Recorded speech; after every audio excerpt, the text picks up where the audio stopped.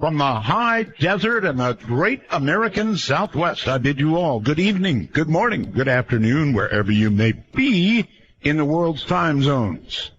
All covered like a blanket by this program. Midnight in the Desert.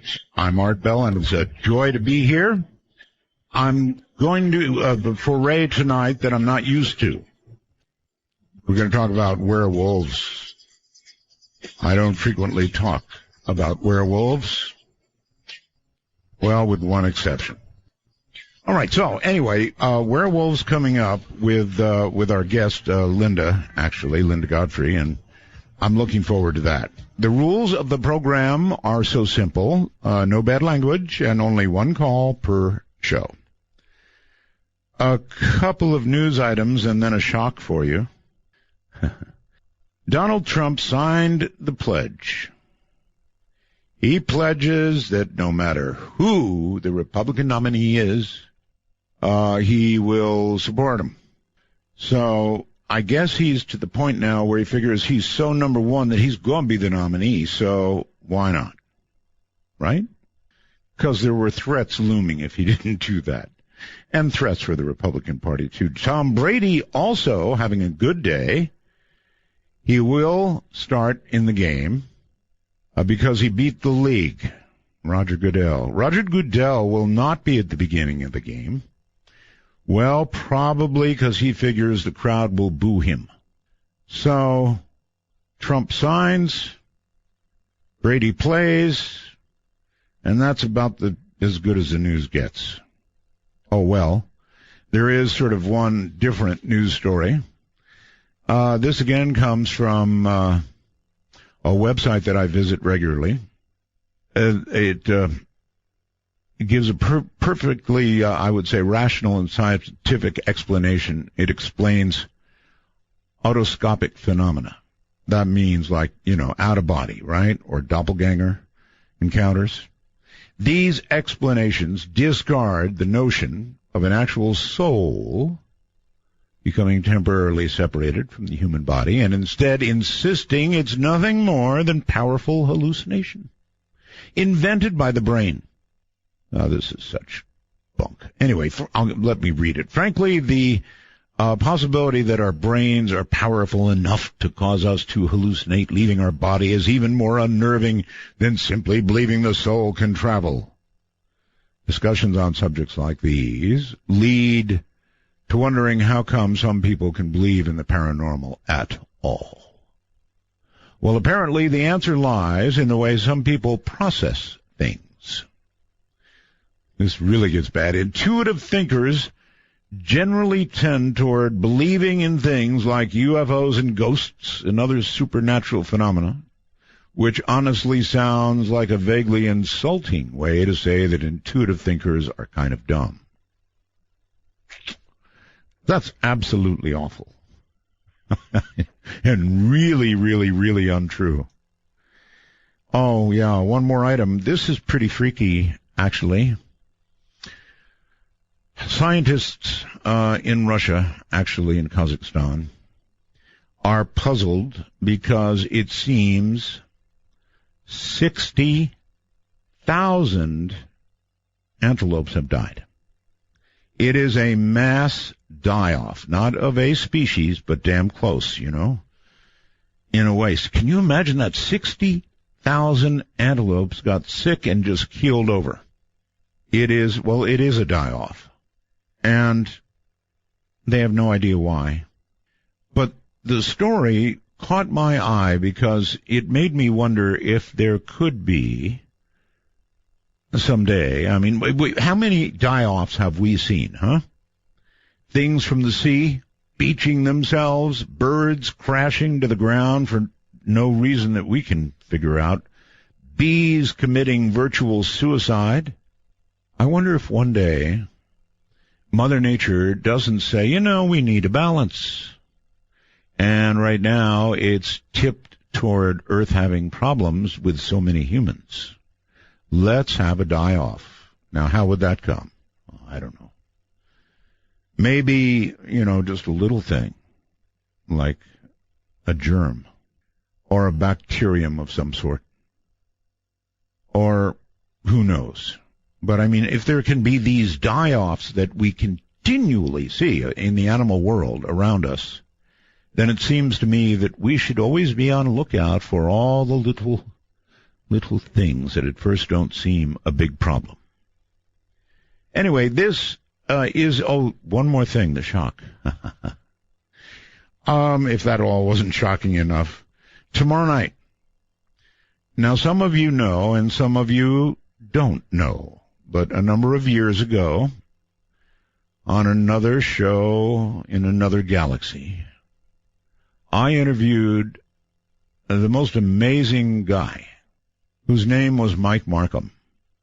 Now, I affectionately dubbed him, and it stuck, really stuck, Madman Markham. I called him Madman because of, well, frankly, some of the things he did. Well, I'm talking with Madman, and he'll be here tomorrow night. Madman has agreed to come back on the radio. This is not a guy who likes the limelight. Not a guy who likes the limelight at all. And for a guy who doesn't like the limelight, it might be recalled he gave out on the air his phone number and address. He's not there anymore, so... Anyway, the ensuing 4 days, I think he got no sleep. He got a bunch of money in the mail. The world went nuts. Madman Markham back on this program for the first time tomorrow night. And I know that news is going to quickly go far and wide. Madman has not been interviewed. And I might add, although I'm not going to give it away, Madman has big plans. He's got big works underway. He's done amazing things since we talked to him. So, there you have it. Coming up, 14 investigator and former teacher, newspaper journalist Linda S. Godfrey is the author of 16 books on strange creatures, people, and places, too, including The Beast of Bray Road. You gotta love that name, The Beast of Bray Road. Weird Wisconsin, Weird Michigan, Real Wolfmen, True Encounters in Modern America, and her most recent, American Monsters, A History of Monster Lore, Legends, and Sightings in America. She has been a guest on many national television and radio shows. She's an amazing woman. I mean, first of all, when have you ever heard of a woman talking about werewolves? Lots of TV and radio. She is also a commercial and fine artist. She illustrates many of her own books. Lives in southeast Wisconsin on the edge of the cryptid packed, what is this? Kettle Moraine State Forest. I hope that's right. With her husband, dog, and youngest son. Her next book is forthcoming in 2016 from Tarcher Penguin Books and will explore the even stranger side of strange creatures sightings. So, strange creature sightings, and there are plenty of those. So coming up, Linda Godfrey, and we're going to talk werewolves. I know my wife has her ear plastered to the phone at home, listening to this show, Werewolves. Want to take a ride? Your conductor, Art Bell, will punch your ticket when you call 1-952-CALL-ART. That's 1-952-225-5278. That's it. All right, now comes Linda Godfrey. We originally were going to have her on Skype, but our Skype connection was bad. And so here we are on the phone, and she sounds great anyway. Linda Godfrey, hello. Hello. Thanks so much for having me. Absolutely. So, Linda, I am fascinated by werewolves. And so the first question I actually have to ask you is, are werewolves real? No. In my opinion, not the traditional, usual way that people believe in werewolves. Not the every corpuscle, every atom of the body, the DNA changing and the bone growing and the Jack Nicholson fur sprouting out of the face And all of those changes that you see in Hollywood, most of that is pure Hollywood, special effects, things made up, and a really new mythology even created back in the beginning of the 20th century, when all those monster movies, those black and white wonderful monster movies, The Wolfman, Lon Chaney, were being made. These mythologies about being bitten and then turning into a werewolf, the werewolf coming out only in the full moon, all those kinds of things, the completely physical transformation. I don't believe it, and I say that pretty clearly in every book. Oh, but, come on, Linda. My wife dragged me to see Twilight. I know what a werewolf is. And the Twilight wolves are the least possible of them all. They don't make good boyfriends. You know, they take you out to the woods. You have to eat really terrible food. I mean, it's just not the way it is. And I don't really mean to make light of it, because I know many people who've had really terrifying. There's something real. I mean, what I write about is not a non-existent fictional thing. Oh, wait. Now you're going the other way. I ask, are werewolves real? And you say, no. Totally crushing the entire interview, probably. And now, not less than a minute later, we're talking about people who've had terrifying experiences with animals that you're talking about may be werewolves. They look like werewolves. Well, if they look like one and bite like one, then they must be one. Well, what people say is, if there was such a thing as werewolves, this would be it, because they look like, when you think about it, when most people picture a werewolf, they're thinking of something that looks at least part human, at least with some trace of humanity. Really, I'd say 90% of the reports that people send to me don't have any sort of humanity in them, except they walk upright. But they're still on their little dog feet, with the hock up off the ground. They're not walking flat-footed like humans. They don't have any human characteristics, really, although there's another subset that do. We can get into that later. It gets a little... Well, then what are they like, really? Would you describe them more like some sort of canine variation, or what? Well, that's what I thought for a very long time, and I still, when I look at my reports, I have to say probably at least 90% of them show nothing more than what could be some kind of large adaptation of a timber wolf with slightly elongated paws. That's the only thing that's really different than most of them. But they have the natural canine color of eyeshine, which is the yellow-green. Right. They have the shaggy fur. They have the long snout. They have big fangs. They have pointy ears on top of their heads. They snarl and growl. And the interesting thing is that most of the time, I mean, they can chase cars, chase people. People feel that they're going to be eaten imminently. And then at the last second, what they do is they run off into the woods or the cornfield or whatever cover is near them. And it ends that way, So that's unusual. And there are a few other things about them, but just to look them, I've said for a long time, if you found a dead one, you would just say there's a kind of weird-looking, really big, wolfish-looking dog lying there dead. All right. But you wouldn't see a human. All right. This brings another question to mind. Then, a number of years ago, and even fairly recently, Linda, there have been reports of what people down south call a Chupacabra. Now, what you're describing sounds damn close to a Chupacabra, to be honest with you. You're obviously, you would be aware of the Chupacabra. Any thoughts? Yeah, I think that they're actually, and now we're talking about the original Puerto Rican-style Chupacabras, not the recent Texas blue dog or the drowned raccoons that people mistake for Chupacabras. But, okay, I'm not sure I could make the distinction, but okay. Well, they're the ones that were reported in Puerto Rico and parts of Mexico and even up into Texas, where with all of the huge mutilations and the goats were having their blood drained, that sort of thing. Yes. And that's actually what the name means. It means it sucks the goats. That's literally the translation. And they were smaller than these wolfmen-type creatures, or dogmen, whatever you want to call them.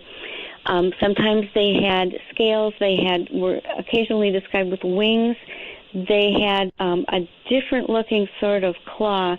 The wolfmen or dogmen leave wolf or canine prints. They just look like a very large wolf or canine print with the claws and everything.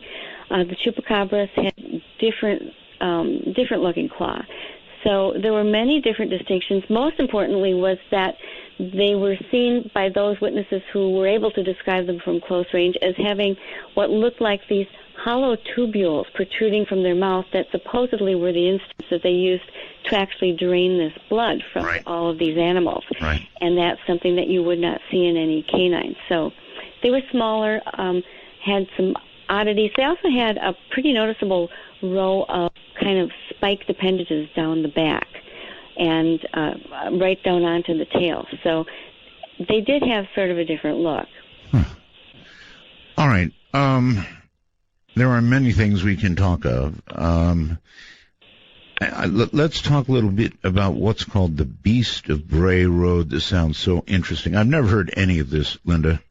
Never. Okay, sure. Well, we'll start. That's right at the beginning, so that's a very good place to go. That's what got me into this whole thing in the first place. I was working in 1990, 1991, first as an editorial cartoonist and then as a reporter for a county-wide newspaper here in southern Wisconsin. And one of the first stories that came my way, partly because nobody else wanted to touch it, was a tip-off that I got that people around my own little hometown of Elkhorn, Wisconsin, were saying that there was what they were calling a werewolf out on this stretch of country road outside of town called Bray Road. And I know I laughed. And it wasn't that I was skeptical of all things unusual. I had been kind of a UFO fan and had read about Bigfoot. My dad was a science fiction fan, so we always had these things around the house. But I had never thought about such a thing as a werewolf being real or appearing out where people, especially people I knew, could see it. And so I still was curious, though, as to where the rumor was coming from, and I started asking around and discovered that there were people who were talking about this. A few of them were people that I knew, and I happened to be working with the county animal control officer on another project at that time. He was looking into some local puppy mills and things like that, and so I asked him, his name was John Fredrickson, if he had heard anything about it. And he said, oh, sure. And I'm sitting in his office, and he pulls out from his official desk, official manila file folder, which he has labeled werewolf. Really?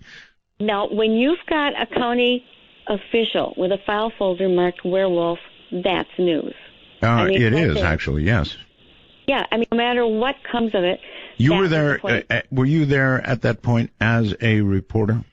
Yes. And you saw a file marked werewolf? He pulled it out. Yes, he had it marked werewolf. And inside were the contact information and notes that he'd been taking from people that were calling him and saying, I saw this thing out on Bray Road or nearby it.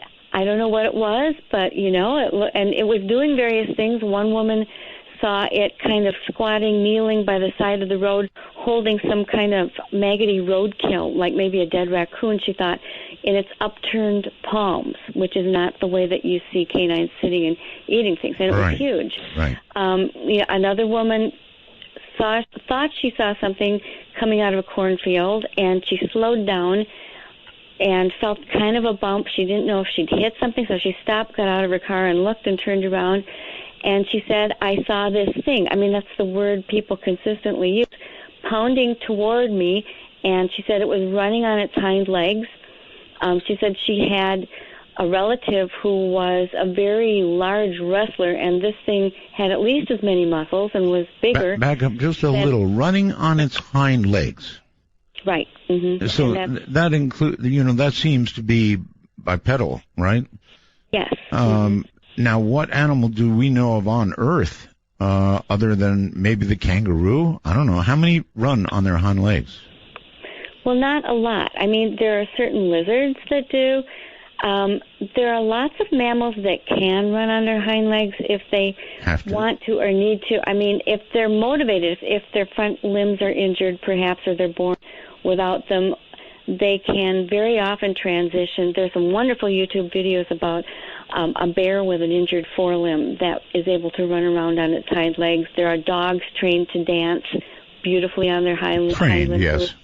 Mm-hmm. Yeah, or the thing is that in the wild, they usually don't last very long, because if it's a prey animal like a deer, which can also, I've seen a deer walking on its hind legs to get at a bird feeder, for instance, but if they're restricted to that, they usually can't get away from predators very easily, and if it's a predator, they usually can't hunt very easily, so they're usually not around too long, and they're not going to be bothering humans a lot. But these animals that people were reporting seemed large. Usually the height was estimated between 6 and 7 feet, and very healthy with abundant fur all over the body.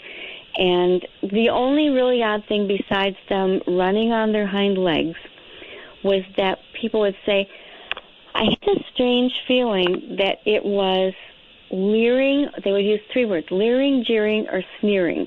Mm-hmm. These were the ones they always picked. Like, it was sussing me out the same way I was looking at it. It was curious of me. I felt like it was superior to me, or, it just had this weird attitude that you don't see in normal wild animals. And that freaked them out more than anything else, I think. It certainly would me. No question about that. Inside this folder, did he happen to have any photographs or video or drawings or whatever?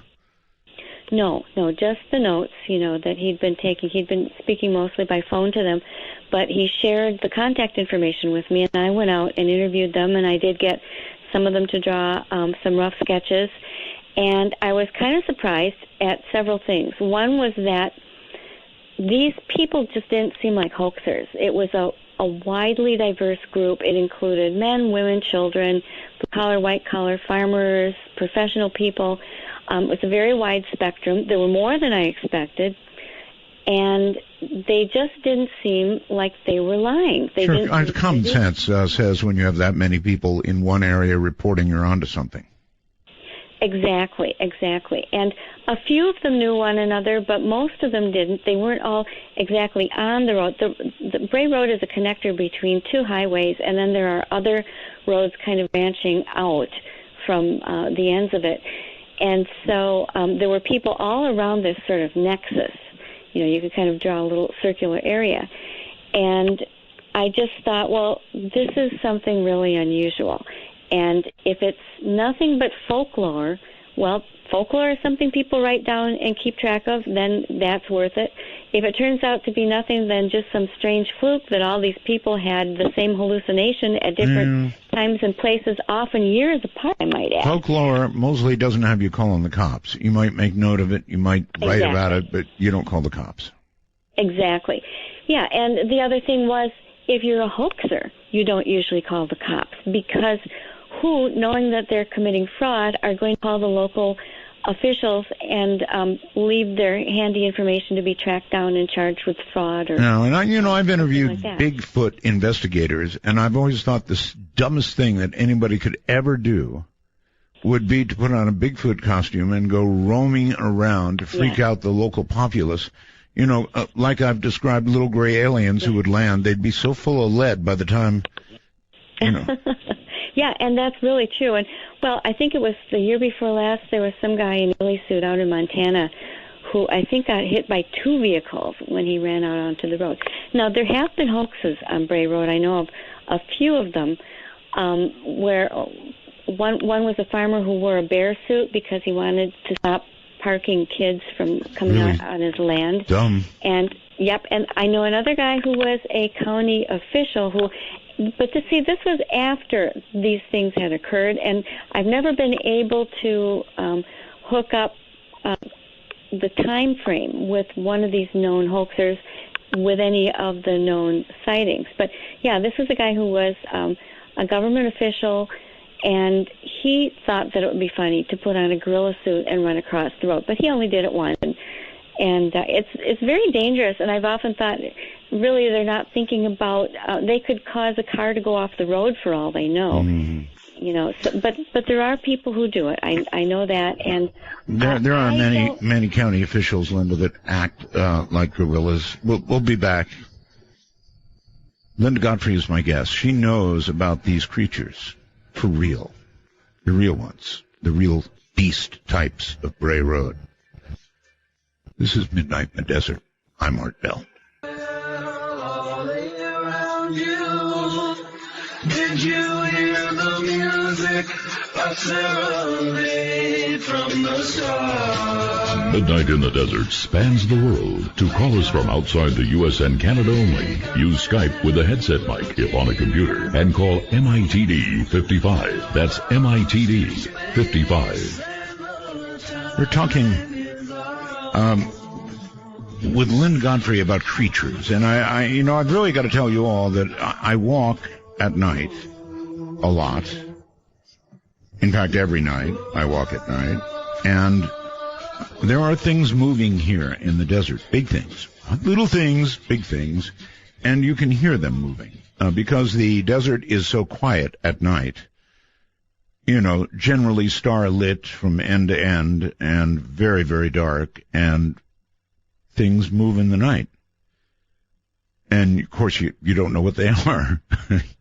Oh, my. Anyway, Linda, back to your side of the world, or the country, and the Beast of Bray Road. So he had this folder full of info about this, werewolves. It was called Werewolves.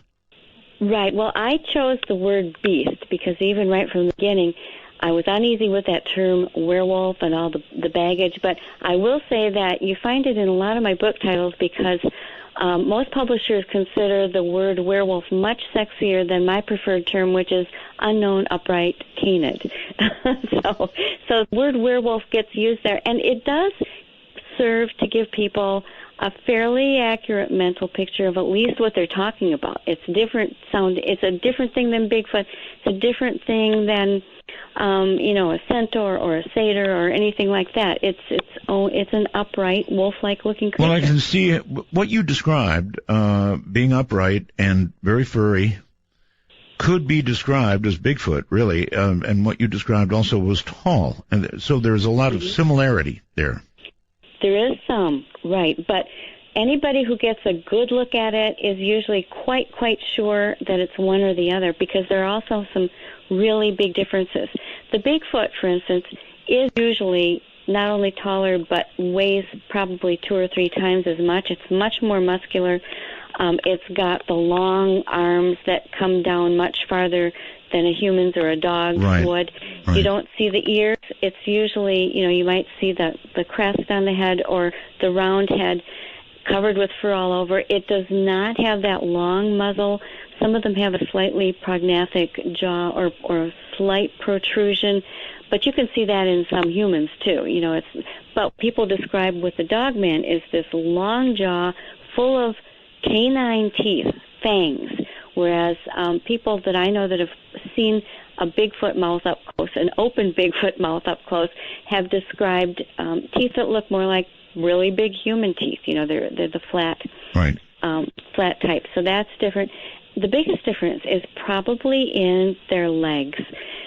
The Bigfoot is some sort of primate. We don't know what kind for sure, but it walks flat-footed. That much we know. Its footprints are very much like a human's, very large, whereas the canine walks, I guess the official term is digitigrade on its toe pads. And people will say, I still hear it continually with almost every case report. People will say, it ran or it walked really well on its hind legs, except its legs were facing backwards. Legs were turned backwards. And by that, they're meaning that they observed that this was walking on its toe pads, and then there's a little thin leg area leading up to what would be analogous to the human heel and ankle area, which we would call the hock in an animal. Right. And they're expecting, because it's above the ground, they're expecting it to be a knee projecting forward. And what's analogous to our knee joint is really up a little farther by what we would call the thigh. So they're looking at it and they're thinking of it in terms of well, if it was a human, the leg would be bent backwards. But that just tells me that they're accurately describing a canine rather than a primate. All right. Here's something from Curtis. I get these messages by computer. It's called the wormhole. And Curtis says, I have seen a werewolf-like creature face to face in southern Indiana near a farm/woods. It had red eyes, emanated pure evil and hate. Has Linda had any reports like this from the Midwest? Yeah, most of the time reports like that are near, not always, but quite often they're near some sort of Native American reservation or land like that. When I hear red eyes and exuding pure evil, and another trait for that usual type is that it will seem to have actual shoulders. Canines do not have shoulders, but they will describe big shoulders, bigger muscles, and hands rather than paws. And that I relate to a type of it's considered not an apparition, but a projection or some sort of an apparent transformation that certain people who take the bad medicine path are able to make. And there are different names. It's called the skin changer, Skinwalker, different terms that people might recognize. Did you say people who take bad medicine? Who follow the bad path of what Native Americans would call a medicine path. That means a spiritual way that they take. And no, it's not like getting a bad dose of Maalox and you turn into you take a bad dose of something or another, and you'll probably see something. Well, yeah, there's another whole world there. Yeah, there is. Okay, so what really bothers me about this, and I don't scare easily, not much scares me. I've dealt with, reports of chupacabras and all kinds of things, but I must say I have a phobia about red eyes. I don't know what it is about red eyes, red glowing eyes. Linda, honest to God, it scares the hell out of me. Yeah, because it's not what we're accustomed to seeing, and the eye shine at night is scary enough if it's green or yellow or white, whatever, because you're looking at something that can see you while you can't see it. That's bad enough. Purpose. That's right. But red, exactly. Red is bad, Linda. Bad. Yeah, and I do get, I've been at this now for 23 years, and I started getting reports, all types of things, right from the beginning. And one thing I've noticed, and I try to go not by my own thoughts, but by what the reports are telling me. And when I started sorting these out and really looking, after I'd amassed quite a few, what connections were between eye color, I realized that anyone who was sure they were seeing a Bigfoot and it was giving off eye shine was seeing a red color. These Skinwalker types that seemed to be somewhat more on the supernatural, if you will, for lack of a better word, side, had invariably had red eye shine. And the other upright canines that just seemed like maybe a strange wolf that got up and started walking one day would invariably have the yellow, yellow, green, normal canine eye shine color. All right. Obviously some of these things are out there. The question I have, I guess, is what I ask a lot of Bigfoot researchers, and that is, how do they stay, for the most part, hidden? How do they stay away from human beings? We are so, or are we? I mean, there are a lot of open areas left, and I need to keep that in mind. But civilization has spread, concrete has spread. It must be harder for them. Yeah, I agree, and that always is one of the very most germane questions.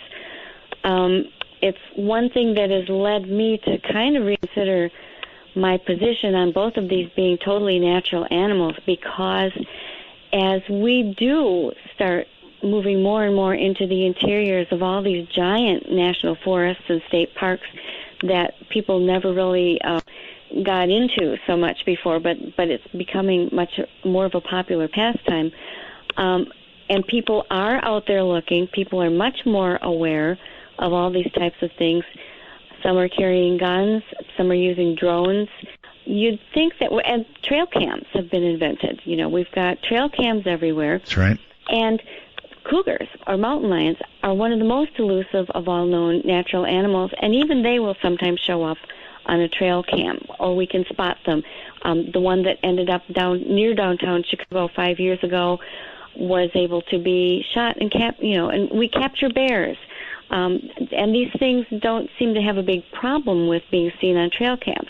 When it comes to the dogmen and the Bigfoot, I know this from experience because I do a lot of field work and have a trail cam, work with people with trail cams.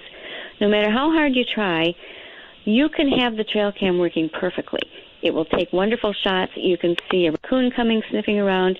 Most of the time you'll see something like a dog or a coyote or some other mundane animal taking whatever the bait is. But on times when you can tell because there are prints or it's something that's impossible for something else to get, when a bait is taken, either the trail camera will be somehow wrenched to the side, or it'll be something standing in front of it. It'll come out completely black, completely white, or there will be a misty thing covering what you see of the site that is being photographed. Okay, so that indicates intelligence, if not perhaps superintelligence. Right. When it's all done, the bait's gone, and you don't know who took it or what took it or how it happened.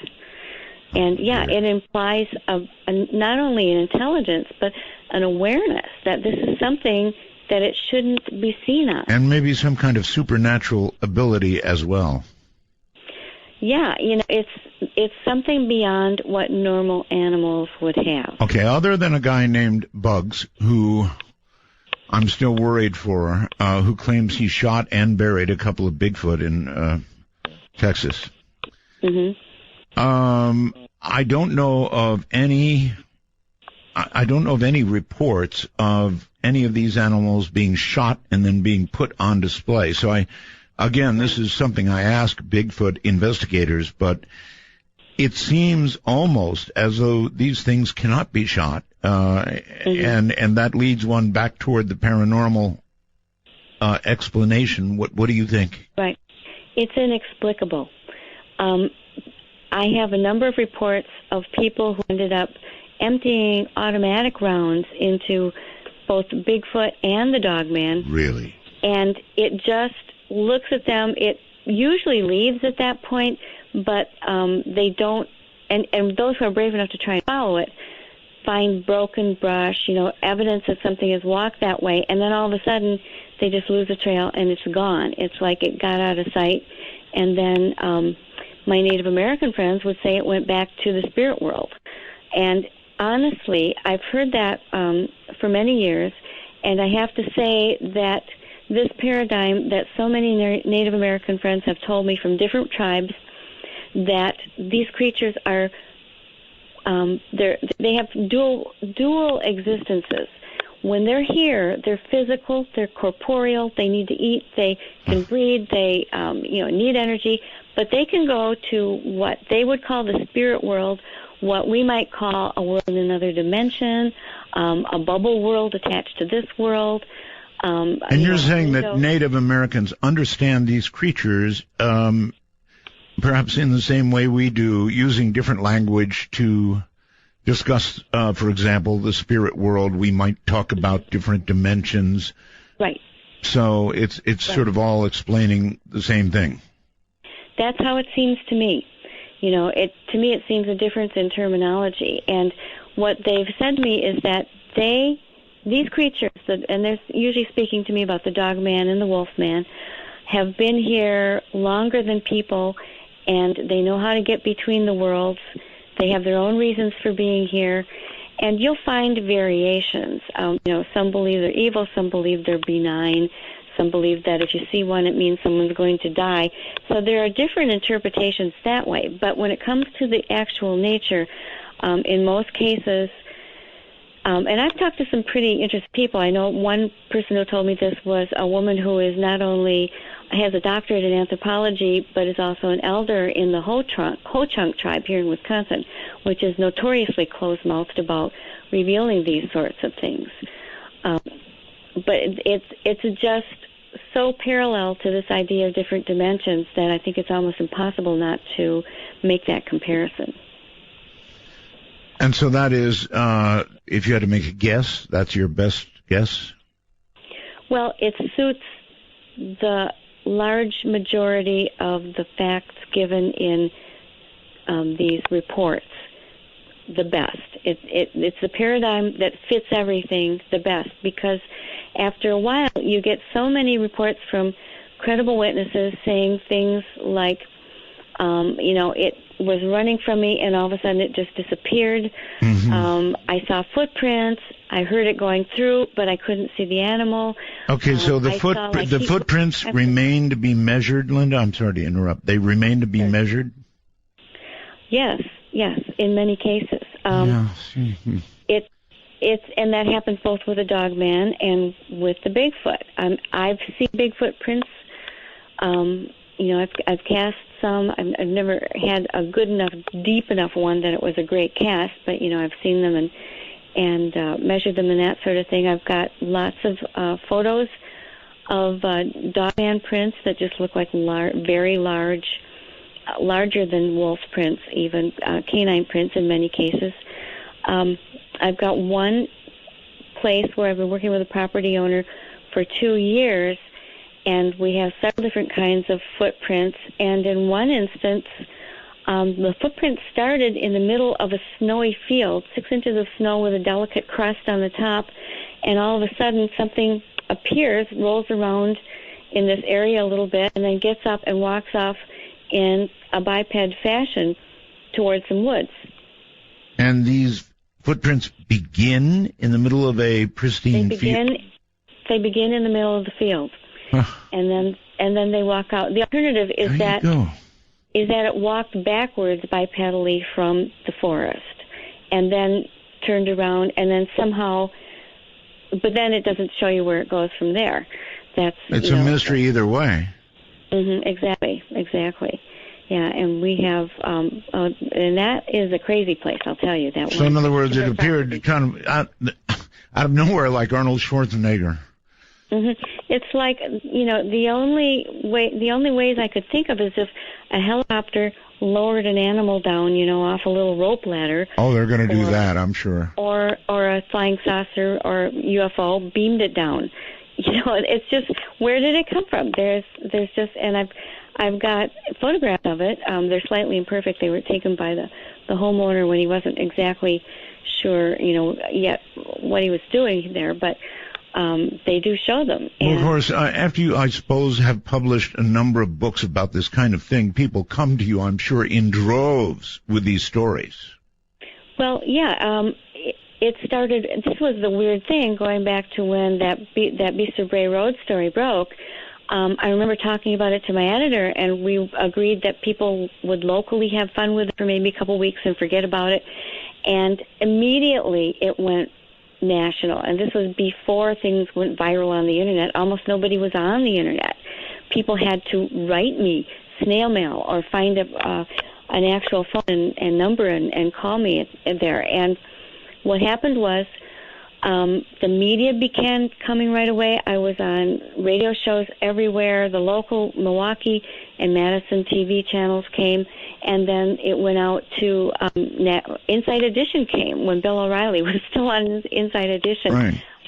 Different shows, and that caused a great flood of letters from people. Of course. Who said, I saw the same thing. I never knew who to tell before. And this continued. I worked for that newspaper for 10 years, and even though I wasn't doing really things to promote it, it just kept up. And finally, it was 2003 when I decided to finally write the book so that there would be a permanent record and people would have a place to go. And the book then brought a huge spate of new ones, and that's just continued for the 11 years I've been writing books. Linda, are you aware of any human beings being either harmed, maimed, killed by any of these creatures? Not in cases that are reported to me directly. I've heard of other cases where people have claimed this, but they weren't things that I investigated. I didn't have any way to vouch for their validity.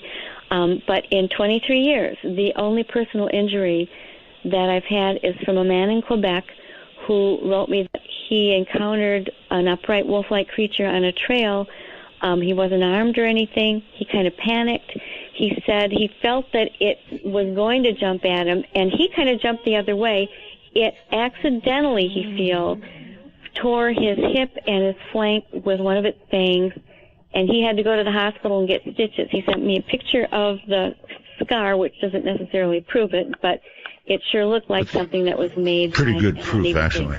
All right, yeah. Linda, hold tight. We'll be right back. Sailing away on the crest of a wave, it's like magic. Oh, rolling and riding and sleeping and sliding.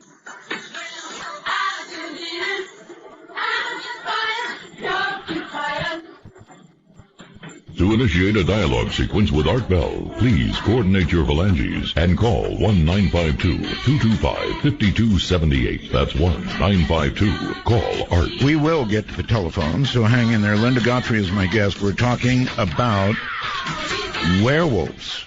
Werewolves and things like werewolves.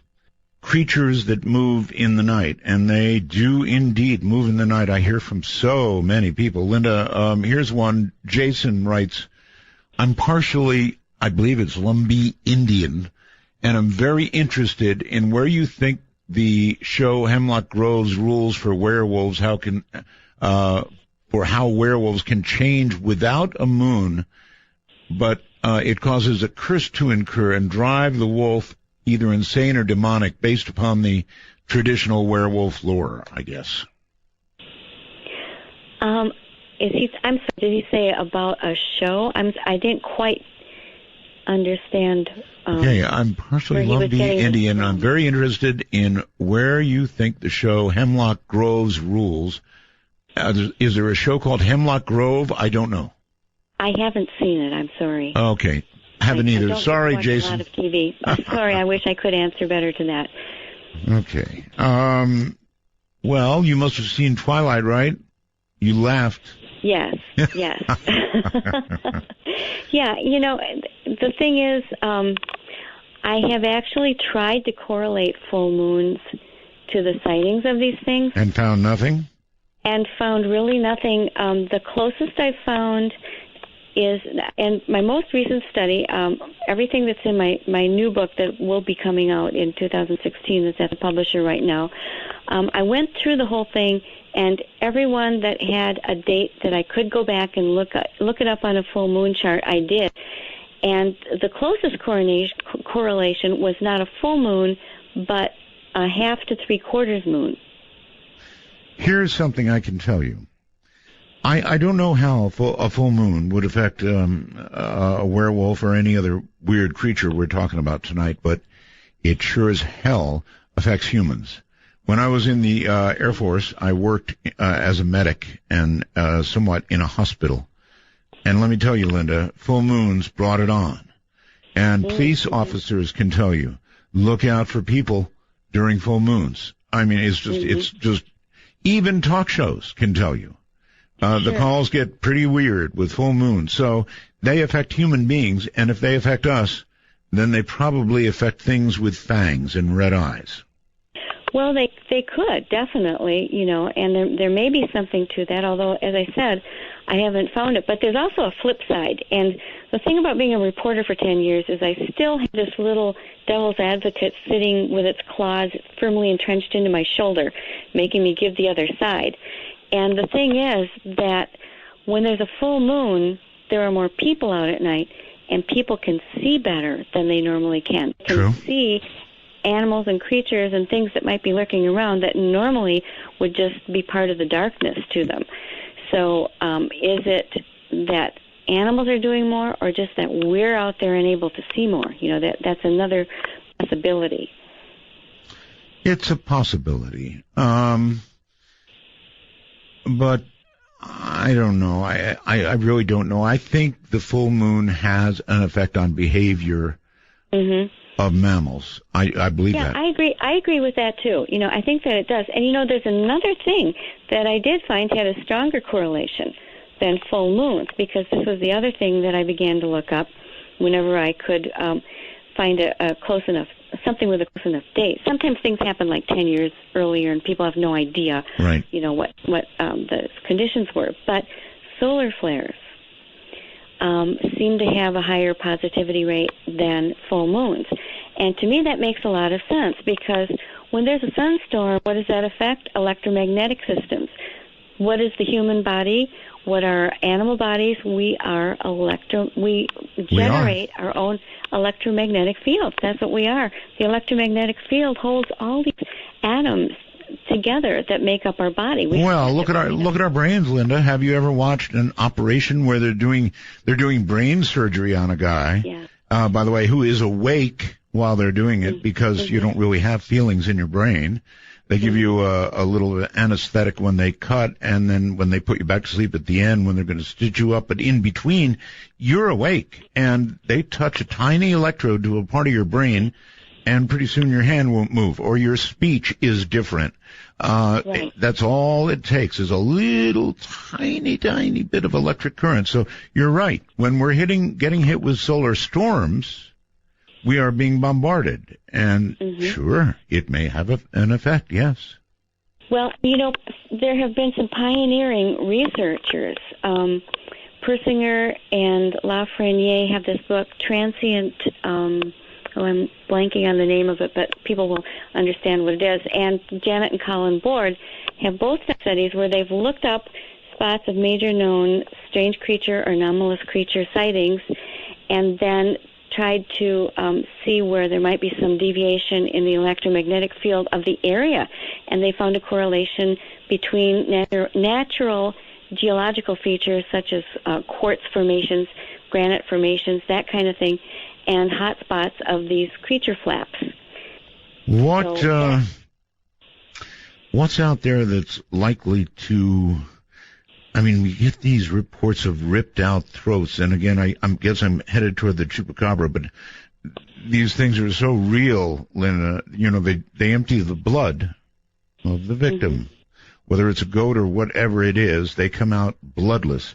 What do we know about creatures that drain the blood of their victim, and otherwise leave them alone? Yeah, that's a good question, and it's true that these things are found. The place where and that happens a lot in the cattle mutilations that have been occurring around the country. I know there are bigger experts on that than me, Linda Moulton, for one, and they find these animals bloodless. There's no blood splattered around the area. Things are surgically removed. Oh yeah. And I've got pictures of the same thing right here in Wisconsin, different areas. I've got one from a farmer in central Wisconsin that shows an entire front leg quarter perfectly removed. It looks like somebody took a scalpel and cut around it, and certain other things are cut out. And there's no blood splashed around anywhere. It hasn't been dragged. And I've got a very similar picture of a deer that had the exact same removal made, and this was, I know for a fact, not a fresh deer, nothing that a human would want to eat or be able to eat, and yet something did this. It was bloodless. Something in that same spot picked up a 60-pound deer, carried it over through one or the other, a barbed wire fence, leaving bipedal canine-like prints, and walked all the way through a field. Two men were able to track it until it crossed the road. What can do that? They knew it had to have been carrying it over its shoulder because there were no drag marks. Have you begun to experiment yourself, Linda? Well, I experiment myself in smaller ways, but I've been working on a larger study with a property owner who has some acreage, kind of a hobby farm, who began finding strangely mutilated things on his property and eventually called me, and we've been kind of working together on it. But I do investigations. I mean, I'll go out and, find footprints. I've had encounters myself. Like what? Like what, Linda? Well, the only dog man encounter that I've had, and I believe that it was, although I can't totally prove it. It starts out, my book the Michigan Dog Man, titled The Michigan Dog Man. I was on site with a History Channel cameraman on a very remote gravel road in Michigan, kind of near the huge Manistee National Forest, with a couple of witnesses, and it was about 2:30 a.m. It was like 90 degrees and almost 100% humidity. We were just, drenched in sweat, and we kept hearing sounds like some large dog shaking its fur out like 30 feet away in the bushes. We kept seeing yellow eyes shine. We kept hearing things trotting around us. And finally, we had a spotlight set up on the road. And finally, I happened to look one way and saw something start to run across the road, and its fur was just the edge of its spine. The fur was caught in that spotlight. It was gray fur. I could see very clearly. I wasn't that far away from it. And it was vertical. And we know that it was at least 7 feet tall because it momentarily blotted out a reflective road sign when it crossed to the other side of the road. And one of the other witnesses saw it too. Of course, the cameraman had his camera aimed the opposite direction during the few moments it took for that thing, to cross. And at that point, the witnesses just started trembling because they'd had one of them. They'd seen a tall gray one and a shorter dark brown one, and one had chased their car, and they insisted we leave at that point. My God, you have one actual, real, no-question sighting. The History Channel there with a cameraman. He's pointing the other way. Mm-hmm. And I had taken pictures. I had some really interesting pictures, and my camera disappeared. And there was no person there. Yes. In fact, it was so inexplicable. We searched the ditches. We searched all kinds of places. There was nobody there. You're telling me that you had a camera, even though the History Channel guy was pointed the wrong way, you had a camera, you had the presence of mind to take pictures? Well, not of that. I mean, that was too momentary, but before there had been other things I had taken pictures of, like footprints and the eyes, and that kind of thing. Then your camera was gone. And I finally ran out of battery and film, and I placed it inside the van, the History Channel van, where nobody would have been able to get it. If either of the two witnesses had gone for it, I would have seen it. I was standing, leaning next to the van, and at the end of all that, it was gone. There was absolutely no explanation, and the History Channel actually bought me a new camera to replace it because neither the cameraman nor the witnesses nor I could explain where it went. Here's Greg from Caledonia. He says, Art, I'm originally from southeast Wisconsin. I've ridden my motorcycle down Bray Road at night, and I must say the area around is kind of marshy, and at night it's often foggy. I've heard of the beast, and I was really on edge the whole way. So a lot of people have heard about this Bray Road thing. Mm-hmm. Bray Road thing. A lot of them. Right. Yeah, it's quite well known. There's a movie I had nothing to do with that's sort of a old-fashioned style horror, gory flick that bears no relationship to anything real that happened. But that helped to make it a lot more famous. Actually. All right, I'm going to ask you something now that is a total turn in the corner, but I think it's in an area that you cover as well. Mm-hmm. You remember 9/11, of course, right? Mm-hmm. Oh, yes. Okay. Mm-hmm. Everybody does.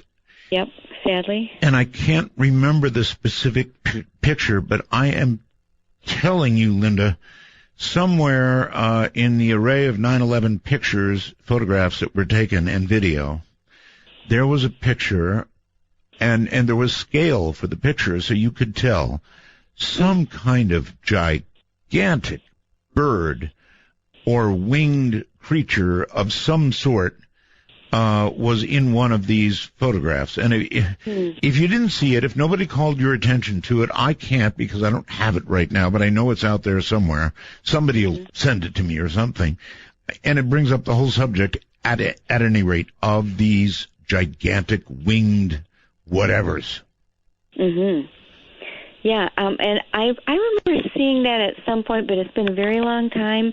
So I'd be reluctant to talk about that one thing, but you do get this recurring theme of winged things being thought of as harbingers of doom of some type or another, and of course the classic would be Mothman in Point Pleasant, Virginia, which began to be seen around this community, and then the Silver Bridge goes down and all these people are drowned and killed before it. I've had a sighting of what some people call the bat squat, these bat-winged, 20-foot wingspan, bat-winged things with furry humanoids in the center. It occurred 3 days before a drowning, an unexplained drowning of a university student in La Crosse, Wisconsin. I don't think all of them are, but it does seem that there are quite a few that have this harbinger of doom or prophecy. If something that big with talons grabs you, it's not a harbinger. It is doom. Yeah. You would not want to be grabbed. No. But seriously, there have been photographs of incredibly large winged flying things. Mm-hmm. And that, it opens up the possibility, again, that Bigfoot, werewolves, all these creatures that we can't account for, chupacabras, things that fly, may come from elsewhere and blink in and out of existence from our perspective. I cannot refute that anymore because I've just had too many eyewitness reports over the years. And then I see everybody, other people's work too. It's just not my own work, but it's something that occurs over and over again. And people like John Keel, a lot of my present-day colleagues are all sort of coming to this, not all, but many are sort of coming to this realization that there just isn't any way to explain them via only the natural realm anymore. It's just, how can you have birds flying around with 20-foot wingspans? And actually, I've got one of the best examples of one of these giant bird sightings I've ever seen anywhere, if I do say so myself, starting out my Monsters book. This happened in Hayward, Wisconsin, where a man, middle-aged, prosperous businessman, is riding around this kind of upscale resort community near Hayward, not too far from the Mississippi River and Minnesota, I might add. And it's a beautiful day. He's on a bicycle. He didn't even bring his camera because he was just going out for a bike ride before breakfast. And he looks to the right, and there's this meadow with this high grass, and he sees this bird. Now, this man, John Bolduan, didn't mind giving his name, he's about 6'2", and he realized that this bird standing there, which was of a type he couldn't recognize, was at least a foot taller than him, maybe more, that it was standing 7 to 8 feet tall or more in this meadow. And he was so thrilled and fascinated with it, he put down his bike and he started just walking into the meadow. And then he stopped cold thinking, what if this is a female sitting on a nest? And it was kind of a stork-like bird with this long beak. That's right. And he's starting to think about what it could do to him with that beak. That's and right. Suddenly it turns and sees him. So that was kind of the do or die moment. But luckily for him, the bird decided to fly away. And so he sees its wings come out, and they were so big it had to flap them in a billowing manner to get enough air underneath them to take off at all. And then it moved over toward the road that he'd riding on. And when I went up there and interviewed him and measured the road, that asphalt road measured between 20 and 22 feet wide. And he said that its wingtips spread from side to side, minimum. And he watched it flying up the road toward where he knew there was a small airport that serviced mostly the private planes that came in. And he thought, oh, good, somebody's there is going to have caught it on radar, or they'll have seen it or something, get some corroboration. And when he inquired, it was completely denied. Nope, saw nothing weird on radar. Nope, we didn't see it. And yet, this was over, several minutes. It was broad daylight, close range, and, a man in perfect health with good eyesight in the daytime. So the trouble with most large bird sightings is they're up in the air, and you have nothing to compare them to really get a good idea of their size. And that argument is completely taken away in this case. All right, well, here's a hard one for you, and it's the one that goes to all the Bigfoot guys, and that is, if something this out of our normal frame of reference is seen by somebody, whether it's in the woods or wherever it is. There are some people who say, look, take a gun, shoot the thing, we'll get it, we'll dissect it, we'll do all the things that a lot of people hate to think about, and we'll find out what it is and everything we can about it. And for that reason, it should be shot. Other people say no, never, never, never would, a lot of people don't want anything to be shot. And, which camp are you in? Yeah, this is a really controversial thing going on right now. And I have to say, first of all, I am not a vegetarian. I eat meat. I come from a long line of hunters. My dad was an avid deer hunter. My husband's an avid deer hunter. No, I'm not asking you to eat it. But I'm just saying, I'm not one of these no gun, no kill anything people. But right.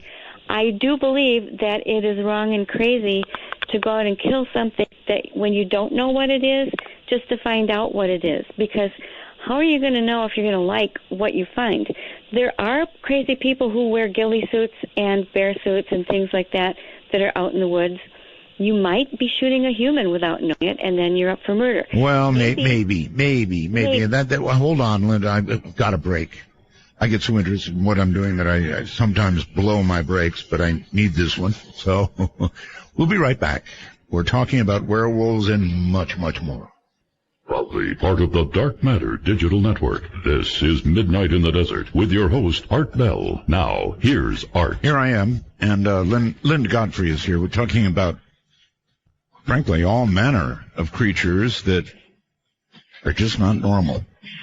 And if anybody out there has that 9/11 picture or knows the one I'm talking about, boy, I sure would love to get a copy of that. It showed one of the buildings. I can't remember who took it, where it was, but I went, oh my God. Actually, I think I said something on the air about it. I believe I did. And I haven't seen that picture in a long time, but you could tell by the scale of the distance in the building that whatever it was absolutely gigantic. Well, okay, Linda, we're back on. One quick question from Mark in Huntsville, Alabama, and it's a good one, too. Please ask her if anybody has reported any sort of smell emanating from these biped dog-like animals, and it really goes for all these animals. They generally have odors associated with them, right? Yeah, that's something that it's one of my standard questions when I interview someone, and oftentimes they'll just volunteer that. I won't even have to ask it, but they vary slightly. For the dog man, they'll say it smells like the one example is they'll say it smells like the worst wet, filthy dog smell. That, like if your dog needed I know that smell, yes, in its life, and very sharp and ammonia-like, and sometimes with a sulfur tinge to it. And then with the Bigfoot, they seem to have a range of smells, ranging from mildly offensive, where it's just like kind of a smoky grass type of smell with a little bit of musk to it, to something that's a little harsher, more sulfur-like, and even more skunk-like. And I have smelled that smell myself, and describe it. It's almost like it was exuded in the place where I was. I had just had a 35-foot long, 8-inch diameter living oak branch ripped from a tree right in front of me, and the smell was that slightly skunky but musty grass smell. Very overwhelming. Oof. How many actual encounters have you had? You described the one. I would think if you're out in the field a lot, which I guess you aren't, really. You're more of an author than you are an investigator, right? Well, I have been, whenever there's an incident that I can get there and look for prints, examine for hairs, that kind of thing. I like to interview the people in the field. Sure. I do my own research. I have trail cams out. I, assist people and do different things. So I'm not just an armchair person. I'm not just a writer. I feel I like to do my own work and be able to report firsthand. And that's why, I actually have had a number of things happen, more with the Bigfoot than actually with the Wolfman, maybe. Because really? Well, Bigfoot sightings are a lot more common than the Wolfman or Dogman sightings. There are many, many more of them. I'm not sure why that is, if the population is higher or the dogmen are more reclusive or they're just not quite so huge that, they're as easy to see. But, yeah, I've had other experiences with them. From listeners? Sure. And I don't call myself an expert, but I do have call a lot you of that. information. That many books, that many investigations. Trust me, you're an expert. Thank you. I'm Art Bell. Calls when we come back. Don't go breaking my heart. I couldn't if I tried. Oh, honey, if I get restless. Baby, you're not the kind. I'll surely miss your tender kiss. Don't leave me this way. Midnight in the Desert doesn't screen calls. We trust you. But remember, the NSA, well, To call the show, please dial 1-952-225-5278. That's 1-952-CALL-ART. That may be my favorite. Hi, everybody. Welcome back. Linda Godfrey's here. She's talking about things that walk on two legs and you probably don't want to meet. Call them werewolves. Call them what you will. Let me give my quick speech. I'm sorry, I have to do it every night. It's a mission of mine. You can call us on our public number at area code 952-225-5278. It's 952-225-5278. Or you can call us by Skype worldwide. And here's the way it works. If you've got a smartphone, listen very, very carefully. You simply install Skype. It's free. Go to your toy store. Android or Apple, doesn't matter. Go to your toy store. Get Skype. You'll love it anyway. When you get Skype, you go in there not to where you dial a number. I get a lot of people making that mistake. You go to where you add a contact. That's an actual thing. Add a contact. It'll say that. And there's a little plus sign. And when you press the plus sign, you add a contact. That would be us. And the only thing you've got to type in there is if you're in North America, MITD 51. That's MITD 51. In the rest of the wide world, you don't dial. You put in or add contact MITD 55. That's MITD 55. And I know that this is getting old for a lot of you, but it results in way better connections with those who call in, and it gives you command. If you sound better on the air, you command much more attention. So there's my little lecture out of the way. And by the way, after you do all that, we will then appear on your contact list. So when you want to call us, you just go bloop, hit it, and it will dial us. And no matter where in the world you are, you call for free. That's the new digital world. Linda, welcome back. Glad to be back. I would like to add, Linda, that I found one of my listeners, they always do, bless their hearts, found for me that picture, the 9/11 picture that I was talking about. I have now sent that to my webmaster, and with any luck at all, he will get that photograph up pronto, and we'll all be able to look, including you, at what all right, he's already done it. How's that for speed? Do you have a computer there, Linda? Yeah. Are we on artbell.com? Yep. Artbell.com would be the place. Be the first thing. It'll come up, and then you have to click on it, make it a little bit bigger. Mm-hmm. Damnedest thing you ever saw. Well, it's, there, I see it. Oh, yeah. There you go. Now, take a good look at the blow-up of the size of that thing, Linda, compared to, it's on the other side of the building, in my opinion. Mm-hmm. That is big. That's really, really big. It is. There were a lot of people taking pictures, of course, during all of that. And what do you think? I mean, how big is that thing?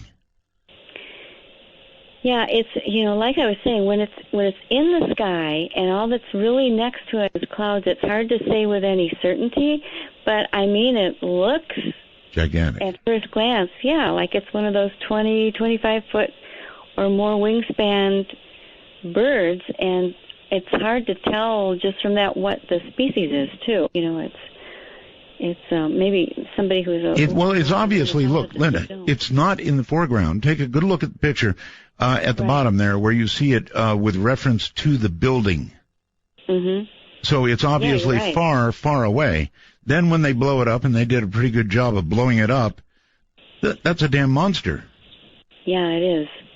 And why weren't people seeing it and pointing? It's just very, very strange. Yeah, in that case, you're right. If you're thinking it's on the other side of the other building, then it's got to be double that, maybe 40 feet, 50 feet. And those look like big wings. I mean, even if it was a close-in picture, you can tell a small bird and a monster. Right. This is, to me, it's a monster. Anyway, that came to mind. Very cool. Wow. Cool, I guess, unless you happen to meet it.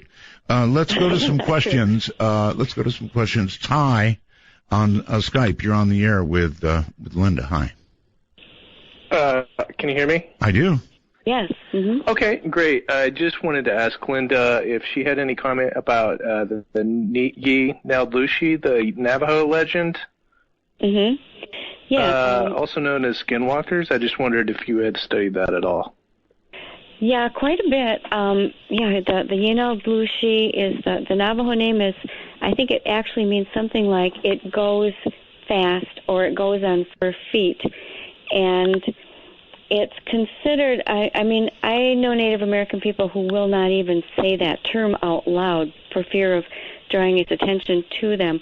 But it's supposed to be something that is considered sorcery by the other people, and it does really bad things when it goes out. And normally that's what it's supposedly sent out on bad errands by those who create it. And every tribe seems to have its own version. For instance, the Canadian Cree have what they call the bear walker. And in this instance, there will be a bear that goes forth. And there was a bear walker curse put on one of the Michigan colleges not too long ago when there was some argument over some remains that needed to be repatriated to that particular tribe. And I've got this in my Strange Michigan book that I wrote. You'd think that these things are from another century or that nobody's practicing them anymore, but from what I understand, they are out there. And people who feel that they've been visited by this will describe something that looks different than the usual dogman, canine type of thing. It's what we were talking about earlier with the red glowing eyes, the supersized height. It often does things like stare in windows at people, track them around at night. Usually it's a very dark in color, has shoulders. It will show hands and sometimes seems to go to sort of take pains to show that it has hands, laying them right on the windowsill or where the person can see them. So it does have some humanistic features compared to the normal canines that we see. Very interesting. And we're really glad to have you back, Art. Thank you. Thank you so much, and take care. That's on Skype. Let's go to the phone, and I think Seattle, Washington. Hello there. Hi there, Art. Listen, I don't know too much about werewolves, but what I've been listening is very interesting, and it brings to mind a theory of mine. I'd like to ask Linda what she thinks of it. Is it possible that what some people might be thinking they're seeing as werewolves are maybe just drunk Italians? Drunk Italians? Yeah. Well, I don't think that there's any one nationality or even human connection to most of these creatures. And, I assume that you're being facetious. Well, he's being a creature, not a very nice one either. Yeah. I happen to like Italians. I have a lot of Italian friends. I just heard walks on two legs and is really hairy, that kind of stuff. So, that's what I used to get is, no, that was my brother-in-law or something like that. At least it wasn't your sister-in-law.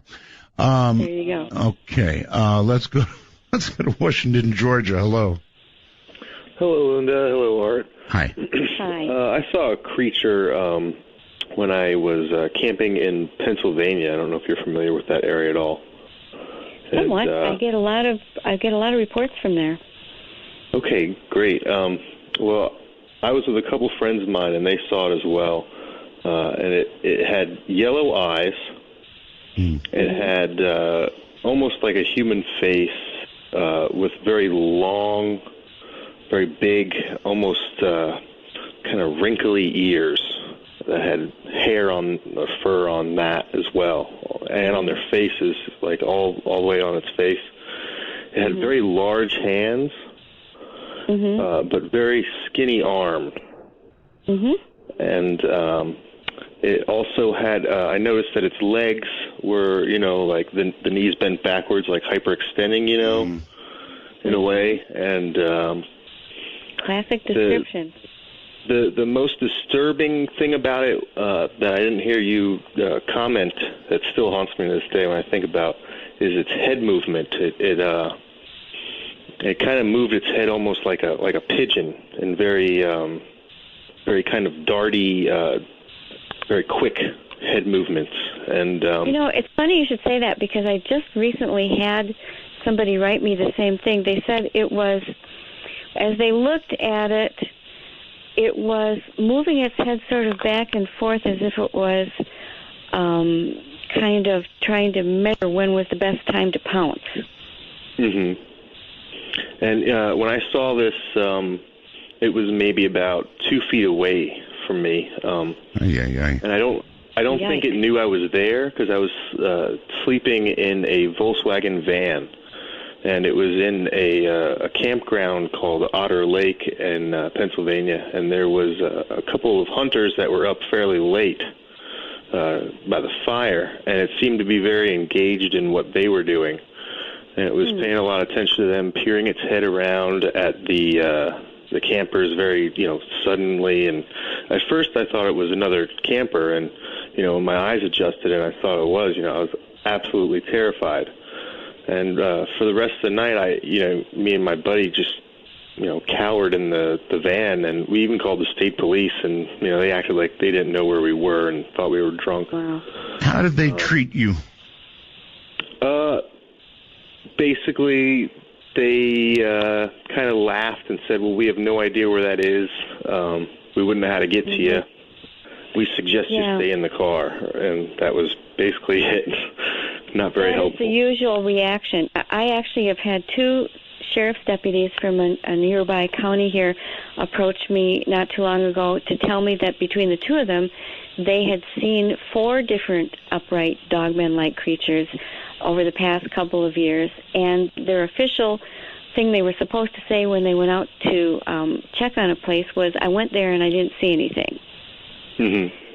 But yet they will come privately, and now you're going to think this is going to seem like a setup, because I happen to have in my lap one that I got just this last month from a deputy sheriff in Frederick County, Virginia, who actually saw what I was just telling you about. And when he described it, he said he originally thought it was a bear with mange, and then he noticed it had a curled up long hand paw with curled up looking claws that brushed it. He saw it brush a tree, and he felt every hair go up, telling me to leave it and would be okay, so he left. But he said the thing was that its head looked like it was twitching constantly, which is exactly like what you said. And he said the claws, I will never forget, they were upturned monster claws on long hand paws. Remember I had said elongated paws is one of the things that they have. And this is from a deputy sheriff. Wow. Okay. And another thing I heard it. I don't know if it was related, but I heard a very weird call. It was almost like a two-toned, like a scream and another call all within one. And I don't know if that had been reported as well, or if you've heard anything about that. Yeah, I have. Although you hear the same sort of description in regard to what are thought of as Bigfoot calls too. You know, I've heard that applied to the Bigfoot. So it's hard to say when you don't see the animal actually emit it. But if you go to lindagodfrey.com, you can find where to email me. And if you want to just send me an email report of this, I'd really appreciate it because it really might make it in a book. Absolutely. I can probably get you the other two eyewitnesses. They were brothers. They were there as well. I can probably get them to contribute as well. Oh, that really counts. When you bet. When you get 3, then you've really got something. Do that. Get it to her. Great. All right. Thanks a million, so caller. Right. Take care. Thank you. There you go. Sassy Abby, you're on with Linda. Hi. Hi. I just met you the other night. Is it echoing? Little bit, but not bad. Go ahead. Okay. I just met you the other night when I was scared of the ghosts that I don't believe in. Oh, that's right. Yeah, so we listen to you every night. And tonight I was thinking, okay, this won't scare me because werewolves, But I had a really weird experience about 3 months ago, and I was driving home. I had gone to, I had to move my mom to from Minneapolis to Madison, and I was driving home on one of my trips, moving her stuff. Alone. It was about 1 a.m. and I was in the middle of nowhere. So I wasn't in a town or anything. And I was really tired because I'd been driving all day. And all of a sudden, out of the corner of my eye, I distinctly saw a person running out of the woods straight towards the side of my car. And I was going about 65. And I thought, oh, okay, I've been driving too long. I'm seeing things. And all of a sudden, smack into the side of my car. And I was terrified because it was pitch black out. There's no traffic. There's nobody around, and there's nothing near me. I was just in the middle of nowhere. This came out of the woods. So you're telling me you hit this thing? Or it hit you? Me. It ran into the side of my car. Any damage? Yeah. Yes. My car was dented. And it looked like a person, hard. You said? What? It looked like a person, you said? Yeah, like out of the corner of my eye, I was really tired, so I don't know what I saw, but I could have sworn it was on 2 legs. And it was probably about 6 feet tall or taller. And in the corner of my eye, I saw it, and what I thought I saw was a man wearing a gray sweatshirt with his hood on. Holy smokes. All right, listen to me. Let's have the rest of the story. I don't want this hanging. So, obviously, you would stop your car, right? I was too scared. I was in the middle of nowhere. And it was pitch black. And I didn't understand why someone would come out of the woods and run straight into my car when there's no traffic or anything. If they needed to cross the street, why would they wait until there was a car coming? Right. So I thought I should call the police. And I thought, what did I just see and what was that? And I was like, what do I say to the police? That somebody darted out of the woods and ran into my car? So I drove home. I was probably about 30, 40 minutes, and I was shaking. I was scared. I didn't know what had just happened to me. I got out to see if there was damage to my car, and I thought about calling police, and I decided it had to have been an animal because there was nothing around there. Yeah, but 6 feet tall? That's what it looked like out of the corner of my eye. So then the next day, I looked in the papers, and I looked through everything to see if anybody, if there were any dead bodies in the road. Because that would have made the local news, and there wasn't. Nothing. So I don't know if it was an animal. I don't know what it was. But hold on. Standing up. Linda, what would you ask? Well, I would say that it's very common that when people spot a dog man and they're looking at it and it's moving quickly, their first impression will often be that it's somebody with a hoodie or with a gray fur jacket or something like that on until they can get a better look at it. That's exactly what it looked like, and it was really terrifying. It was running very fast, very fast. And that's why I thought they couldn't have been a person because that's something else that I hear. Yep, for some reason, I've got a whole chapter on this in my new book. They're are a certain number of them that seem to be very attracted to cars. They'll run straight into them. They'll run alongside them. They'll run right behind them. And it's very unlike normal animals, other than like farm dogs, that chase a car. But it seems like there's some other agenda, and it just terrifies people. And don't worry, you're not the only person. I've never had anybody really say that they just stopped when it was in the. All right, listen, I'm going to hold on. Both of you, ma'am, hold it. Both of you, hold on, okay? Okay. All right, good. We'll be back. Watching every motion in my good love, yeah. All the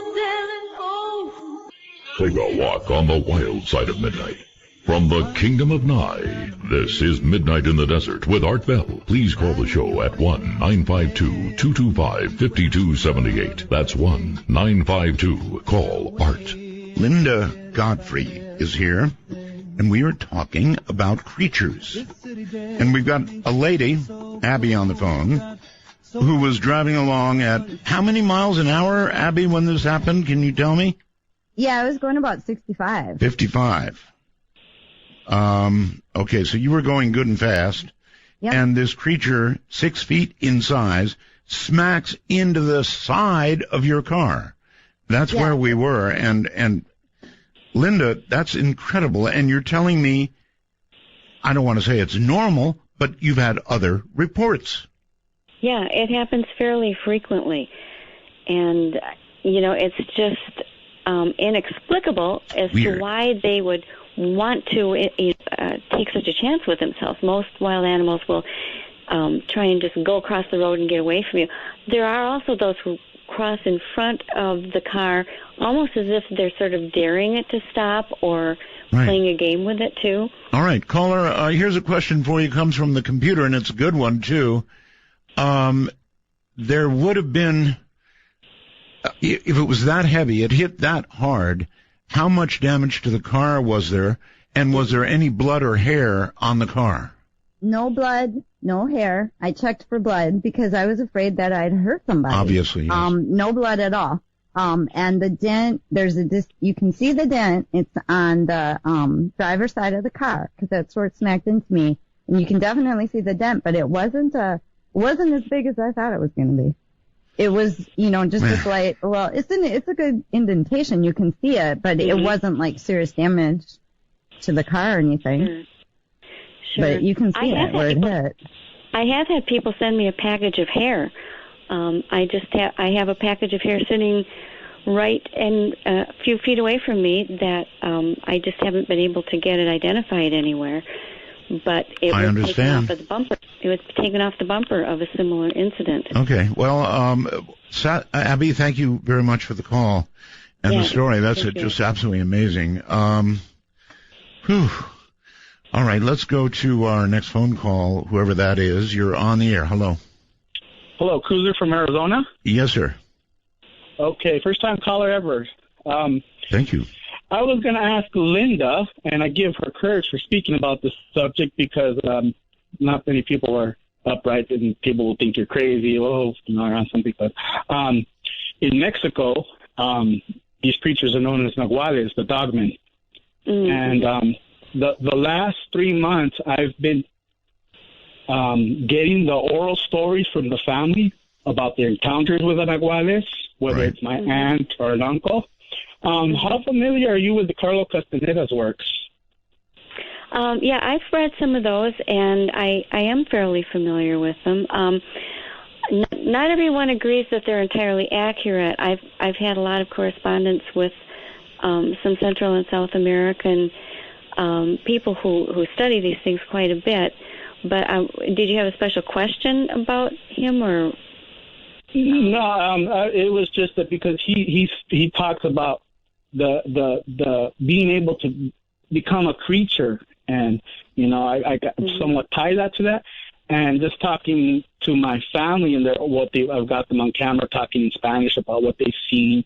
I just started doing my own research. I also came upon an author known as Daniel Britton Garrison from the 1800s. I don't know if you're familiar with his works as well. No, that one doesn't ring a bell. It's interesting. Are there legends in Spanish about humans that can become creatures? Oh yes, it's something that's like she said, the tribes don't talk about it because it'll come to you. A lot of it is sorcery, they say. But a lot, like I said, I've had a lot of families. I've been interviewing family members about it. Some don't want to talk about it, or they'll tell me it, but they don't want to do it on camera. But I have had some stories on camera, them telling me about it in Spanish, and it goes pre-Aztec times. So yeah, it's very, very widespread. I know another, I think Central American name. I can't remember exactly which country, but it's known as the lobizon. Is another term, and it's quite widespread. It's all over North and South America. Duncan in New Zealand says, Art. No, that's the wrong one. Gary in Czechoslovakia. My goodness. He says, I'm Hopi on my father's side. The spirit world is not paranormal. It is simple reality. It is the norm that for some reason modern people simply cannot understand. I've been close to the spirits my whole life. It's just real. I don't disagree with that. I mean, whether you take it from a certain religious view or from the many physicists that are coming up with actual plausible scientific explanations for the idea of other worlds. It's just not the everyday reality we perceive with our five senses. No, it isn't. And there are psychological explanations for a caller we had earlier. On Skype, Trey, you're on the air. Hey, Art. Hey.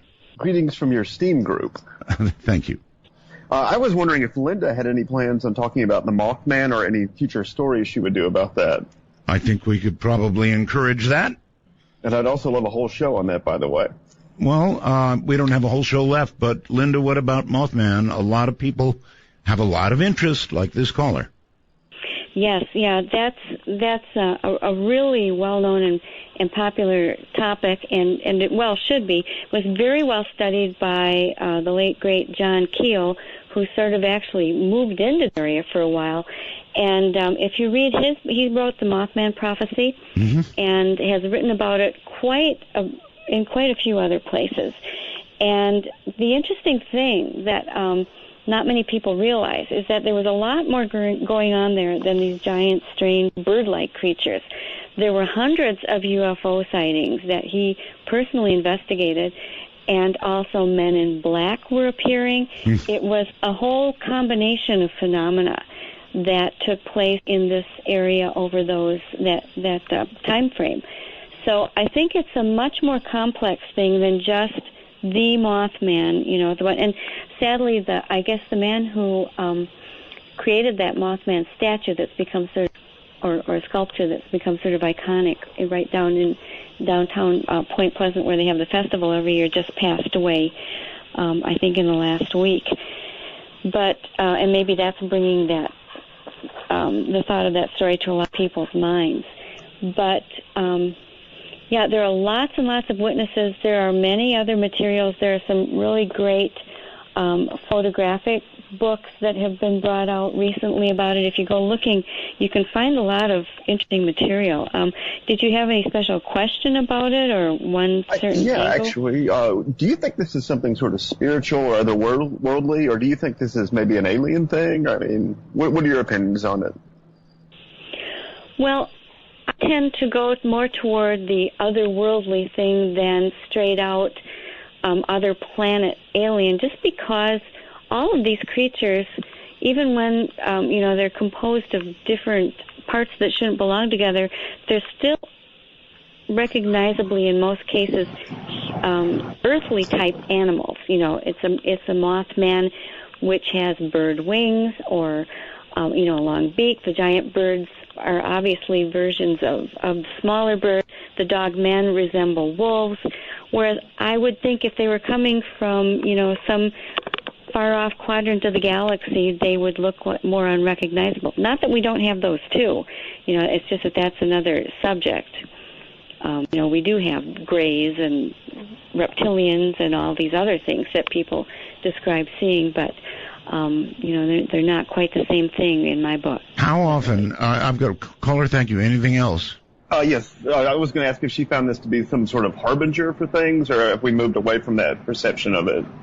All right. I do believe that many of these things seem to be perceived that way by people, and I think we talked about that earlier in the show. But quite often, if you look, it seems like they do show up just before something bad is going to happen. All right. How about this? I have heard you now mention any number of times a UFO report connected to a nearby sighting of one of these things that we have talked about. Mm-hmm. So how frequently does that connection get made? Fairly often. That was another thing that I've explored in my forthcoming book. I've been really, really looking at this. And it ties into the idea that a lot of people like to believe that especially Bigfoot, possibly Dogman, are actually aliens, and that they're either piloting the UFOs, or that they're sort of left out as agents or pets, or there are all sorts of different theories. But very, very often, where you've got especially a flap area or a hot spot of sightings, mm-hmm. you will also find UFOs or spook lights and or other types of strange lights. And it's kind of like the Skinwalker Ranch in Utah, where they had the whole panorama of things happening. And I actually had a UFO experience myself in this very field I was talking about earlier, where we've been finding the enigmatic footprints and having deer carcasses mutilated and all that sort of thing. I interviewed Robert Bigelow. Really? Yes. I would like to do that. Yes, he's a rare catch, to be sure. Bob and I are actually kind of friends. He's an amazing guy, and what went on up at that ranch is nothing short of amazing. I actually think that what happened at that ranch closed a chapter for Robert, and he moved on. He's now very much into space. Putting hotels into space. He's got contracts with NASA.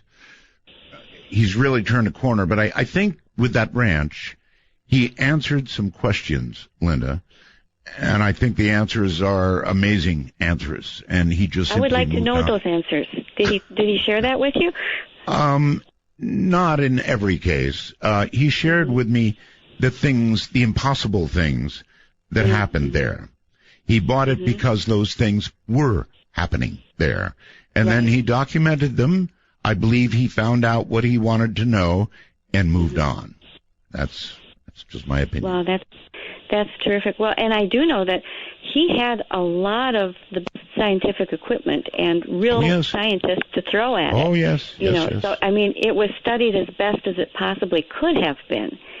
And, I kind of envy that. I've been working with my property owner out there in that field, and we are not funded that way, and yet we still find ourselves coming to conclusions that we thought we never would have come to before. Mm-hmm.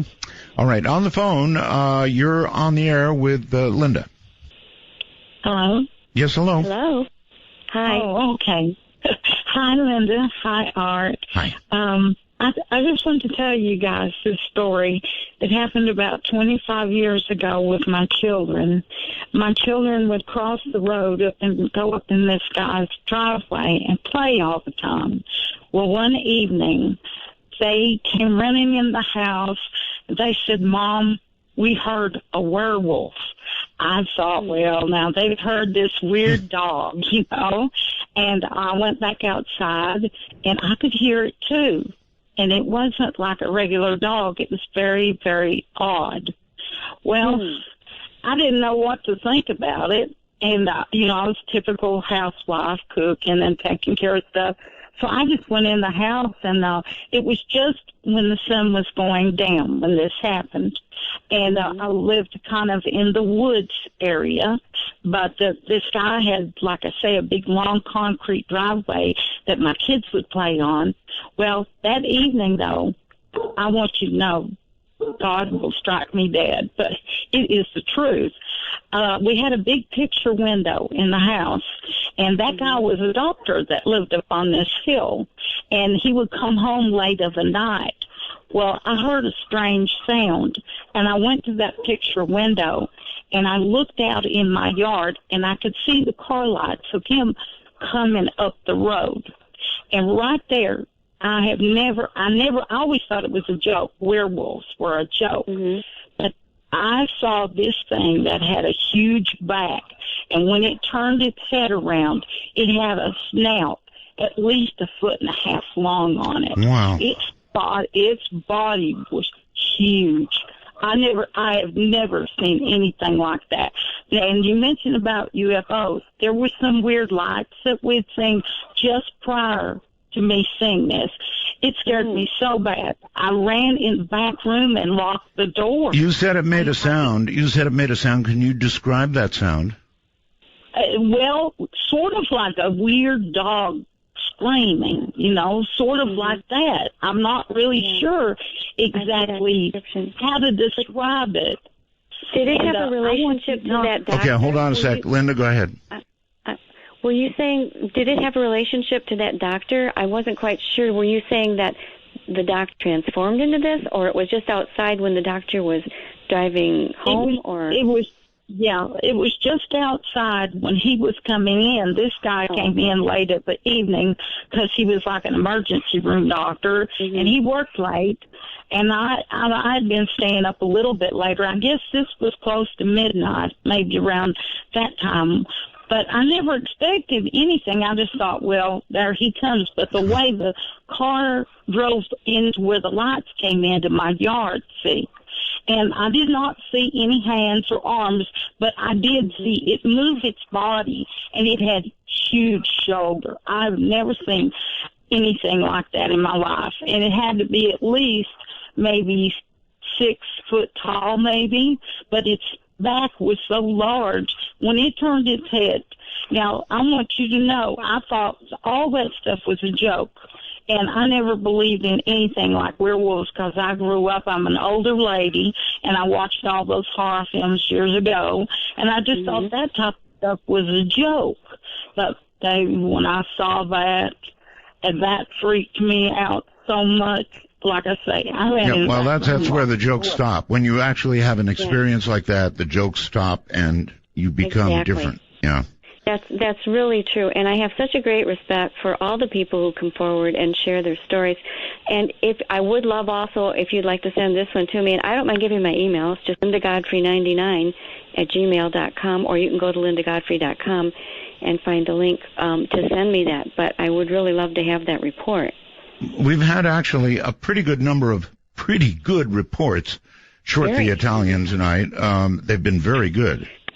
I agree, yeah, and I mean, especially when I'm sitting there, I can't get over the man talking about the head movement, and then I just happen to have one out because it's very, very recent. But I was afraid she was going to say that the doctor changed into the creature. But it's interesting because again, I have gotten some transformation type of experiences, which I usually don't, and enough for me to kind of devote a whole chapter to them in my forthcoming book. Can you relate one of those? I mean, of course, that's stuff of the movies, but you have witnesses who have seen humans transform into something else?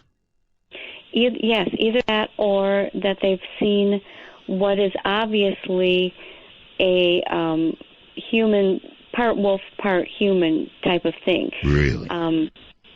That is, really, really. For instance, there was one woman who, she and a boyfriend were walking through a Los Angeles park about dusk, and there weren't many people in the park at that time, and there was a jogger coming toward them, and it ran right straight up to them, and she felt actually kind of nervous, like she was trying to make her boyfriend move farther out of the way from this jogger. There was something about him, and he got closer, and it was a human body in a jogger suit, but with a complete wolf head, and it was breathing hard enough that she could see. It wasn't like a mask or a rubber over the head type of werewolf costume. Yes. And it just looked at them and then leaped completely over a park bench and ran down to where there was sort of a tunnel under this bridge sort of thing. Okay, for a lady who started out the show by saying werewolves aren't real, it seems to me like you're pinning down werewolves as being real. If I saw a human transform into a wolf-like creature, particularly a really big one, big teeth, maybe red eyes, it's a werewolf. And if it isn't a werewolf, not sure I want to know what it is. Either way, I don't want to know. We'll be back. I'm on the run, no time to sleep. I've got to ride like the wind to be free again. Coming to you at the speed of light in the darkness, this is Midnight in the Desert with Art Bell. Now, here's Art. Here I am, and Linda Godfrey is my guest. Our landline number, area code 952-225-5278. Skype at MITD51, or internationally, MITD55. And here, Linda, is a description from somebody in Minnesota of what they claim was a sound of a werewolf. At first, it sounded like a woman coughing, then turned into gagging and transmuted into a dog-like howling and very loud, horrifying howl. Couldn't sleep right for months, from Minnesota. I have to say, I've also heard Bigfoot screams described the same way as that.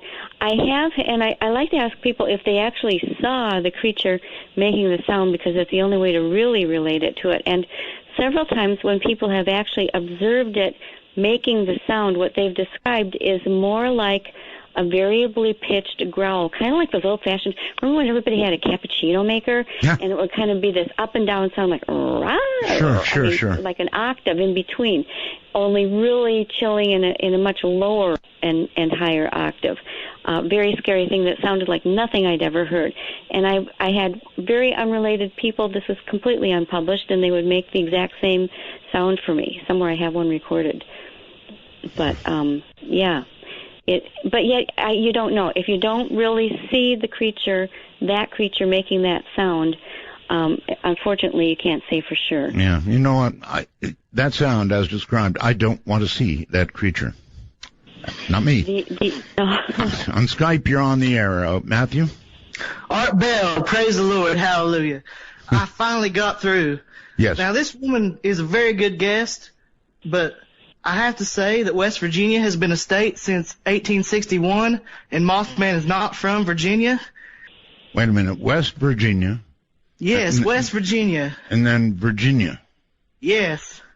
West Virginia has been a state since 1861. Oh, okay. Point Pleasant is in West Virginia, not Virginia. Okay. Right. If I thought that I said West Virginia, I may have misspoken. I apologize if I did, but I do. But you're fine. entirely correct, of course. But I have to say, werewolves are very real, Mr. Bell. They are satanic influences, and the werewolf call sounds like the cry of the unborn baby whose blood these people have been baptized in, and the mothers who never got to hold their baby. They are witches. Are they? You know, I have a question for you. Yes, sir. Are you related to anybody who used to call this show called JC? I am his spiritual son, Mr. Bell. No, I thought you might be. Blood tells. That's all I can say. Blood tells. Well, I'll take my answer off the air. Thank you very much. I don't know what your question is. Yeah, I think it was more of a statement. I didn't quite hear the question. Yeah, exactly. I wasn't there myself. I know that voice. I swear to God. Even if JC has passed to the great beyond, that caller's got the blood in him. Do a very quick Skype call. Hello, tongue. Nathan, you're on the air. Hi. Hey, Art. Hey. Hey, I'm sorry. Let me just turn this off. Yes, always do that, please. Yeah, you have. I was on hold on the infamous turn down your device. I'm a huge fan, Art. Thank you so much for taking the call. Sure. I grew up, Art. Linda, hello, too. It's a great show. It's great stuff. I grew up in Bordentown, New Jersey, really old town on the Delaware River, where Joseph Bonaparte, one of the original witnesses to the Jersey Devil, he had an estate there. He also had this weird, like, cave structure on the river called the Rock Gardens in the town I grew up in. And I'll make this short, Linda. I was just curious what your thoughts or theories on the Jersey Devil were, and also one of the questions I had already been answered about cryptids appearing at the same time as UFO sightings. Some in southeastern PA I've read about, where there's those strange, like, deer with the bent back legs being seen in conjunction with UFOs. And that's really interesting, but that question obviously already been brought up. And all right, we have this real quick break we have to do, so what we'll do is do it, and we'll come back, and we'll talk about the Jersey Devil a little bit. You know, it seems like everybody, or everywhere, I should say, has some kind of devil or monster connected to it. Walked into the room. There was voodoo in the vibes. I was captured. Don't bother asking for explanations. She'll just tell you that she can. In the year of the cat. Hi, I'm Asia Bell, and it's very late, so I'm sleeping now. But you're awake, so call my daddy because he's awake too. The number is 1-952-225-5278. That's 1952. Call Art. And that's Asia. All right, Linda, welcome back. I want to remind everybody I have found Madman Markham. He'll be here tomorrow night. Linda, it's great to have you back. And, boy, we've been through a lot tonight. A lot of really good calls. I'm very impressed with everybody. Let's go to Nathan. Nathan, you're on with Linda. Hi. Hey, thanks for having me back on, Art. Okay, you're breaking up a little bit, so. Okay, I'm sorry. That's all right. Just get good and close to whatever your device is. Okay, it's this tablet here. Okay, well, you find the little hole in the tablet and you're talking to that. Sorry. Is that better? Much better, yes. Okay. Sorry. Again, thank you again so much for having me, Art. I've been obsessed with the Jersey Devil since I've been a kid, obviously, growing up. Right. In the town that he'd been spotted in, and that's a very interesting thing for me. I'd love to hear what Linda has to say, but also, just out of curiosity, I'm wondering why there aren't more if there are cat creatures or more cat-like creature sightings. That'd be really interesting to hear. I know there's a lot of dog creatures and whatnot, but yeah, I'll take my question off the air, and thanks again for having me, Art. Sure. You bet. Thanks. Shout out to Bordentown, my dad John, who I experienced lost time with, and turned me on to your show, and my uncle Bob, and keep it weird, New Jersey. I love you so much, Art. You're a huge influence in my life. It's so great to hear you back on the air. Thank you, my friend. All right, well, there you have it, the Jersey Devil. I have no idea. What is the Jersey Devil anyway? The Jersey Devil is, it's actually a really famous cryptid, although it's very hard to pin down exactly what it looks like. And it's kind of confusing because it's supposed to have started with this old legend dating back to 1735 where a woman had one too many children and cursed it, and it turned out to be a demon that ate the family and ran into the woods. That's one version. There are different versions. And then it surfaced again not until almost 200 years later in 1909, went into Haddon Heights and 30 different New Jersey communities.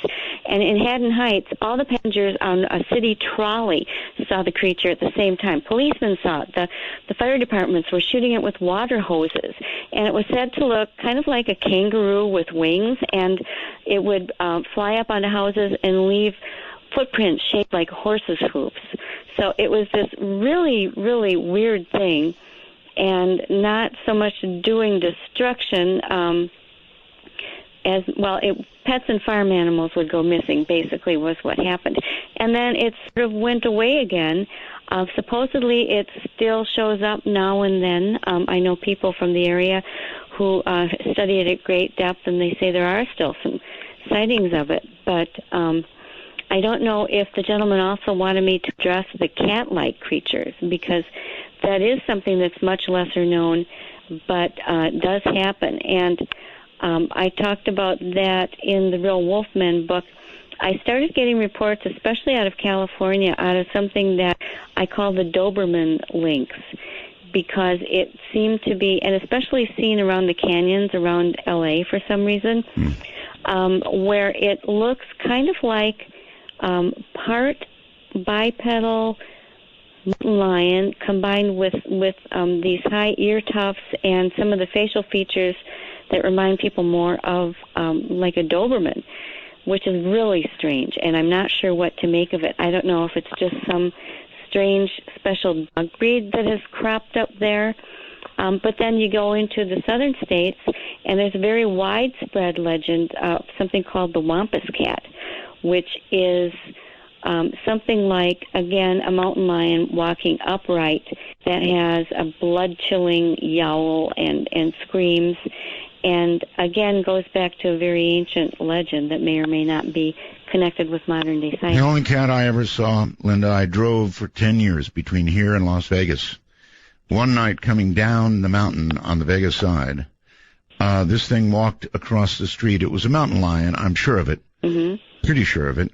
It was gigantic, and I'm telling you, Linda, it covered both lanes. It was only one lane going each direction, and I slammed I was doing 70. Wow.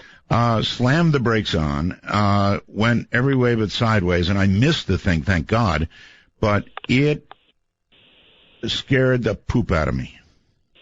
I don't blame you. Yeah, they're scary. I'm much more afraid of those than Bigfoot or Dogman. When I say big, it covered both lanes. It was that big. I wasn't going to miss it unless it moved enough, and it did, thank God. Yikes. Yikes is right. All right, let's go here to the telephone, and I think Florida. Hello. Hi. I want to ask your guest if she's familiar with the story. I've seen several stories this summer about sightings in the Milwaukee area of some sort of big cat. One story I'm reading right now from July says, Milwaukee's Beast, the mysterious mountain lion terrifying Wisconsin. Can you give us an update on what the latest on that is? And then second question, have you ever, I know you did a book on ghosts, have you ever seen a ghost? And what is your feeling about the credibility of EVP recordings as evidence? Do you think that's credible or not? Okay, that's quite a wide range. It is. but I can start you off. Yeah, definitely. I've been following the mountain lion very closely because I've been gearing up for a very big blog post. I did a preliminary blog post. If you go to lindagodfrey.com and go back just a couple of spaces in the blogs, you'll find one on that Milwaukee mountain lion and some previous ones that were in the area. I happen to live right smack in the pathway. My husband was stalked and almost attacked 2 years ago in October by a mountain lion that he then saw the next day, and two of our neighbors saw it too. They come from the Black Hills, they go through Minnesota, they come down through southeastern Wisconsin, and that's how one ended up in Chicago 5 years ago that ended up being shot. And that same one had been identified by DNA as being within 5 miles of my house. So I like to keep tabs on these. I took a walk in the Kettle Moraine with some friends last winter in February looking for some Bigfoot signs, and instead we saw hundreds and hundreds of mountain lion tracks following us in and crossing. We came back out. So these things are around, and I've got a huge documentation of them all around the central area of Wisconsin. So they're here, they're on the move. These are real animals, and I'm just hoping that there isn't any sort of tragic accident before it will be admitted that they actually are here, because they're one of these creatures that the authorities do not like to admit is here. It costs them a lot of money to have to fulfill certain things in the law to take care of them if that happens. That's one big reason. All right. He wants you to jump then to ghosts and EVPs as proof. I have seen ghosts, and shockingly enough, it was when I was looking for them. I co-authored Weird Wisconsin and authored Weird Michigan with the Barnes & Noble Weird U.S. series. So one of the things that I had to do was go to many of the very known, very haunted sites in both states. And in each state, I saw one ghost in a place where it was supposed to be. And they were both just surprise visits. The host had no chance to send anything up. It was both times it was in daytime.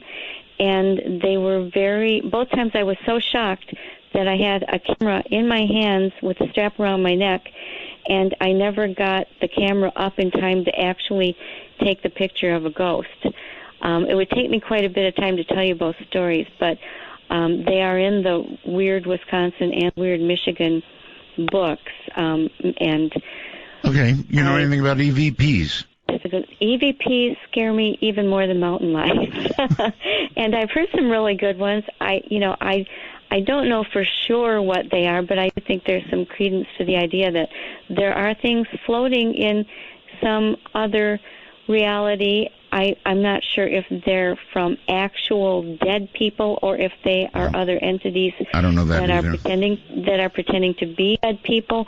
But what I've heard, and I've heard some really creepy ones from people at different conferences, they're usually really, really frightening and scary, the things that these things are saying. And if anything ever seemed demonic to me, it's EVP.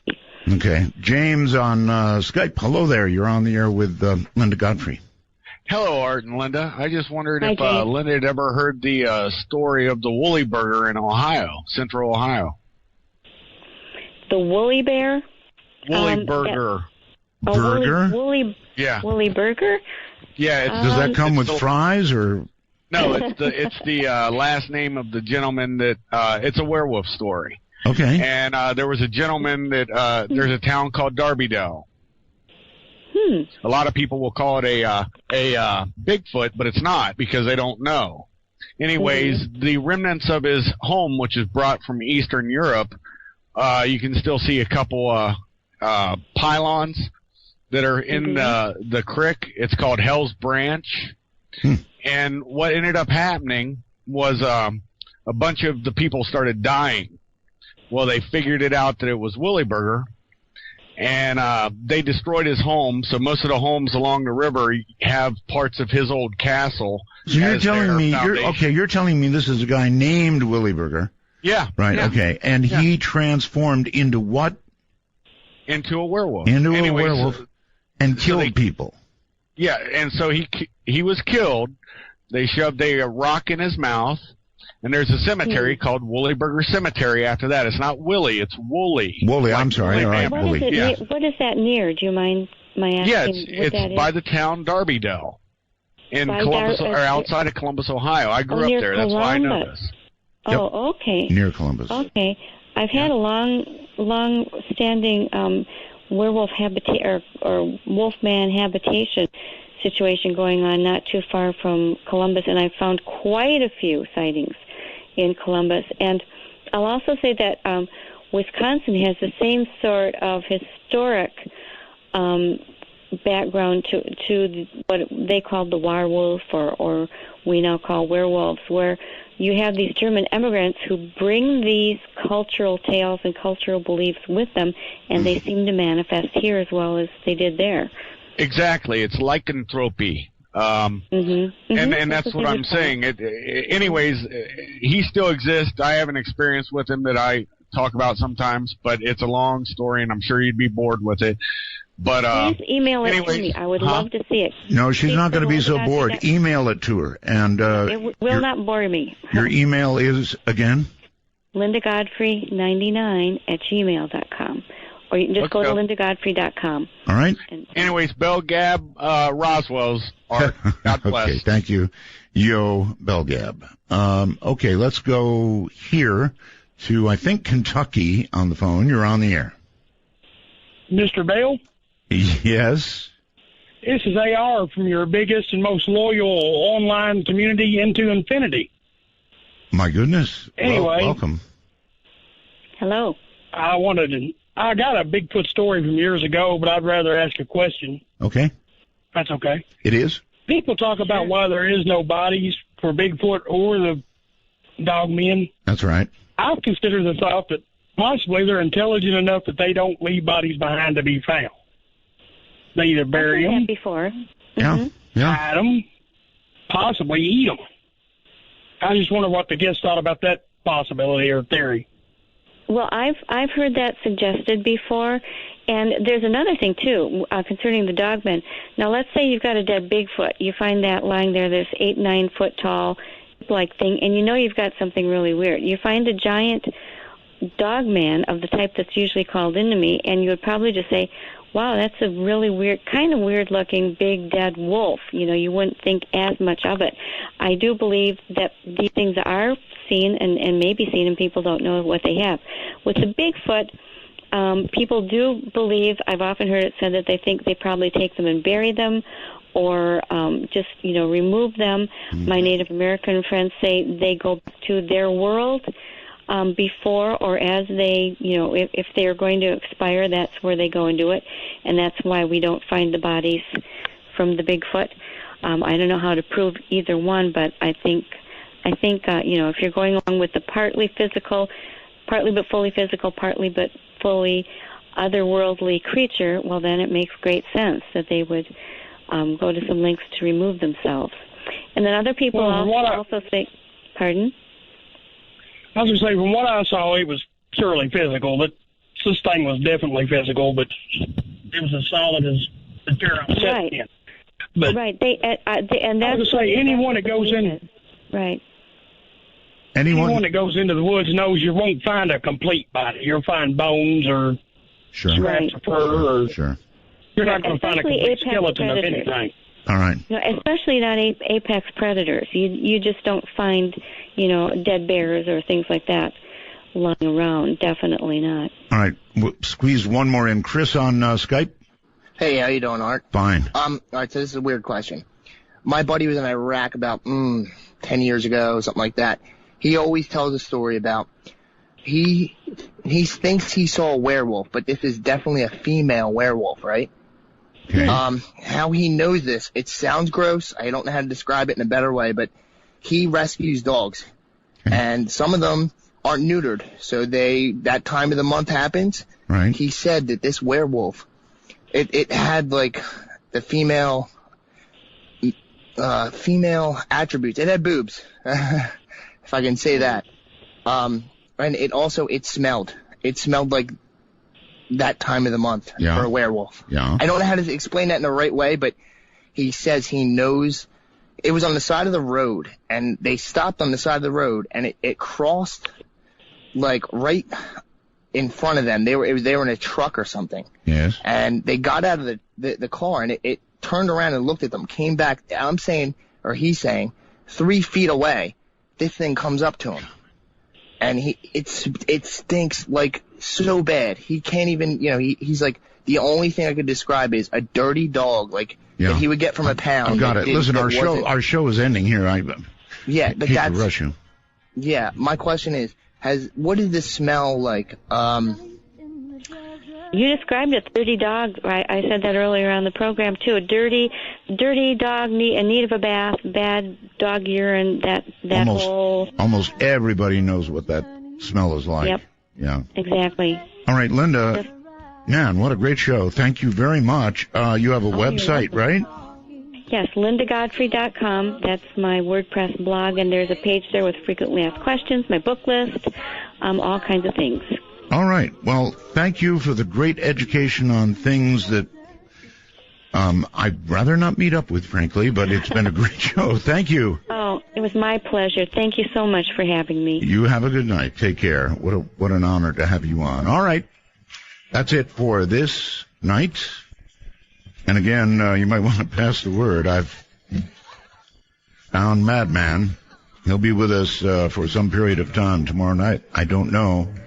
Madman is one of the world's unique individuals. Madman Markham. Till then, all the time zones around the earth, good night. Have a wonderful night. See you tomorrow. Well, all right. Here we go. This is going to be fun. Joe Rogan, a stand-up comedian. For more than 20 years, Joe Rogan has sold out theaters internationally, with London's Guardian newspaper praising him as one of the most complex and exciting stand-ups working in America today. That is high praise. His 4th-hour-long special, Joe Rogan Rocky Mountain High, premiered on Comedy Central November 21, 2014, and you may get it as a digital video or audio download. He is host of the Joe Rogan Experience, featuring long-form conversation, God bless him for that, with guests, that is one of the most popular podcasts online. Since 2002, he has provided color commentary for the UFC, the Ultimate Fighting Championship, I'll have questions about that on pay-per-view, Spike Television, and now on Fox. So coming up in just a moment, somebody I know you're waiting for, Joe Rogan. Joe Rogan, welcome to Midnight in the Desert. Thank you for having me on, sir. It's a huge honor. No, it's my honor. I've been a fan of yours. I guess we spoke briefly before the show, and I guess we've been fans of each other for a while. Yeah, well, when I used to drive home from the Comedy Store late at night, you kept me company many a night. I've been a huge fan of your show and you for a long time. So for me, this is just a huge treat. Well, thank you. All right, so you did a big show, Fear Factor. You did it for a long time. I think there were 6 seasons of it, right? Yeah. And now you're doing a podcast. I was on national radio everywhere. Now I'm doing a podcast. Pretty cool. Well, it's a beautiful time for broadcasting in that sense that anybody can put something out online. You don't have to have a network. You don't have to have anything other than an internet connection and some place that's willing to host it. I mean, it's really incredible times. And because of it, I think we're getting like really diverse shows. We're getting all these different people that, like myself, that probably would have never done an actual radio show, who are enjoying the freedom that the internet provides. I agree, Joe. Where do you think this means broadcasting is going? I mean, there's these giant radio networks, even television. I think AT&T just ate DirecTV, and now you can see all DirecTV on AT&T. Wow. Well, I think the really big networks, what they're good for is high-budget things like Game of Thrones or something along those lines that requires millions of dollars in special effects. But for something like what you do or something like what I do, all you really need is a couple of tech people to run things and get things online, and that's it. You don't need giant networks. You don't need interference, producers, people that are running things that I'm sure you don't care about, like demographics and all that jazz. Yes, sir. All that unnecessary stuff.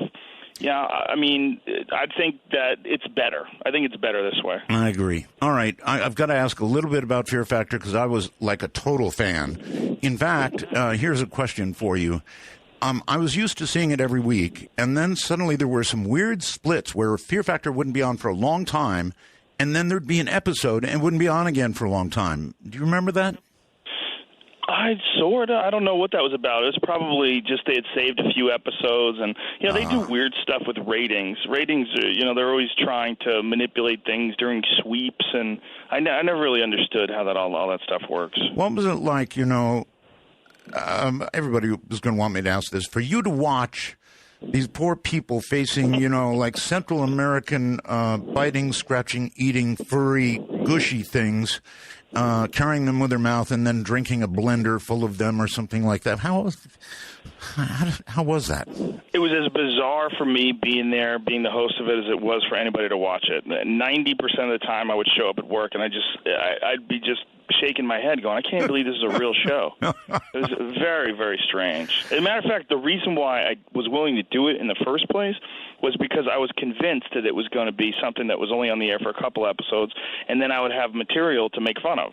I just thought it was something completely ridiculous. I'm like, there's no way this is going to stay on television. And then 148 episodes later. Yeah, that's right. Which brings me to this. With those kinds of shows, you kind of have to keep topping yourself a little bit, right? Yeah. Did it get to the point where you wondered if people would live through the next episode?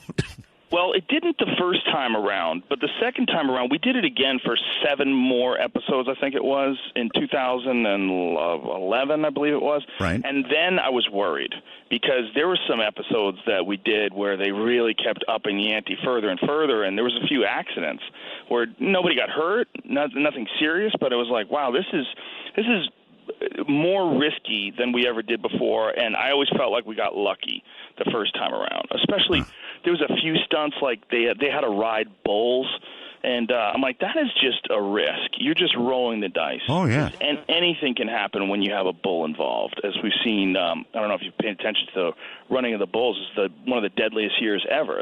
11 people were killed in the running of the bulls this year. Yeah, I know, but I think that's sort of the earth evening things out. These people don't belong running in front of bulls anyway. I'm with you 100%. Kind of a cleansing.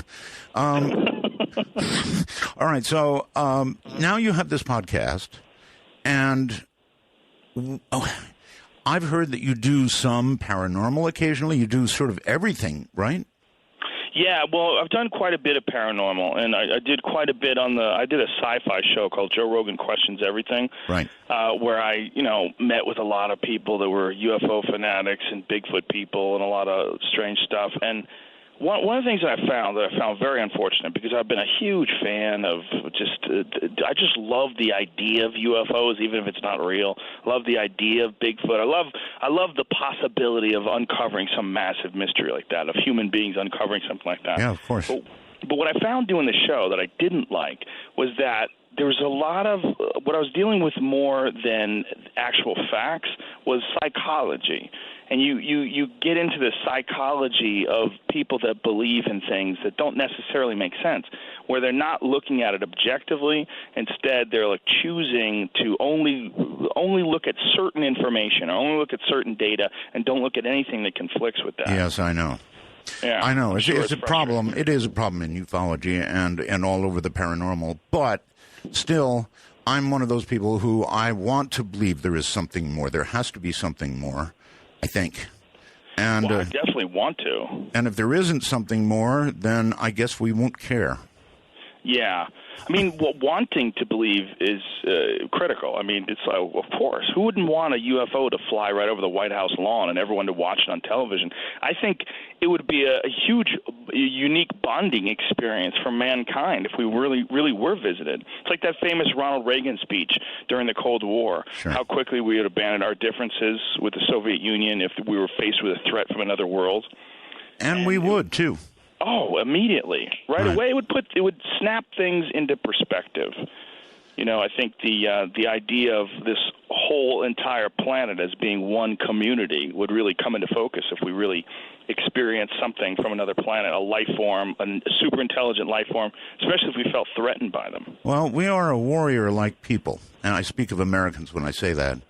And I suppose as a world, we're a warrior-like people, so it figures we'd have to have a war to bring us together. Yeah, in a lot of ways. That's unfortunate, but true. All right. Do you do politics on your show at all? Well, I do a little, but, quite honestly, the game is so rigged. It's such a hustle. Well, it normally is. And the only thing I want to ask you is your view on Trump. Well, I like people that stir things up. I loved Ross Perot back when he was running for president because there was a guy that had a ton of money and really didn't need the establishment anymore.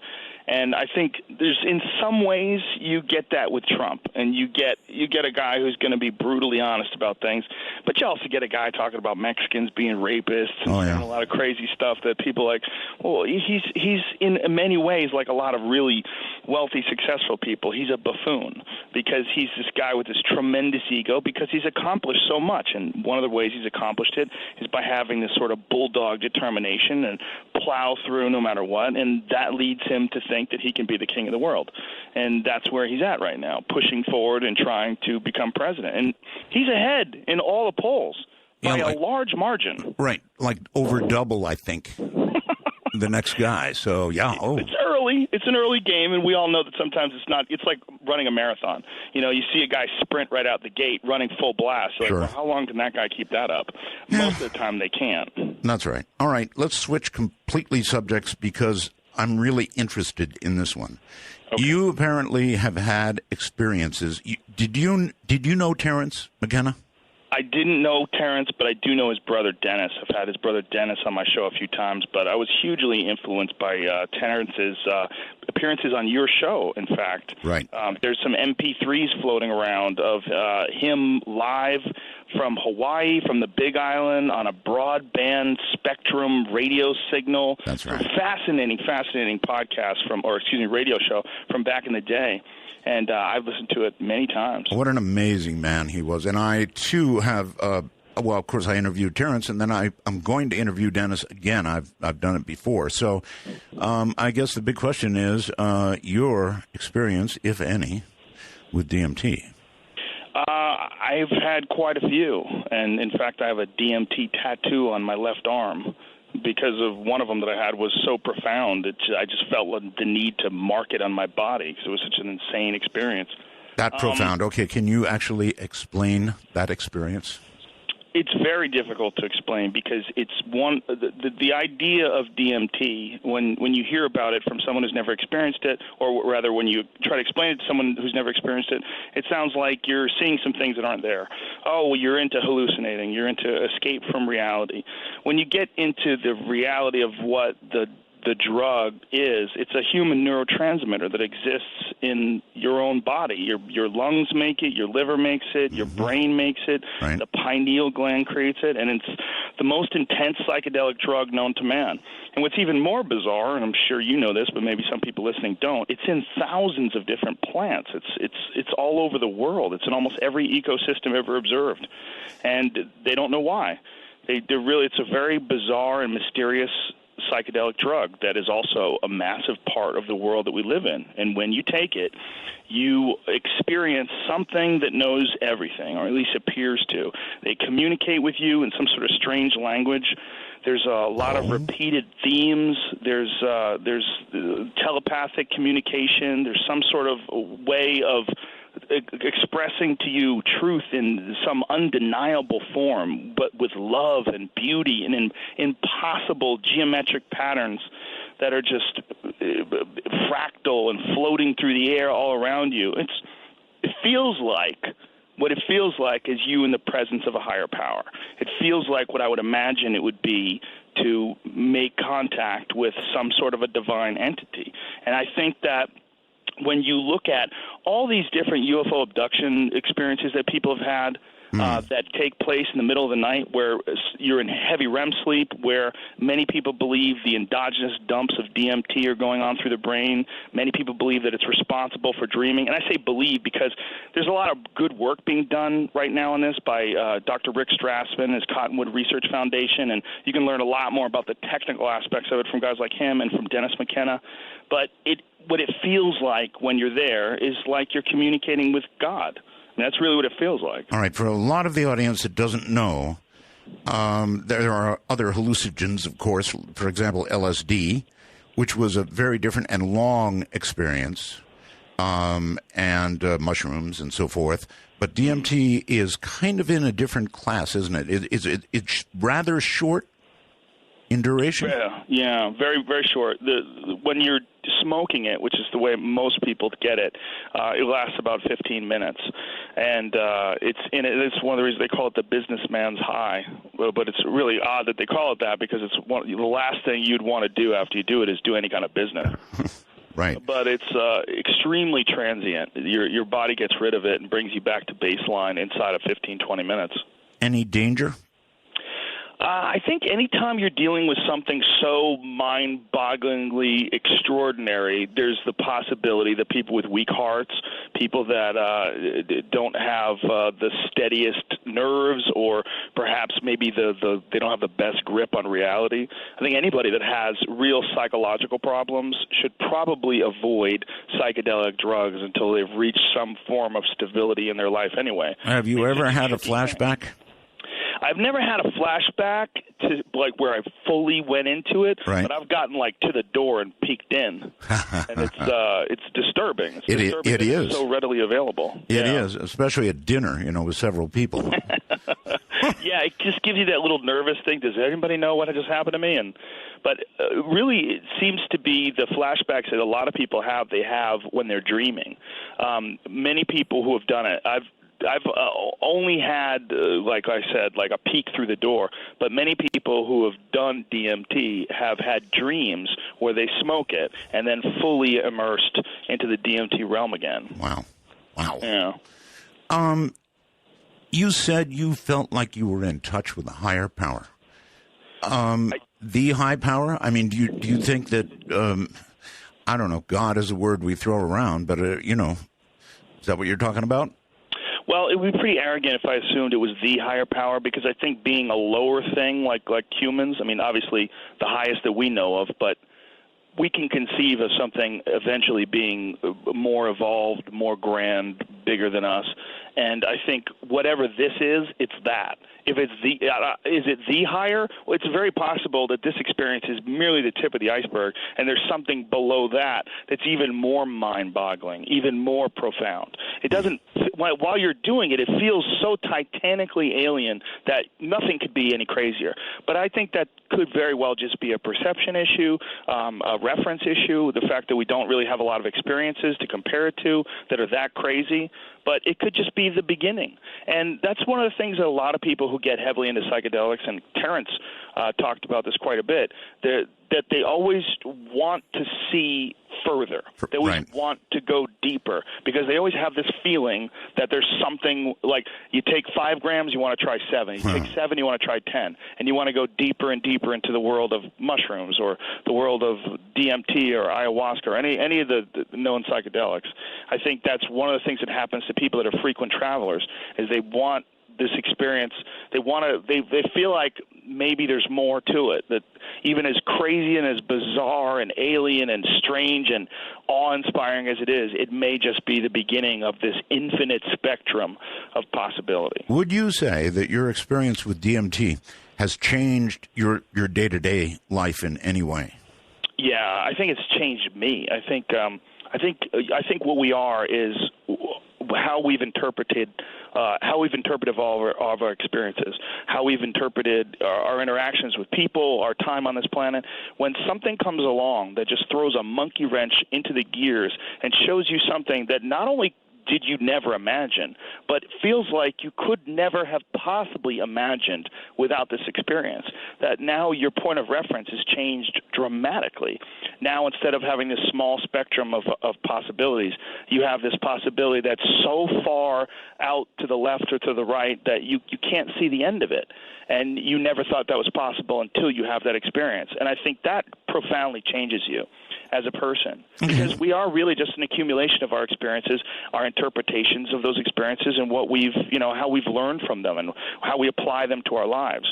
And the times that I've done DMT, I've always walked out of it feeling like there at least has the potential from this for me to be a better person. Mm-hmm. You said that you heard different languages from, I guess, entities or whatever. Did you actually see something, and could you detect that it was a human language or non-human? Well, the language seems to be, you seem to hear it telepathically more than anything. And there's a lot of, repeating themes. Like you hear, there's a lot of people say, you hear, look at this. I've heard that. I've heard it. And I've heard a lot of other people say the same thing. They show you different insane things. I remember one time I did it, I was literally crying because they kept saying, look at this, and they would show me something insanely beautiful. And then it was like I have little kids. I have a 5-year-old and a 7-year-old. And one of the things that my 5-year-old says, she'll say things that they're really cute and adorable, like, I love you 1,500,000, 1,500,000, billion, zillion, infinity times a million times. Numbers that aren't real.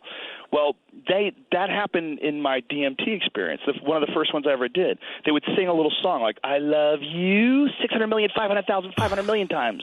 And then it would go, look at this. And then every time I go, look at this, it would show you something infinitely more beautiful than what you just saw. And then it would keep going on and on and on until tears were rolling down my face. I think a lot of that, it's a sound. I mean, you're understanding what they're saying. You're understanding words, but I'm not exactly sure you're hearing it more than you're hearing it in your mind. And it's one of the reasons why I connect it to the UFO abduction experience, because one of the things that you hear from these people that have had these classic UFO abduction scenarios is telepathic communication, where there's words in their mind, and they're not exactly sure if they're hearing them or if they're being transmitted somehow directly to their consciousness. And that it kind of feels like that when you're doing DMT. Wow. Is there any advice that you would give as a big listening audience out there, and they're listening going, DMT, is this something I want to try? Only you can answer that. I really think that that's a personal thing, and I've told people they should do it before, but it's probably irresponsible of me. Really, I think everybody's got their own psychological makeup, and everybody's got their own path in this life. And if it's something that you're compelled to try, there's a lot of people that believe, and I've heard this from many people that have done it, that DMT finds you. You don't find DMT. You might go looking for it, but really it finds you and decides whether or not you should do it. That doesn't necessarily make sense to me, and it sounds like an adorable thing to say. It sounds cute, like profound in some sort of strange way. Is it really separate from ayahuasca from anything else? Is DMT unto itself one thing? That's a good question that someone else should probably answer. Dennis would probably be better at that, because I've never done ayahuasca. I've only done the condensed version of it. The difference for folks at home that are listening that don't know, ayahuasca is like a slow-release DMT, and it was created by the indigenous Amazon people because they don't have chemistry labs. They can't synthesize DMT. They can't extract it from these plants the way the way they do it in labs. So what they do is they use the root of one plant and the leaves of another plant. So one plant contains the DMT, and the other contains an MAO inhibitor, a natural MAO inhibitor. And MAO is monoamine oxidase. And what that is something that your gut produces that breaks down DMT when you eat it. That's why if you eat like phalaris grass or something that's rich in DMT, you don't get high from it. The reason being this monoamine oxidase breaks it down inside your body. Well, these ingenious people thousands of years ago figured out how to combine these two plants. It's a really complicated process where they brew it up, and what they did is they created a slow-release DMT trip. And it's not from the people, and again, I haven't had this experience, so I'm just relaying from people that have. It's not as intense, it's the DMT flash that you get when you smoke it. You rarely reach that state, but you have this profound long-term experience that instead of taking 15 minutes, takes several hours. Wow. All right, let's move on to the totality of how do you feel about, we're legalizing marijuana now. Here in my state, Nevada, we've got medical marijuana at last. Other states are completely legalizing it. Where is it going in America eventually with drugs? I mean, our jails are full of people for drug violations of one sort or another. What do you think? Well, locking people up for experimenting with their consciousness is criminal. I really think that. And it's very contradictory when you look at all the drugs that are legal. Really intense, powerful drugs that are easy to get. Anybody who knows, if you ever had a back injury, you can get OxyContin or all sorts of different painkillers like that. It's not hard to get. All you have to do is have a legit reason to have them. I had this guy, Chris Bell, on my podcast who made the documentary Bigger, Stronger, Faster. Right. It was a steroid documentary, and he injured himself. He had a hip surgery and got hooked on OxyContins. He's got a new prescription out called Prescription Thugs. It's sort of dealing with the prescription drug business. So there's plenty of drugs that perturb our consciousness. We can walk into any liquor store or any grocery store and buy enough booze to kill ourselves. So it's not that anyone's protecting you from anything.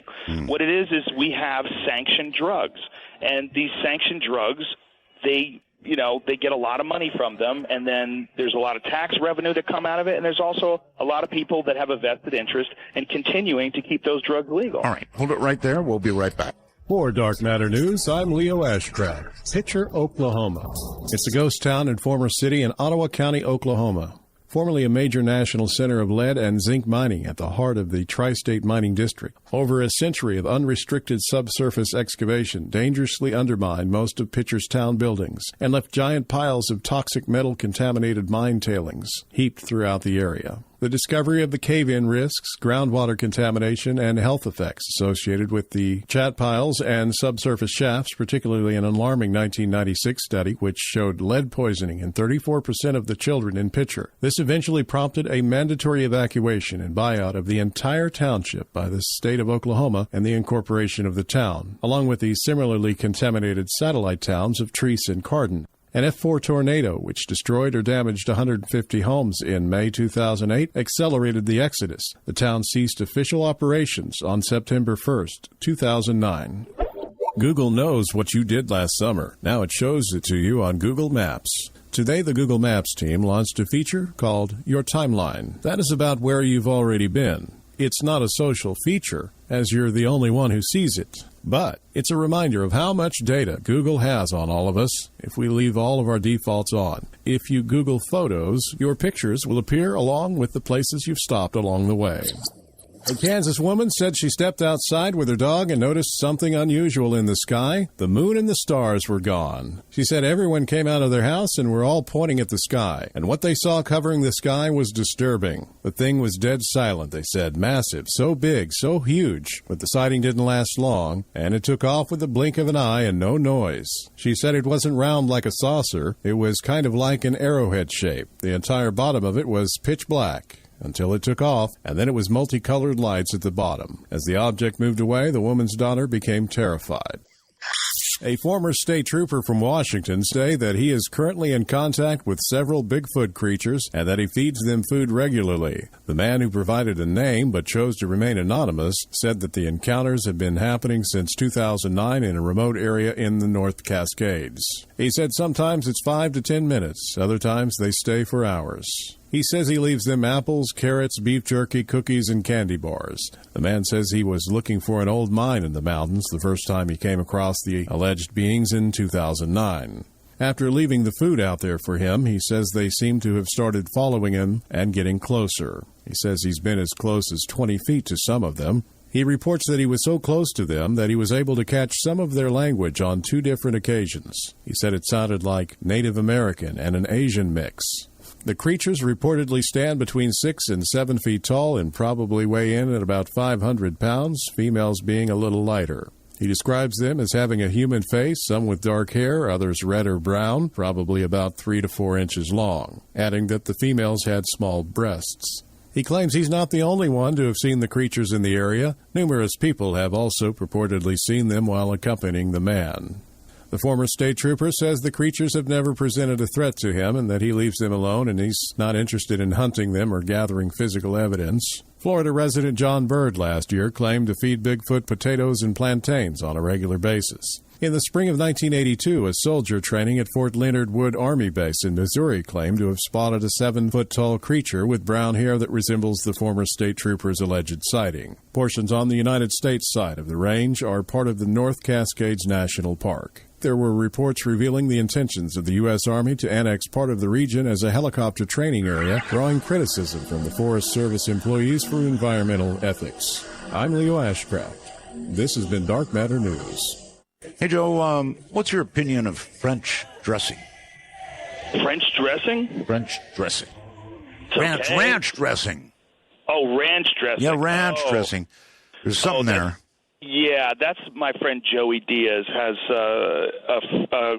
he's got a quote that you can't really say on this radio show. Oh, okay. But it's either blue cheese with wings or then something explicit. But that's Joey Diaz. If you don't know who he is, he's the funniest person, I believe, the funniest person that's ever lived. When you do a podcast show, do you need somebody to bounce off of? I mean, do you do it absolutely by yourself, or do you have somebody? No, I almost never do it by myself. I've done a few in the early days by myself, but I either do them with just a bunch of different guests, or I do it with my occasional co-host, Brian Redband. I did one of them today with him, who's a longtime friend of mine, and we do one every week or so. We just go over crazy stories in the internet. Yeah, you really need somebody. If you're going to do comedy, you really need somebody there, don't you? Yeah, but they're not always comedy. See, my podcast is very confusing. Like, so it's in the comedy section, but sometimes I'm talking to professors. Tomorrow I'm talking to Jeff Nowitzki, who is the guy who busted Lance Armstrong. Wow. And we're gonna talk all about the different performance-enhancing drugs they use on the Tour de France and how they avoid getting caught, and what's going on right now in professional sports where they test and how they get around these things.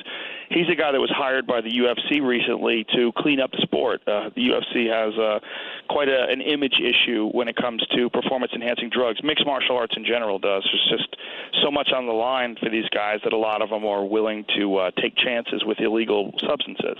And we're going to discuss that tomorrow. So is the UFC real? Oh, it's 100% real, yeah. 100% real, huh? 100%. Whereas regular wrestling? Well, have you ever watched the UFC? A couple of times, yeah. Well, you're up in Pahrump, right? You're right. up in. If you ever want to come down, there's a big event that's going on September 4th. I would love to have you come down and introduce you to the world of the UFC. And if you saw it live, you would not for a second think that there's anything fake going on. You know what some of the rep of regular wrestling was. I mean, so. Well, of course. Regular wrestling is entertainment. It's a choreographed entertainment show, no different than a play. And a lot of people love it. It's not my cup of tea, but a lot of people really enjoy it because it's fun, and it's crazy, and it's wild. The UFC is very different. It's a much more primal experience, and it is absolutely 100% non-scripted and real. So, kind of like Fear Factor. in some ways, Fear Factor was scripted in the sense of we knew what the stunts would be, but as far as the reactions, yes, exactly. All right. All right, staying or extending from DMT, I understand that you have been, this really interests me, Joe, you experiment with sensory deprivation chambers. True? Yes, I have one in my house. I have one in my basement, and I have been a big fan of them. I first got one in 2002. I got my first one, and I had heard about them years before originally from that Altered States movie. Right. That was where I was first introduced to him, and then I got into John Lilly's books. I read some of his stuff on them, and then I realized that Altered States movie was actually based, a lot of it was based on him. The crazy. If you don't know who Lilly is, John Lilly was the guy who invented the sensory deprivation tank, and he was a pioneer in interspecies communication. He would do all these experiments on dolphins and trying to communicate with dolphins. And one of the things he used to do is he used to take LSD and set up a sensory deprivation tank near dolphins and try to communicate with them. Wow. Yeah, he was out there. All right, so describe to me the sensory tank experience. Is it warm water? Is it cool? Yes. Yes, okay. Yes, the water is the same temperature as the surface of your skin, which is about 93.5 degrees. There's in my tank, I have a tank from the Float Lab in Venice, which is there's a guy named Crash who runs the Float Lab who really, when the tanks were very unpopular, when no one knew about them, right now their experience is tremendous renaissance, and I'm very happy that I'm a part of that. And Crash is a part of that too, because he's the guy who really innovated and took tanks to this incredible level of sophistication that they have now. And he is the one who designed the one that I have in my basement, and it has 1,000 pounds of Epsom salts in this water, and the water is about a foot deep, and you just get in the tank, and because there's so much salt, you float. And because the water is the same temperature as your skin, once you sit in it for a minute and you relax and stop moving, you can't really differentiate between where the water is and where the air is. It all feels like one thing. It feels like you're flying. And you have this weird experience, this weird sensation of flying through space. Have you not done it? No, I haven't done it. Oh, ever since Altered States, I've wanted to try it. Please come to California as my guest. I'll bring you to the Float Lab. We'll introduce you to Crash because he's a trip in and of himself. and get you in one of these tanks. It's amazing. And it's very relaxing, too. It's very therapeutic for your muscles. It's great for your body because it gives you this feeling of weightlessness, and it relieves all the tension in your muscles. And it's also a great way for your body to absorb magnesium because the Epsom salts contain magnesium, and it's absorbed through the skin. So it's actually really good for you, as well as being relaxing. And in certain situations, you can experience some pretty intense psychedelic experiences. That's what I was going to ask. So altered states and maybe even more altered states. Yeah, well, some people like to. I personally am a big fan of consuming cannabis and then getting in there, especially eating it. But some people like to do it with all kinds of different stuff, mushrooms.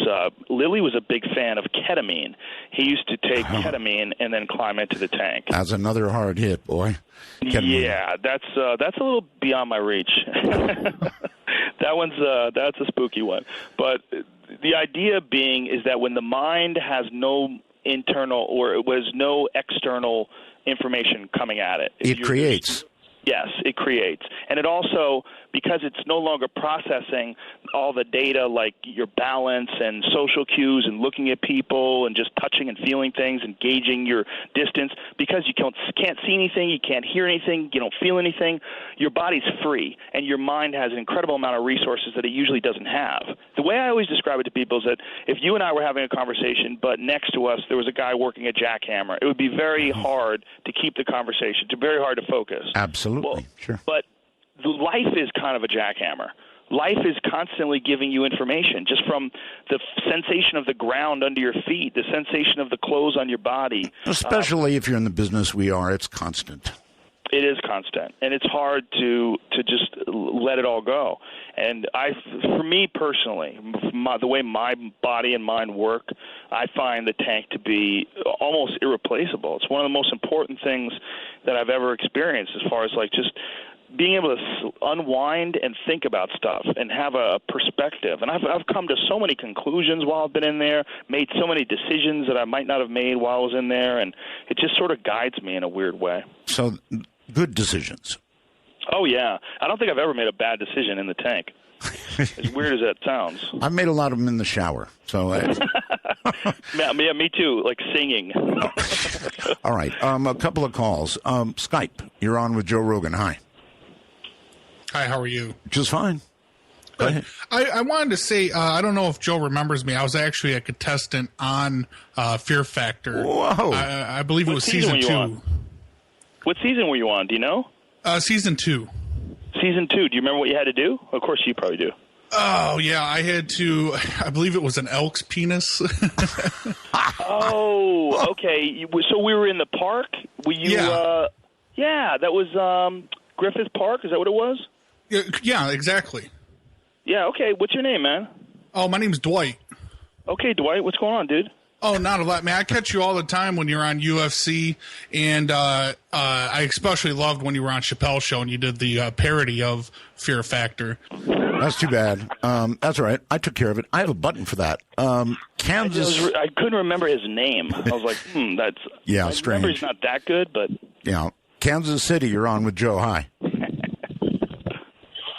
Hello. Oh, hey, is that me? Yes, you. Oh, hey, I just wanted to ask Joe, I know it's not a sports show, but he was so excited when Rousey won. What was that like to be there when that happened? Oh, when Ronda Rousey won in Brazil a couple weeks ago, it was incredible. I felt like it was a historical event as much as it was a fight. And, you know, a lot of people say, well, you know, it was a mismatch and the girl wasn't as good as she was. And I think that's all very fair and true. But I think that what she represents right now is something wholly unique, this incredibly dominant female combat sports athlete. And I just think what she's been able to accomplish in just a short amount of time as far as raising the public's perception, I felt like I was there for history. I think there's guys that tell their kids, hey, I was there when Muhammad Ali beat Sonny Liston.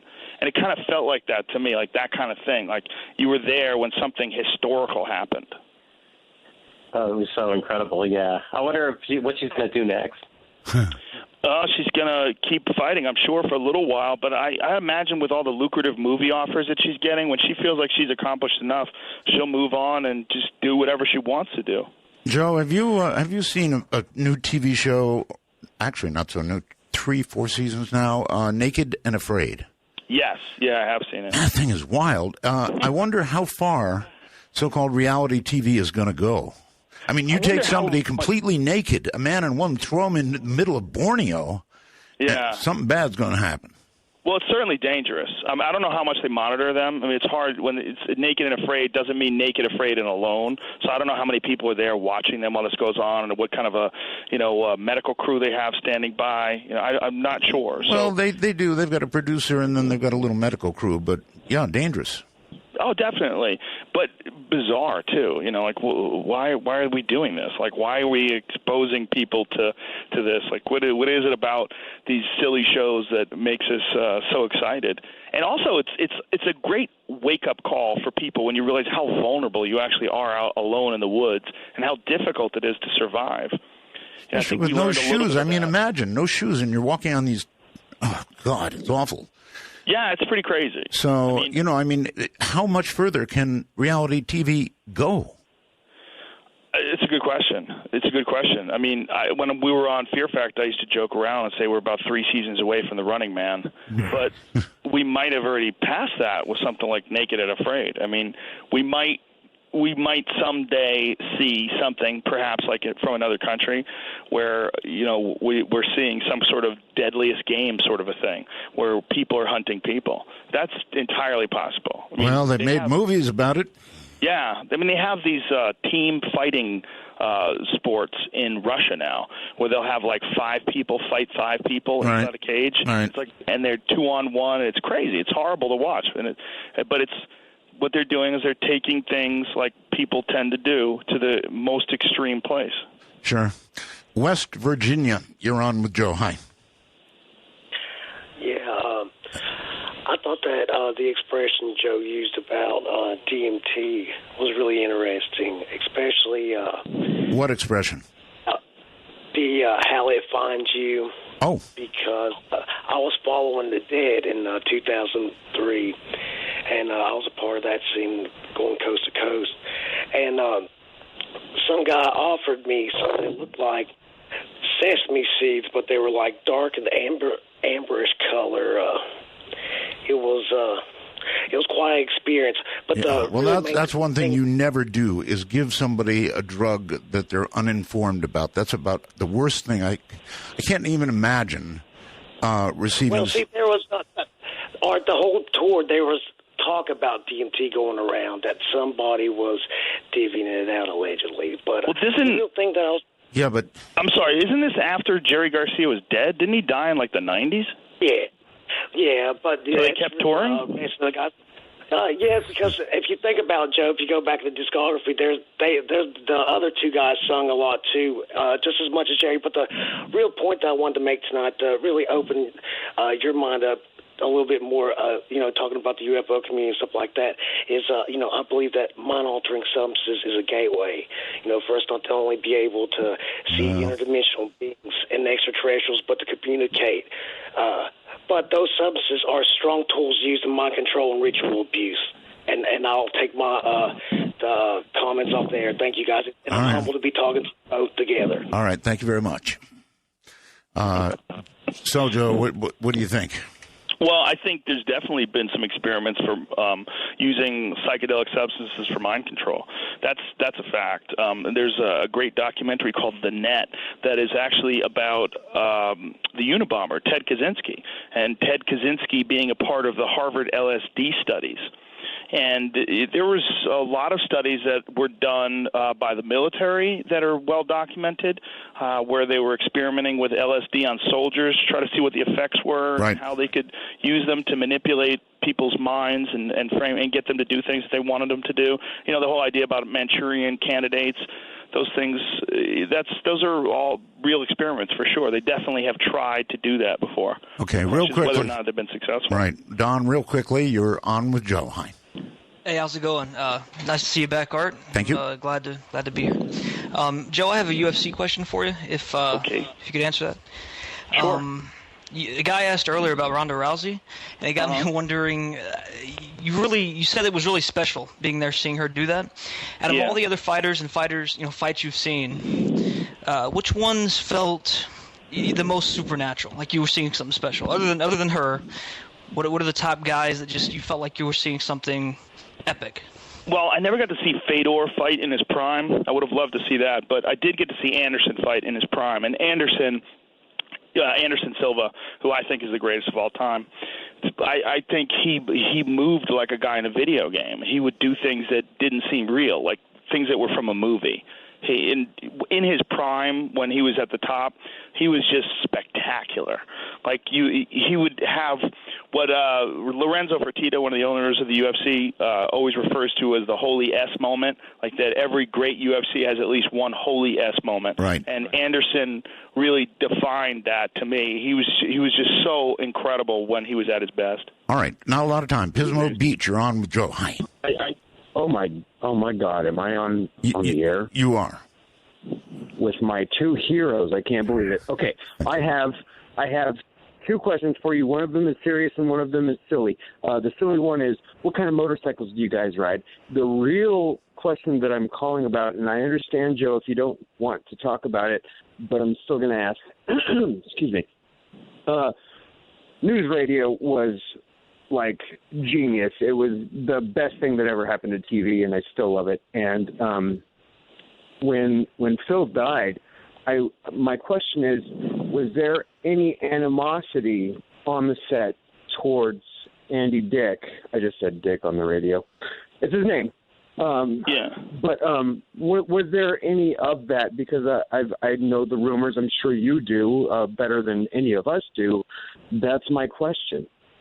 Oh, you mean the rumors that he got Phil's wife the drugs, and that's what led her to... I don't blame anybody for that other than his wife. And even his own wife was on a cocktail of SSRIs and cocaine, and she was probably psychotic at the time. It was a terrible, terrible event. To your first question, I don't ride motorcycles. So I don't either. I used to. I learned about gravel and motorcycles. That cured me. I came close. I took the motorcycle safety courses. I was thinking about buying one. And then two of my friends who had bikes, one got hit by a car and one fell on his bike and hurt themselves real bad. And I was like, I think I'm going to sit this one out. Yeah, I don't blame you a bit. So what does the future hold for you? More what I'm doing. I really enjoy doing the podcast. And I really enjoy doing stand-up comedy. And I really enjoy working for the UFC. I'm very fortunate that I have these things that I enjoy very much as far as, like, my career.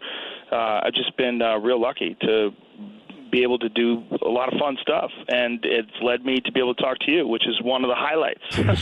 That's exactly how I feel about what we do. It's fun. I love it. Joe Rogan. Man, thank you. And you know what? Sir. I may take you up. Honor. I may take you up on that offer about the tank.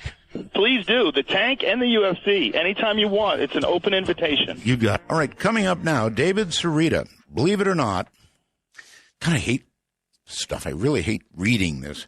Began his career by being interviewed by me. For the first time in the year 2000, he was a regular guest on the show and has been since seen on Ancient Aliens, History Channel, TLC, Fox News, CNN, Toast for the past 15 years.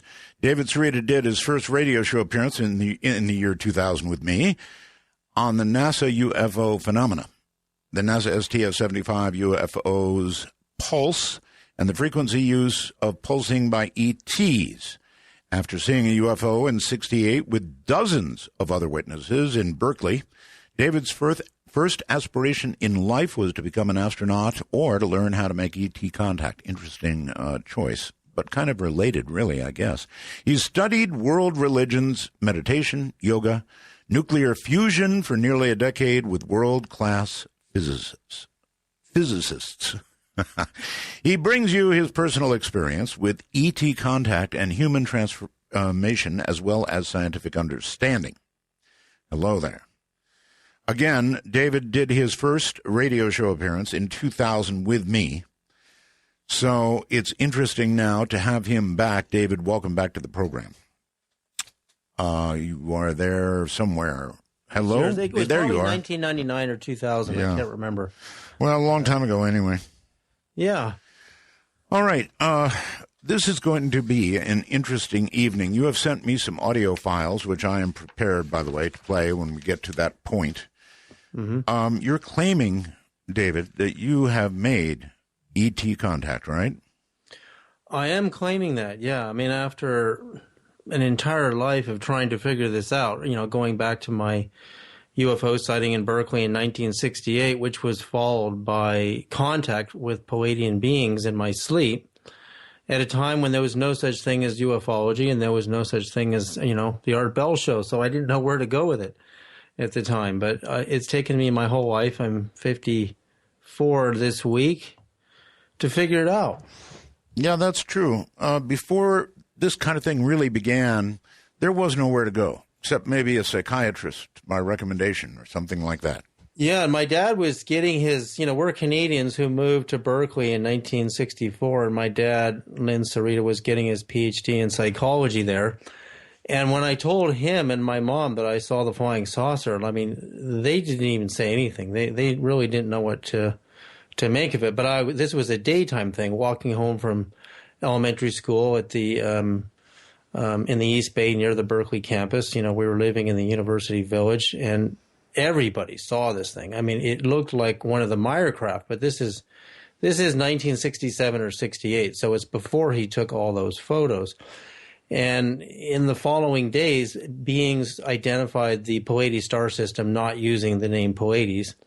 They were very tall and kind, and they paralyzed me in the very, famous classic case of sleep paralysis, and started showing me how their craft worked. And, right at that pivotal time in 1967, 68, my mom was divorcing my dad because... I was going to go back to you telling your parents. I mean, that's really something to do. Mom, Dad, I'm in contact with others. And then I suppose once you were out of earshot, they were asking each other, did you drop them? No, honey. Did you drop them? Wondering about you. How did they take it? Well, actually, my mom did drop me. She rolled me off the dining room table. She finally told me only a few years ago. Was it me? Was this?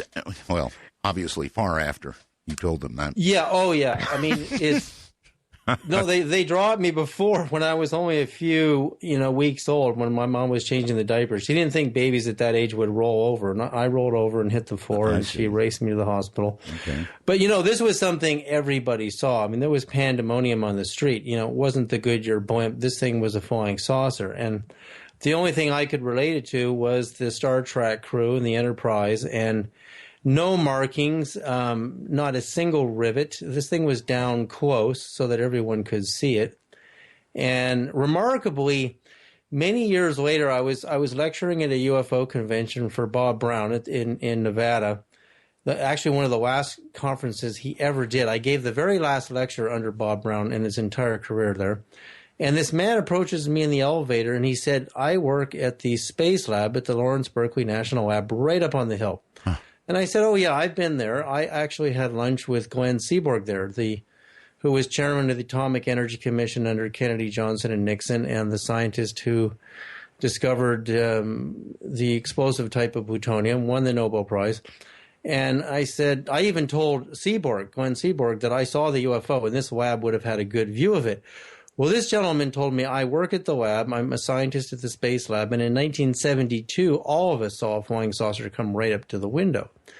And that would have been a great, many very, very prominent scientists working up at that lab who saw it. And how many of them wanted to talk about it? And not one. Yeah. And Seaborg didn't look at me crazy that day when I said I saw the saucer. He said his assistant, Albert Giorso, had 37 levels above top secret, he told me Seaborg had. And Seaborg said, there's nobody working on anything like that in our government. So he said, I don't know what it was. Was it Close Encounters of the Third Kind? I think it was, where they were showing the air traffic controller and the plane saw a UFO just right by it. The controller said, you want to report this? No, I don't want to report one of those. Well, that's my favorite movie of all time, so I know that scene so well. And exactly. So what do you do in 1968? You know, there's no UFO conventions that I knew of. I mean, I'm a kid, and they're appearing to me over and over, and you know, I'm starting to play kick the can and hide and go seek with my friends. We moved to the San Francisco side of the Bay. We were living on the Berkeley side at that time.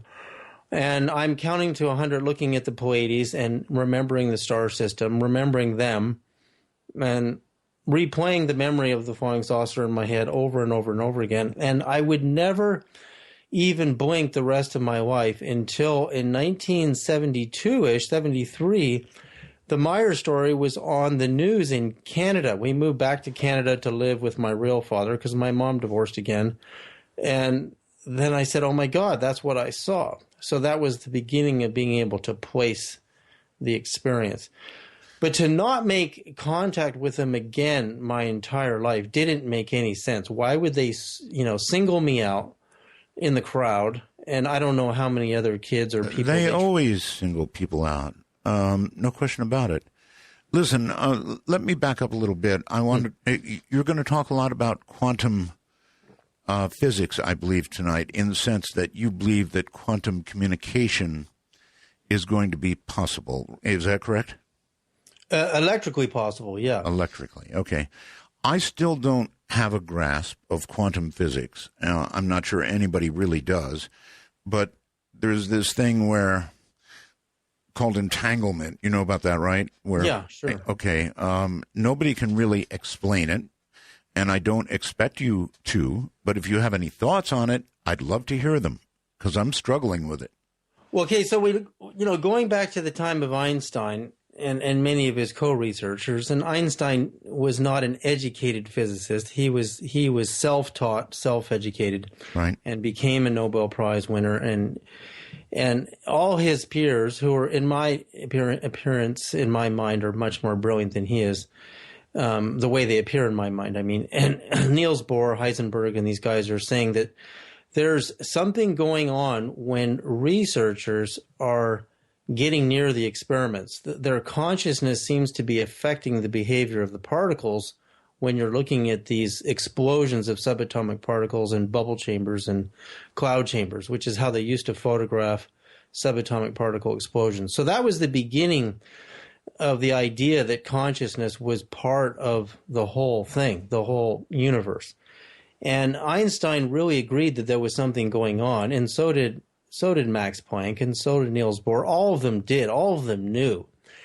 And then there was this thing that Einstein called spooky action at a distance, was right. That, normally communication via radio or the internet like we're using now, everything travels through electromagnetism at the speed of light, which is very slow at 186,282 miles per second. Right.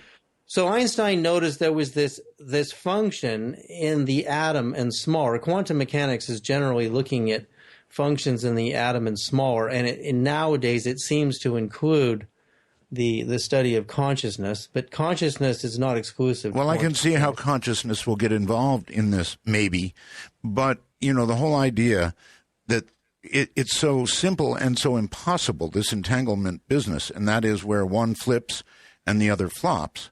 Right. And it'll do it reliably. If you do a flip here, do a flop there. And you can separate these by thousands of miles, 5 feet, or you could take one to the moon and they would be flipping and flopping in unison, in apparent communication with each other at much greater than speed of light. In fact, immeasurably fast. And we have no clue how that's happening. There has to be a communication. There has to be a communication going on, or how can one flip and the other know to flop? Exactly. That's exactly it. It's called action at a distance, and it's faster than light. It's instantaneous, but it's not relying on the electromagnetic spectrum or radio waves to communicate. Right. I'm with you there. Yeah. So they don't as a wave. So because they can't see the wave, or of course we don't know how to measure wavelengths even at the Planck length or smaller, the smallest units ever measured. So we don't know if it's a wave or not, actually. But we know it's there, and scientists know it's there, and it's been notable since the time of Einstein, Niels Bohr, and Planck, and all of the great masters. So why aren't we using it and we are. I'm going to be talking about tonight how I've been able to use it in talking to very distant star systems.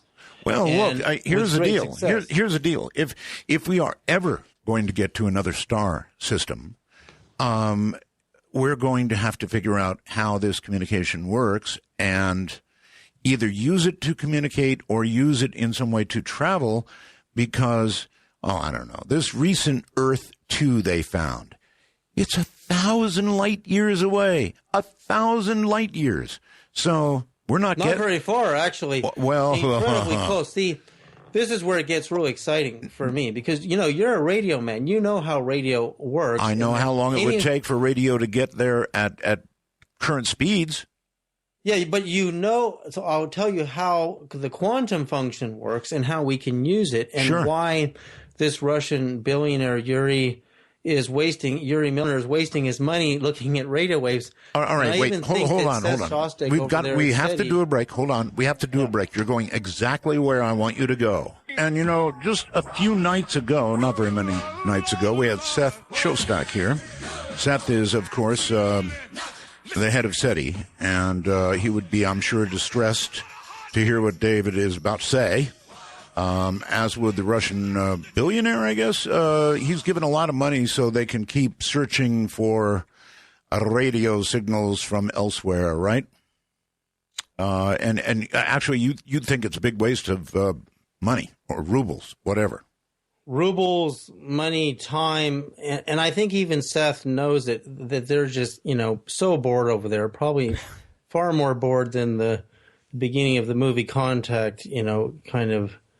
Actually, the book Contact is phenomenal. Yes, Carl it is. I don't blame them for looking. I mean, look, I think I would be looking too. Now, I think I would be getting to the point where I'd be almost ready to say we've looked at just about everything, frankly, and there's nothing to be heard. Well, exactly. There's nothing to be heard, and there's never been anything to be heard in the radio bands, and that's why I think it's a waste of money. And because we know this quantum function is faster than light. We do, but we don't know how to use it. We do. And that's what I'm going to talk about.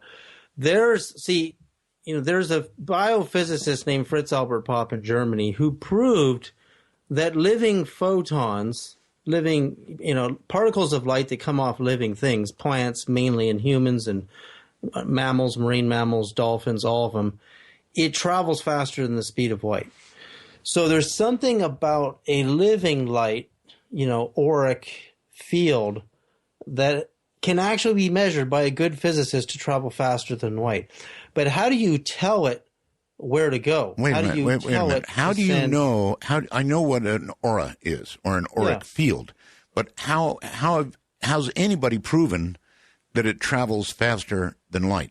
Well, Fritz Albert Popp took actual measurements using atomic clocks with plants and measuring the speed of the emissions, which were in the visible band of light as well as the invisible. Now, just that point alone, we're not looking at radio waves today, not even in the gigahertz spectrum, that are even close to the color red. So when Fritz Albert Popp is saying that visible light photons coming off of plants and humans are able to go faster than the speed of light, we're not able to do that yet. We don't look at AM radio is amplitude modulated, FM is frequency modulated. So you frequency modulate data, information, voices, pictures, and everything on a radio wave, and it travels at the speed of light, kind of like passengers on a train. And in the AM band, you amplitude modulate the process of getting the data on the band. Yeah, okay. But those bandwidths are still nowhere near those colors. So we're nowhere near transmitting and looking at data inside of actual visible light, because visible light is way higher in frequency than I believe one of the goals of SETI was to begin looking at the light spectrum, wasn't it? Yeah, I mean, but see, that's where you have to you need a sensor and you need transistors to amplify the signal up to the point that you can actually look at it. And transistors are getting so small now. Like a single Intel computer chip has billions of tiny quartz crystal transistors floating on it. And it's all made, literally it's made under microscopes. I mean, you can't see these transistors anymore. I remember the first transistor radios when they came out and they replaced the tubes. And because they found crystals have tons of, unbound electrons floating on their surfaces. They're very powerful, crystals are. And therefore they could use them to amplify signals. And those transistors got smaller and smaller and smaller and smaller and smaller. Okay. But one of the things I did is I looked at the Great Pyramid as a giant crystal oscillator, and I did a huge amount of math on it. It took me a year to calculate all the frequencies the pyramid would generate, and that's when I became convinced. When I looked at the numbers... Wait. The pyramid would generate or does generate? It would when it was operating. Because, you see, the way a crystal oscillator works is... See, there's two things in electronics that make radio possible. Tesla is the true father of radios. Sir Oliver Lodge and Stone developed the tuning circuits for radio, but Tesla, broadcast radio in, I think it was 1893, Chicago World's Fair, and then Marconi, as a lab assistant, allegedly steals it from him, and then it just goes on from there. So radio uses a crystal oscillator to generate a frequency. Right. And the way you cut crystal and its size, and you excite electrons in it within a certain amount of voltage and current, you generate different frequencies in the crystal. So the crystal is responsible for the frequency. So whenever you have two oscillators at the same frequency, you have communication. So if everybody's listening to you on an FM band, a frequency modulated band, and they all tune their quartz oscillators via their technology to that frequency, we're all together, all hearing Art Bell. Now, that's only part of radio. The other part of radio was we used to use tubes to amplify the signal because it's so weak with these crystal oscillators so that you could actually hear something. Well, transistors perform the same function with less noise. Right. So then we moved on to transistors, and they're the same. They're made out of quartz. They used to make them out of germanium crystal and quartz. And so the crystals are doing the work, and they're doing the tuning and the amplification part of the job. Okay. But they don't have the ability to go faster than light. And this is where it's starting to get really interesting, because what I did it was before 2010 on my birthday, which is this Friday, years ago, I decided to actually calculate the frequencies of the Palladian star systems, and I knew how to do it because NASA uses this system called parallax to determine the radius of the star. And they know the radius of 5 Palladian stars 440 light years away. So you're talking about this new exoplanet that's 100,000 light years away. So 1,000 light years away. 1,000 light years, yes. So the Pleiades are 440-ish. There's different depths of stars. But if you know the radius, you can calculate the frequency really easily. So I calculated the frequencies of 5 Palladian suns because NASA knows the radius of 5 of them. And I immediately understood that, first of all, that Tesla actually measured the frequency of the Earth, and Schumann confirmed it, and that every planet and every star has its own frequency, and they're all different because they're all different wavelengths. They're all different sizes. Yeah, that makes sense. So you take the circumference of the Earth, the speed of light divided by that. It doesn't matter whether you do it in metric or feet and inches. If your resolution's good, you get the same frequency. So I did that for Pleiades, and then I had to do this mathematical scaling technique to scale up the sides of the sphere on the stars, and I generated the frequencies of the Pleiades. And what does radio tell us? It tells us that any two frequencies generated that are the same regardless of their distance, you have communication, at least at the speed of light, and that would be too slow with Pleiades. But my body's biophotons send signals faster than light according to quantum mechanics and according to Einstein and according to... Okay, I am not familiar with anybody who has measured, and if you can point me in the direction, I'd be glad to read about it. But our auras, they do exist. They can be measured, but I don't think we know the speed of the emission from them. Yeah, that's Fritz Albert Popp, German physicist, very good physicist, classically trained.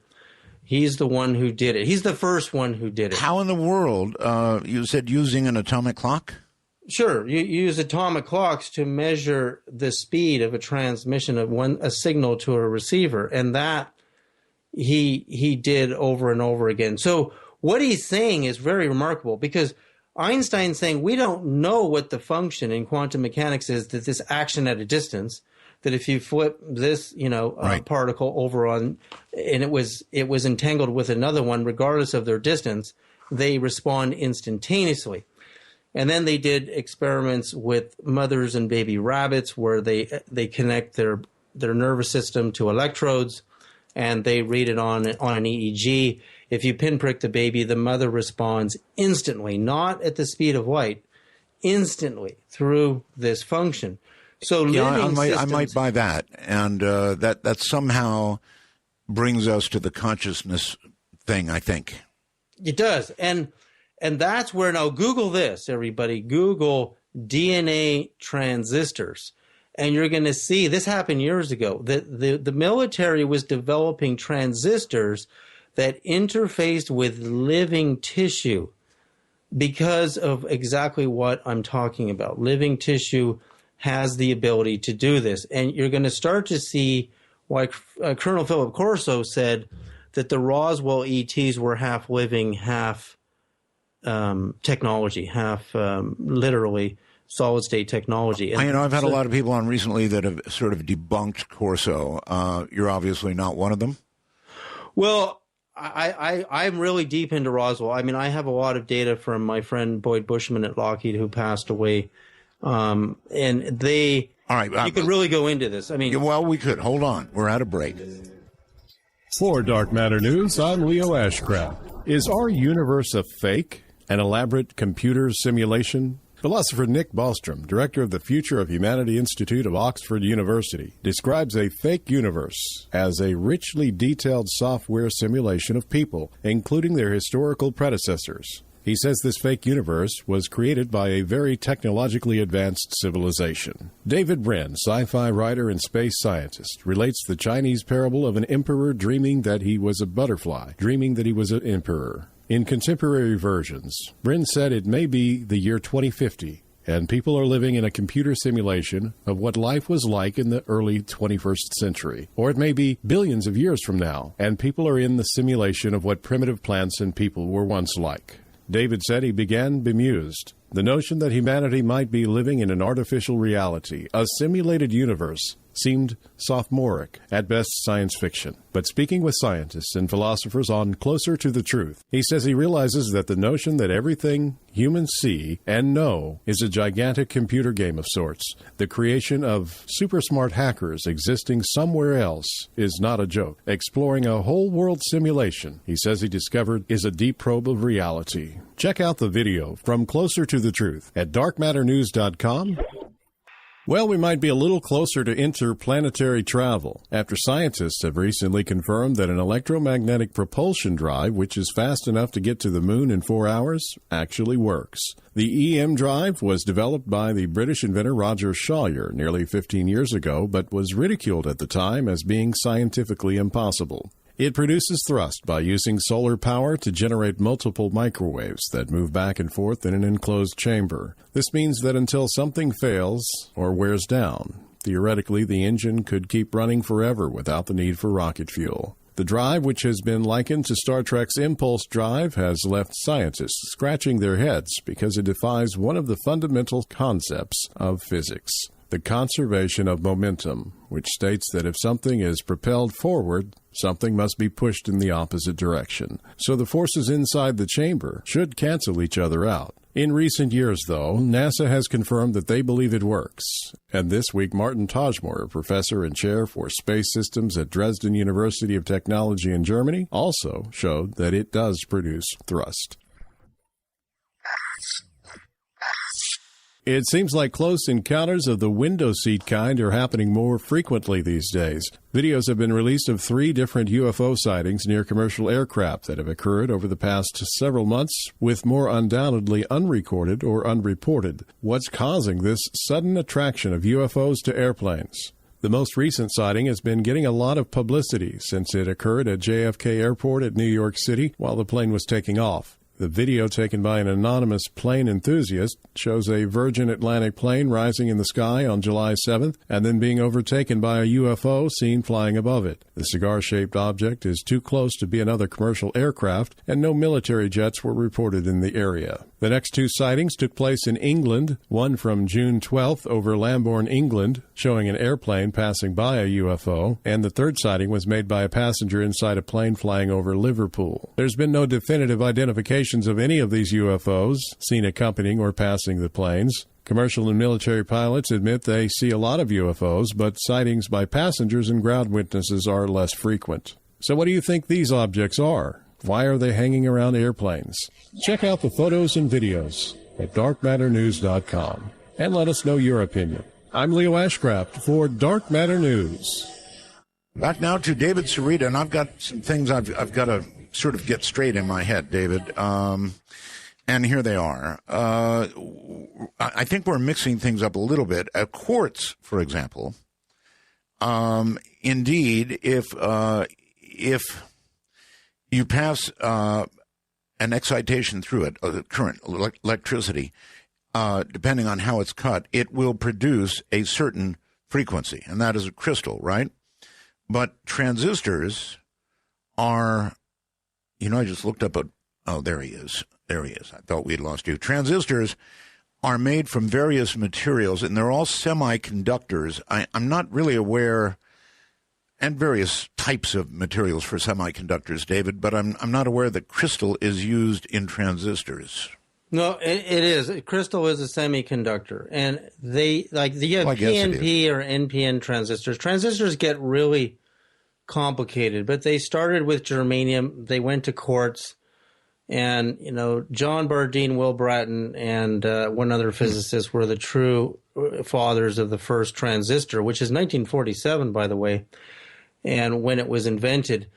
And the way they make them now, it's smaller and smaller and smaller. So a semiconductor is a material, basically different types of crystal that has electrons, unbound electrons that are not bound to the nucleus of an atom floating up on their surfaces, which makes them good amplifiers. So transistors amplify the signals, and the crystal oscillators generate frequencies. Well, they do that. All right, let's go back to Colonel Corso for a moment, because I'm getting so many mixed messages. I interviewed Colonel Corso before he passed, as you know, a series of interviews, actually, and he claimed that he turned over to private industry, piece by piece by piece, technology gleaned from crashed UFOs, the Roswell crash, frankly, and that a lot of what we have today is thanks to that. Now, I've had a lot of criticism lately of Colonel Corso, people not believing his story. Where do you come down? Well, see, we live in an age where you can counter everything. You can say, like when Boyd Bushman's story leaked prematurely over the internet about his photos of the alien, you really got to go deep. I go really deep in my investigations. I mean, I studied the transistor, semiconductors, electronics. Okay. I make my own super inductive coils. Tesla coils. You're wandering away from the question, which is about Colonel Corso. Yeah. And that's my point. Do I believe his story? I read the book, and I tend to believe him absolutely, because I've seen the evidence firsthand at a level that I've never even revealed yet. I mean, I'm looking at photographs of an alien from Roswell given to me by Boyd Bushman, where the flash on the camera seems to have triggered a photoelectric response that sent out a wave that was captured in the photography. And this is not a digital camera that was used. This was a film camera, and the wave coming out of the brain on this thing This thing is electronic. I mean, this thing is... Are you telling me you've got a picture of an alien creature that is not public? This particular picture is not public. No, I never went public with it. For the reason, Art, that people don't believe because they don't look at data deep enough. They only look at the surface. And when you look at the surface in an investigation, it's too easy for people to disbelieve because they won't look at everything properly. All right. And this particular photo disturbs me because, I was a darkroom master photographer. I looked at film, real film, for 20 years before everything went digital. Okay, do you think it's legit? I've never seen anything like this. I'm looking at a photograph with a true photoelectric response from the alleged alien or alien doll, or was it, like Corso said, an AI? Gee, David, why don't you share this photograph with me?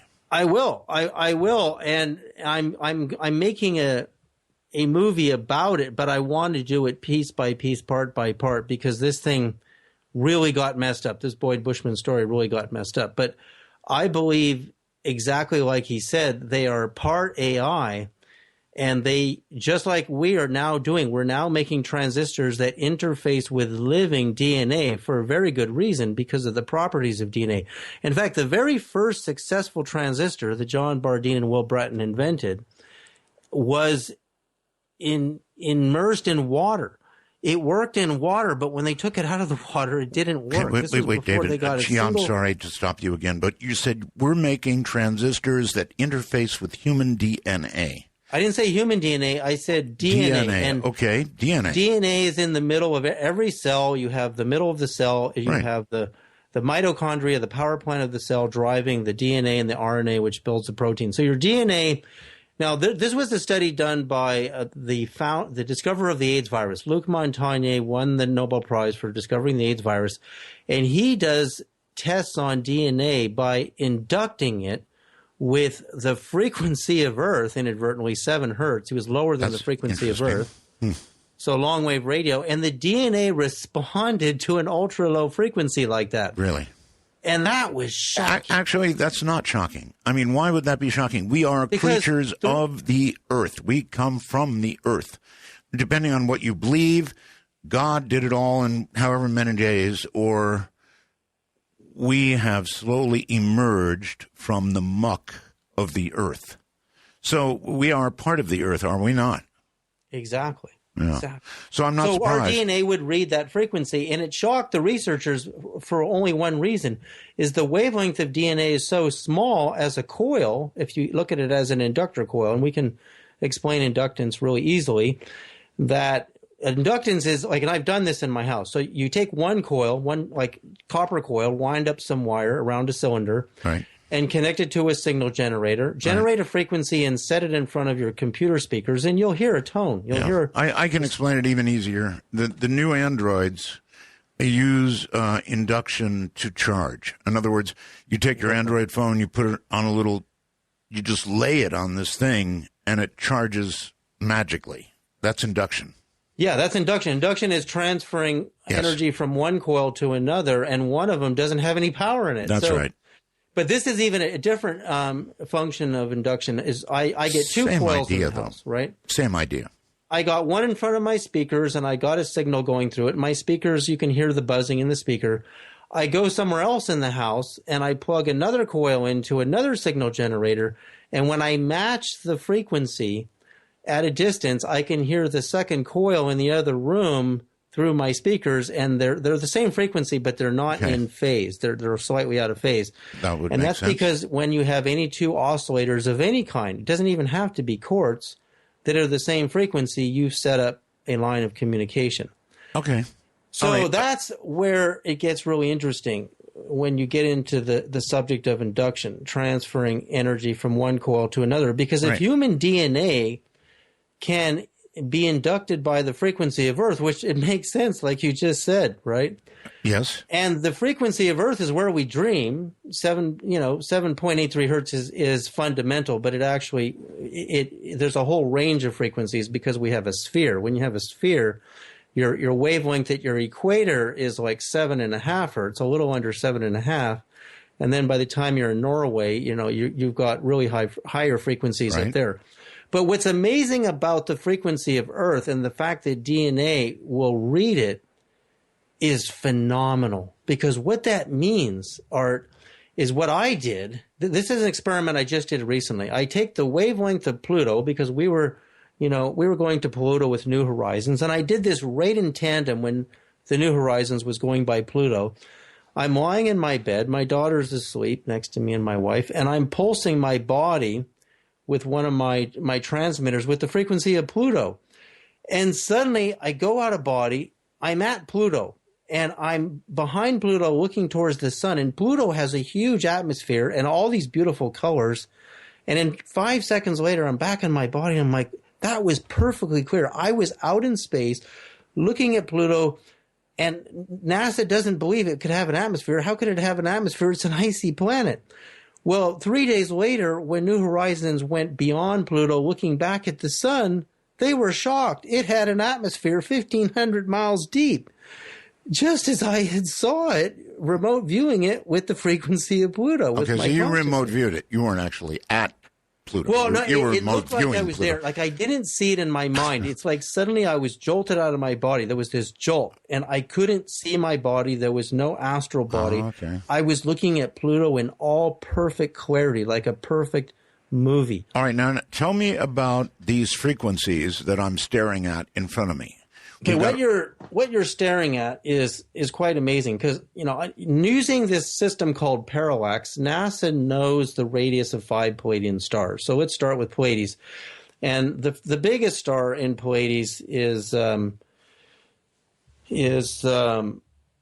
Alcyon. And Alcyon, what I've given you there are the tones where I take the wavelength of the star. And at the equator, you would never hear that because that's ultra, very low frequency radio bands.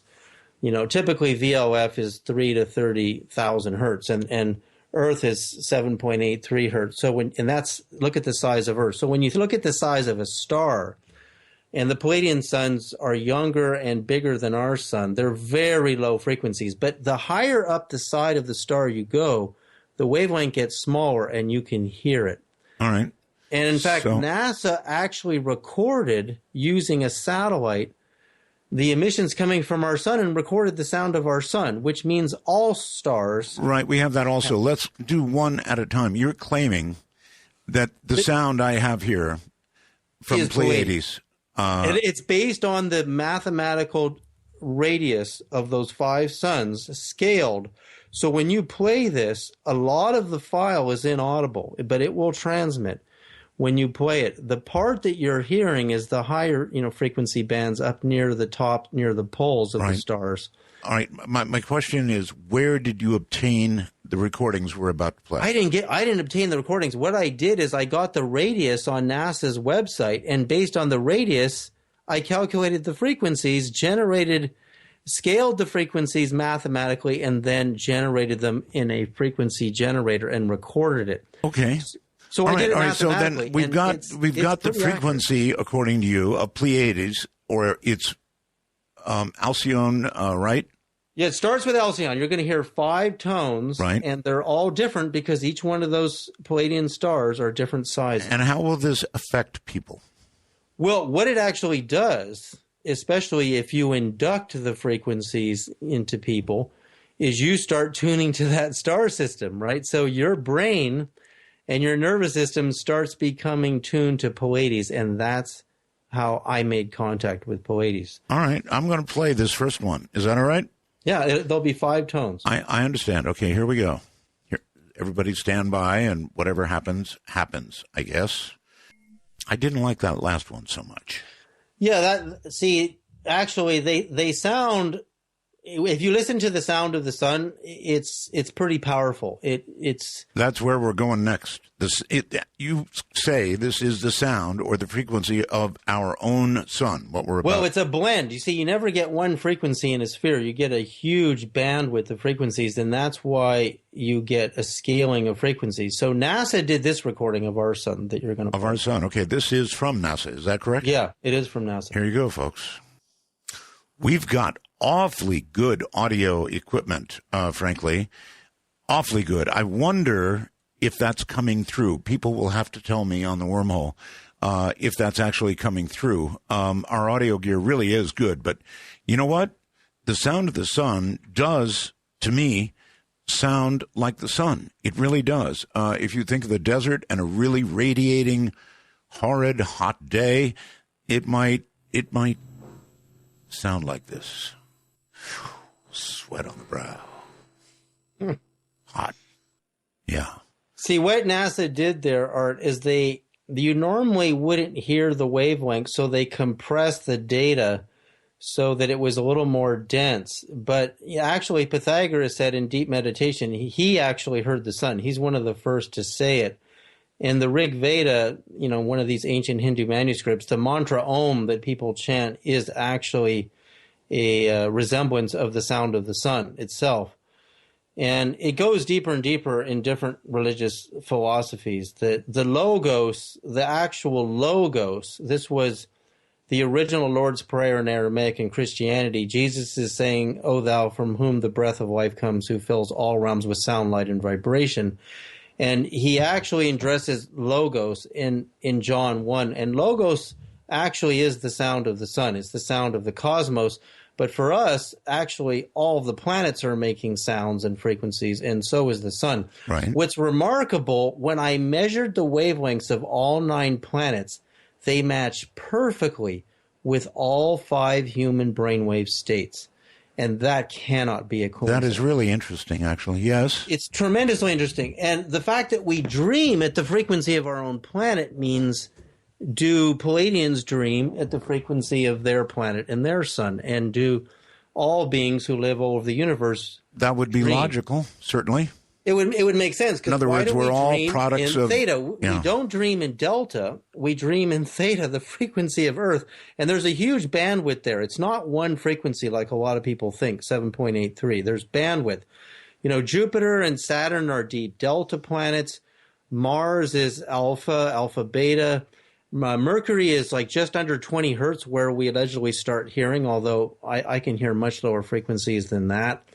And when I measure, I take NASA's radius. So here's how you do the frequency at the equator. You just take NASA's radius, which is exact on the 9 planets, and you go times 2 to get the diameter of the planet, times pi to get the distance around the planet. Now you take the speed of light divided by that, and that's the resonant frequency of the standing wave at the equator. But because it scales, the distance around the Earth gets smaller as you get near the poles. You get this huge range of blending, pulsing frequencies. So that's what I did for Pleiades. I did it for Sirius A and B. And I've got Sirius A and B here. Is it long? Do I have time? No, it's very short. Very short. Very short. All right. It's a sample. Yeah. Let's do it. Here it comes. This will be. Okay, so that's Sirius A and B. Is that correct? And B is almost the same frequency of Earth. I mean, Robert Temple brought this up in the Sirius Mystery. It's so close to our frequency, because it's such a tiny little star, that in a way we're already naturally tuned to it. And it makes sense, because if you zoomed out in space and you look back at our sun and you look at Sirius A and B and Alpha Centauri, we're like a little constellation. The distance between our stars is very similar to the distance between different Palladian suns in that little cluster. So we're so close. Like when you look at how each star is a different size, and that was actually breaking up a little bit. There's a little bit of scratching going on in there, and because they're very powerful frequencies. But anyway, when you hear them in all their purity, they're with good speakers and everything. They're very, very nice tones. But see, what it means is that if our brain waves all match the wavelengths of the 9 planets, right, then we are tuned to this solar system consciously. All right, so I want to roll over this one more time with David. And the way these tones are derived, other than the sun, which was actually measured by NASA, very interesting, but these other tones are derived by measuring the planet itself. In other words, very much like our own Earth, measuring the size of the planet and various things, and then coming up with a tone, much as you would for Earth. Is that correct, David? The wavelength, you can even read this on Wikipedia, that the circumference of the planet is the basis for the frequency, because the electromagnetic signal is basically oscillating around the planet. And it doesn't do it perfectly evenly, and it's not just at the equator, because you have a sphere, you get higher and higher frequencies as you get near your poles. Okay. So it's a whole blending of frequencies. Like, for example, this is quite shocking, what I'll tell you now, is I'm the first one to do this. I took the capstone base of the Great Pyramid, 572.2, primitive inches, which is almost the same as our inch. There's a difference of 1.00106 inches, so it's almost identical. And the way you calculate the electromagnetic frequency, which is speed of light of a standing oscillating wave around a structure that has excited electrons in it. So the pyramid is made out of 3 different materials: the radioactive granite in the core, which is quite radioactive according to Robert Temple's measurements. And then it's surrounded by the 2 layers of limestone, which are all semiconductors, by the way, and which means they have electrons, unbound electrons on their surfaces. And the electrons get excited by the presence of fire or electricity. So there's 2 ways to excite the electrons in the Great Pyramid to cause it to generate frequencies. So what's shocking is the slope angle of the Great Pyramid is 51 degrees and 51 minutes. So if I take the square base of the capstone of the pyramid, which is 288.8 primitive inches, so 572.2 times 4, and then I change it into modern inches, and then I resolve the speed of light in inches, and I calculate the frequency, it's 5151. It's 5.151 megahertz square. That's the same number as the slope angle, which means the builder knew the speed of light, because we didn't know the speed of light even accurately until after 1972. So when Einstein was making a lot of his calculations, we didn't even have an accurate speed of light. The speed of light has to be so perfect in order for me to get the number that I got on the Great Pyramids. It is very interesting. I'll give you that. The builder knew the speed of light. Okay, we have 5.151 megahertz square. So what does that frequency do? Why did the Egyptians make such a massive crystal oscillator and we make tiny ones? Yeah. Because when you get that many electrons in a massive semiconductor oscillating, you can open up a vortex wormhole, I believe. Well, that's of reach yet, but we've got 2 other sounds here, right? Mm-hmm. What are they? We have Vega. Can you see Vega? Sure. Vega was the star in the movie Contact. I love the sound of Vega. I mean, on my speakers, it's beautiful. All right, let's see how they sound on everybody's speakers. This is going to be Vega. Huh. That actually is pretty cool. So that's Vega. And I could scale it even better. I mean, if I had supercomputers, I could get more and more bands of resolution going up the sides of the sphere, and it would be even smoother sounding than that. All right, I'm going to do Vega again. I liked it. I kind of liked it. Vega one more time. You could actually hear a little static in the middle of that. That was interesting. Yeah, that's probably just a little bit of... I don't hear that when I'm playing it here, but it's going through a huge network. What's amazing is you're sending out the frequency of Vega through a huge network, and that frequency is hitting our whole planet right now, which is pretty amazing. And that's fine. And all does right. that open a line of communication between us and Vega? And that's what I found. Okay, well, that's what I don't get. And we'll come back to that because we have one more sound, right? We have one more sound. What is the name on that one? Spica. Spica. Spica, yes. Spica is in Virgo. Okay. Let's do that one, and then we'll talk about it. Here it is, I think. That one's a little annoying. Anyway. Well, those radio astronomers, when they're listening to some of the pulsars and different sounds coming out of the stars, I mean, it's definitely enough to rattle your brain. When I do this, I don't listen to the sounds. I induct my nervous system with a coil, so I don't hear anything because I magnetically transfer the frequency. All right, but here's what I don't get, David. Here's what I don't get. Mm-hmm. All right, I get how you came up with the sounds, but you seem to be inferring that if you have this sound and you inductively couple it or whatever you do to get it into your body, and then Vega or whatever you're playing at that moment is also, of course, emanating that sound, you seem to be implying that there's a communication. Well, see, that's how radio works. Whenever you have two distant frequencies that are identical from an oscillator, a crystal oscillator, you set up the communication and the transistors amplify that, and then you hear it in the speakers. But then you have to modulate your voice or your music or your pictures onto the radio wave or the microwave. So that's how we do it today. But that's too slow. So what we're saying is that there's a faster component in the quantum, function of the atom that sends the signal faster than light, because those stars are too far away. Now, you're only hearing a tiny part of the frequency of Vega. You're only hearing the part that your speakers can play. Okay, the rest of the frequencies are on the file. And believe me, you can try this. You can take a signal generator and put 2 hertz into your speakers and take the cover off your speakers, and you'll see the speaker cone moving around. Yeah, so I know. A coil will transmit ultra low frequencies, even very low frequency. Right, I get all that. What I don't get is how those frequencies at point A and point B communicate with each other at faster than light. The frequency doesn't do it. The frequency sets up the resonance of the 2 points, because that's how radio works. Any 2 points that are the same frequency set up the communication. The biophotons or the quantum function sends it to Pleiades or Vega, because that's it. The universe doesn't get mixed up. There's no other star with those exact frequencies, because they're all different. This is how the universe created tuning. It created each star with a different sound, a different set of frequencies.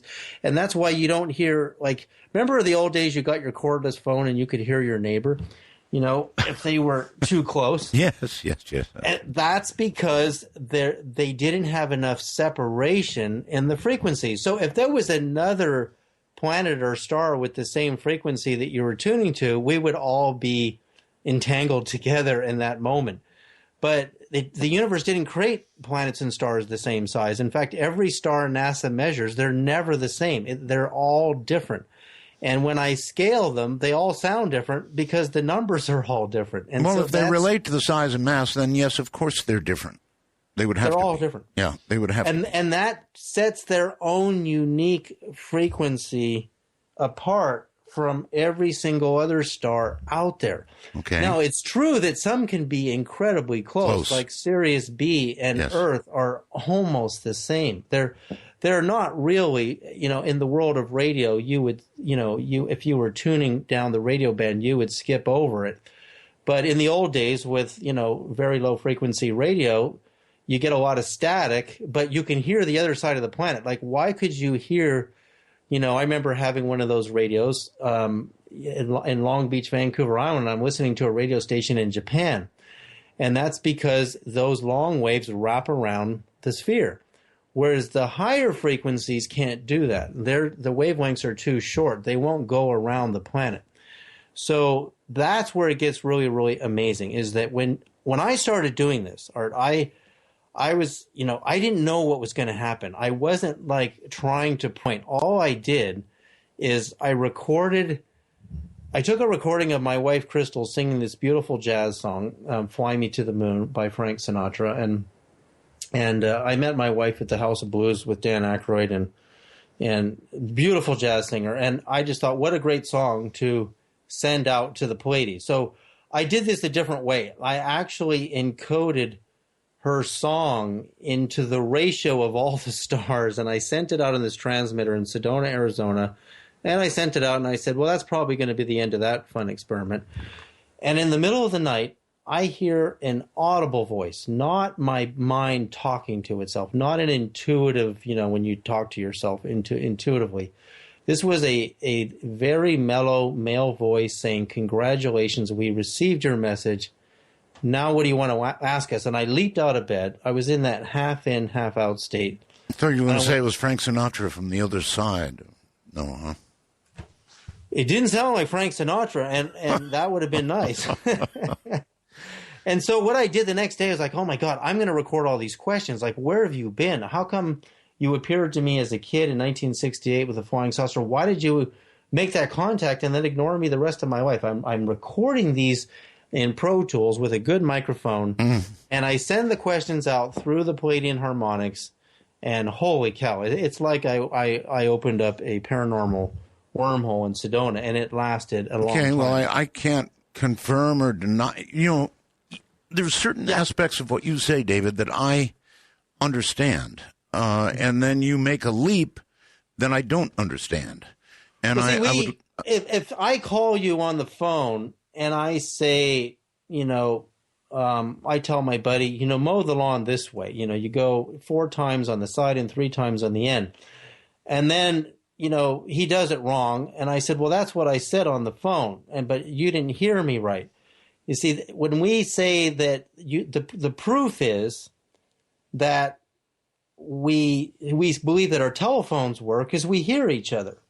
So in the end of the telephone, you need a consciousness to hear the phone call. And if there's no consciousness, did anybody really call you?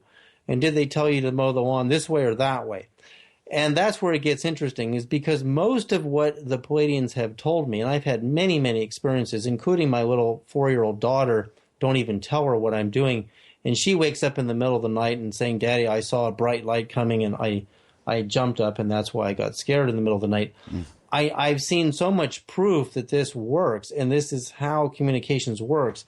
The next step to prove it to the world is you need that DNA transistor to amplify this ultra-weak signal that the brain is picking up. You see, the brain is able to perceive in delta less than 1 hertz, less than 1 wave a second, right?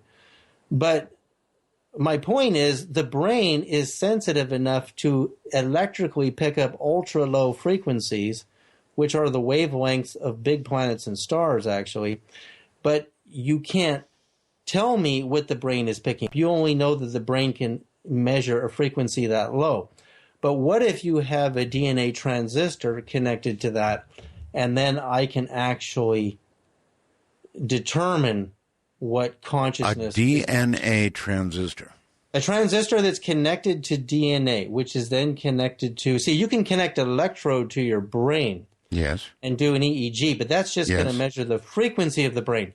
Remember, like radio works at different frequencies, right? You have you got me there, and you're about to lose me. Because what do you mean by a DNA transistor? Well, you have to Google this. A DNA transistor means you would take the transistor and you would connect it to tissue that is alive, that has DNA cells inside of it that are living to the transistor. Now, you have to remember the very first transistor that John Bardeen and Will Bratton got working, and there's 3 of them. I don't know why I'm blacking out the last guy, because there's 3 inventors of the transistor. It worked in water only, and water's full of DNA. It's full of little, cells running around in there, unless you've got distilled water. So what I'm saying is that that's how you do it. You got to amplify the tiny, tiny data and information that comes into the human brain that assembles itself as pictures in the mind. Yeah, but we're millions of miles from being able to do that. We're not. That's what I'm saying. Look up DNA transistors. They're well, I mean, I think they are theoretical physicists are thinking about this stuff, but I don't know of anybody who's actually done it. Talk to I'm trying to remember his name. He's the solid state physicist from Stanford, who was in the movie What the Bleep Do We Know? His name, I don't know why. It's all right, well, think about his name. I'll take a break here. All right, I can't resist doing this. I really, really, really liked The Sun. So here it is one more time. That's something. All right, anyway, welcome back, David. Again, I'm going to try this one more time with you. I understand frequencies. I understand how you are deriving these frequencies, the measurements you're using to derive these frequencies. That makes sense to me. What doesn't make sense is if there's a frequency at Pleiades and there's one here on Earth, how are you exceeding the speed of light to be in communication with, I'm guessing you're saying ETs, there, right? Exactly, yeah. Okay, how do these two communicate with each other? How at the, greatly exceeding the speed of light? How does that happen? See, the speed of light, the electromagnetic part of it, is not what's doing it. It's actually the DNA. In fact, I just found this article, DNA Transistors, New Scientist, April 2nd, 2013. I know they're talking about it. I am aware of that. Okay. So, here's one of the, this is one of the ways I could explain it. And there were studies done in Florida by, his name is David Cole, computer scientist, who connects human brain waves to EEGs and dolphins. Okay. And when the dolphins get near the humans, the dolphins seem to cause the human brainwave to change to theirs. And the researchers don't seem to notice what's really going on here. And another study, separate study, they did this with children. And once again, the children's brainwaves suddenly changed to the state of the dolphins. Now, what's interesting about this to me is the dolphin doesn't change to the human brainwave state. It's the human that changes to the dolphin's brainwave state. There actually are those who think dolphins could be conceivably smarter than humans. I'm sure you know that. Oh, well, tonally and frequency, they have a far greater frequency capacity than humans. Their brains are nearly the size of ours, and they exhibit some of the same different frequencies of brainwave states that we do. But I believe, this is what happens with electrical inductance. If a stronger magnetic field coil comes into proximity with a weaker magnetic field coil, the stronger one will usurp the weaker one and transpose its magnetic field on the weaker one and increase its energy. And there's two ways that happens. It's not just the field strength, it's the coherency and the organization of the dolphin brainwave that is much more peaceful and serene and organized. But the most important part of the experiment to me is what the subjects experience when they get in the presence of dolphins. You get children that are autistic that suddenly become coherent and start communicating. I've heard that.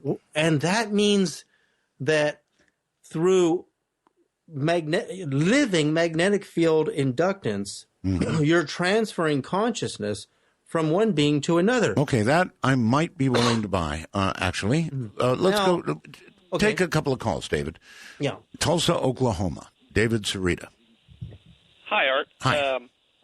I'm just, I'm still, tonight's guest, I'm a little confused. I feel like we're starting at A and then jumping all the way to Z, and I'm just sort of lost. And if you could go back over the deal with DNA transistors, because to me, we keep going back and forth between oscillators and transistors, and in my world, they're two different things. And, other than being a micro tiny switch attached to the, recombinant chemical, I don't know what that would do. I mean, that doesn't, to me, seem like it would have any effect, and I'll take my answer off air. Okay. Well, first of all, transistors have multiple functions. In the early days, they were used to amplify radio signals because that's all we had as a means of communication. I mean, now transistors in your computer are used for colors and amplifying colors and generating colors and tones and everything in your computer. So you can't say a transistor is just an amplifier. It has unbelievable functions, and there's billions of them in a single chip. Right, but he wanted you to connect it to DNA, and I wasn't getting that either. Because, DNA, this is how you would build an old magnetic field sensor, is you would just wrap a copper coil around a magnet, and the magnet and the coil would vibrate in the presence of a magnetic field, and that's how you would detect the presence of radio waves or any type of frequency. And that's how, we make sensors today. So your DNA is a coil. It is literally a coil. And Luc Montagnier proved, the winner of the AIDS Nobel Prize who discovered the AIDS virus, that DNA reads very low frequencies because it's a sensor coil. Now, if you take the DNA and then you attach it to a series of transistors and amplify that tiny, tiny signal, I mean, it's so tiny, you eventually can see it in a computer system. Okay, but what you're discussing now is off in the theoretical world. It has not yet been done. Well, when you look at some of the articles about, like this one in New Scientist, DNA transistors pave the way for living computers.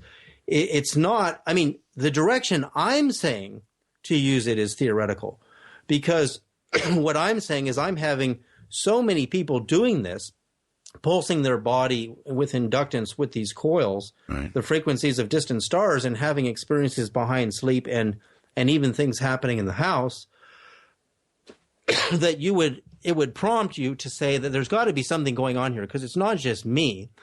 There's hundreds of people having experiences like I'm talking about, remote viewing with frequencies a distant planet or a distant star.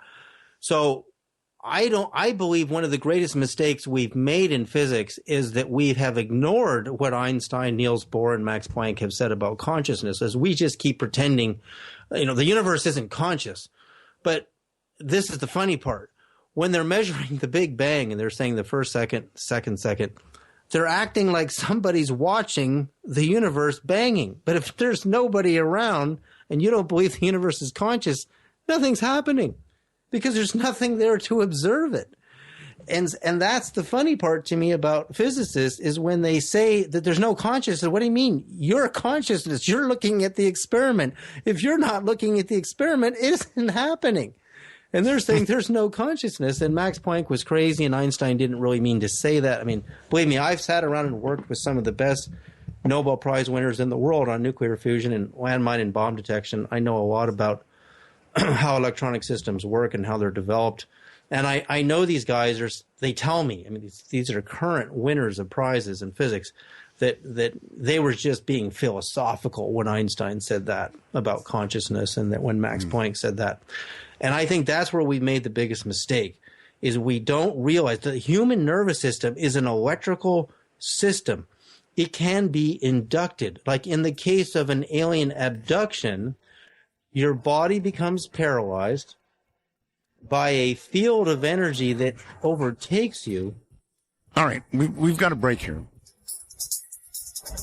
For Dark Matter News, I'm Leo Ashcraft. Earth may have a hairy mane of dark matter flowing around it. Well, that's quite an image to imagine. Nearly 85% of the matter in the universe is thought to be so-called dark matter. Stuff that has not yet been detected directly, because it only interacts with normal matter via gravity, rather than being distributed smoothly through galaxies. Simulations show that dark matter particles should clump into features like halos, disks, and streams. Gary Prezu at the Jet Propulsion Laboratory in California wondered what would happen if a stream of dark matter pierced a planet like Earth. He calculated that the planet's gravity would bend the particles' trajectories and focus them to a point. This lensing effect would concentrate dark matter along an axis passing through Earth's core, reaching densities about 1 billion times more than average at the focal point. Prezu calls these features hairs. The focus, or root, of one such hair would be about 1 million kilometers above Earth, just beyond the moon.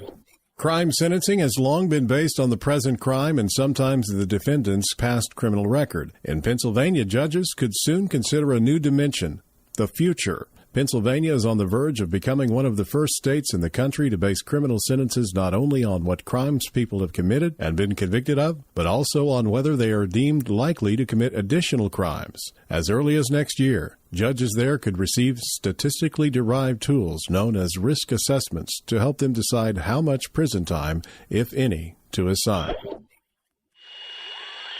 Got paranormal news tips? Strange news? Take a look at past and future programs at darkmatternews.com. Take me away.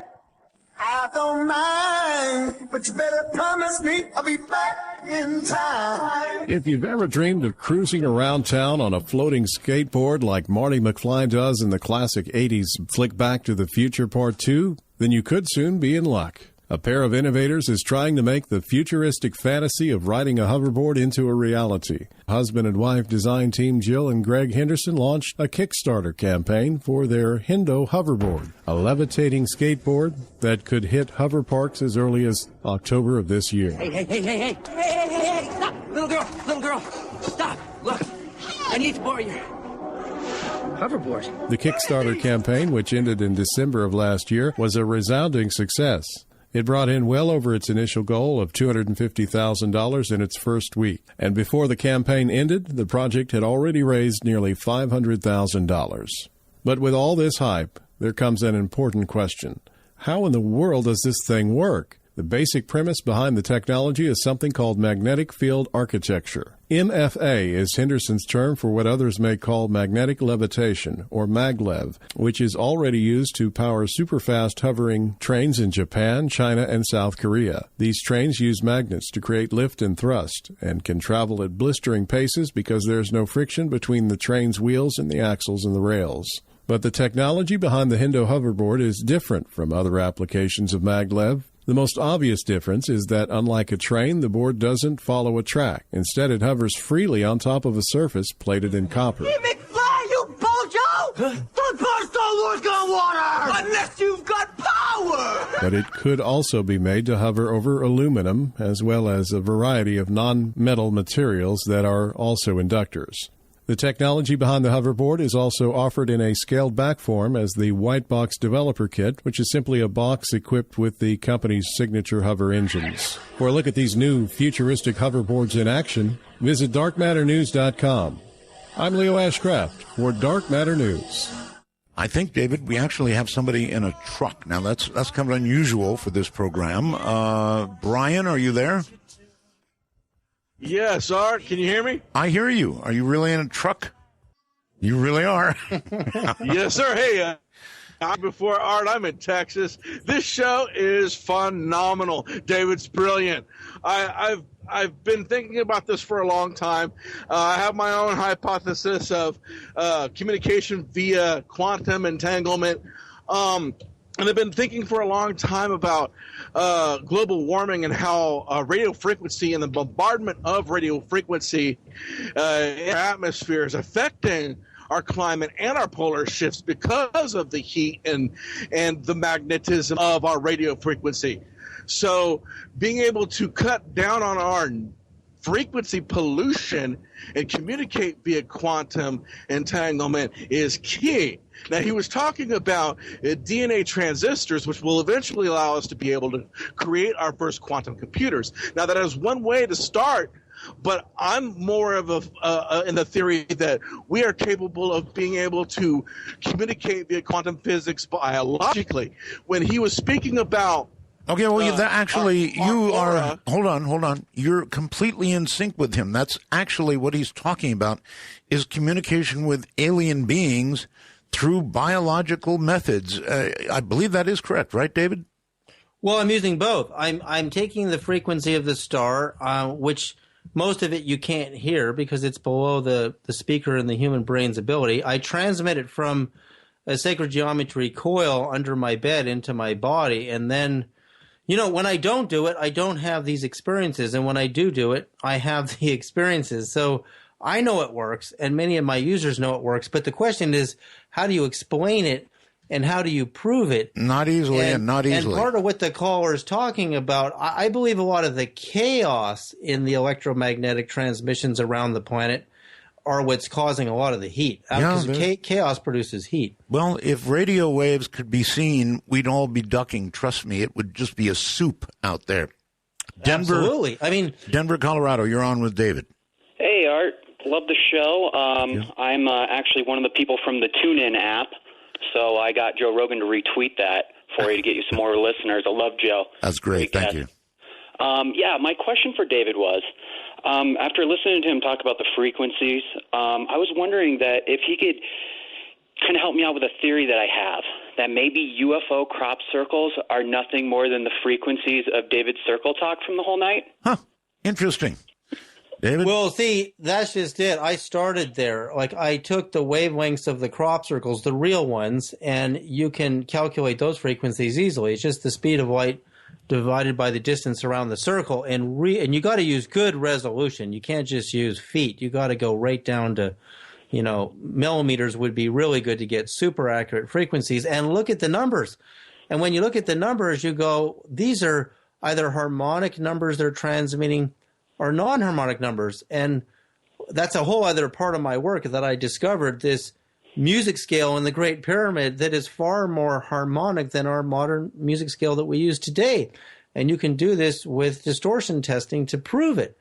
So I mean, there are examples of induction in consciousness everywhere. There's the case of the dolphins. There's in William Githecki's movie, The Crop Circles, The Quest for the Truth. The little ball of white comes up to the guy in the tractor and he falls asleep. Right. You see it happen. It inducted his brain and put him into a trance. Right, got it. Can I ask you a question? When the pyramid was functioning, capstone on there and everything, and the pyramid was functioning, what was it doing? I believe, and I've had this experience where I actually met Anubis in a lucid dream when I was pulsing pyramid frequencies in my body. And he told me, with an oscillator that size, what it actually does is, see, we use oscillators to send two radio waves to communicate with each other, but it's not the frequency that's the communication. It's our voices and the guy's horn who just played his horn. It went through, it vibrated, and it got encoded on the radio wave, and when it got here, we disassembled it and played the sound back instantly, right? So we use oscillators to establish the frequency that is then amplified and used for two-way communication, right? Two-way communication. Receivers, transmitters. But the frequency itself is not the communication. The communication is sound and pictures, which is modulated onto the radio wave.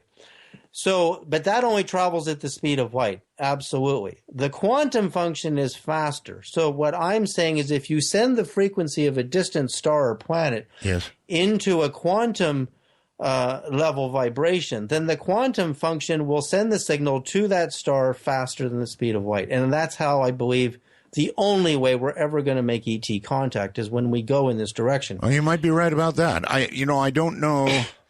honestly, whether we're ever going to make ET contact, but if we do, we're going to need something that goes really fast, and I think that's going to happen at the quantum level. So I agree with that. We've already made ET. The point is, we've made the contact. It's happening to so many people, but they can't prove it. Okay, let's go to Missouri. Hello, Missouri. Yes, actually, it's Christy from Oregon. I just wanted to go ahead and ask you guys your viewpoints on how frequency waves connecting with binaural beats, lucid dreaming, out-of-body experiences, and sleep paralysis. I've been practicing lucid dreaming for about 6 years now and, meditating with the binaural beats. And I have found some crazy reactions from it, that's for sure. I was just a little more curious about those frequency waves that we were hearing earlier and how they connect in and change our signals in our brain. You want that one, David? David? Hello, can you hear me? Yes, I hear you. Well, see, there's way beyond binaural beats. I mean, I found the pyramid is a quadraneural transmitter. In fact, when I transmit the 4 uneven wavelengths of the Great Pyramid sides all the way up, I get this incredible breathing, rising and falling energy wave. And the brain seems to really, really love it. It really seems to relax and energize the entire body. So, can you record that one for us? I'll send it to you. Absolutely. I mean, actually, the sounds would blow you away. Awesome. If you have really good, I use ESS speakers, and I can shake the whole house down. We've got pretty good audio, so we'll shake them up.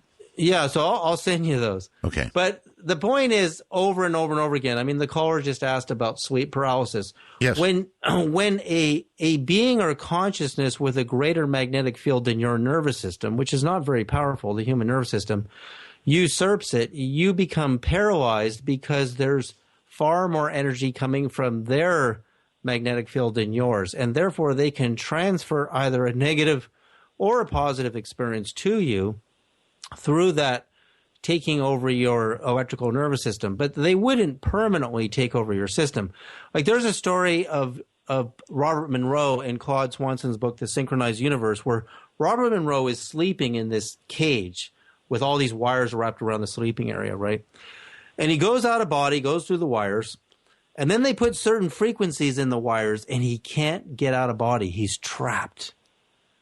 And that's what happens with disharmonic. Hold on, David. Hold on. A caller? Yeah. Caller, go ahead. I'm so sorry for interrupting. No, go ahead. Had ones where I was out-of-body experiences where I was pulling. I could feel literally like my soul or whatever you may call it pulling from my head and my body, and I could feel my physical body shaking, but I couldn't get out of it, but I was trying so hard to. Once I got out, I actually floated, of course, to my ceiling, which I hear is very common. and I could see my surroundings below me.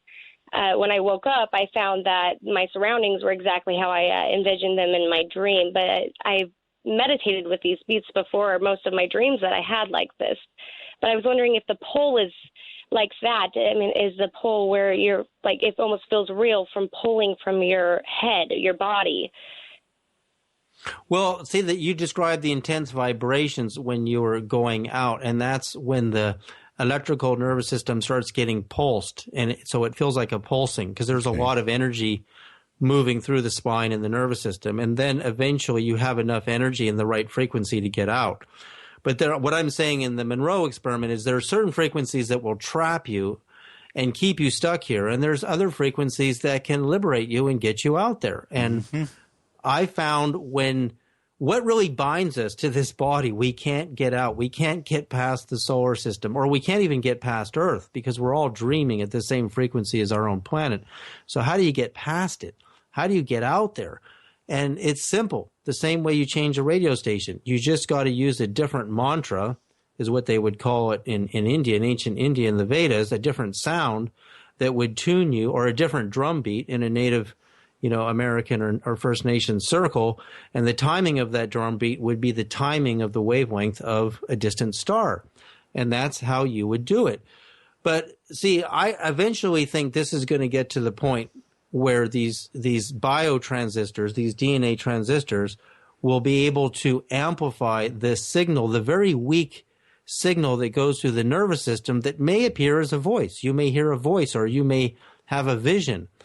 But you'll eventually be able to amplify those ultra weak signals, and you'll be able to hear them, just like EVP and reverse speech, or all that stuff that was coming out years ago that you were having on your show. I mean, that's the beginning of consciousness interfacing with technology. We're about to do an EVP show. All right, very quickly, Nick on Skype.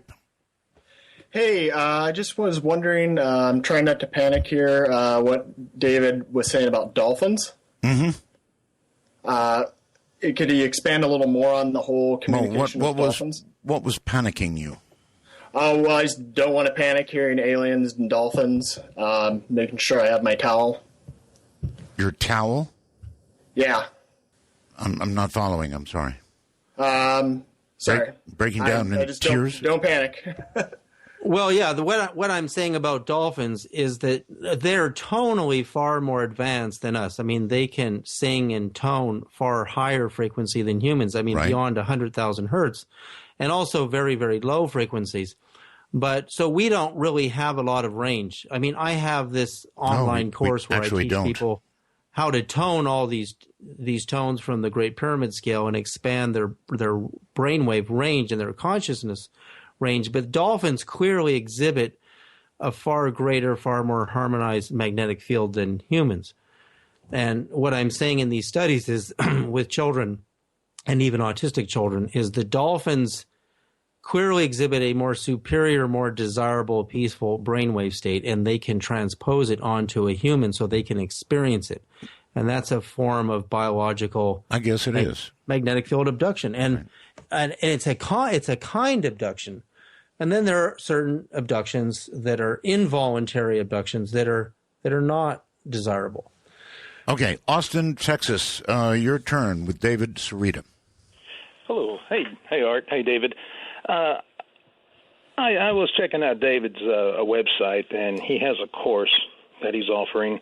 I wanted to ask, what's the average time of contact once you take your course? What do you mean the average time of contact?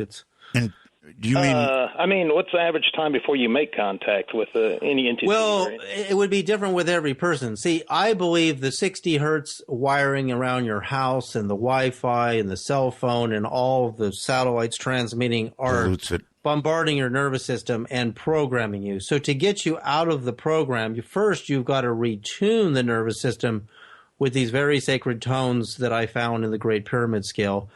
And then once you're a well-tuned nervous system, then you can start tuning. Actually, you can actually get the exact frequency of different moons, of different planets inside the solar system. I've had a lot of luck remote viewing the planets in our own solar system as well as distant stars. But I found first you got to be nicely tuned before it's easy to go out of body or remote view very distant. Okay, well, so his question was, if he were to proceed with your course as outlined, I guess, on the website, how long before you could conceivably make contact? I think the longest it's taken somebody to have an experience is around a month of doing it every day. But the course doesn't focus on contact in the first year. It focuses on tuning and harmonizing your nervous system to produce a very desirable state of consciousness. I had some kind of a contact or OBE sleeping underneath a pyramid with a crystal on top, and that was back in '98. And of course, there was no communication, but there was this extreme love coming from this entity looking at me. And he was sitting on a horse, of all things, and the horse would look like it appeared to be on a starship, which is a weird. Oh, wonderful. Yeah, sounds like a fantastic experience to me. That was the only time I've ever had that experience in my lifetime. That was back in '98. And that was without DMT, right? Yes, that's true, Art. One other thing, I did use your jewelry once, and I still have this weird effect. My jewelry? Not your jewelry, David's jewelry. David, okay. Whether it was taken away, it was mysteriously taken away from me. But the effects is I project energy out of my eyes. In other words, your picture on Art's website there, you got that weird look. It's kind of intense. Mm-hmm. Sometimes I have that look in my eyes, and people are almost sometimes either react good to it or they freak out at it. And I project energy that actually zaps them. And I don't know what to think of it or what to make of it anymore. I almost feel like Sasquatch, like I'm Sasquatch and people are looking at me and spotted something crazy, and then they could be hundreds of feet away from me. Sometimes I could lock them up with my energy, and I don't know what's going on. Listen, we are woefully out of time. I'm terribly sorry. And then somebody's distracting me by calling me on Skype with a Skype name of Beating a Pale Horse. David, it's been a pleasure having you on the program, but we are absolutely out of time. Out of time. Yes. So thank you, Art. It's been wonderful being here. It's a real treat for me to hear your voice again. And I love your skepticism and how deep you go on both sides of the question. Well, I try to understand. Sometimes I get stuck, David. And it's great. It's great. I love it. Okay. All right, buddy. Thank you. Thank you, Art. Take care. That's it. This magical journey. It goes on. Will take us on a ride. Every night. 5 nights a week. It's called Midnight in the Desert. Thank you all, and have a worldwide, through all the time zones. Have a great night. See you tomorrow. From the high desert and the great American Southwest, I bid you all good evening, good morning, good afternoon, wherever you may be in the world. And it is a big one with time zones stretching all the way around until tomorrow. I'm Art Bell. And this is a program called Midnight in the Desert. And it is so because, well, of our theme song, of course, and also the fact that when we're doing it, it's always midnight somewhere across the U.S. Just sweeps across. So here are the rules for the show, and they are very simple. No bad language, and only one call per show. Let me do some thank yous. Telos, Joe Talbot, thank you. Keith Rowland, my webmaster. Heather Wade, producer. Stream Guys, of course. I know you love it when they do their ad. LV.net, sales, Pete Eberhardt. TuneIn Radio, naturally, since they get it out there. And Leo Ashcraft, who is our dark matter news guy. Okay. Have you ever had something that just really gnaws at your soul? And I don't know why this is gnawing at my soul, but I'm going to bring it up again tonight because it's doing that. If I have a soul, it's definitely gnawing at it. Otherwise, it's gnawing at whatever we call it a soul. According to the Inuit elders, the earth has shifted. This is not a minor matter. It's a new warning that comes to NASA from the Inuits. They are warning the change in the climate that we are experiencing has nothing to do with global warming, but rather because the Earth is shifting a bit. Now, so far I'm not worried, right? But it goes on. The Inuits are local people that live in the Arctic regions of Canada, the U.S., and Greenland. They are excellent weather forecasters and always have been, and so were their ancestors. Presently, they're warning NASA, because I guess they want NASA to look, that the cause of a change in weather, earthquakes, so forth, not due to global warming, as the world thinks, but they say we have shifted or wobbled the whole Earth. Now, here's where it gets worrisome to me. This is what's gnawing at me. They say, and this is in quotes, their sky has changed. The elders declare that the sun rises at a different position now. Worrisome. Not where it used to be previously. They also have longer daylight to hunt than they used to have. Sun is much higher than earlier.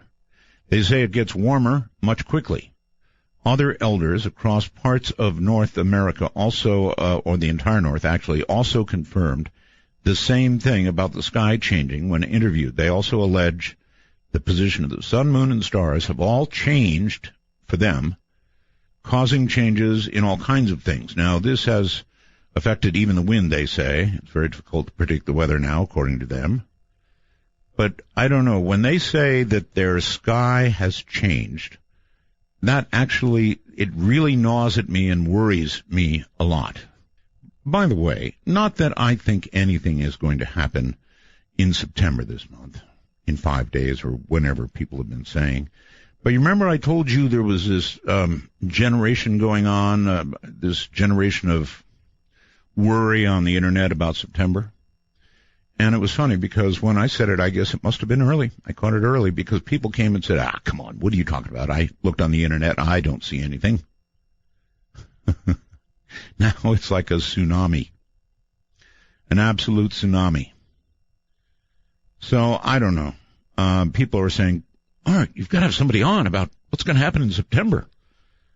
I don't know what that would be, unless CERN is going to do an experiment. I don't think they are. They might create a black hole, eat us all. I don't know. Anything else? Well, the government exercise is going on, I guess. And then there's this moon thing. I don't know. People, they've always got to have something to talk about, right? So now it's September. Okay, so Arizona, nastiness, sign of the times, somebody taking pot shots at vehicles on I-10 in Arizona. What the hell's going on that people would sit there with a rifle and take shots at cars, shattering windows and stuff like that? One 13-year-old hurt by a shattered window, and eventually somebody will die, of course. Crazy. We have Russian troops now in Syria. Wonderful. Just wonderful. Russian troops. It is beginning to feel again like the Cold War. Every day it gets colder and colder. Now there's a climate change for you. Every day the Cold War gets colder. Or what should have been the warming gets colder. I don't know what I'm talking about. Then finally this. A squeeze down a narrow crack, and then an amazing, amazing discovery in South Africa. Jagged rocks hooked into Stephen Tucker's overalls as he squeezed down a crack deep in a subterranean cave, and upon emerging the other end, he saw he was in a chamber dripping with stalactites. Then his headlamp shone on a bone. Then more bones. And half a skull. It was the night of September 13th, 2013, and Tucker and his caving partner had just discovered the remains of what scientists would later determine to be a new member of the human family tree. They think about 2 million years old, and they did, a kind of a reconstruction of what it would have looked like. And I must tell you, if accurate, it's half human and half monkey. Ape. It really looks as much ape as human to me. And if it is what it appears to be, it's another another blow for creation, and certainly a big star for evolution, right? Okay, coming up in a moment, this is going to be, I guarantee, a very interesting evening. Professor David Paris is president of Space Warp Dynamics, LLC. This is a newly formed company that is conducting research and development of the first functional space warp motor. That's right, I said space warp. David also teaches as an adjunct professor at the University of Nebraska at Omaha. He teaches astronomy, meteorology, geography, and geology. He has also taught college physics for over 6 years. So, I want to see something very quickly. Somebody on my Facebook said that I talk about audio for, must be 40 minutes every hour, so I'm going to time myself right now. If you want to sound better, here's how you do it. If you have a iPhone or whatever you've got, doesn't matter, download Skype. It is free, absolutely free. When you get Skype, go to add a contact. It's a little plus sign. And you can call us for free on Skype from anywhere in the world. North America, you would simply put MITD51 in, and then we'll appear on your contact list, and you can call us, MITD51. If you're outside the U.S., anywhere else, MITD55. All right, let me stop this. Okay, so sound talk was 33.65 seconds. So the person who wrote that I spend 40 minutes an hour talking about that is dead wrong.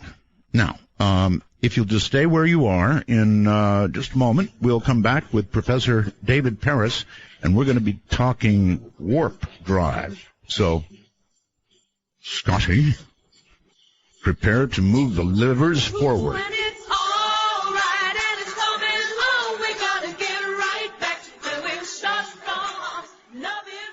I'd like to know, 'cause here I go again. The clock strikes 12, and Midnight in the Desert is pounding packets your way on the Dark Matter Digital Network. To call the show, please direct your finger digits to dial 1-952-225-5278. That's 1-952. Art. Well, all right, here we go. Professor Paris, welcome to Midnight in the Desert. Thank you, Art. It's good to talk to you. Yeah, it's great to have you here. I mean, look, if I saw this in a newspaper headline somewhere, warp drive invented, I guess probably I would, think of Star Trek real quick and then chuckle to myself, and I would expect to find it on one of those websites where, I don't know, they talk about, human women having alien babies and stuff like that. I mean, it's pretty wild stuff, right? Of course. It's definitely outside the box. That's for sure. Way, way outside the box. All right. Let us begin. There was, I am told, 45 seconds that changed your life, Professor. Correct. What was it? I was up at Goodyear Lake, upstate New York, and near the end of August, 1969, and saw a silver disc come over the mountain, and when it passed our position with several other kids there, it banked, righted up, and then it just went. And ever since that time, it has stayed with me, and the fact that I have always wanted to replicate what I saw. And so I guess since 1969 to now, I've been working on that concept. And well, Professor, before we go on, you and I share something. I had my own sighting, and it was a beaut. Couldn't have been more than 150 feet above my head, a gigantic triangle that blanked out the moon and the stars, and it sailed right over me, directly over my head. If I hadn't been in such shock, I probably could have thrown a rock at it, or felt like I could. It was that big. Went out across the valley and kept going. And when pardon me? And it left a definite impression on you. Oh, God. Impression, it changes your life. Yes. This thing was not flying. It was doing maybe 30, 35 miles an hour. It was floating or defying gravity. It appeared to be metallic, so I would say defying gravity. And yes, when these things happen, Of course, they do. They change your life. How can you ever be the same?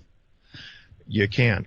And with mine in particular, it was going about 20 miles an hour. It was about 500 feet off the ground and about 1,200 feet downrange from us. And I was at 16. I was taking flying lessons at the time, so I knew when you bank an aircraft, you're going to lose altitude, and unless you got a missile, and even then, you alter the orientation of the aircraft, you're gonna drop a bit. Well, yeah, there's a altitude speed trade-off, right? When you do that. Oh yeah, absolutely. And this thing was about 60 feet in diameter, and had about a 12 or so foot girth to it. It was a saucer. It was silver. But the thing that caught my interest the most was that there wasn't any sound, there weren't any smoke, there weren't any greenhouse, in other words, glass. Same with mine, by the way. I could hear crickets a quarter mile away while this thing passed over. And this was early morning, absolutely quiet, against a blue sky, no clouds, sun to our back. Right. And when it banked, you could see the striations in the metal. There actually appeared to be a front, a back, side to side. But when it banked, it never lost any altitude. And that was the thing that fascinated me. And then it righted up, and then the thing just went from the 20 miles an hour whoosh, right out of sight. Well, of course, as you described it, Professor, it wasn't flying anyway. In other words, it didn't have air over wings, right, at all. So, well, the only thing that you could detect, there appeared, and this was later on when I was flying gliders, is that sound of air buffing over the cockpit. Sure. All right? Sure. That's a very unique sound. Yes. And with this craft, as it came over our position, you could hear a very, very, very slight air buffing as this thing went through the atmosphere. Sure. It was displacing air, so yes. Uh-huh. But the driving force on that was to try to replicate how that thing flew and what kind of propulsion system that it had. So that was the thing that fascinated me. And I was always involved with, football and wrestling and sports, and all that. And I dropped everything right after that sighting, and I just started to concentrate on the sciences and engineering and throughout my career. So it's all been that definitely did affect me in my direction of which I took in life. Obviously so. You became involved with MUFON, for one thing, right? Yeah, I'm the state director of Nebraska. Just was appointed that position. Dr. Jack Casher just retired from the organization after 25 years. I mean, he's still a member, but he stepped down as state director. Let's talk about MUFON a little bit. You probably know Peter Davenport. I interview him regularly, right? Yes. Look at his site on a regular basis. National UFO Reporting Center. He and I had a discussion about the number of UFO reports compared with, I don't know, from the mid-40s on, and whether it's actually dropped in recent years. Do you think it has? Our records indicate that the sightings, at least in Nebraska, have gone up. Okay. More than they have gone down. You thought so, too. But again, we get a lot of reports in and around the holidays, particularly like 4th of July. So these lanterns that people like to launch, people misinterpret these as being some type of craft. But lately we have been getting a lot more than we have noted in the past, say, 10 years. I was talking to Peter, and I'll tell you the same thing. I confess I am a drone owner. And it is possible, unfortunately, to dress up a drone with LED lights. And I'm telling you, by the time you're done with it, if that thing doesn't look like a saucer, you didn't do your work right. And that's one of our biggest problems that we have in addressing these cases that we get assigned. is during the investigation, the people are only reporting what they see. Sure. Then you have to then analyze exactly what they're talking about and the position in the sky relative to this. And most times, and this is the sorry part of it, most of these observations are at night. So you have no absolute reference to ground or a tree or a building. Many times it's just against the black sky. So, most of these things go reported as unknown. And it's kind of a shame in a sense, because when you introduce the hoaxing that comes in with the drones, photoshopping, I mean, we've developed a set of software. It's a fractal analysis, actually, that will analyze photos. And if they've been doctored, we can tell. Now, we're not going to describe over the air how we do this. Right, don't. But what happens is that we can actually distinguish an untampered photo from one that has been. And we've gotten through hundreds of these things. And it eliminates a lot of arguments in the meetings, like, well, I think it's this, I think it's that. Well, this definitively puts it to rest. It's a fake. Here's the reason. This is where the fractals don't go through the object. It's not part of the background, integral parts of the background, as an untampered picture would. Now, that doesn't mean that you can't have a drone dressed up as a UFO in a picture that's been taken. We're working on other algorithms to try to denote that. But for right now, we can tell whether an image has been photoshopped in that respect. And it even works for the paranormal. So if somebody wants to hype up a picture, we can also analyze it through our fractal analysis. Well, you could have an endless job then. Well, we get a lot of requests from a lot of people that want to know, is this picture real? Is it fake? And we can pretty much tell you within 30 seconds whether it is or not. 30 seconds? Wow. Fast. It's a very fast algorithm. Okay, so how does it work when a professor like yourself, and you've been, in serious teaching situations, obviously. Do you still teach, by the way, at the University of Nebraska? Oh yeah, and 3 other colleges. Okay, so I teach between 7 to 9 courses every semester. Wow, busy, it's like 75 busy. semester hours. Yeah. So okay, here's what I'm wondering: how does somebody in your position, who is not afraid to talk about the sighting that you just explained to us, and moreover now runs MUFON, how does he deal with his colleagues? How does that work out? Is it? I mean, do people sort of chuckle at you, or? Well, I'm the faculty advisor for the university club, and actually, it's a MUFON, sanctioned MUFON university club. And I'm the faculty advisor for that and the Paranormal Society as well. Wow. So my Saturdays are spent a minimum of 4, mostly 5 to 6 hours every Saturday at these meetings. And the students run them. And then the other organizations, other public organizations, they also meet at the same time, and we all get together. And we share techniques and technologies and everything like that. All right. So works out really nice. All right, that's wonderful. But as far as fellow colleagues laughing or chuckling, actually, we don't run into any of that. Our geography department and geology department actually sponsors the room that we occupy on Saturdays, and which is actually one of my classrooms that I teach out of. And so we have everything all set up there. We have archives. We have just received some archives of documents from a former newspaper reporter of the Herb Shermer case that was down in Ashland, Nebraska. And we have whole new files that we've gone through, pictures that have never been released to the public.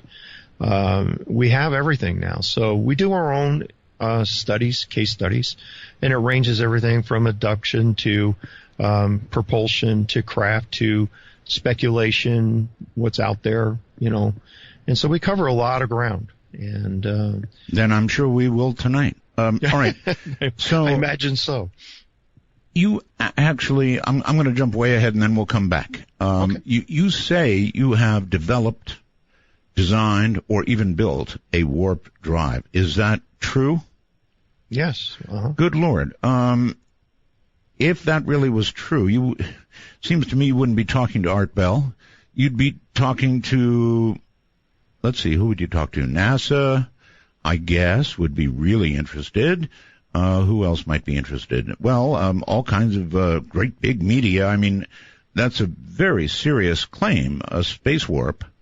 And are you suggesting, and again, I know I'm jumping ahead, but I can't resist, that you may be ready to test it pretty soon? Well, we have been in a testing mode for the last 3.5 years. We've been building all the hardware. God. We have a team of 6 that are all the technical people, and we have one that's business and another one for communications. But the core of the 6 people are scattered all over the country, but we communicate electronically. And we have ones that are here in Omaha as well. And we designed the system, put it together. Each person's different skill sets then puts that part of it together.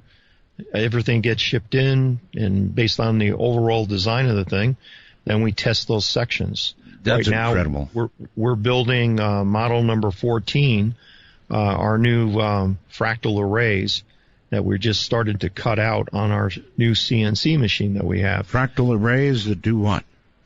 Well, the actual fractal arrays they emulate what happens actually within a thunderstorm itself. Really? I've gone back, over 14 years of research of pilots' claims of having a linear displacement, and which is they get involved into a thunderstorm and they get popped out and they're 100 to 300 miles downrange of where they were supposed to be. Really? And the Bruce Gernon story from 1970, December 4th, 1970, is probably the best documented case. I've met Bruce. I've flown with him several times. We've had extensive conversations. I've reviewed all of his materials that he had, the flight maps, his refueling logs, and all the other things. And, it's... What happened? Exactly what happened to him? He was on a business trip with his father and another business associate down to Andros Island. And to set up the story, you got to understand is that there's no refueling. There's a grass runway down there at that time. Where is Andros Island? Caribbean? Yes. And it's south of Bimini Island. So it's out near the Bermuda Triangle, actually. Well, yes. Right. Okay. And now there's no refueling station. So what you carry in is what you carry back out. Mm-hmm. And so the uniqueness of this particular story, and there are other ones that also come into play as well, but his being more documented, he takes off at Andros Island at 3 o'clock in the afternoon. He gets near Bimini, clouds begin to form and circle up and around his aircraft, which is about a 30-mile diameter, but he's looking around, and these things are going like 65,000 feet, which is not unusual out in those areas. Big. Well, that's still big. They're tremendous, but his aircraft was an A-36 Beach Bonanza. All right, hold it right there. That's what we call a hook, and actually a perfectly timed hook at that. The clouds are circling the aircraft. The cloud tops are at 65,000 feet. And when we come back, we'll find out what happened.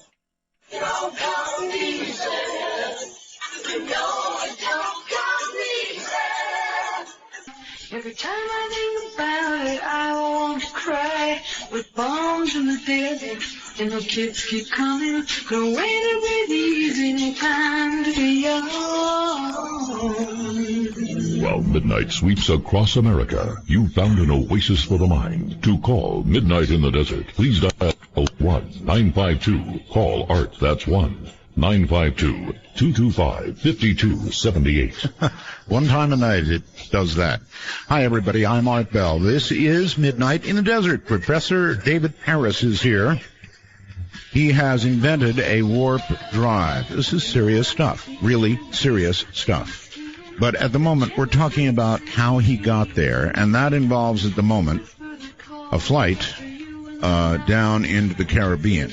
And I guess with only a fixed amount of fuel, and now storm clouds gather about the plane with tops at 65,000 feet. And I think that's about where we were. That's correct. Okay. All right. Well, a typical flight that he would do is about 210 miles from West Palm Beach down to Andros. Right. And when he left at 3 o'clock in the afternoon, with all the alterations in his flight path, ended up going about 250 miles. However, the typical flight would take 75 minutes. And his flight on that day, in 4 December 1970, took 47 minutes. So there was a 28-minute delta time difference. Right. And the expenditure of fuel would, with an 80-gallon tank, he had the extra modifications in the wing tanks to hold 80 gallons on that aircraft. The typical fuel used would be 38 gallons in a round trip. Like I said, there was no refueling when you get there. And so whatever you came in, you leave with. Sure. So when he hit up into the Bimini Island region, there were the clouds, the thunderstorms were beginning to close in around, and he saw an opening between these two last building cells going up very quickly. And there was a hole, and he could see blue sky onto the other side. Pilots referred to these as like sucker holes. And it happened to be going in about the right direction that he needed to get to land. So he went and he took it. And as he went through this, the girth of these clouds out into the ocean areas are greater than 5 miles. They're many times into the 10 to 15, 20-mile thicknesses. Right. And as he went through this tunnel, which would have taken him literally minutes to go through, he said within like about a 20-second interval from entering to when he exited, the aircraft just sped down this tunnel, and the clouds began to rotate within the tunnel and then start to touch the wingtips of the aircraft, which is about a 30-foot diameter. Wow. From tip to tip. And as he came out of it, everything kind of went like a grayish color, gray-white color, where ionization from the cloud adhered to the aircraft, because it looks just like an antenna. It looks like an omnidirectional antenna. Okay. And this, what he calls it electronic fog.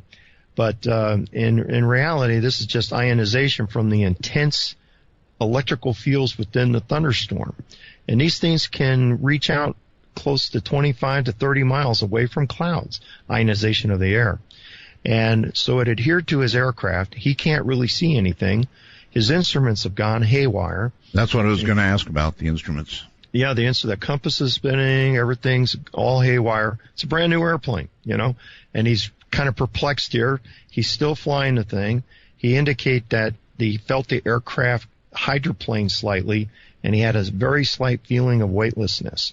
And then suddenly, about 3 minutes later, and during this time period, he's calling to air traffic control, approach control, and he's saying, "Hey, look, I'm here in Bimini. I can't see. Can you see me on radar?" Quick question. The brief feeling of weightlessness, if you're in a plane, that could come from a sudden loss of altitude? That's correct. But as we still explore this particular story and we relate it back to the theoretical concepts of Miguel Alcubierre in 1994, he lays out a very specific procedural thing of why people in a warp bubble, how they would feel, the momentum. There wouldn't be any momentum. In other words, you can make 90-degree turns. There would be, the bubble would have certain characteristics. And in his case, as we determined, or as I determined, was that he fits all the protocol for what Alcubierre was talking about.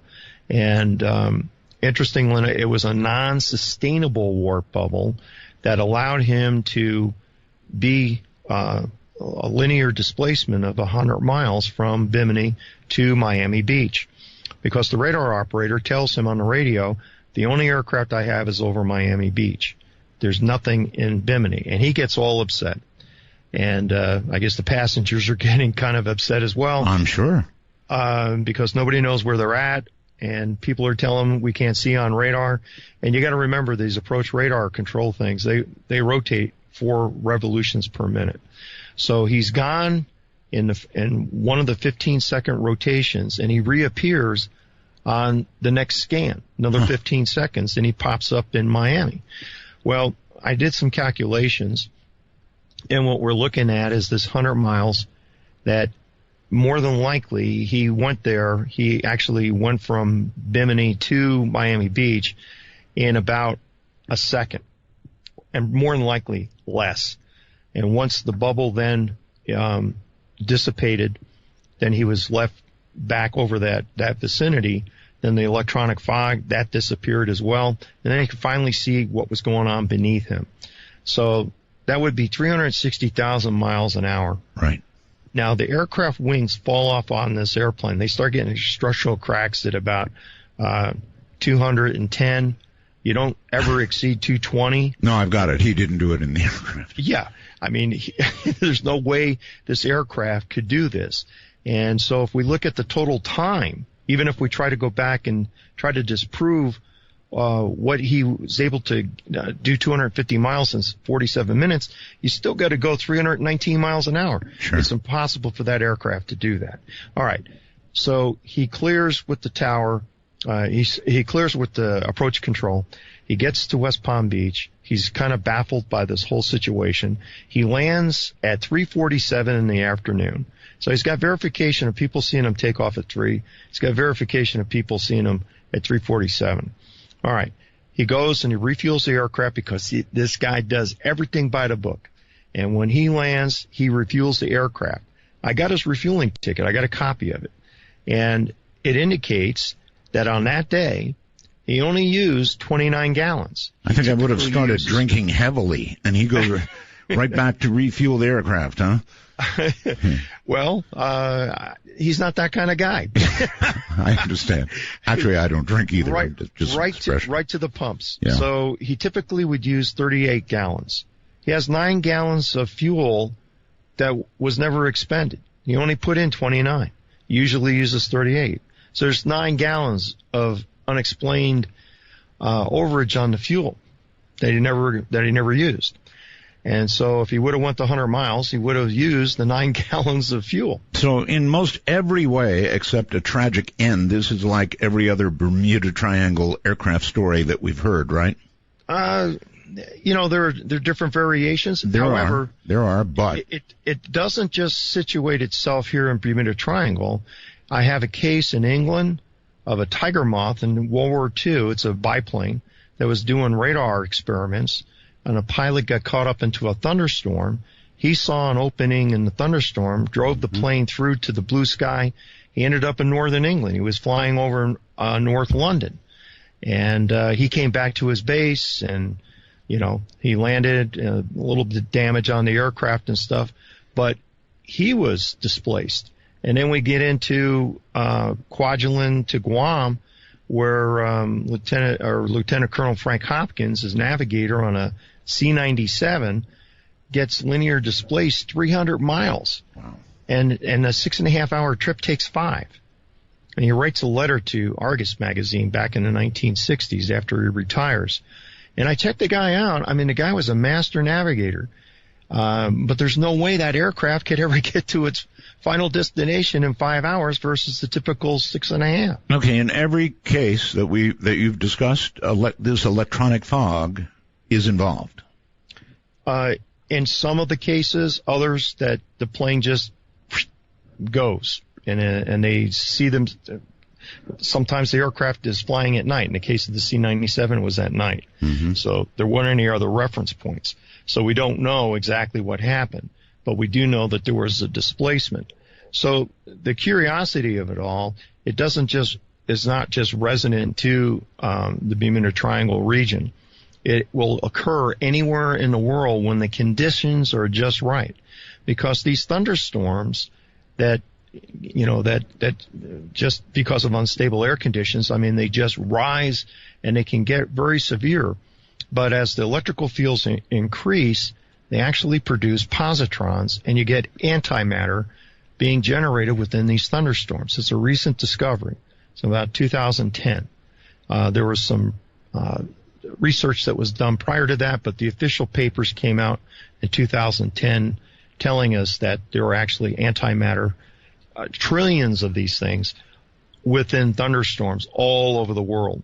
And it was detected by the Fermi spacecraft that they sent up to purposely look for antimatter out in the universe.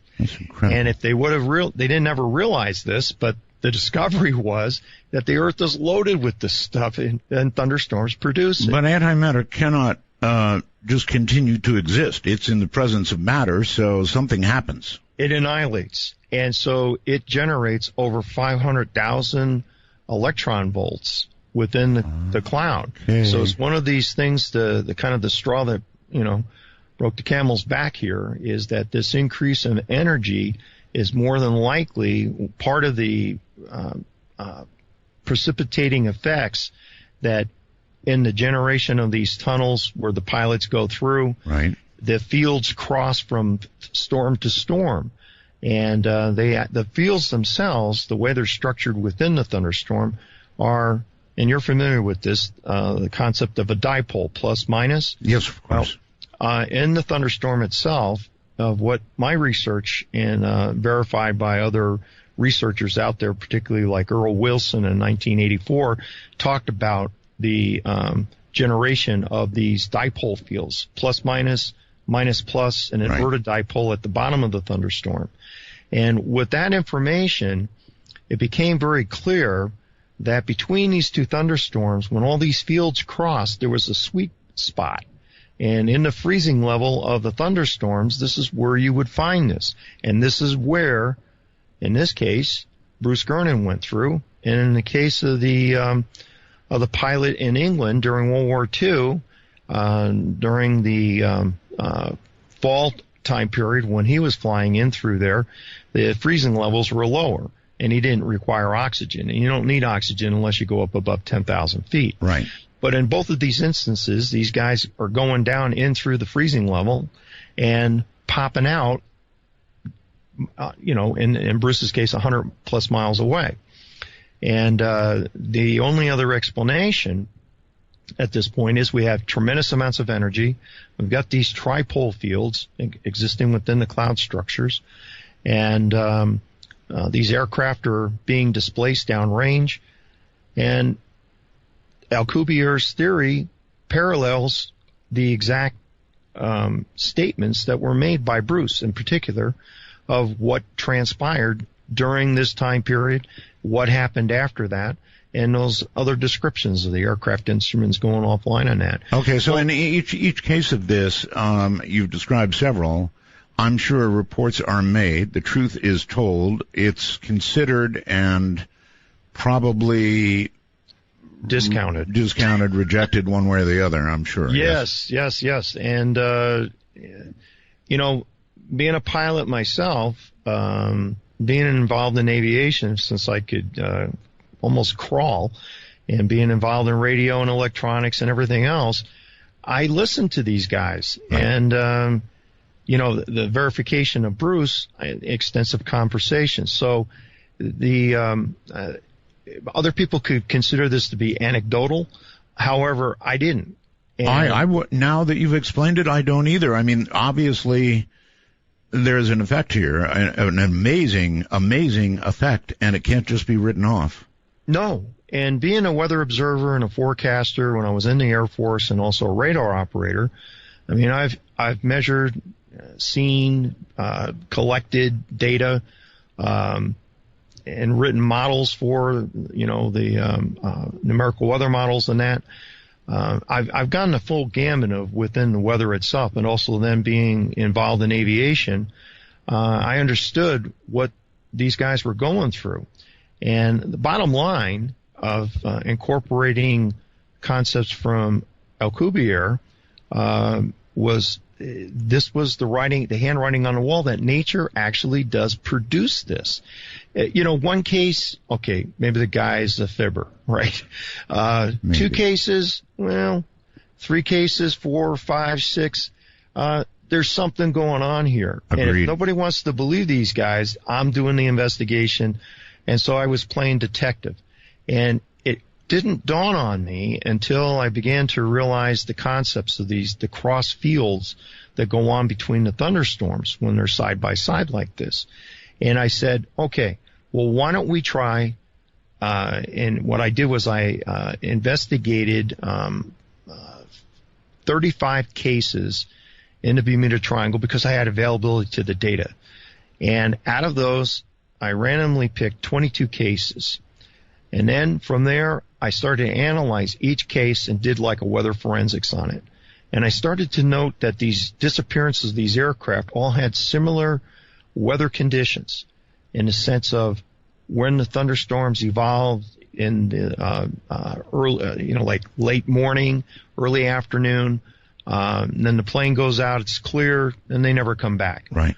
So unfortunately, there are a lot of pilots that succumb to this stuff, maybe pilot disorientation, mechanical, maybe other types of occurrences. Okay, I do have a question. Yeah. I understand the nature of the storms in that area, and they can get very violent, cloud tops very high. We also, though, in the mid part of the United States, spring and fall, we have very, very similar conditions with gigantic thunderstorms forming, frequently producing tornadoes, but really high cloud tops. So what's unique, do you think, about the Bermuda area versus the central U.S. bad storms?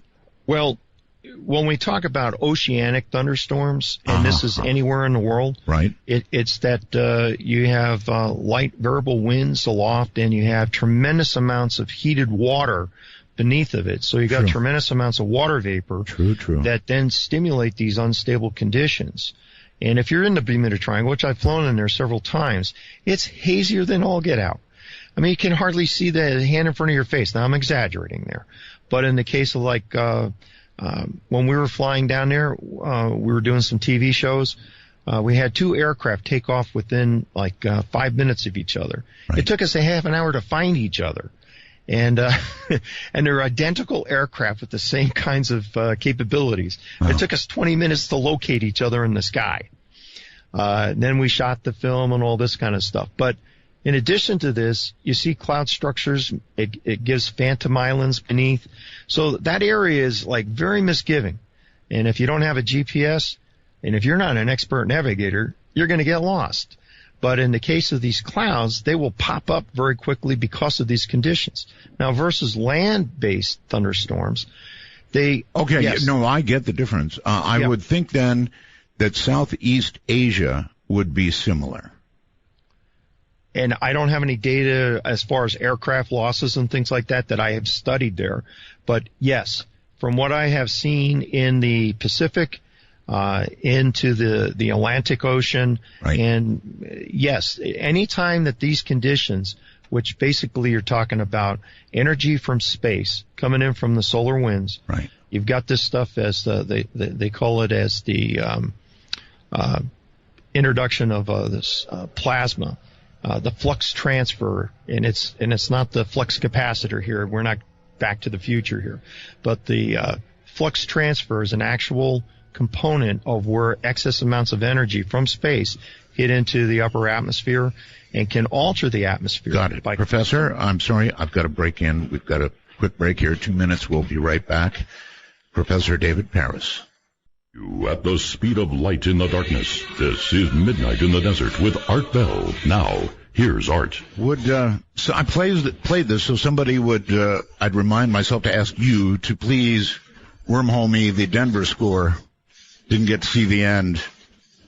So please, welcome back, NFL. God, it's great. It's like life begins again. Well, it's not that serious, but pretty serious. My guest is Professor David Paris, and boy, are we ever involved in a fascinating discussion. And I'm just going to say this because I'm just going to say it. Who else do we know recently who went through something that was very high voltage and was on the show and got displaced? And I'll drop it right there. Professor, welcome back. Thank you. Okay. So, yeah, I'm completely buying this. I'm with you all the way.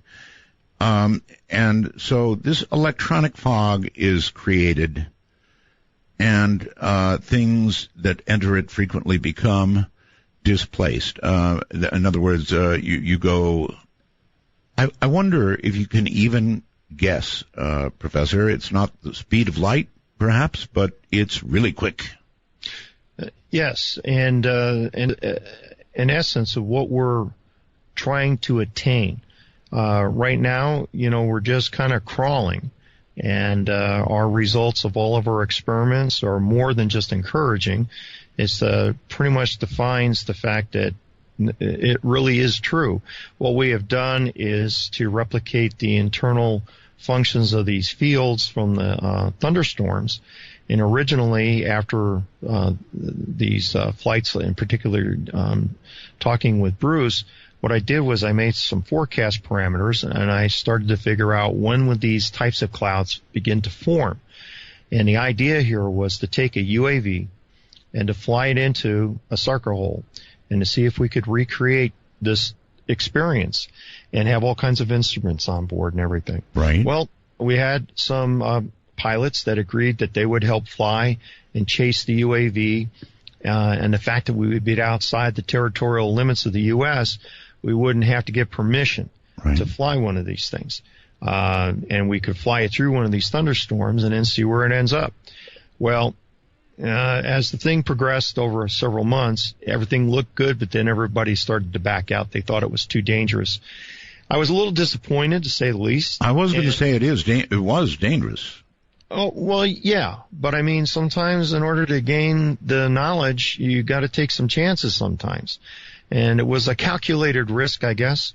And as it turned out, we didn't do it. But I did take this one step further. I said, well, look, my thought on the matter was, if this is produced by thunderstorms and these types of fields, why can't we reproduce it in the lab? Right. So after a lot of these TV programs, I always brought a lot of instrumentation with me in the aircraft. Well, I was taking measurements, gamma rays and frequencies, and, clouds vary in frequency from like 6 megahertz up to gigahertz into the tops of the clouds. Sure. And so what I did was I selected a frequency that represented the freezing level, and I built a set of basic antennas, which were 2 dipoles. One at about what frequency? You said at the freezing level, which is represented by what frequency, roughly? Well, I don't discuss that. Why not? Well, because that's part of the characteristics of our special arrays that we have. Okay. Okay, I'll accept that. I understand what you're doing is. I mean, we could probably use a lot of other frequencies, but we have gotten the results that we have with this particular set of frequencies, and therefore we don't really talk about that. Gotcha, no problem. Part of it. Had to ask. Sorry. Yeah, well, of course, of course. I understand that. That's why we have our websites, and that's why we have our Facebook, and we post there all the results of our experiments and what we're doing and things like that. Okay. But we don't give everything away. Right. It's just not. I mean, we do hold back some things that we've discovered. Okay. Anyway, so we replicated these things into the lab. We fired it up, and we threw a laser between here. We actually built our own interferometer, and what that did was give us a fringe pattern on our projection screen. We took pictures of it, and we began to notice when we had it off, the balloon would open, and when we turned it on, the balloon would close. And so we did some analysis on that, and we figured out what was the spacing characteristics there, how many nanometers that actually turned out to be. What do you mean balloon? In an actual fringe pattern that is projected as a result of the lasers hitting to the projection screen. Right. It forms like a circle, and there's like kind of wave patterns into the light that's projected on the screen. Got it. And there's actually you can see differences when the system is on and when the system is off, and that's what we did. We took lots of measurements like that, and the end result was we detected the fact that when the system was on, it compressed the laser beam into the screen, and when the system was off, the laser was then unaffected. And then we also did another experiment where we just were outside our Faraday cage. We ran the laser through there, through the motor, right through the midpoint of the focus of the motor, and we got the same results. So we did a number of different experiments because we're probably the bigger skeptics than anybody else in the world. So you were bending light? Well, we were compressing light. Compressing light, all right. Yeah. It would look like it was bent. Well, it just means that the center of this thing was more compressed than open when the system wasn't on. So we got these results, which was very encouraging.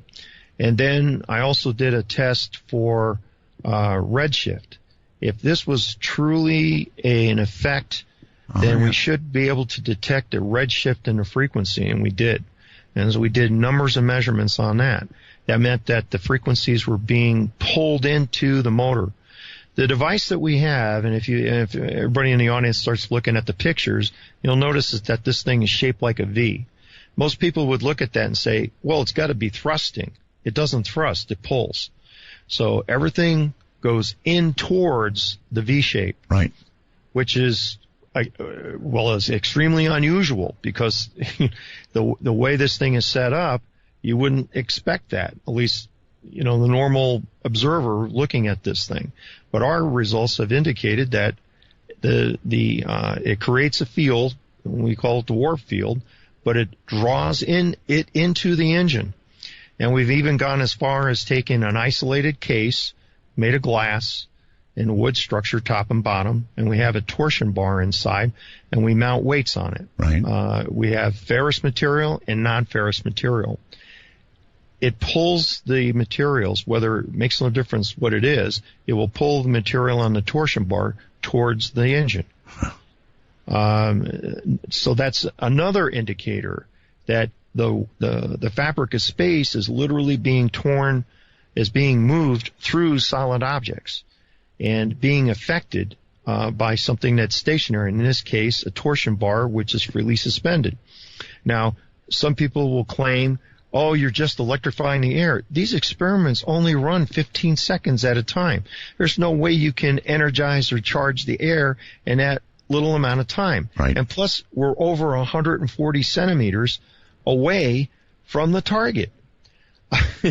And, and it's in a Faraday cage and all this type of stuff because, we're still analyzing everything and all that, and we want to protect ourselves. Of course.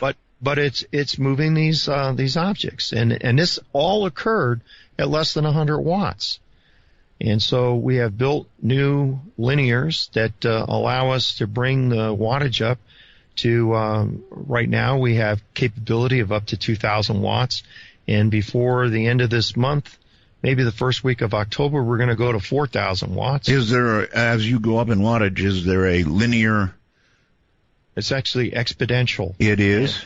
And this is the most exciting part about it, and that's why I'm very happy to talk with you about this, because this is probably it's not just a discovery that warping of space happens naturally, but it's also is that we can artificially induce it.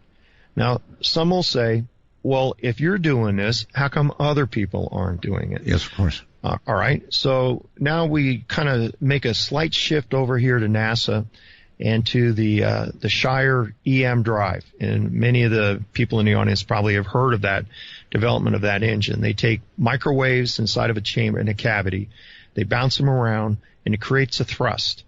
So they put in several hundred watts of power, 1,000 watts of power, and they can actually get a thrust out of here. Right. Which is, very small amount of newtons here, of energy coming out. Well, in comparison to current ion drives and things like this, these particular motors are being looked at as replacements for these things because it doesn't require fuel.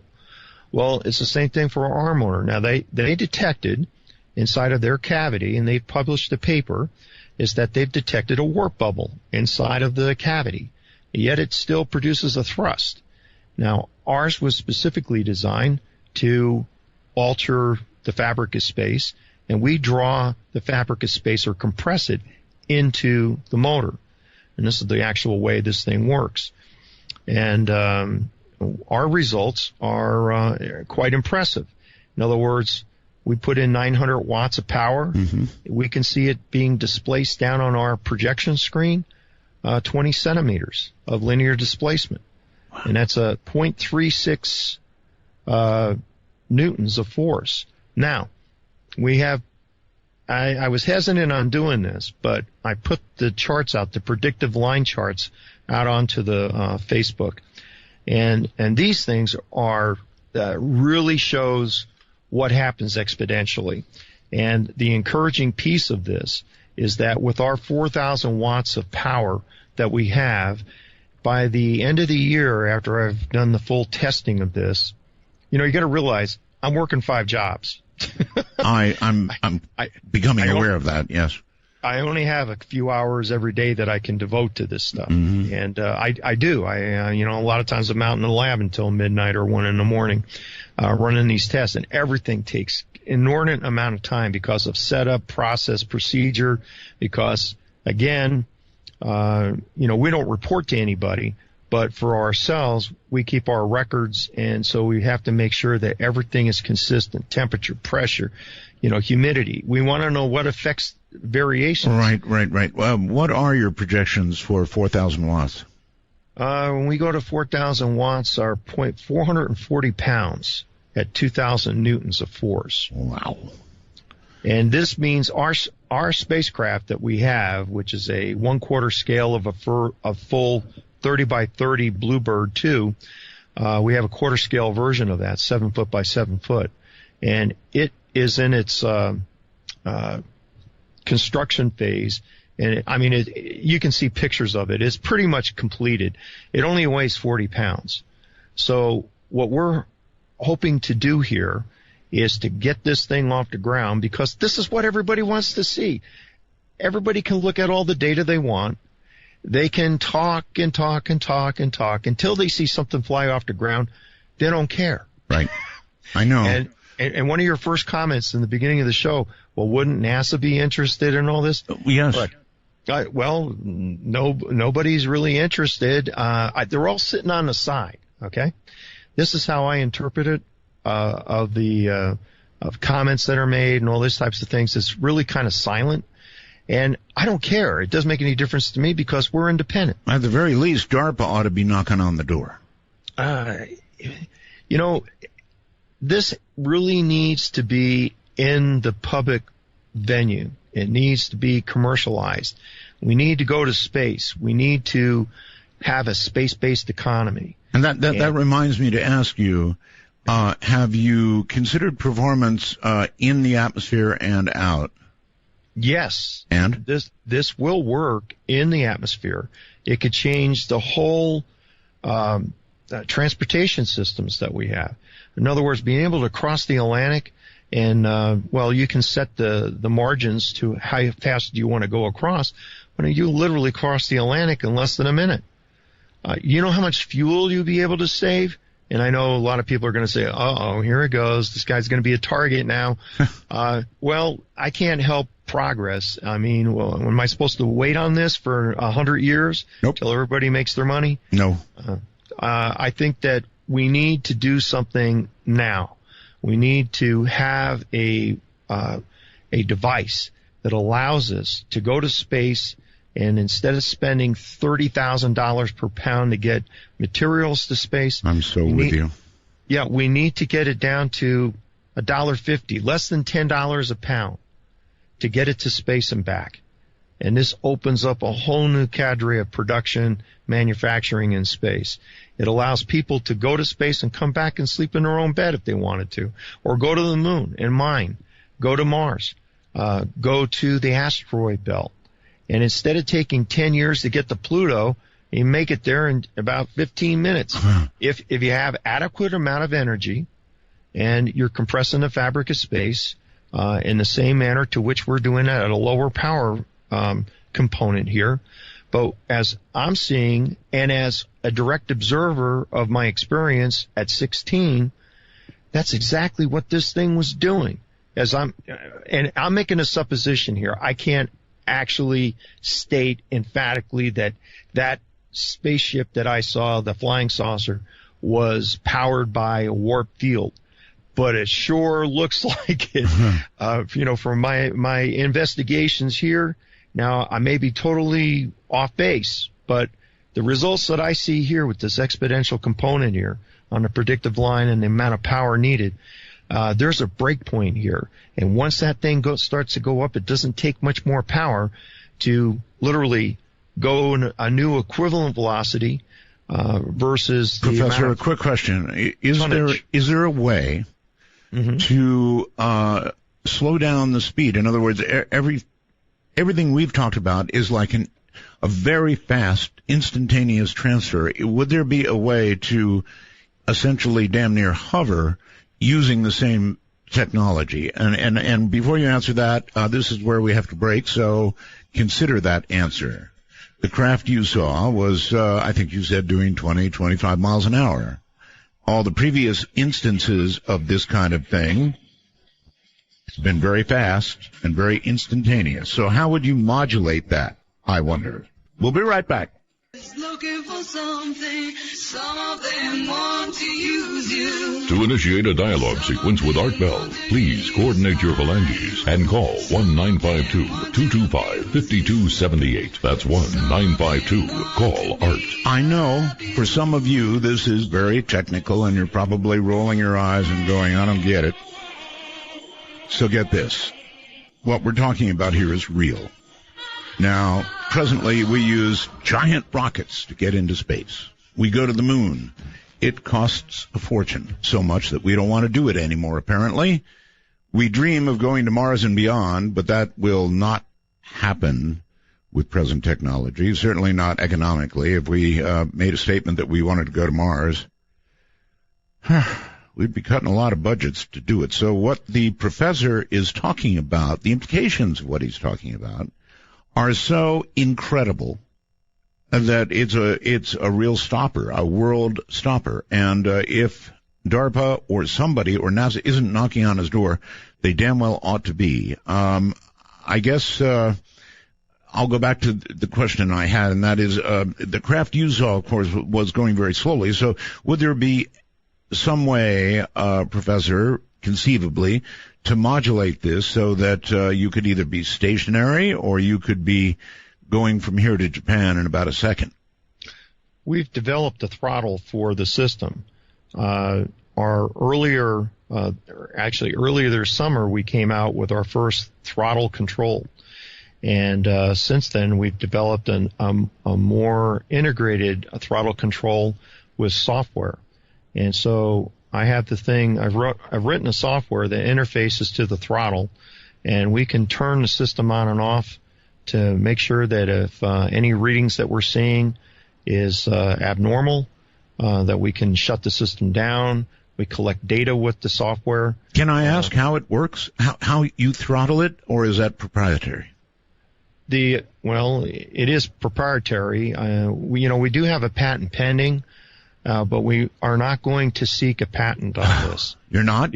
No, because the problem is in the early 50s, the Congress passed a law saying that they had the exclusive right to go into the patent office and take whatever they wanted and deem it national security or whatever. Yeah, they can also walk into your office and take whatever they want, so be careful. Well, they're going to have a big fight on their hands legally because these are company proprietary and trade secrets. Huh. And since it is a private I don't company, mean to laugh, but they don't care. Well, yeah, I understand that, but I've tried to figure out. Well, that's why we also are in the public venue of putting out a lot of our materials, not everything, but letting people know. We've had over 75,000 people hit our site. So if we go away for some reason, there are going to be a lot of people saying, hey, what happened to these guys? Mm-hmm. And, we're spread out all over the country. So, they want to come here. There's a family right now near Area 51 that's about to get kicked out of their property because the government's going to declare an eminent domain, take their property, and that's end of that. They're on a hill overlooking Area 51. Well, I think we've got a real problem with personal rights and intellectual property here that when the government feels that they can just come in and stop you from doing anything. What kind of freedom do we have here at that point? Oh, well. And we're just, then what's the advantage of doing progress? What's the advantage of coming up with new ideas outside the box? I don't report to anybody. And if I was in a NASA component or other organizations, I'd have to go through design routines, engineering reviews. I would have managers on top of me saying, no, this is impossible. Hey, I don't care what anybody else thinks. I'm out there as an independent.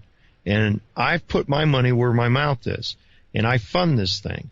And we do have a donate button that came up because people keep sending us emails. We want to give you money. All right, fine.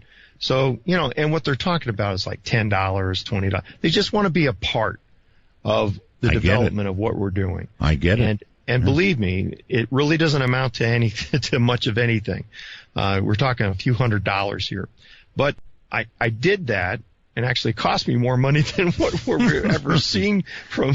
All right, let me ask you this: when will you get to the point where you can do, or could do, if you wished, a public demonstration that would leave no doubt in anybody's mind and would bring the door knockers that have thus far not come? You know what I mean? That kind of yes demonstration. Well, I'm very hopeful with this new 4,000-watt system that is being developed right now, and to be able to actually deploy this, because this new system is going to be battery-powered. We'll no longer be plugging into the circuits into the house here to run this thing. Gotcha. When you say deploy, you mean what? I mean being deployed in the Bluebird 2. In an aircraft? In a 7-by-7 foot craft. The pictures are onto the website and also onto the Facebook. Wouldn't it be better to do this at ground level first? Well, it will have a first, before we put radio control throttles inside that we operate from outside of the craft. Right. We're going to have a cable that goes up and in that we can control it. So this demonstration will be from the ground up a few feet. Okay. How much more do we have to do? Oh no, that's fine. And that's what our goal is. And it will probably. I hate making these estimates because when Murphy's around, that's Murphy's law. Yeah, I know. Always comes knocking at my door. Everybody's. And it just seems like when you're in this kind of involvement of, we don't buy our hardware from some electronics firm. You know what I mean? Right. All this stuff is custom. We may buy some basic boards, and we do use some very advanced power amplifiers, the MOSFETs, the LD MOSFETs. Right. We use a lot of that new technology, and if that stuff hadn't come out, we wouldn't be able to do what we do because these linear amps that we build, they're only like 3.5 pounds, and so when we're going to strap 4 of these guys together, hook them up to our engine, hoist it up in a vertical fashion, and go inches or feet off the ground, like I said, and like you're suggesting, is that, well, how much more do you need to do? So it operates in an air environment, and it would operate into a spaceborne environment. So, all the conversations, and, I've seen pretty much everybody's comments one way or the other. It doesn't affect me because, again, if I was to be influenced by anybody out there making their comments, then I would never get anything done. Oh, I just ought to close up shop because it's not possible. And I don't work that way. UNO is considered to be their icon is the Maverick. I am the Maverick, in a sense. I understand. Believe me, I understand. If I ran this program based and took actions based on the comments of people who listened to it early on, middle, and end of the show, God knows what I would do. So you can't listen to people. You have to keep going forward with what you know is right until you figure out maybe I'm wrong or you are right. I mean, you just can't listen to other people. That's all there is to it. Professor, hold on. We'll be right back. Oh, the night is the world city lights, painted girls. Midnight in the Desert spans the world. To call us from outside the U.S. and Canada only, use Skype with a headset mic if on a computer and call MITD 55. That's MITD 55. Good evening, morning, afternoon, whatever the case may be. This is really serious stuff. My guest is Professor Paris. He's president of the Space Warp Dynamics LLC, his company formed for this reason, a newly formed company that's conducting research and development of the first functional space warp motor. Serious stuff, folks. He teaches as an adjunct professor at the University of Nebraska in Omaha, teaches astronomy, meteorology, geography, geology, has taught college physics for 6 years, over 6 years now. So understand who you're listening to. Professor, so you are in time, how far from the kind of demonstration that you talked about a little while ago?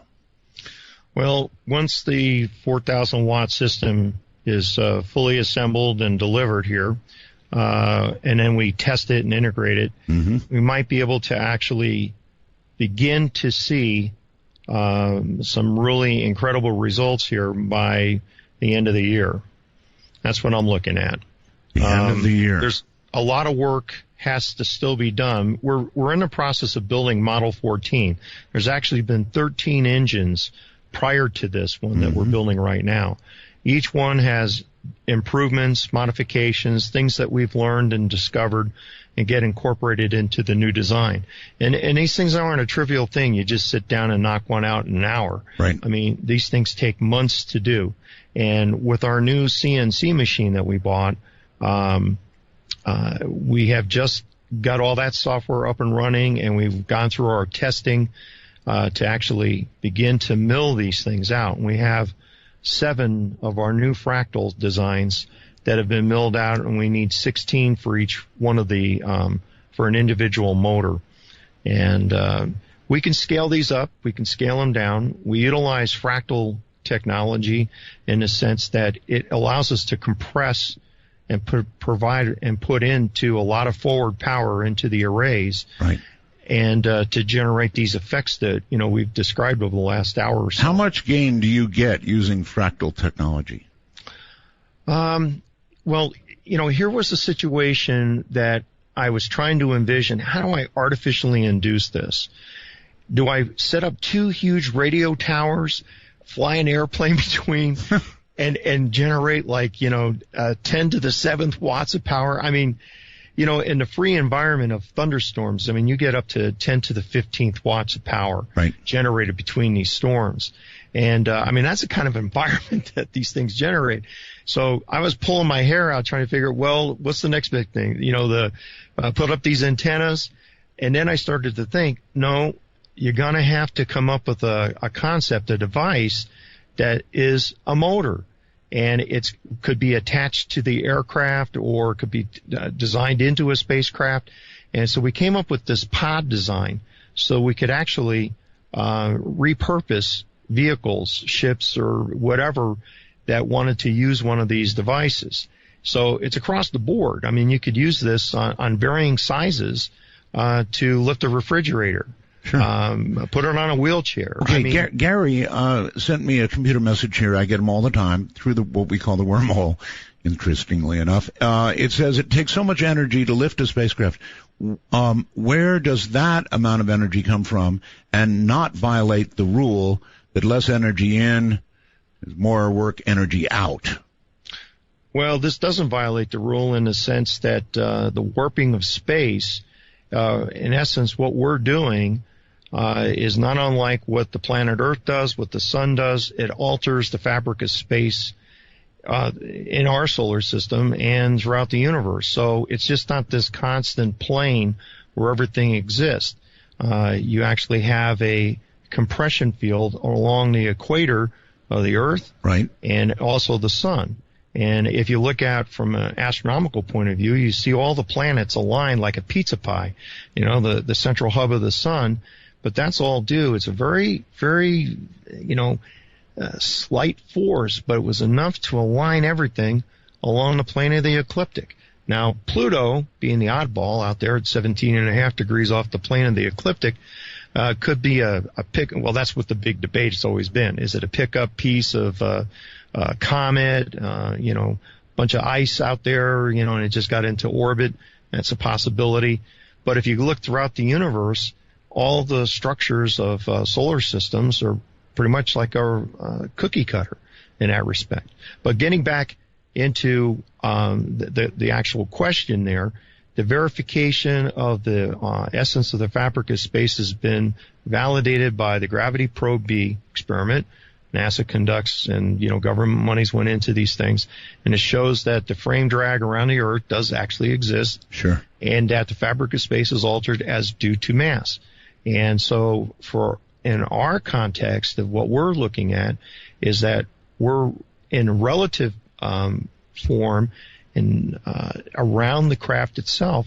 We're just compressing the fabric of space in front of the craft, which then decompresses up and around and then pushes this thing forward. Okay, now, you still have something of an energy problem, right? Because you're going to be, when we begin talking about something the size of, say, a flying saucer, you're going to have to generate a lot of continuous energy. Now, based on weight and based on how much do you want to compress the fabric of space? Right. Because this is an aggregate. In other words, for example, like we go 15 seconds, we go 30 seconds. The distance of linear displacement on the motors That's true. are actually an aggregate of that. So the longer they stay on, the further the distance they go. And in more power that you provide, then the fabric of space is compressed even more. Kind of think of this as kind of like an accordion. Stretched out as normal space, compressed the accordion. It's the same amount of space that you have when it's stretched out.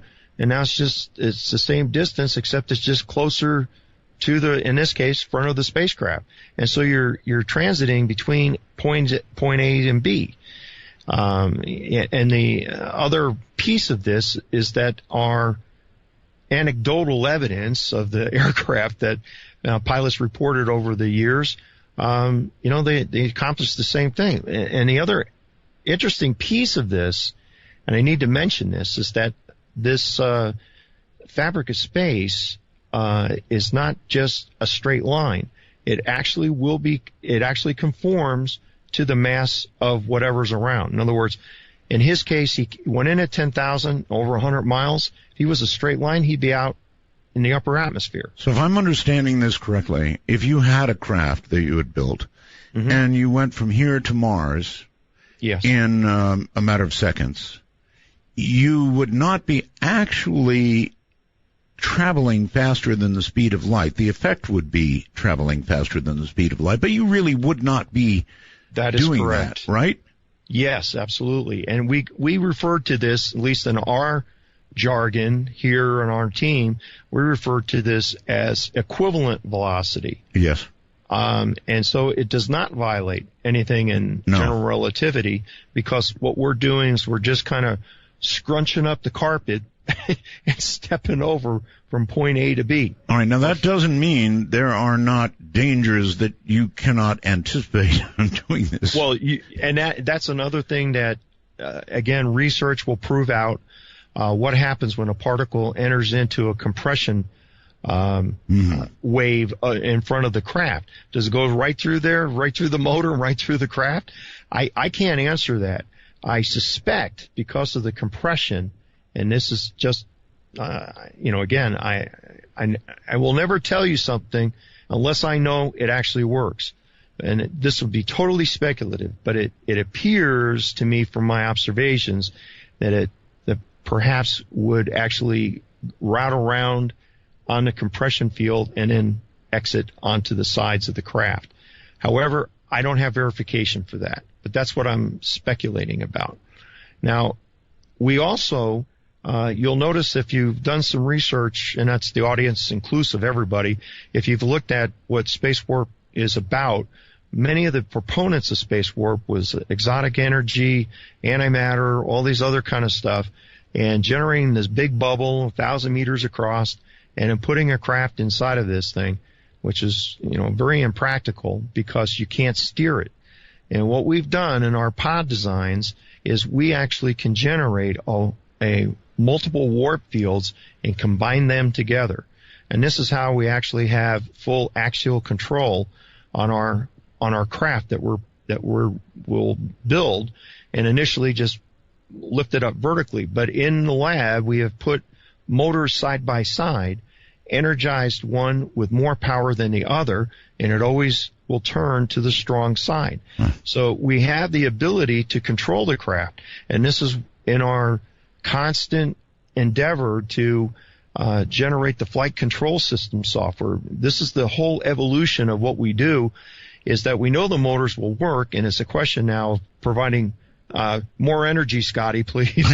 What about the effect on biologics? We have taken measurements or radiation measurements off the motor, and it's negligible. It's like 0.7 of 1,000th of a rem of radiation. Wow. So we've done the measurements. It's nothing. The background radiation is like 8 to 12, and then during the strong side of the sun during the day, you can get up to 25 microrems. So there's 1,000 microrems in one rem. And so we're 0.7 of 1,000th wow. of a microrem. So it's negligible. And here's the other thing, where a lot of people say, well, you're heating the air. Well, we have infrared temperature sensors, and we look at the ambient temperature between the arrays. Tell them so does lightning. Well, lightning can heat up until 50,000 degrees Kelvin, easily, or 50,000 degrees Fahrenheit. In our arrays, when we shine the infrared sensor down there into the ambient air, there's no difference in the temperature. So we're not generating temperature, and we're not in that sense of what a lot of people are accusing us of charging the air. I've discussed this with a couple of other scientists that work with the space metric of the fabric of space, in this case, space warp. And so they're on a theoretical basis. They're working on teams that are trying to evolve motors and stuff. And all the characteristics that we have identified and have actually presented on our websites are the characteristics of what you would expect to see if you definitely had a working component, in this case, an actual warp drive. All right, now this is way out of left field, but it does occur to me that if you actually demonstrate this, if you make this work, yes, you are stepping on 5 million toes. You're stepping on traditional rocketry. Yeah. You're stepping on airline toes. I mean, for example. Well, they would be the biggest benefactors of something like this. I mean, a 747 uses 600,000 pounds of fuel. No argument from me. I'm just talking about the toes. But I mean, well, it's a paradigm shift. When are we going to accept something of a new paradigm shift? Are we that afraid? The civilization, if they want to play with this stuff, is going to have to wake up and think differently. Well, if we don't, we're never going to get to the stars with what we're doing now. That's and for I'm sure. a proponent to get to the stars. Characteristics of papers that I've read citing that faster than light travel in this kind of mechanism could be maybe 100 times, maybe 1,000 times. It is unknown. I don't know. And I can't even speculate in that respect. All right, speculate on this. What do you consider the chances that when you build this model, you're going to prove exactly what you're talking about? It's going to lift and hold. It'll be 100%. Oh, man.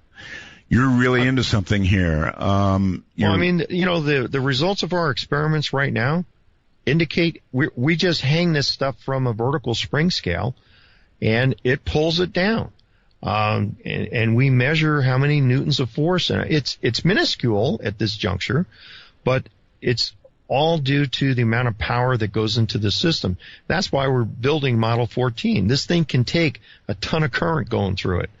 That's the whole impetus behind the design. We are at the point where we can't burn these on boards anymore. we got to get more and more copper on there to take the current that comes across. We have to do matching circuits and all this type of stuff. There are intrinsically, like I said before, all this equipment is handmade. And this is why I don't push this stuff right off the bat. Hey, here's 2,000 lots. Just turn the throttle up and see what happens. I can't afford to do that kind of stuff. These things cost like $1,500 to $1,800 a unit. Right. When it's all completed, and I've got all 4 units purchased. In other words, all the equipment for it.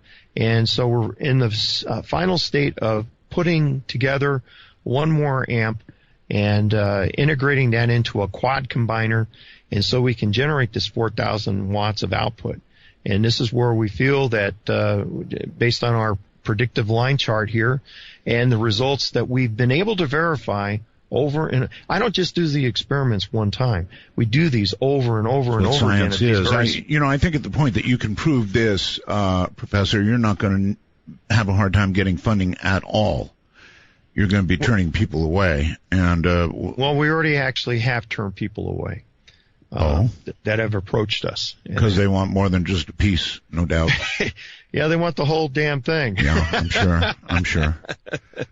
And you get nothing. And it's not a point of taking all the money and then, hey, look at this, that's not the purpose of it. It's like, I put 14 years of work into this thing and 3.5 years of working in an unheated garage with minimal amount of power, and all the money has gone into this equipment, and that's just the way it's been. And so, I'm going to take care of my family, period.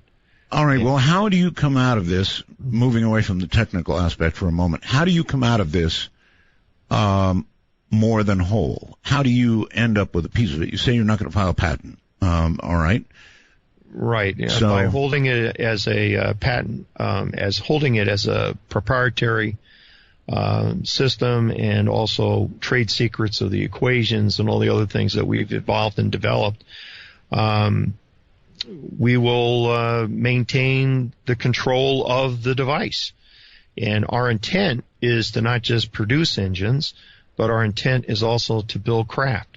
I intend to build, when we sell a few of these motors that we can adapt to other applications, the monies that we receive from those things, if everything works out, is that we will complete the 30 by 30 foot Bluebird, the actual human carrying craft, and we will also install in that our artificial gravity system, which is the smaller motors, because we know that they work, and we're going to create a small warp bubble within the craft and exterior to it with the motors. And so we're going to eliminate a lot of the biologic problems of humans in space. That's what our goal is. And so, yes, we're going to be extremely busy. The team will grow, but right now, nobody gets paid for anything, and they've been together with me for well over 3.5 years now. So if that doesn't tell you that these people believe, then everybody would have abandoned the project long ago. I'm sure they do, and from what I've heard, I do too at this point. It is really exciting. Oh, I kind of play it down. Last week we were working on Model 13, and that's history. That's old news, and Model 14 now is the most exciting part of this whole thing. Professor, hold on. I'm going to open the phone lines. So, call. Falling in love was the last thing I had on my mind. The man and his will to survive. Remember, when calling Midnight in the Desert, let the phone ring until answered. These calls are unscreened for your listening pleasure. Call 1-952-CALL-ART. That's 1-952-225-5278. Professor David Paris is my guest.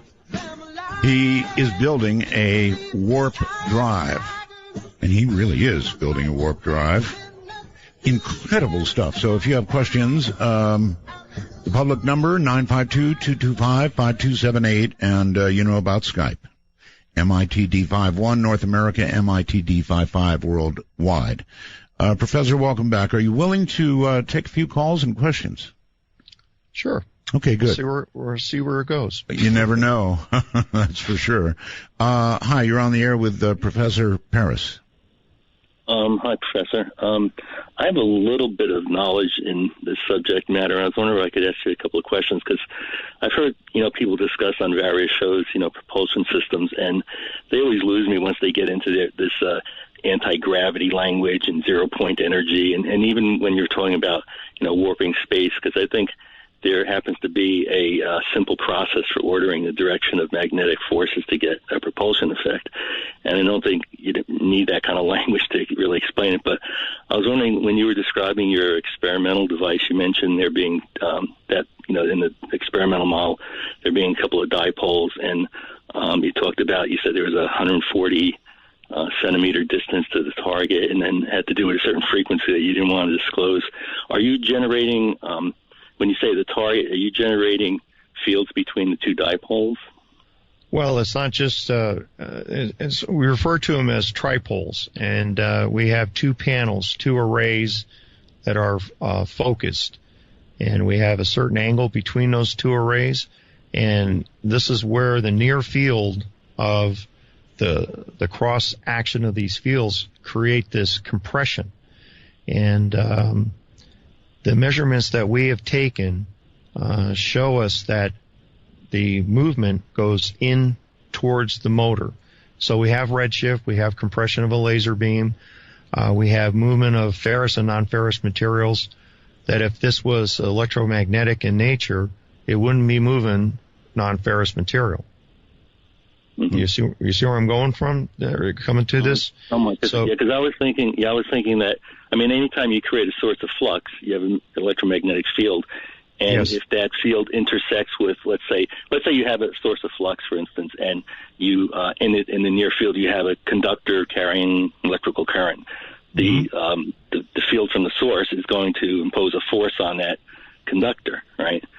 But at the same time, once you generate in that conductor itself is generating a field which is moving back towards the source and could create an opposing force on the source, so you'll get canceling opposing forces, just like two magnets will push apart or pull together.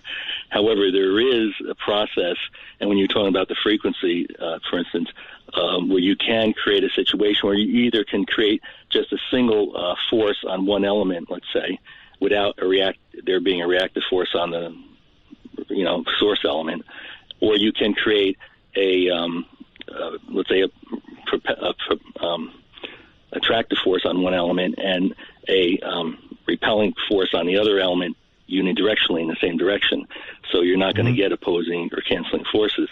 But so I wasn't quite clear if, it's hard to figure out if that's what you were actually doing or if it was something a little bit different.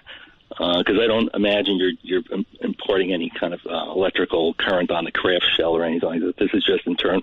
I was thinking you were generating internal forces between your elements or your sources of energy. And to that degree, I was thinking, when you're talking about the amount of energy needed, if that is what happens and you're dealing with a specific frequency, and I was thinking that at 140 centimeters, you're talking something about 53, 54 megahertz. I don't know. But if you were to bring your elements closer together, because, things operate on a square law, you bring them twice as close, you're going to get 4 times more force for the same amount of energy. Well, we've actually conducted experiments that go from 30 centimeters out to 140, and we look at the swing rates on the torsion bar. But you're using the same frequency all the time when you're changing the distance between your elements. That's correct. Maintaining the frequency. The effects are actually extend beyond the 140 centimeters that we have measured. But we had to call it quits at some point because we only have limited space. And of course, I was going to say, of course, you're going to get a variation. You're going to go from maximum force to zero force if you're changing the distance while maintaining the frequency. But if you close the distance, you up the frequency. to keep the same proportions, and you're going to get the effect is going to continue, except it's going to get more powerful. So the smaller you make your machine, the more powerful it becomes, until you reduce it to the size of an atom, and then you can imagine the forces you're going to get, and you're going to start to discover the basis for gravity, probably. But, well, the engine itself is constant energy in, and the variation of distance was an attempt to show the collapsing of the fabric of space around an object. And in this particular case, we were looking at non-ferrous material and how it interacts and how it actually is attracted to the engine. Okay, it goes towards the motor in this respect. And it's in an isolated case of glass and wood, and the fabric of space literally penetrates through all of this and literally pulls it. Now, the other piece of this is we're developing a measuring device that has a set of passive Hall effect sensors, and these are our magnetic sensors. And as the fabric of space collapses into the motor, it's going to pass through it all the magnetic fields that made the resonant of the normal space. And as that passes by, we're going to be able to read and measure how this grid or how the effective field looks like. So we're in the process of doing that. We should be finished with that particular experiment. I have another physicist on the team that's working on this. He's a particle physicist, and he knows how to, we designed the circuits, and what he's doing is he's building the stuff. He's printing them out and putting them onto this grid board. And we'll put it in front on an optics table, and we'll have it at various distances to actually try to three-dimensional simulation or three-dimensionality of looking at the actual field that's created and how it distinguishes from 100 centimeters to 50 to 25, all the way up to the front end of the motor. And so we need to see how that field looks, because we know that we can combine engines together and create a warp bubble. I know that I can put another array panel up on top and extend out from the dual arrays that we have. And I can literally control the fields, altering them. And this is another added advantage into manipulating the fields of the warp fields. So we've investigated quite a few different characteristics of this, and right now we're at that point where we need to put it all together and lift this craft off the ground and eliminate people's rolling their eyes and Professor, I'm curious, if you were to, obviously you're not actually speeding through the atmosphere because you're warping space. So you're getting from point A to point B in a very different way. Yes. Still, there remains a question of whether there would be any atmospheric effect at all. What do you think? Based on the testimonies of these pilots that I interviewed and had reviewed documents about, there was no noticeable tidal effects. Now, Alcubierre had talked about if you do have a warp bubble, that there would be intense tidal actions on the outside of the warp bubble. Right. And when Gurning came out of his thing, and he was over Miami Beach, there was no discrepancies. No one observed anything in the atmosphere of any odd occurrences going on, nor the sea level, ocean surface being any kind of abnormal characteristics there either. I have not noticed any abnormal effects of bending the light around there. But again, we're only working with a few thousand watts of power at this juncture. And I don't think you're going to really see any kind of dramatic effect until you get up into, say, 100,000 watts of power. My projection is that the way this exponential curve is going, and I've run it out beyond what I posted onto the Facebook, and man, it keeps running up, and it doesn't really go past like 5,000 watts of power, between 5,000 and 6,000 watts at the max, and it just keeps going up in a straight line. Now, however, with that said, we can get too giddy about this, and that as I continue with the methodical experiments and increase the wattage, 100 watts at a time, and take those measurements. As we approach 2,000 and as we approach 4,000 watts, we will get a better predictive line graph where we have a better R-squared value. I think a lot of people listening are getting lost in some of the technical details, don't understand how this would change, sorry. And don't, oh no, it's all right. I don't mind at all. I'm trying to get people to understand how this would change the world. Well, have you thought about that? Yes, and a lot of it, it carries a heavy weight on my shoulder because of what could happen with this particular system. In other words, being, for peaceful uses, this thing could revolutionize the way we do business. In other words, transport stuff, go to space, exploration, create an unlimited amount of jobs, people who want to live on another planet, go to the moon and start a colony, go to Mars, terraform and set up colonies there. All of that. If you turned your mind from fast transportation, which is what I know you're thinking about, to weaponize something like this. And this is the part that weighs heavily on my mind, whether I should go through with the whole thing or just, put it in the garbage can. Yes. I don't know if we're as population, and it's not just the United States, I'm talking the world, that we're mature enough to know how to use a technology like this. And because if it was weaponized, I think it would make a paranoia around the world that would be unfathomable. With nuclear weapons being a threat right now and rogue nations getting nuclear weapons, if you could deliver something in like seconds, there's no way you can detect this thing. That's the problem. Nor even have a slight clue that it's on the way. It would just be there. And there's no way to push a button to repel it. You know what I mean? How do you defend yourself against something that would show up on your doorstep in a second? You don't. You don't. And That's right. I can see I can see that side of it. Ken, you're on the air. Hello. Hey, Art, great show. And Dr. Parrish, I'd also like to comment on some of those the last caller's effects. Yeah, go ahead. I'm a retired aerospace engineer, and I was one of those guys that checked designs and approved them for corporate and military aircraft. But I also worked with twin 50-watt CO2 lasers in stereolithography.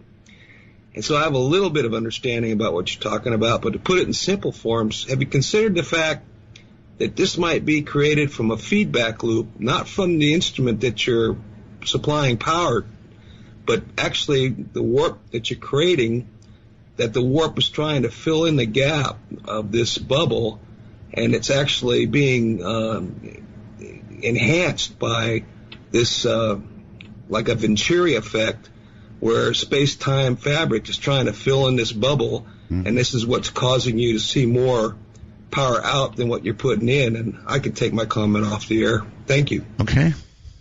More power out than power in. What we actually observed and measured was when the system begins to throttle up and create the warp field, is we notice a negative flux into the motor, and then it goes up to a normal load, I guess. Anyway, that's the only term I can use. It's not really more power out than in anyway, right? Well, this is where I'm getting at, is when you turn the thing off, there's about a second and a half where this thing puts out more power. Oh. It's the rebounding of the fabric of space. That's what I can only interpret it as at this juncture. Could it be electron bunching onto one of the arrays, and then there's a release at the end? That's a possibility. I've looked into this, kind of like similar to radio transmitter magnetrons. Mm-hmm. There's a similar like effect there on electron bunching, and so we haven't investigated that 100% yet, because our goal is we're not going to get. I don't want to be bypassed by some other team that's out there, because there's a lot of other teams out there trying to develop something similar to this. And so we can't afford to stop and, smell the roses here. We got to push forward. well within caution of biologic of, is this thing going to be dangerous? And we've taken those measurements. It doesn't appear that it is. And everything that we know right now, it appears to be safe. And our next step is to get this thing off the ground. And any other effects there, we could study at a later date, but we need to get it off the ground. All right. Hold it right. That's what our push is. Hold it right there. Professor David Paris is my guest. And if you're following this, you're very, very excited. Even if you're not, and you're kind of following it, you understand the implications, I'm sure, of what you're being told. We'll be right back. Midnight in the Desert doesn't screen calls. We trust you. But remember, the NSA, well, you know. To call the show, please dial 1-952-225-5278. That's 1-952-CALL-ART. Professor David Paris is my guest.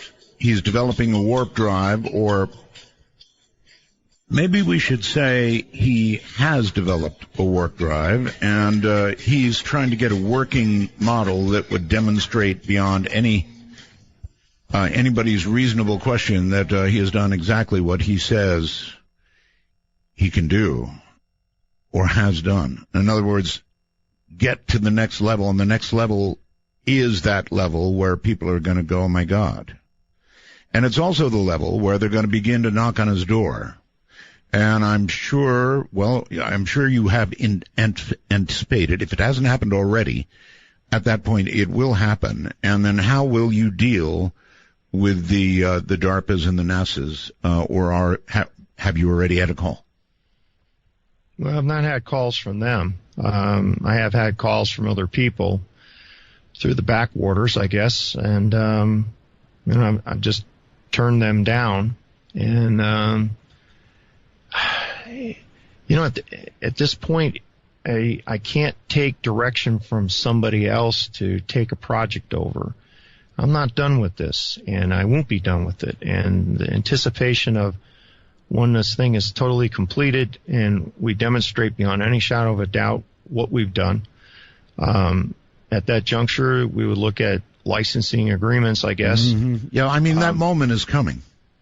Yeah, and we've thought about all of this, and my major concern is a misuse of this type of technology. Right. I know I will not be able to prevent it, but if everybody was in agreement, this could advance civilization to such a degree that we would reduce the famine. The economy would be a boom going into space. And this is something that we have to do as a civilization, or else we're going to die. It's not just taking care of the earth as good stewards of the land and water and whatnot, but it's a whole new paradigm shift. There are so many people out there that want to go to space. They're anxious to get there, and they want to see what they can do and make their mark into space. But it's a place that's never ending. And once you leave the solar system, maybe it's Alpha Centauri, Proxima Centauri, maybe it's Gamma Epsilon, maybe the new one that is 1,400 light years away. I believe this a mechanism with sufficient power. Now, of course, ours is operating on battery at this next plateau that we reach, but there are definitely energy generation systems there. Possibly even maybe a small fusion reactor. Well, that's where I was going. Or a fission or plutonium reactor. Right. Well, after the knock on the door, after you've made the deal, then you suddenly have access to fusion reactors and so forth, right? Well, there's a prototype in the garage, but... Oh, really? Okay. I mean, it's, again, I'm not going to accept current understanding of how things work. I mean, I think outside the box. That's just how I am. Clearly. And I will stand up and be counted. And it makes no difference. Failure, success, whatever, you learn something from all of it. And it's just this, everything I've done in my entire life seems to wrap up into this project. From early days of radio, electronics, flight, and everything else that I've ever dabbled in, got into. By the way, I understand you're a ham operator. Is that right? Yes, that's absolutely true. I'm W60BB. KC0IZT. All right, buddy. All right, William, you're 20 meters here. I mean, you're on 20? I am so involved in this stuff that I'm in my office right now. I have a whole rack of ham equipment here. I've seen your office on a picture. You have the same thing. You know what I've got then. We have a lot in common here. So do you hang out on 20? Uh-huh. Yep. Give me your call again, please. KC0IZT. India Zulu Tango. Right. Anywhere special you hang on 20? I usually kind of listen to the maritime band. Now, I check in every now and then. I build my own antennas and everything, and so I occasionally get on there. But this work has been so intense that I barely turn this thing on anymore. Right, I understand. As a physicist, I would love to ask you about my antenna system. There are few things you might find interesting about it. For the low bands, I built 5 acres of antenna. It's a gigantic double loop that circles 5 acres or surrounds 5 acres. Right. Wow. And there is a voltage on it that is inexplicable. That voltage is not coupling from any power lines or is not storm related. It's there during clear air. I've got 13 towers up, actually. About 75 feet on average, with the center feed at 100 feet. And it's truly all double number 10 wires going around. And it collects a tremendous amount of energy. I actually killed a few transceivers before I figured out what was going on. I now shun it to ground. But I have watched this 13 tower array goes around both properties I have, and during thunderstorms, it is most particularly interesting. I have never been hit by lightning. In 20 years, I've not been hit by lightning. Knock on wood if I could find, here's some. Every time I say that, I have to knock on wood. But what I do see is very interesting. During a lightning storm, I will see a kind of a purplish plasma form at the top of the towers. They're all grounded. And then I'll see the lightning strike, sometimes inside the loop. Never hitting the towers, and then that plasma immediately dissipates, just like that. Now let me guess. Your soil's out there, very sandy, right? Extremely, yes. Yes. You don't have any ground. How far do you have your ground rod in? 6, 7 feet. You don't have a ground. Right, essentially not a ground. That's right. Well, you literally have to go. I run into this problem. Omaha has a 40 ohm resistance at the surface. You go down 8 feet, it's 34 ohms. It doesn't really change a whole lot. Right. So essentially, everybody who has a ground all throughout Omaha and the surrounding metropolitan area, they don't have grounds. Right. And the air base has suffered from this thing with water tables dropping and stuff. You have to put 100-foot ground rod, a 5/8 inch stainless steel compression coupling device. You got to pound it into the ground, literally with a hammer. Well, let me add then. Yeah. Let me add that I have wire mesh. It cost me a fortune. I have wire mesh about 2 inches under the ground, all the way around, directly under the antenna. That wire mesh is attached to 2 water wells that go down in excess of 150 feet, right into the water. Okay. So, how far are the water wells apart from each other? 300 feet apart? About a little more than that, I would say. Okay. But close.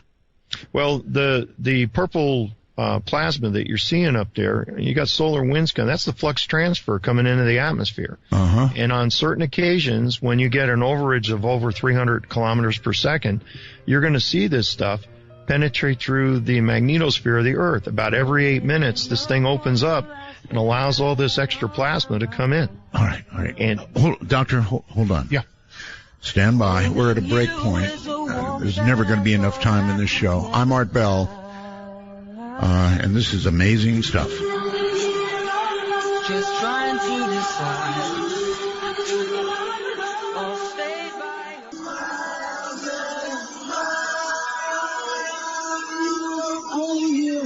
Wanna take a ride?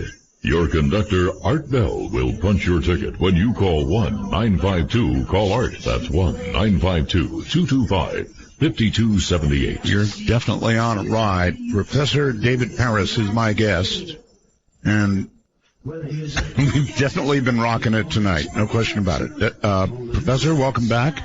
Actually, how long have you been working on this aspect of this project? 3.5 years. 3.5 years. So yeah. A lot of thinking before it, right? No, yeah, about 9 years before that as well. You know, I mean, it's been ever ongoing since 16 years old. You know, picked it up, let it down. You know, at that time I didn't have enough knowledge to. I comprehended what I saw, but I didn't have enough technical knowledge on how do I turn that into something. So it was really these aircraft anomalies that gave you the push.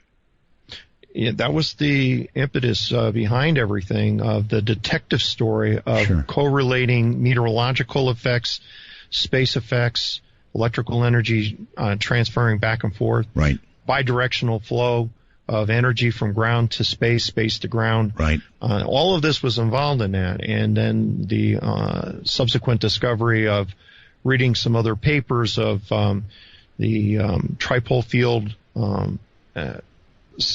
structure within the clouds and antimatter, gave all the various pieces of the puzzle to put together, at least from my perspective, that paralleled Alcubierre's theoretical projections of what space warp would be, what it would look like, and the manifestation of how it would occur.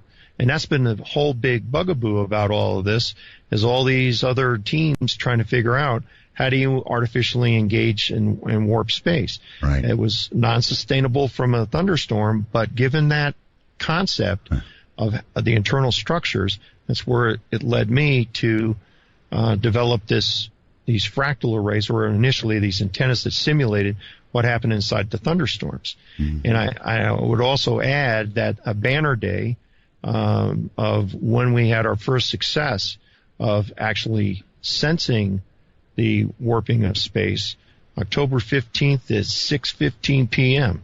I remember that date specifically because that was the date my brother called me. And we had a long conversation. He goes, "You did what?" And he's 4 years older than me, and he was always the guy punching me in the arm, you know what I mean? Yeah, sure. As always the little, the little kid, and tagging along. Get away, Anyway, but that was a banner day of October 15th at 6:15 p.m., and that's when we had our first positive results. So, well, let that be in the history books. William, you're on the air with Professor Paris. Hi. Yes. Hey, Art. Hey, Professor. How you doing? Good. I was wondering, I have a question, too, if I may, about commercial applications. Yes. What if you develop this for airlines and you start having many planes or vehicles flying with it? How would this redefine the role of the air traffic controller? How would they track it? And is there a chance of a collision with that? Well, personally, I would envision, at least in the beginning, before more sophisticated systems evolved, I'm not talking about the warp drive, but I'm talking about how to handle this thing, is that we would have air navigation lanes like we used to before going from point A to B, airport to airport. So we'd have specific air corridors where you would go one direction. I mean, it would be as simple as that, I believe, to go from East Coast to Europe. And then a return corridor that's totally separate, and nothing else would be allowed to fly in those corridors. Okay, my last question, sir, would be, what if you had a technical malfunction inside the bubble? Would you just simply wink out of existence or crash out of the bubble? What do you think might happen? This is why, if you have looked on our website and to the Facebook, the Bluebird is actually a high bypass lifting body, and this craft, if that something catastrophic like that occurred, power failure, whatever, this thing would still glide. You could still fly it. And if you wanted to put all auxiliary engines, that's why, see, we're a proponent for adapting to repurpose craft. So you wouldn't have to destroy a 777 and redo it all. You put these pods on here, and then you would then configure the warp field, but you would still be able to then disengage at altitude, the warp, and then land conventionally at an airport. And you would save, probably up to 600,000 pounds worth of fuel, and only have to utilize maybe 350 gallons of fuel to take off and land. Oh, thank you. Excellent show, Art. Thank you. Right, thank you, and take care. Let's go here, I don't know, to the phone. Hi, you're on the air. Hi, Art. Thank you for taking my call, and a quick shout out to my friends who are listening. I wanted to thank the professor for his courage in the face of adversity, and hopefully in the future it's going to serve as inspiration, and I just have two brief questions. Sure. Thank you. First, would you be able to discuss any similarities to EagleWorks' research into the M Drive or possible funding from them, or your reactions to their results? And second, just to satisfy my own curiosity, because it's rare that I can speak to someone of your stature, do you have any thoughts on the theory that the universe could be a simulation? Thank you very much, Art. And thank you to the professor. Right. Well, let's start with the simulation. I can only report that it feels like reality to me. So I think that kind of takes care of that one. I see it as what it is, as mass moving around, and we keep learning more and more as the days go on. That would be really scary to think that this is all like the Matrix or something, right? And the other question, let's see, that was in context to. He's gone. Sorry about that. Let me just think here for just a second here. What he was. In relationship to EagleWorks and what they're doing out there. What they've actually done using the EM drive, and this is NASA Houston and Dr. Harold Sonny White's team, they've explored the internal workings of the basically the chamber which they bounce microwaves around. Mm-hmm. They have heating issues with that, and they have to readjust and retune this thing a lot. Now, what they discovered with the warp bubble, and they also ran this in a vacuum. So it runs in a vacuum, runs in space, it runs in the atmosphere. It's very low level as far as the amount of newtons that it produces, but I guess that could be boosted up with increased energy. But the bottom line is what they have inadvertently done is kind of vetted our conclusions over here is that they detected the warp bubble inside. Now, I don't know to what descriptions that they've got that, but they have indicated, at least in the press, that they discovered a warp bubble association with bouncing these microwaves inside of their EM drive by the Shire drive, actually. He's an engineer scientist out of England that built this back in 2001. And people discredited him and told him that, it doesn't work, can't work. And now NASA's proved that it does work. And so now they're interested in the thing. They built one themselves. So that relationship of these other teams are out there. They're all going for the golden ring to pull it. And, we can't look behind. We got to keep moving forward. And because we have limited funding, it's whatever I can earn, and put into this project. And we stretch every dollar. Well, it sounds like that gold ring is about to get yanked. I really hope that we are the first team that comes in and can produce this satisfying vision of the craft lifting off the ground. Of course. I can't afford to build the Starship Enterprise. Now, other people have rendered it in picture form of the new Starship Enterprise or USS Enterprise. I can't afford to do those kind of things. I have to put my stuff into the hardware and into the software development and that. So, we're always going at 1,000 miles per hour in a sense of trying to accomplish this thing, get this thing to fruition. Because we know that if we sit to the sideline for any given amount of time, we're going to get overtaken by somebody. What is your goal, Professor, by going public, by being on shows like this? Well, there's been a lot of discussion of how do you hide things right in public view. Well, yeah. I mean, the bottom line here is I don't have a lot. Somebody comes and they take this away. There are going to be a lot of people that know that this project was here. And I am not going to be shut down in that sense. I'm not going to be closed down because I'm just going to stand up and say how it is. I thought that might be your answer. All right. Hello there. You're on the air. Hey, Art. How you doing, Professor? This is Torch. How you been? Did you get my email today? I got a few questions. I don't know who are you talking to. Torch. Bessie. No. I say you an email, but anyway, if you have a question, go ahead. Yeah, basically what you're building is a plasma drive, right? And I was just curious what you're building the Bluebird 2 out of. Well, he spent the whole show explaining that as much as he could. Yeah, I mean, well, I guess he's using composites then, right? Or carbon fiber? It's not a plasma drive. Okay, right. That's the EM drive guys over there in Eagle Works in Houston. Ours is what we can determine at this point with all the results that we have that it is a warp drive. It alters the fabric of space. Now, as far as the materials that the Bluebird is made out of, it's 063 materials, aluminum, T6 that we use for the bulkheads, and we skin it with the 023 aluminum T6. It's weldable, but we don't weld it. We rivet everything. Mm-hmm. So there's like thousands of hours that's gone into that thing.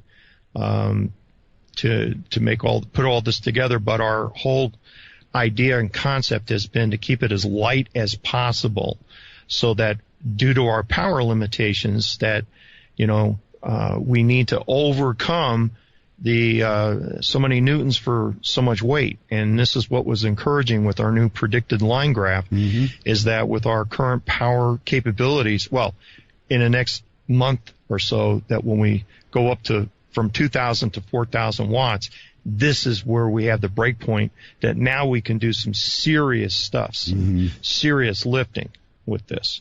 All right, JC12 or 1520, you're on the air. Hello, Art. Hello, get close to your mic, please.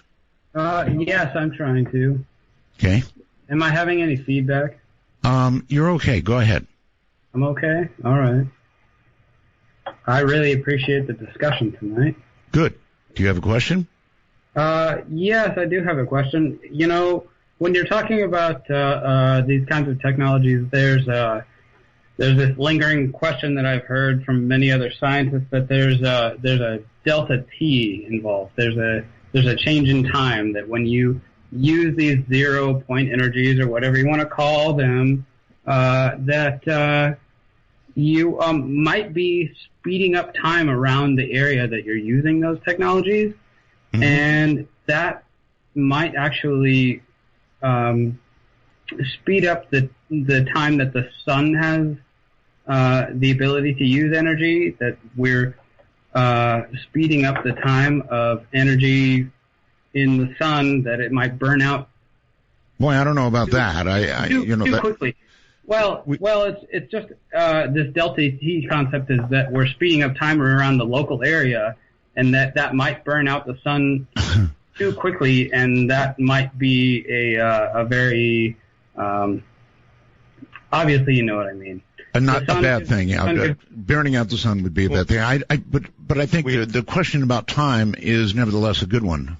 Yes, it is, and we have run time experiments with our mechanical stopwatches, because you get into the fields that are generated from this thing. If it's a circuit, it can destroy circuits if it's out in front of this I would thing. think, yes. And so we have taken actual mechanical stopwatches and have a control. We have multiple stopwatches, and we go into the Faraday cage and position the watch in all different locations. Have the control watch outside. We take photos of it, digital photos, and then we make comparisons afterwards, and there's no differential of time. Now, Alcubierre also predicted that within the warp bubble itself, an observer from the ground, their ground clock would match identically to the clock within the craft itself. So there is no time distortion with this thing. Now, you may find a time differential in the actual line of the compression field itself, where the fabric of space has been warped. You may find a time differential there, but it has no effect onto the overall bubble itself, because it then expands out and everything goes back to normal there. All right. We have analyzed that, and we don't see any of the discrepancies. And also, Gurnon's flight, there wasn't any time discrepancy between the clock towers and his aircraft clock. Gotcha. All right. So if they're small or not able to measure it at this point, you're on the air. Hello? Hello? Hello. I've got a question for David. Yes. The fact is, the time might be a differential along the line of compression, and possibly you could get a gain in by altering the speed of light. Have you thought about putting this thing near a Wilson cloud chamber and see what effect it has on the particles that are displayed in there? It's a good idea. I got a Wilson cloud chamber in the lab. We just haven't had that kind of luxury of time to play around with that kind of stuff. I get a lot of suggestions through emails that are posted to our website, and they're all very interesting, except I have to maintain my focus to get to the end goal here, and that's to get this thing off the ground. And I would be more than happy is when I have adequate funding from the selling this device, is to hire a whole team of engineers and scientists to analyze all the backfill, in other words, of all the other potentials of what happens, and really narrow this thing down and be extremely specific. Now, I don't want to give the impression that we're moving ahead so quickly that we're not considering biologic factors here. We have, and we do, and that's why we have a level of safety in our lab to protect ourselves from anything that goes on within the chamber itself. All right, Professor, I've got to stop you there because the show is ending. I mean, I don't know where it went. It's ending. So, two things. One, incredible what you've said tonight. Two, I need to have you back. We could do shows on this and any number of other subjects. So will you come back again, please? Oh, absolutely. I thoroughly enjoyed talking with you and to the audience as well. It's for me, this is kind of like a little vacation. It's relaxing. Well, as you can see, they're a pretty bright bunch. They really are. Yes. All right, Professor, thank you. We'll be talking to you actually very soon. Thank you. Okay. Good night, my friend, and good luck. All right, tomorrow night, some form of open lines. I'm thinking about it. I'm mulling it over. But it'll be open lines. Tomorrow's Friday, and I just have fun on Fridays. But this was a blast. Good night. From the high desert and the great American Southwest, I bid you all good evening, good morning, good afternoon, wherever in the globe you may be. All those time zones, and each and every one covered like a blanket by this program. Midnight in the desert. And it's going to be a very midnighty program tonight, to be sure. If you got any kids in the room, get them out of the room. They don't need to hear this. The rules of this program are simple. No bad language. And only one call per show. Unless you're annoying, and then you can't call at all. All right, so I do have a little bit of news for you. Volkswagen's commercial vehicles and cars from its Spanish unit, Seat, are among the 11 million apparently fitted with a diesel engine that can cheat on emissions tests. This is really, really, really bad news for Volkswagen. The CEO has already received her news. The whole company may be toast. Kind of a shame, huh? Missed the little bug. And then there is this, Edward Snowden, who has confounded, that's an interesting word, confounded U.S. officials since his abrupt departure from the country 2 years ago with a whole bunch of classified stuff, has just found a new megaphone. He has found Twitter, and so he started following the NSA on Twitter. I'm sorry. And he sent out a tweet which just said, "Can you hear me now?" Well, let's see. In about an hour after he said, "Can you hear me now?" 185,000 followers jumped on board. And then 6 hours later, he was up to 625,000 followers, so I guess we can hear him now.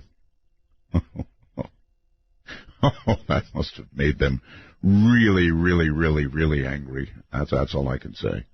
Really angry. Can you imagine? Inside the NSA. Sorry, NSA. I'm not really. I'm not laughing at you. I'm laughing, hopefully, with you. Not at you. All right. Now, in news of the other, I've got two, I think, really cool things. One demands an explanation from RCH, who follows this program. It is a Mars picture. Now, Richard really needs to look at this. Are you hearing me, Richard? You really need to look at this and tell us what this is, all right? It is taken by the rover from Hillside on September 25th. It's on artbell.com. I suggest you go up there right now. I swear it looks like a creature. It looks a lot like a creature.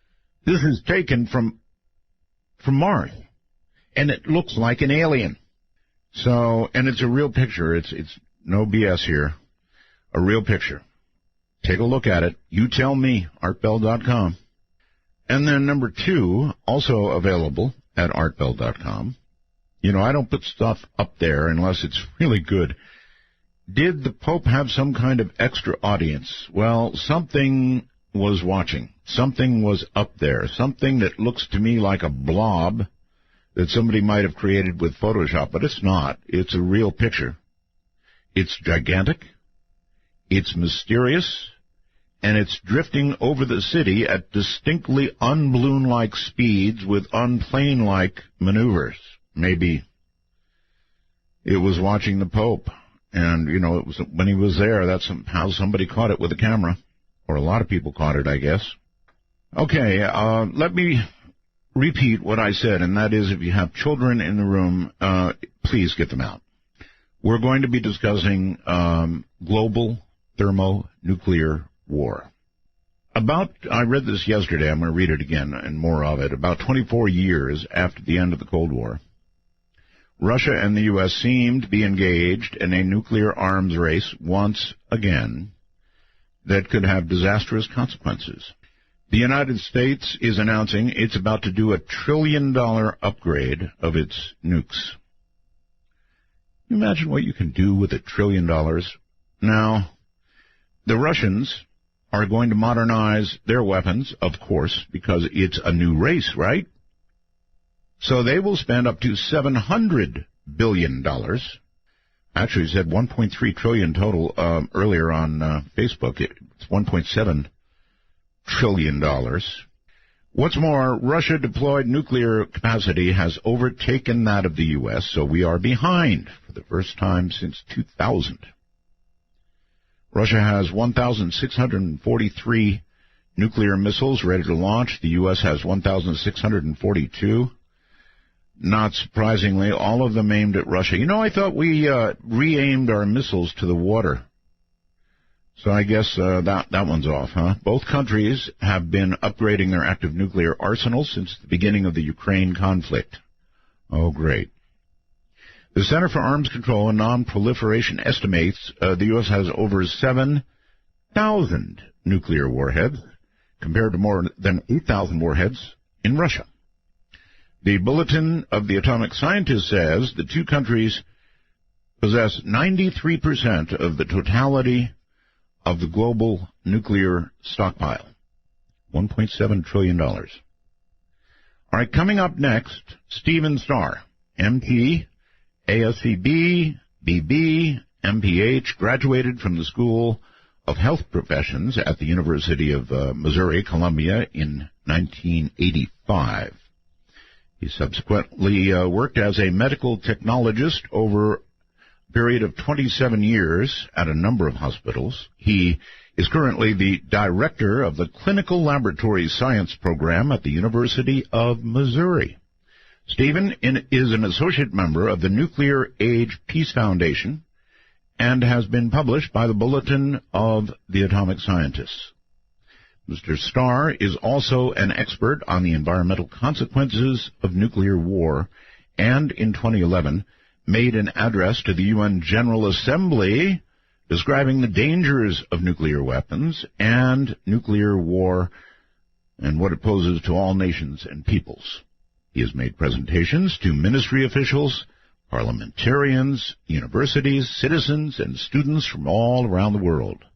He specializes in making technical scientific information understandable to all audiences, which will be a good thing for this night, because this is a tough subject. I told you, get the kids out of the room.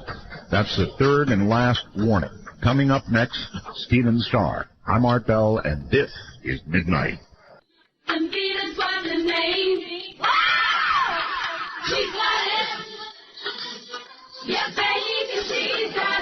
Proudly part of the Dark Matter Digital Network, this is Midnight in the Desert with your host, Art Bell. Now, here's Art. Here I am. Well, all right. Here comes Stephen Starr. Stephen, I would like to welcome you to Midnight in the Desert. It's going to be a rough one. Thank you, Art. Yep. It's a pleasure to be on your show. Good to have you. We have never spoken, right? Right. Okay. Stephen, I have been reading, and I just sort of read a little bit of what's been going on. There's so much going on right now that is scary. I lived through the Cold War. I'm 70 years old. I was in the Air Force, Stephen, on the day that we decided if we were going to mix it up with Russia over Cuba, or the Soviet Union at that time over Cuba. And I was working in a hospital at Amarillo Air Force Base in Texas. And I'm the guy who got to go, we were a B-52 base. And I was the guy who got to go over and answer the line that raised the DEFCON level. Really? Into the world of scare. Really scary. Yes. Yep, I was. Well, I was doing duck and cover drills at the elementary school in St. Louis County where I lived. Really? Yeah. Okay. And I think that actually left a big impression on me. It had an effect that kind of partially led me to where I am today. I remember seeing that phone ring, and of course I was aware of the ongoing crisis, with Cuba. It was, you couldn't avoid it. It was everywhere. But when that phone went, and boy, you really know it when it goes, my blood just ran cold. I thought, this is it. Well, it almost was, and frankly, it was a miracle that it wasn't. And again, it's a miracle that there hasn't been a nuclear detonation somewhere, or a nuclear war for that matter, since 1960s. We've had plenty of opportunities for that. We have, and I guess we've probably been closer than we know, or that the public knows. We remain closer than the public knows.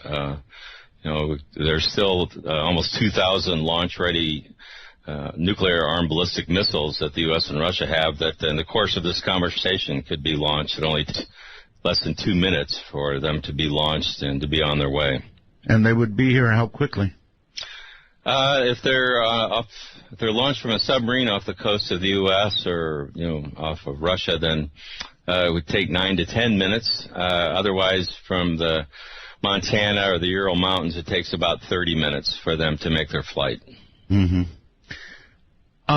The Russians are saying they now have technology that would make it impossible for us to intercept their ICBM should a war begin. Do you believe them? Well, I don't want to test it. No. I think each side, we have our ballistic missile defense system that's being deployed through NATO, and there's a lot of evidence that it may not work as advertised unless you perhaps switch out the kinetic warheads for nuclear warheads, which is something that's not discussed but is considered by Russian war planners. So, but all these things are really they're all being done in the process of ignoring the scientific predictions of the existential threat of nuclear war. So I take it that if you replace a kinetic weapon with a nuclear warhead, then you only have to be close. Yes, that's right. The kinetic warheads, they call them hit to kill. These things go about 17,000 miles per hour. So it's like hitting a bullet with a bullet, but if you swap that out for a nuclear detonation, then you expand your kill radius to the point where, it's more like 1 or 2 kilometers or a mile or so. But I've talked to Dr. Ted Postul, who's written about this. He's at MIT, and he said that there's always a countermeasure available. The warheads have decoys included with them these days, both U.S. and Russian warheads. You could probably spread the decoys out further. Once you get into these sort of arms races, it's almost impossible to stop them. That's why they actually were wise enough to create the anti-ballistic missile treaty, which George W. Bush withdrew from not that long ago. Well, it also looks like the test ban treaty is about to go up, poor choice of phrase, in smoke any minute now. I guess the Russians are breaking it by testing some cruise missiles and nuclear-armed cruise missiles, and so I guess is it going to go away? Well, the thing is, there's a political spin that comes out on each side, the U.S. and Russian, and there's technical details about all this that can be argued. But it's sort of like counting how many angels can sit on the head of a pin. We get lost in these arguments about who has the most missiles and who has the most warheads. Yeah. In a sense, we treat nuclear weapons as we did conventional weapons, but I think I have a class that I teach at the University of Missouri, and I ask my students about this, like, why do you think we got to the point where we had, something like 70,000 nuclear weapons in 1986. But we have studies that show that 300 strategic warheads, if you detonate those, they'll kill 75% of the people in the United States and Russia. So how could we manage to create, 70,000 warheads? It really was. They called it MAD, which made more sense than mutual assured destruction. But it was insane. But I think there's a failure to grasp the fact that grasp the essential nature of nuclear war and the existential threat that it poses to human beings. So actually, you're a professor, Stephen Starr, really, right? Yeah, I'm lucky enough to teach a class at the University of Missouri on nuclear weapons. It's one of the few classes there are in the United States, which is another problem. After the Soviet Union collapsed, pretty much all nuclear education, what little there was, dropped out of our high schools and even colleges. So the students that come into my class don't even know the difference between an atomic bomb and a hydrogen bomb. I guess in some ways, Stephen, that's a bad thing, and in some ways, maybe it's a good thing, because if they're ever used en masse, well, I just don't think it's... Well, maybe I'm naive. Sometimes I feel like Mr. Smith goes to Washington kind of guy, but I honestly believe that if ordinary Americans, the non-technical audiences, had any idea that the nuclear arsenal that the U.S. and Russia has represent a self-destruct mechanism for the human race, that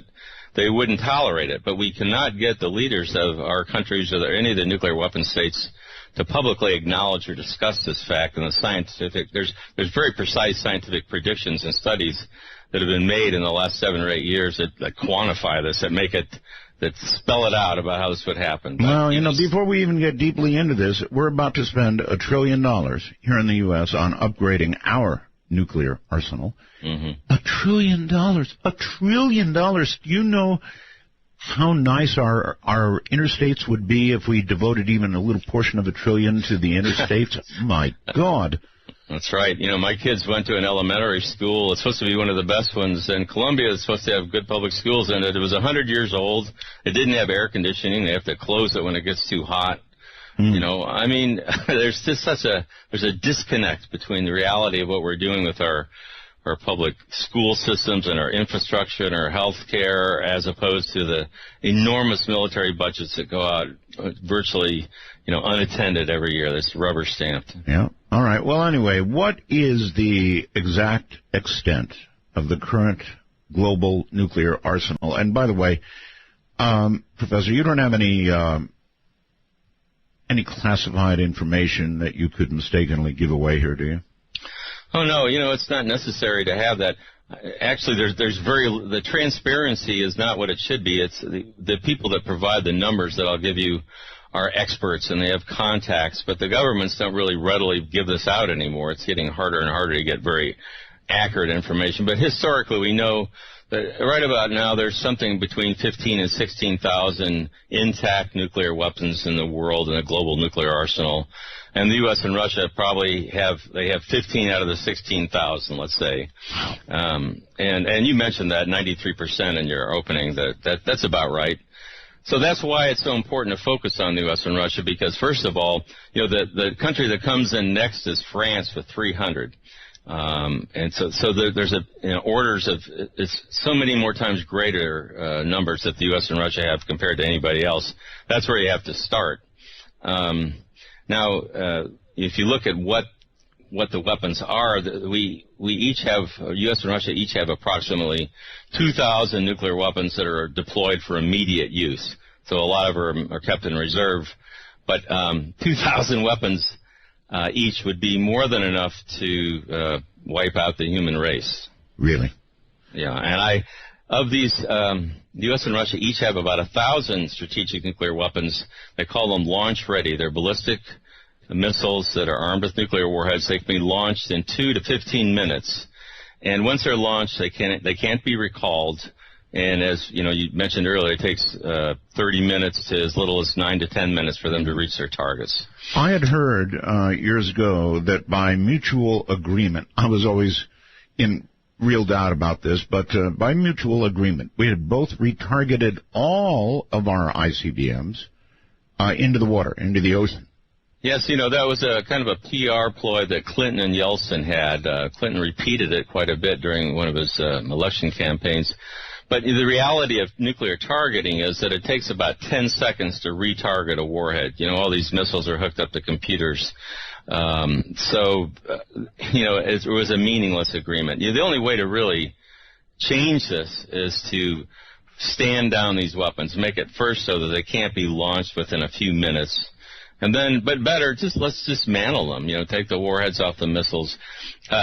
We have to start thinking of this as a problem for our species. Oh, I do. I think of it as a problem for our species. Well, the people in charge don't, I think. I think they're so caught up in the moment. The scientists have tried to discuss these studies they're called peer-reviewed studies. They're the best studies that can be done in science.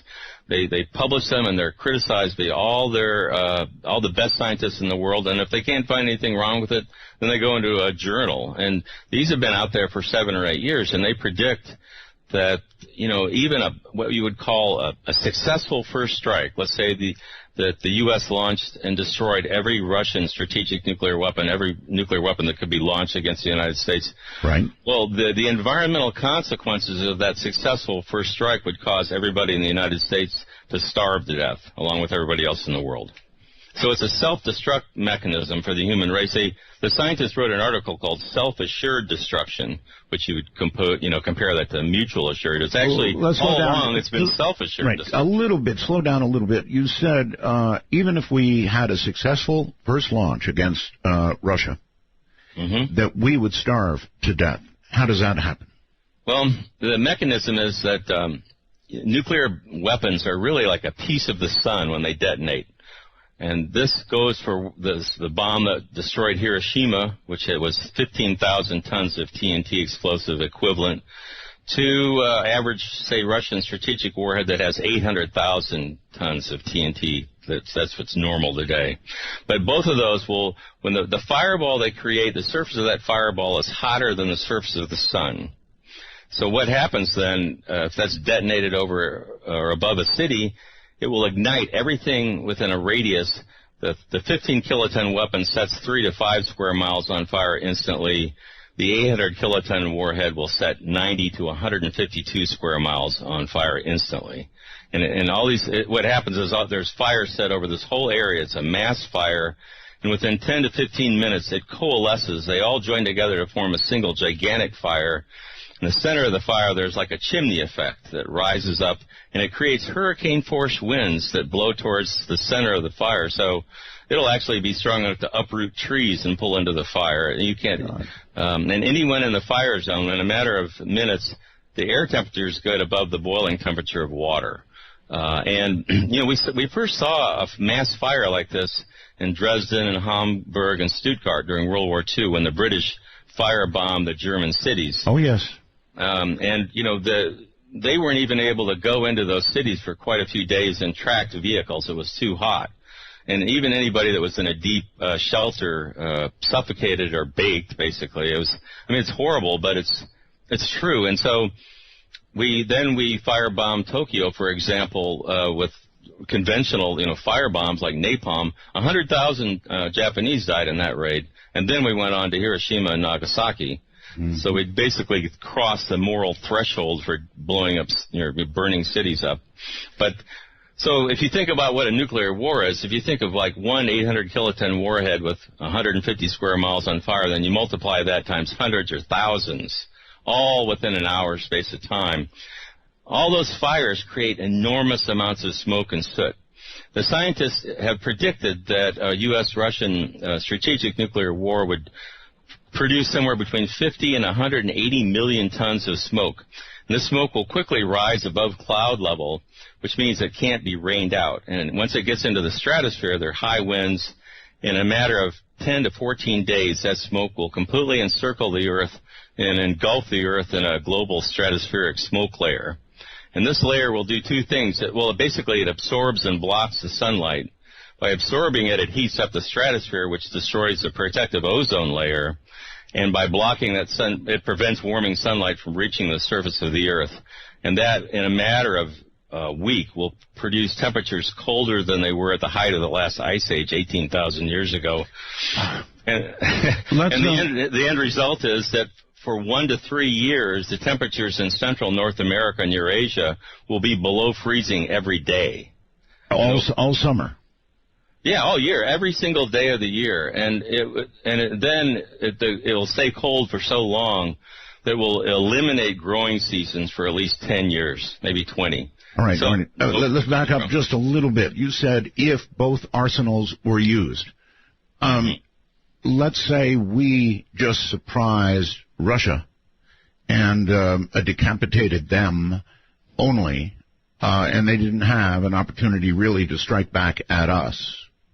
What have you got then? Do we still have, because you were describing nuclear winter, right? Yes.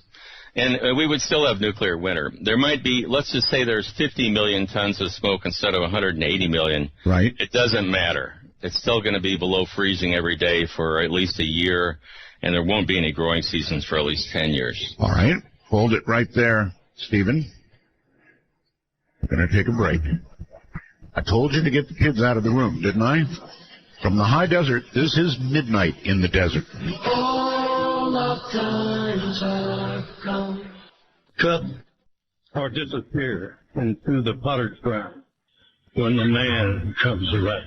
Taking you from today into tomorrow, this is Midnight in the Desert with Art Bell. To call the show, dial 1-952. Call Art, that's 1-952-225-5278. Don't call yet. Phones are not open yet. My guest is Professor Stephen Starr, and we are discussing nuclear war, global thermonuclear war. And so let's get back to it. Professor, let's go back for a second. I hate to do this, but a little more education on the size of these things. The one dropped on Hiroshima and Nagasaki. What was it, little man, big boy? Let's see. It was Fat Man was Nagasaki, and that's right. Little Boy was Hiroshima. There you go. And the Hiroshima bomb is estimated. There's different estimates, but let's just say 15,000 tons of TNT explosive equivalent. They have to compare it to something, so they compare it to TNT. But a nuclear detonation is really different, fundamentally different than a high explosive chemical detonation, for a couple of reasons. The stellar temperatures it produces, literally a couple 100 million degrees centigrade at the instant of detonation at the center of the fireball. So in other words, that's actually not then a completely accurate description of the power of the weapon at all. Right. There's an article on my website by Professor Lynn Eden called City on Fire.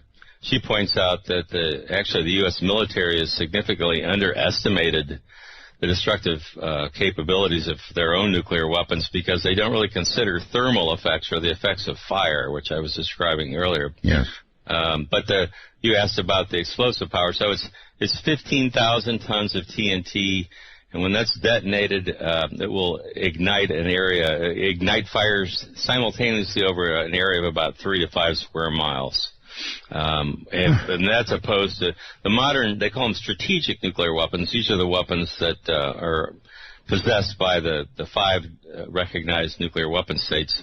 But the smallest, I hate to use the word small, but the smallest yield of or explosive power of a strategic weapon is 100,000 tons of TNT.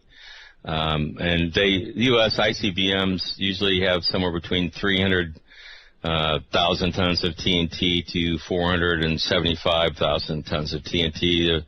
The Russian ones are generally a little bit bigger. They're about 800,000 tons of TNT. Our bombers, our nuclear bombers can carry a nuclear gravity bomb, the B-83, that has 1.3 million tons of TNT explosive power. Excuse me? Yeah. Well, they call those megatons. The kilotons means 1,000 tons, so 15 kilotons, Hiroshima. But after hydrogen bombs were invented in the early 1950s, it wasn't all that long before American bombers were carrying multi-megaton weapons around. That was, you probably remember, in the 60s, the 70s, the 80s, the average warhead size, is usually 2 or 3 million tons of TNT. And China still has, I think their warheads are believed to be about 3 million tons of TNT explosive power. They don't have a lot of missiles that can hit the U.S., but they have some. And they're just like every other nuclear weapon state, they're modernizing their arsenals. So, just a little bit of trivia, if there is such thing in this subject. I believe that we accidentally dropped 2 nuclear weapons on North Carolina. Mm-hmm. And there was an accident, a B-52. Yes. What the end result was, they back then they carried these multi-megaton gravity bombs, and a couple of them got loose and went down. They have what they call permissive action links. They're basically a safety device that are built into each weapon, at least the United States has, and they have to be triggered sequentially in order for the bomb to go off. There's usually like a series of, say, 6 or 7, and on one of the bombs, there was only 1 left. All the others had been triggered, so we would have had probably... we would have had millions of tons of explosive power going off there. The fallout would have gone all the way to New York City. It probably would have killed most of the people in North Carolina, I would guess. One more 5-volt little signal, and it would have been as you described. Right. And, there's other accidents that we don't know about. Well, before we leave that one, what I heard was that they retrieved one of those weapons, and one of them... they didn't. There actually is one that is in the ocean off the coast, and I don't really find that very reassuring. No. If you know about World War I, they're still digging up artillery shells that they're corroded on the outside, but they're fine on the inside. Right. So I don't know, but I mean, there are nuclear bombs scattered around the bottom of the ocean. There have been some that have fallen off aircraft carriers off the coast of Japan that rolled off the deck. It's a hell of a mess, really. Yes. All right. So we have hydrogen bombs now, and these are the ones, for example, like the B-83, right? That would be a hydrogen bomb with yields up to, 1.3 million tons? Yes.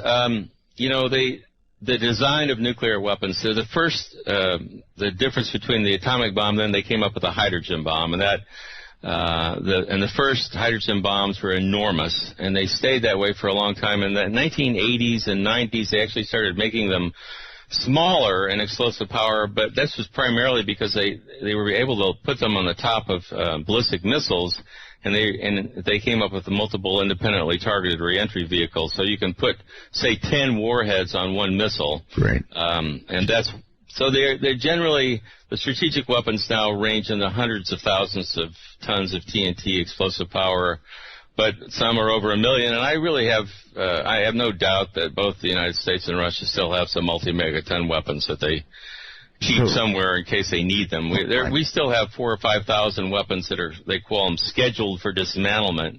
So they actually don't go into the totals that the United States puts out as far as how many weapons we have.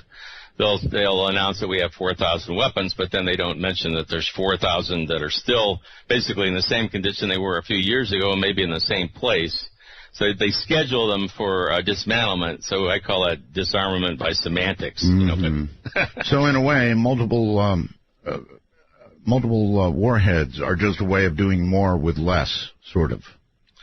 If you want to get into the calculations, if you set off a number of smaller warheads over an area, you actually create more blast damage and just as big a thermal effects as one big warhead. Military planners tend to focus on blast. Mm-hmm. Which is because they want to, and so that's why a city like New York or, Washington, D.C. would be a good example. They might target it with, say, 40 warheads, where actually one of these 800 kiloton warheads would be more than enough to set the whole city and way beyond into the suburbs on fire. 100 and some odd miles, right? It's they calculate these firestorms based on average weather conditions, but even under the very worst weather conditions, for an 800 kiloton warhead, you're going to have about 90 square miles where you're going to have a certain fire zone. Mm-hmm. But on average weather conditions, it's more like about 150 square miles, and it can be more than that on an exceptionally clear day. So on my website, I focus on fire because, as we mentioned earlier, it's the fire is what creates the smoke. And the smoke gets up into the stratosphere and can block the sunlight and create these ice age weather conditions on Earth that eliminate the ability to grow food crops for years. Assuming a full exchange, how long would a nuclear winter? Well, there's actually new studies that are being done. I keep in touch with my friends, the scientists, and it looks like it could be 20 years even. But I mean, the global grain reserves right now are maybe enough for a couple of months. But you mentioned, I think at some point, India and Pakistan. Well, they have a big nuclear arms race going on there now. But what they produce initially, at least, are atomic bomb-sized weapons. They have about 200 operational atomic bombs, the 15 kiloton or 15,000 ton size. So the scientists did a study on a war with 100 of those being detonated in their cities. Right. And they found, they predicted about 5 million tons of smoke would get into the stratosphere. That would be enough to block about 10% of the sunlight from reaching the surface of the Earth for at least 3 or 4 years, maybe 7.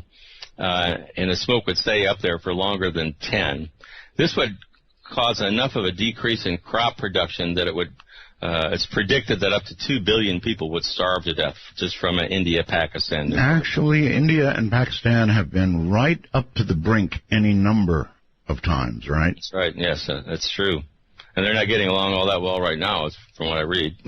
Well, it seems, Professor, we once lived in a world where MAD was, sort of the operational mutual assured destruction stopped everything from happening. Now, I wonder if if nuclear war might be possible on a smaller scale, I know this is what they toy with, these ideas they toy with, these games, as it were, war games. Is it possible? Is a smaller nuclear exchange survivable?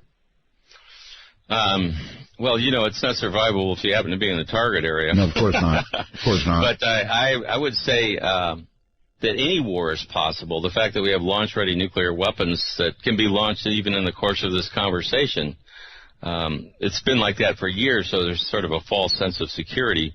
What worries me these days, a couple things. Here in the United States, I'm worried because there seems to be a general lack of knowledge and understanding about the consequences of nuclear war.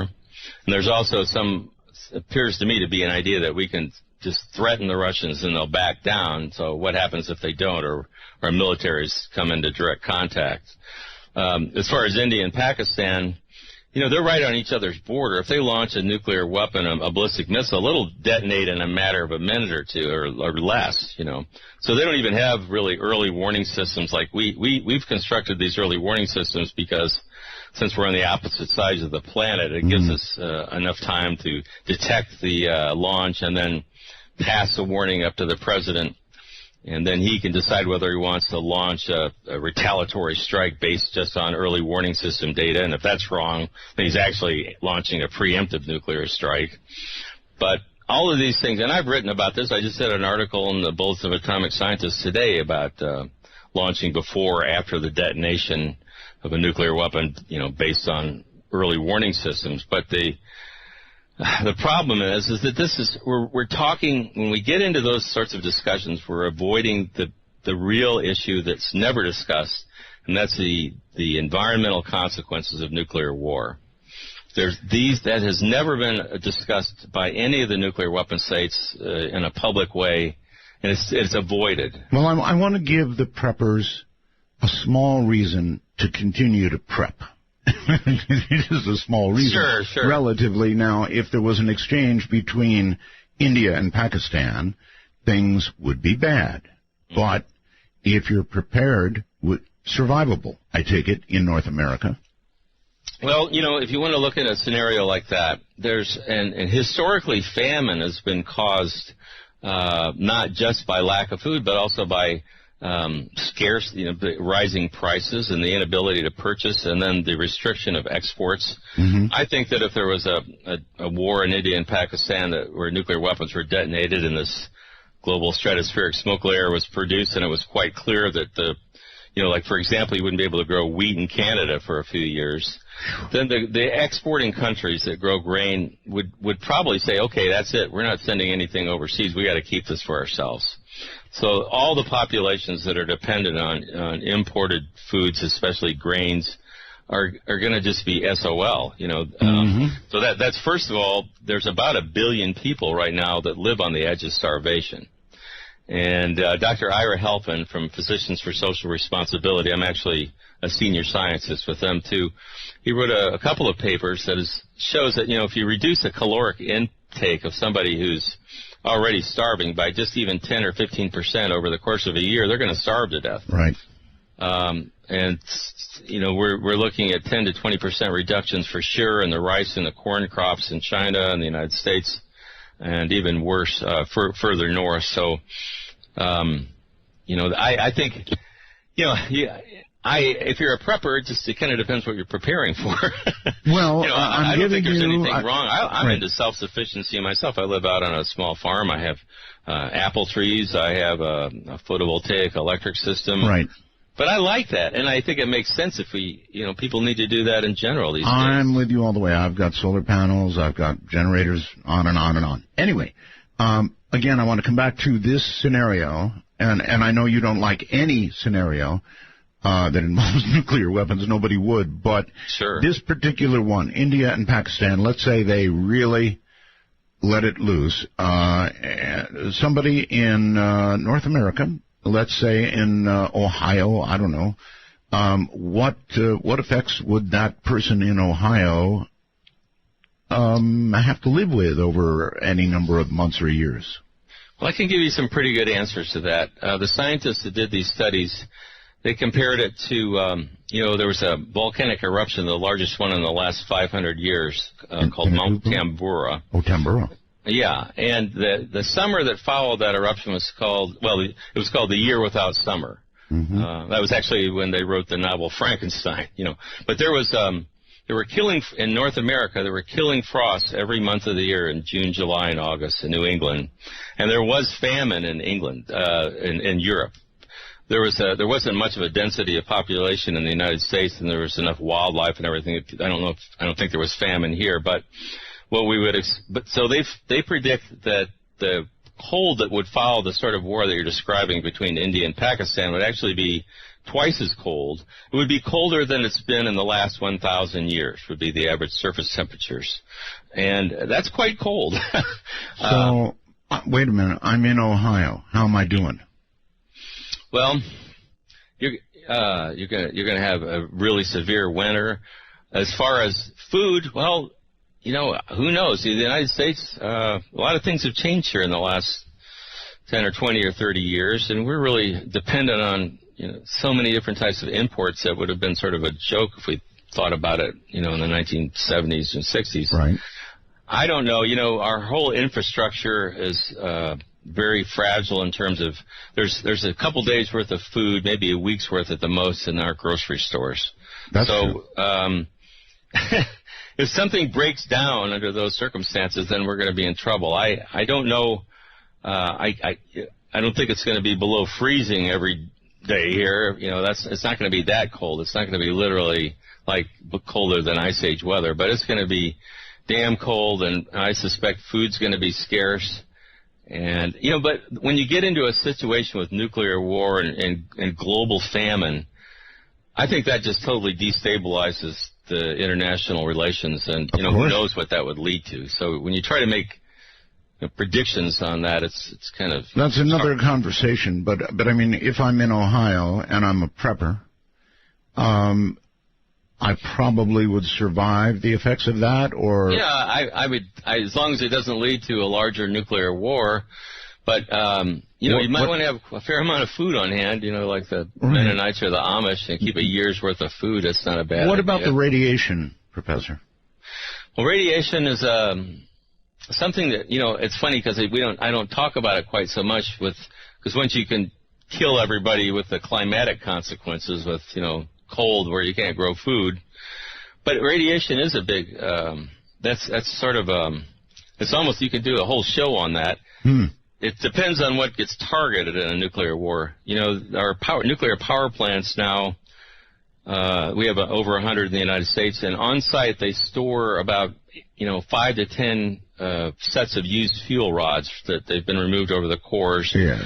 And these, they call them spent fuel pools. They're like swimming pools where they keep, they have to be kept underwater because of the intense radioactivity, which also produces a lot of heat that has to be removed. Not so friendly if they get out of the water, right?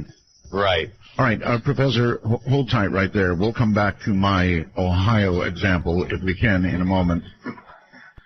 I think scientists like this really actually don't like to discuss the possibility of something, what's the right word, that could be survived. I'm Art Bell. Stop telling me a lie without a reason why. Blown it all sky high. Coming to you at the speed of light in the darkness, this is Midnight in the Desert with Art Bell. Now, here's Art. Professor Stephen Starr is my guest, and here I come again, Professor. I'm in Ohio, and Pakistan decides to decapitate the other side, and so they get into a full-fledged war. I'm going to probably be able to survive if I'm a prepper, if I've got food. It's going to get cold, and I know that people who speak, people like you who speak in front of whoever it would be, don't even like to talk about nuclear exchanges that would be survivable because you don't want them at all, right? Well, there's a lot of truth in that. Yes. Part of it is because, I have a habit of trying not to make predictions if I'm not, it's a scientific approach where you don't say what you can't prove. But, I think your description of what the post-war scenario is like is accurate. And, I think it would be a nightmare. It would be really cold, and it wouldn't just be for a year. It would be like 10 years without summer almost. It would be colder than it's been in the last 1,000 years. And now this is only India and Pakistan, right? Right. And that 100 atomic bombs that were detonated in that war have about, maybe even less than 1% of the explosive power of the weapons that the United States and Russia have. I know. Ready to launch, and it only takes 2 to 15 minutes. Well, we once, Professor, lived in an era where MAD was operational. It was just suicide to even consider it. But now we've got countries like North Korea. North Korea is interesting because they probably are suicidal, or at least the leadership may well be suicidal. And so we can't depend on good old MAD so much anymore, can we? Right. Well, it wouldn't be a mutual assured destruction in their case because they have like 10 atomic bombs or so. But, at the moment. Yeah, but all these arsenals are getting bigger. Even India and Pakistan at some point are going to start producing, thermonuclear weapons, strategic nuclear weapons instead of just atomic bombs. So there's got to be a point where people, actually there is a point. There's a thing called the Austrian Pledge. There was a meeting in Austria, and 113 nations have signed this request. They're trying to get a conference together, but they're calling for the banning of nuclear weapons in the same way that chemical and biological weapons would be banned. And then after a ban, of course, there'd be an elimination. Guess what? Guess who's against that? The 5 nuclear weapon states. Mm-hmm. Of course. They say, oh, no, this is, we don't need that. This is disruptive of our process. We want to stick with the non-proliferation treaty, because that's doing just fine. But, it's been 50 years since that was signed, and it doesn't take, a rocket scientist to see that the nuclear weapon states are busy modernizing their arsenals, just as you mentioned, $1 trillion to build, we're rebuilding our entire nuclear weapons manufacturing complex in the United States is what's going to happen. In Kansas City here in Missouri, they just are finishing this gigantic, $100 million going into a facility that builds all the non-nuclear components, but that's about 80% of the bomb. And it was the biggest construction project in Missouri. And I thought, there's really something wrong with our society when that's when our biggest project is to build a new nuclear weapons plant. Back to Pakistan for a moment. Right. India and Pakistan. Assuming they had a full exchange, little me in Ohio. Radiation. We didn't really get there. I started talking about nuclear power plants in the U.S. and maybe I really wasn't answering your question there. As far as the radiation from that exchange, I think there would be a lot of it. If you detonate a weapon on the surface as opposed into the air, you get like a really nasty fallout. But what happens there is those sorts of the fallout from that, it gets rained out and spread more regionally than globally. Okay. You have to have about 100 kiloton weapon for the fireball to go above the troposphere, or where the weather takes place, up into the stratosphere, where it's above cloud level and it can't get rained out. That's where the term fallout came from. When we had all these big, in the South Pacific, we detonated all those hydrogen bombs, and they were enormous. The largest one was 15 million tons of TNT. Wow. And so those fireballs went into the stratosphere, and it only takes about 2 weeks for the wind to blow it all the way around the planet. When you have a nuclear detonation, you create literally hundreds of different types of radioactive isotopes or elements. But most of them have very short, they self-destruct in a very short matter of time. They call it a half-life. But there's some that don't, and those particularly it's strontium-90, and that gets into your bones and your teeth. And cesium-137 that gets into your organ systems and tissues. Those have 30-year half-lives. And then, of course, there's uranium and plutonium, when you detonate. Most of the bombs had plutonium pits, and even the very most efficient bomb doesn't have all the plutonium fission. It's a lot of it's blasted into microparticles. Is there any such thing as a clean bomb? No, not. They all produce, and there's no such thing as a clean nuclear fission. Anytime you split an atom, you produce a lot of radioactive byproducts. And most of these, like the cesium-137 and strontium-90, haven't really existed during the entire time complex life has evolved and developed. And so it's new to us. And that's one of the things I think that's been ignored or almost suppressed. They focus a lot on external doses of radiation. But very equally or even more important is if this stuff gets into the biosphere, these long-lived radioisotopes like cesium-137, and it gets into your foodstuffs, and then you eat it, and you ingest it or inhale it. Right. It can have it causes other diseases besides radiation, besides leukemia and cancer. I spent a year helping to translate a study that was done in Belarus that was done after the Chernobyl nuclear power plant blew up. Oh, yes. And about 25% of Belarus was seriously contaminated, and the most predominant radioisotope is cesium-137, and it gets into everything. Like even the wood, when they burn firewood for heating and cooking, it turns their chimneys into like small nuclear reactors, and but the children there are really sick. Only less than 10% of the children in these contaminated areas are considered to be healthy. And the study that I got translated was done over a 9-year period. They examined 100,000 children, and they did thousands of human tissue samples done from autopsies of children and infants that had died in these areas. And they found that the cesium concentrates in the endocrine tissues as well as the heart, the pancreas, the spleen.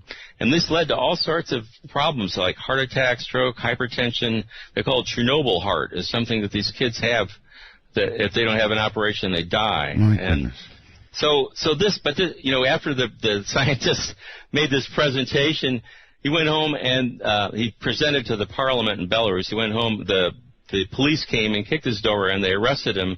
They went to his medical institute and destroyed all his archived slides and samples from 9 years' worth of research, and they put him in a prison camp for 6 years.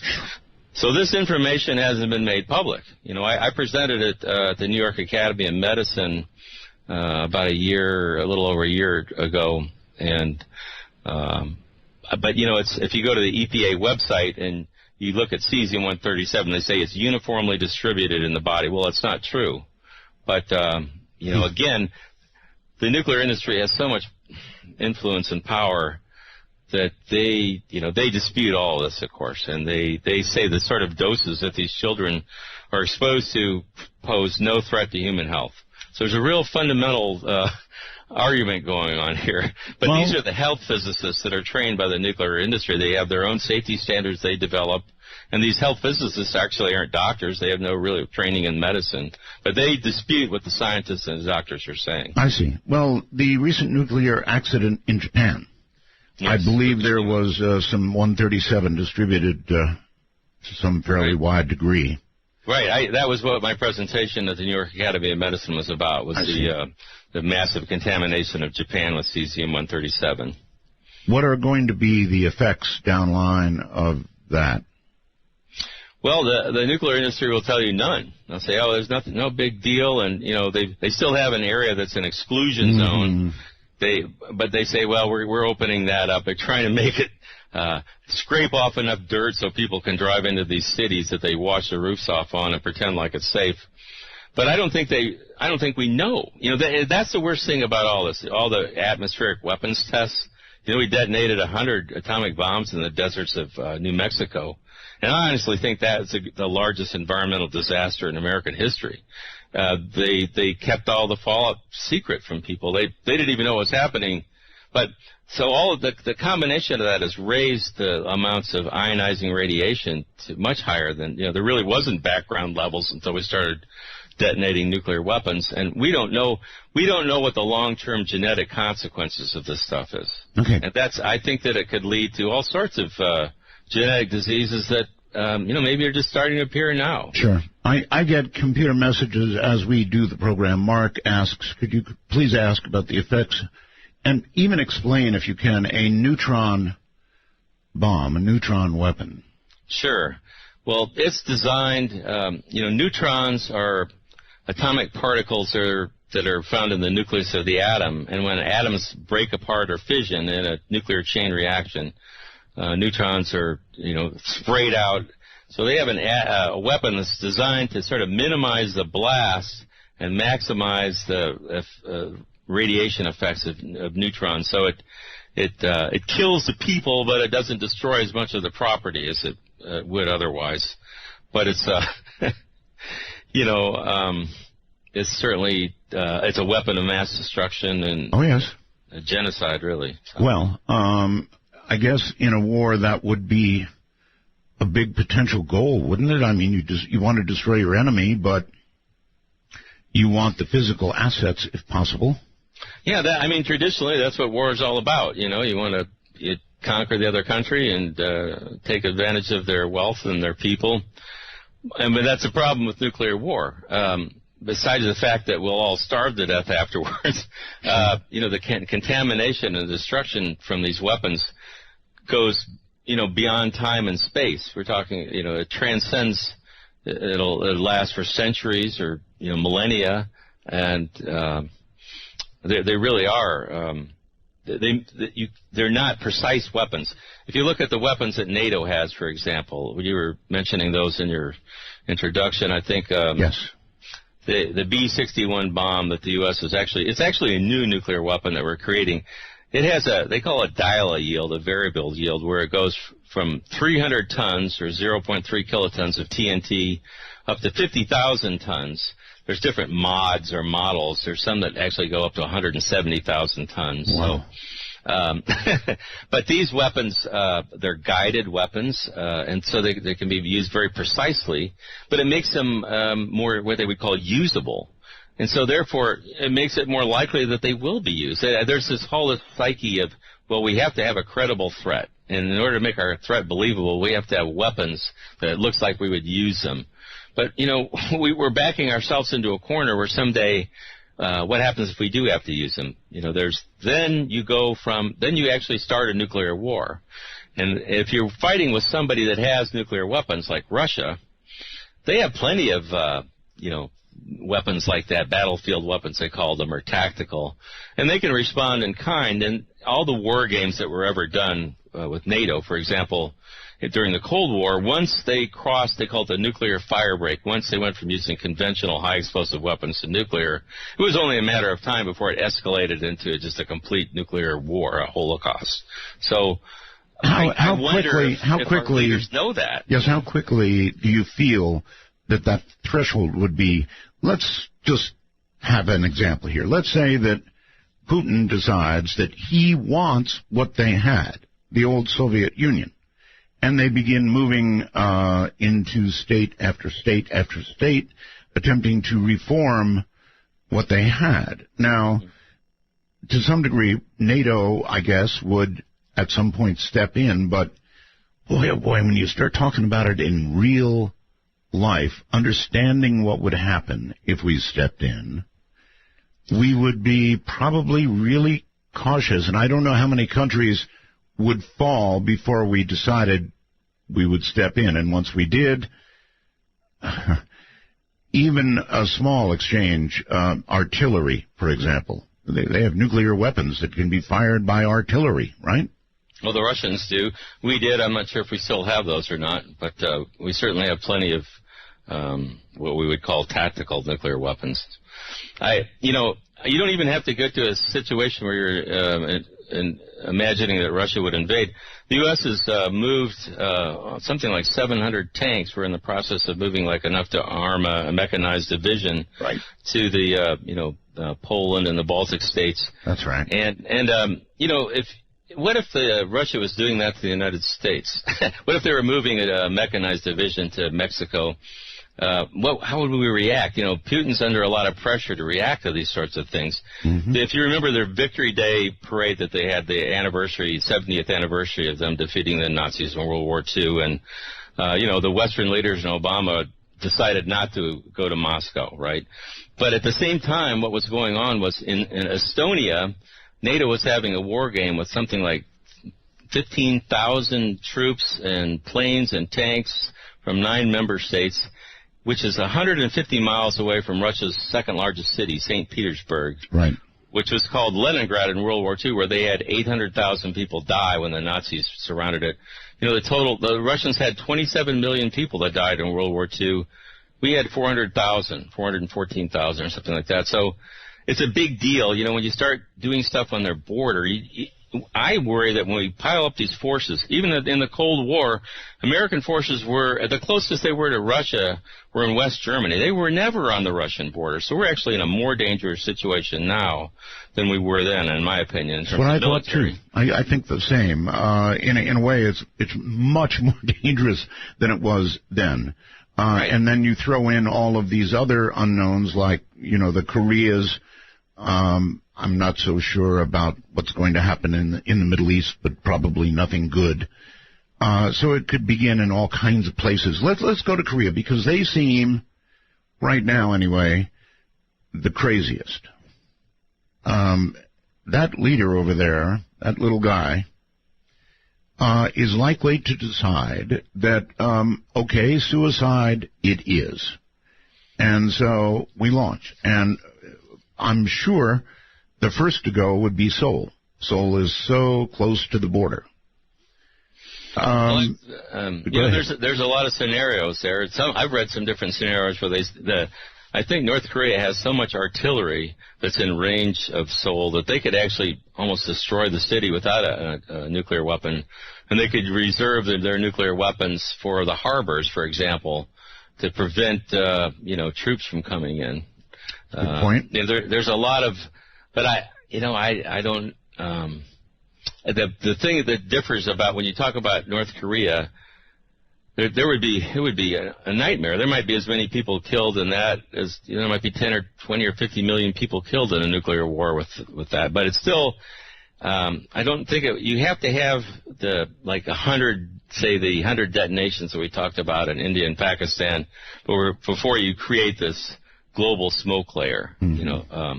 So there is sort of a threshold for the whole nuclear winter process, but it hasn't really been defined as such. Professor, what do we know about North Korea's bombs?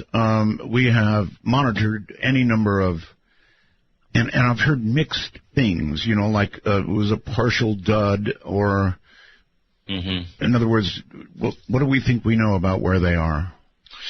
Well, any country that develops nuclear weapons begins by developing what we did with an atomic bomb, a relatively simple bomb.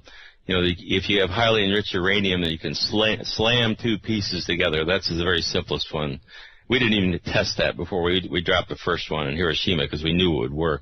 If you make it from plutonium, which is what the North Koreans have done because they had a reactor and they irradiate the fuel rods, they produce the plutonium that way. They extract it. Then it's harder to make an atomic bomb from plutonium because of the nature of plutonium, you have to implode it. That was an invention in the Manhattan Project. They actually had to create concentrically placed explosive charges on the exterior. They had something the size of, say, a grapefruit that they made into the size of a walnut by exploding everything on the outside, and then that creates fission. So that's why the North Koreans have to test their weapons to make sure they work. Do they work? Go ahead, I'm sorry. Do they work? Well, they do work, although there's the first ones, if they don't produce a whole 15 kiloton detonation, maybe they produce 1 or 2 kilotons, and they call that a fizzle. It's still, but 1,000 tons of TNT going off in a city is certainly, with radioactivity, is not anything that would be a minor problem. But they don't. I think that it's quite clear that they have, the equivalent of atomic bombs now. None of both India, Pakistan, and North Korea, they all still have the sort of the atomic bomb type weapons. They haven't gotten to the hydrogen bomb or the thermonuclear weapons that have the 100 kiloton or megaton yields. But they may. I mean, it's just a matter of time, and that's one of the things that we have to come to grips with. Moreover, they are developing launch vehicles that are starting to be effective. Mm-hmm. So, I don't know. I've never tried to offer like political solutions for a lot of problems. My goal has been to explain what would the happen. Existential threat that these weapons pose, and hope that's enough of a motivation factor to try to lead to some constructive. Okay, solutions. Professor, we just had a big brouhaha about Iran. Mm-hmm. Now, do you have any knowledge about how close Iran is? I mean, the Israelis say one thing, we perhaps say another, Iran says another. I wonder how close they really are to a nuclear weapon. Well, when you talk about building a nuclear weapon, there's a number of things that people don't usually appreciate. When you enrich uranium, which means that you're increasing the concentration of the isotope U-235, because that's only, about 0.7% normal in the normal existing uranium. When you get up to a 20% enrichment, you actually can create, it's called weapons usable. You can make a weapon from that, but it's so big you couldn't make it into a bomb or put it on a missile. It's not what they call deliverable. Okay. So the process of weaponization, of getting higher enrichments, is how you move to make, a weapon or a warhead that you could put on a missile. I think that the impression I got is that Iran was fairly close to getting like a 20% enrichment on a lot of their uranium, but I don't, after that, it's just you read one report or another, like you said, you don't really know. I heard they might have 1,000 centrifuges going, something like that. Mm-hmm. Yes, well, they create a cascade of centrifuges.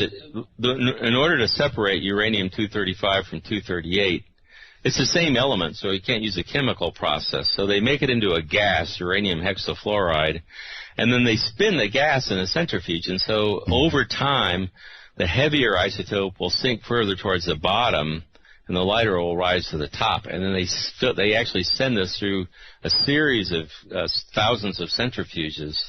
So by the time it gets towards the last ones, it's actually getting enough of an enrichment or a concentration of the U-235 that it can be extracted. So there are other ways to do it, but that's been the way that I think that Iran has approached it. I have interviewed any number of theoretical physicists like Dr. Michio Kaku.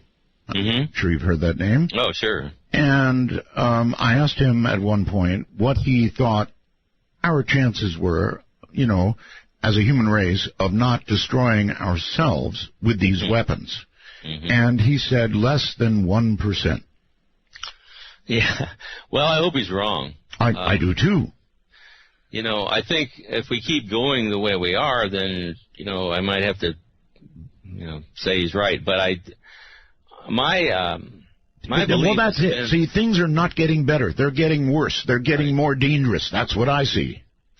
Well, what's amazed me, and my biggest frustration, and if your listeners want to, something I'd suggest that they try to accomplish, we can't get the leaders of the nuclear weapon states. We can't get Obama to meet with these scientists. He can't get his advisors to meet with the scientists to discuss their studies. That they just want to say, hey, look, we've done this remarkable research with state-of-the-art computers, and it's been evaluated all around the world by the world's best scientists, and this is what's going to happen if you have a nuclear war.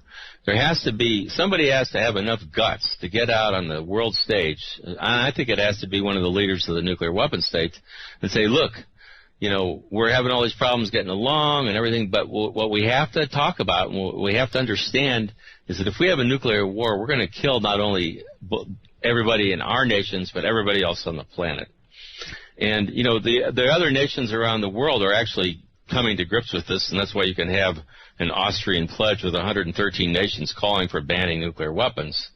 But, the nuclear weapon states are resisting this, and so you're like, that's what really troubles me, is that, here in my own country, we can't even get a hearing, and these guys are the best scientists in the world. They're not doing this on the back of an envelope. They're doing it in their National Center for Atmospheric Research and University of Colorado Boulder, Rutgers. It's not. They aren't amateurs. Professor Kaku was invited to work on nuclear weapons and declined. And I wonder how, surely some of the people you know have worked on nuclear weapons. And I wonder how they can rationalize that in their minds, knowing what they're doing.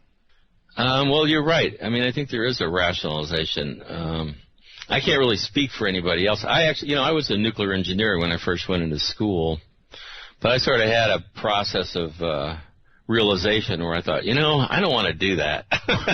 It was a long time ago, admittedly, back in the 70s, when they were pretty much stopping building reactors, and it looked like, but regardless, I looked at the problems of nuclear waste and the nuclear weapons, and it just didn't feel right. So I went into biological sciences, but, I have some friends, like you said, I've got a good friend, Greg Mello, out in New Mexico, and they have a Los Alamos study group. Yes. And he, he talks to a lot of the people that work there, and, the weapons designers, and, so, and these aren't like, I don't know. I don't consider them evil, bad people, but I do think that where do we? Somebody has to say this is enough. Somebody has to come to grips with the fact that we just can't keep doing this. Well, have you ever actually spoken to one of these men about the morality of what they're doing?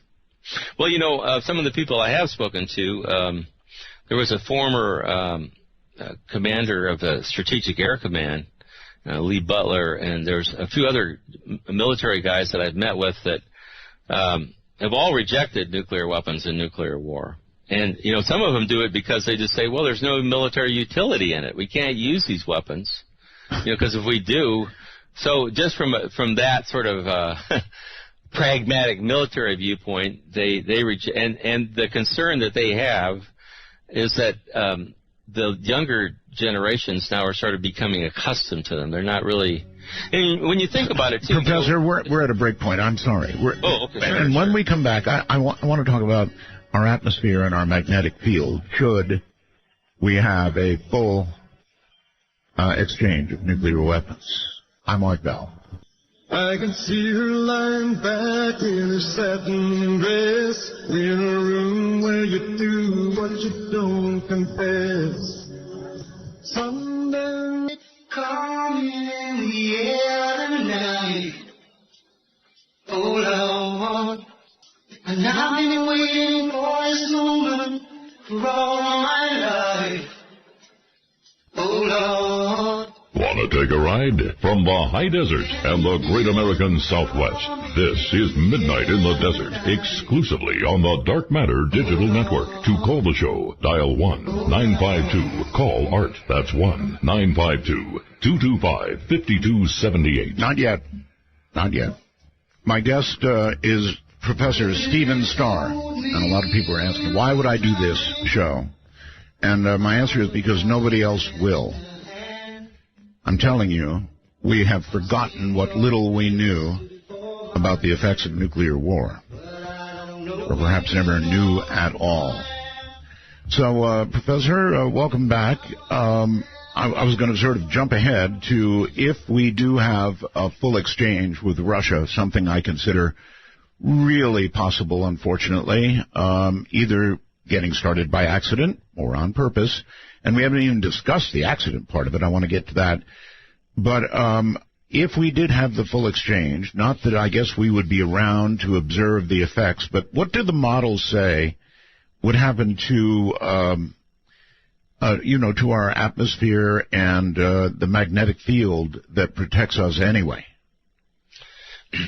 Well, there's the models that I've been referring to primarily focus on what would happen as a result of the nuclear firestorms, that producing tens of billions of tons of smoke that rise above cloud level into the stratosphere, blocks sunlight, and it blocks 70% of the sunlight in the northern hemisphere for 10 years. So if you were standing in a field in Ohio, you were talking about Ohio earlier, and it was midday.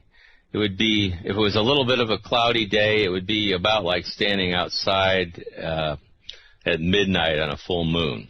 That's how dark it would be. Wow. So that's why it would be below freezing every day for 1 to 3 years. I thought you were going to ask about electromagnetic pulse. I'll get to it. Yeah. I'm not quite sure. I don't know what the predictions are for the electromagnetic layer. The studies that I've looked at don't really consider that. But, the presentation I made at the New York Academy of Medicine this year, I did talk about what would happen if the grid went down for a long time and we had enough EMP from weapons that would cause all the nuclear power plants to melt down in the United States. So that could be something we might want to talk about. Yes, well, let's back into that. I'm well familiar with EMP at a small level. I'm a ham operator. I've got 13 towers up on my property. Oh, man. I know that when a storm comes over, I definitely feel the effects of EMP when I get close strikes. However, this is a whole different matter. Now, in order to disable North America, let's say, how many nuclear weapons detonated way up there would it take? Well, it really wouldn't take very many. I think that's part of the reason why they worry about nations getting any nuclear weapons. If you have a relatively high-yield weapon, it can knock out tens of thousands of square miles worth of anything with a transistor in it would melt down basically the control panels at nuclear power plants. How high, Professor? Pardon me? How high? I think that they would detonate those several hundred miles high.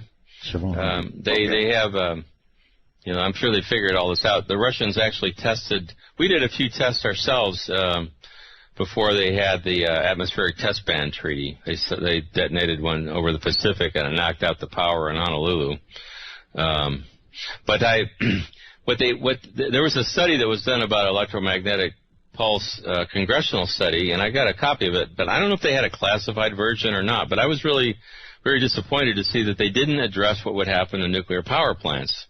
And so I did talk, Arnie Gunderson, I bet he's like really he's a nuclear engineer that really knows his stuff. Yes, sir.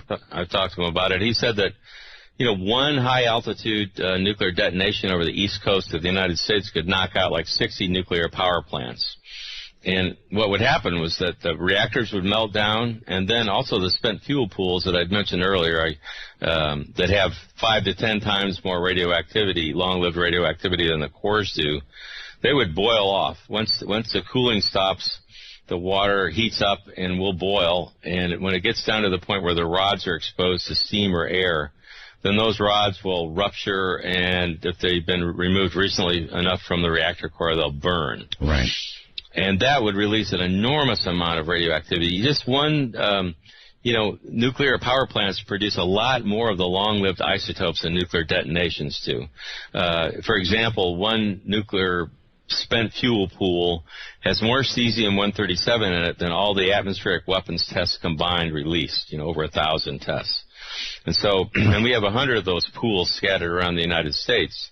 When I did my studies on this, I was looking at there's an exclusion map around the destroyed Chernobyl power plant. There's about 1,100 square miles where they call it a radioactive exclusion zone where people aren't allowed to live. Mm-hmm. And when I was looking at the map one day, I realized that the key for that map was based on how much cesium-137 was in the soil. And they describe that in terms of becquerels, and I'm not going to give, but what it amounted to was that about 1.2 grams of cesium-137 contain enough radioactivity to make a square mile uninhabitable for a couple centuries. Wow. An American dime weighs, just 2 or 3 grams. I think it's 2.7 grams. So less than half the weight of a dime of cesium-137. If you make it into an aerosol or a smoke and spread it over a square mile, you can't live there for 100 years. My God. And so the average spent fuel pool in the United States has close to 2,000 pounds of cesium-137 in each pool. So, and see, cesium is it's a very volatile element. It's almost like mercury. So around 700 degrees, it actually turns into a gas. And, these rods are hot. The reason they're so radioactive, the radioactivity creates heat. And if they lose the cooling and they're exposed to air, once they get up to about 700 degrees, the cesium inside the rod becomes a gas and starts to expand, and it'll cause the rod to rupture. And that's why, like at Fukushima, for example, so much cesium was released, because when all those fuel rods, the reactors melted down, it released all the cesium, it went up into the air, and the winds blew it around, and then it rained out. And so there's... So you're telling me it would take only one large bomb over the East Coast, and all our plants would melt down. And like there'd be 50 or 60 plants that could melt down just from one bomb. Might be academic, because at that point we would consider that to be an act of war, and we would be in a nuclear conflict almost instantly, wouldn't we? I guess so. There's I assume that with a weapon like that, they could track it. Oh yes. But there's just as an aside too, I'd like to point out to your listeners that a huge solar flare, like the one they had in 1849, I think it was a Carrington event. Yeah. If we had anything similar to that today, it would destroy all the really large transformers around the United States that support the grid, and the grid would be down for 6 months to maybe a couple of years. Sure. So that's another issue with all these spent fuel pools. It's not nuclear war, but it's something that we ought to worry about. So that's another reason why I'm not really a big fan of nuclear power. I see that my opinion, they need to. That's something that we need to address immediately. We have to get the spent fuel out of these swimming pools and into at least interim storage. They want to move it a few miles from me if they can. I think they should put it in the basement of the White House, Yeah, well. Okay, well, maybe some people might resent that, but, it's always out of sight, out of mind. And there is a place, for example, in Finland, it's called Onkalo, where they're building the only real scientific approach to nuclear waste storage. It's about 7 miles deep. It's going to take them over a century to build it. It's enough to store the waste from 4 or 5 nuclear reactors. There's a movie called Into Eternity that your listeners might want to watch on YouTube. And that's what's really amazing about that is it gets you start to think about how long the stuff has to be isolated from the biosphere. We're talking like 1 million years, so that's I don't think we should make any industrial toxins that last that long, that are that toxic at an atomic or molecular level. So, if you have an accident at a wind tower, for wind energy, it might kill a couple of towers if the turbine, or a couple of cows if the tower falls over, but we don't have to worry about evacuating the entire state. Well, I understand you're not really commenting on politics, but hasn't Fukushima essentially done the job for you and stopped it? You mean new plants? Well, I think what's happened is that nuclear power is just it's not economical. It's even gas-fired plants that they're building are more efficient and they make more money basically. So these older plants, they're starting to shut them down. I think the industry is dying. They keep trying to come up with new designs to convince everybody that it's safe. Are you there, Professor? I think we just lost him. I'm sorry. That was my fault. Can you hear me now? You are there. Okay. Let me use the opportunity to throw a question at you that has come in on the computer as well. Charles says, how many nuclear weapons are there in outer space? Well, if there are any, nobody admits to it. Uh-huh. But that's a problem. We're moving towards an arms race in space, and but I think, as far as I know, nobody's got stations out there with weapons mounted on them. Well, there sure would be a good reason to have them up there.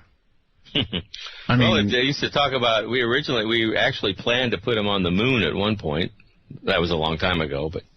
Well, the moon, that would be too much warning. But, my goodness, if they're sitting up there on satellites, now you're talking about, I don't know that there'd be any warning at all, would there? Well, that's a good question. What I could tell you about they call it depressed trajectories. You know, if they fire from a submarine-launched ballistic missile off the coast, you can use a trajectory that's like not typical, like it goes up and way up and comes down. Then you can shorten the flight time and make it really hard to detect. Mm-hmm. And that's the problem. You know, we have the system.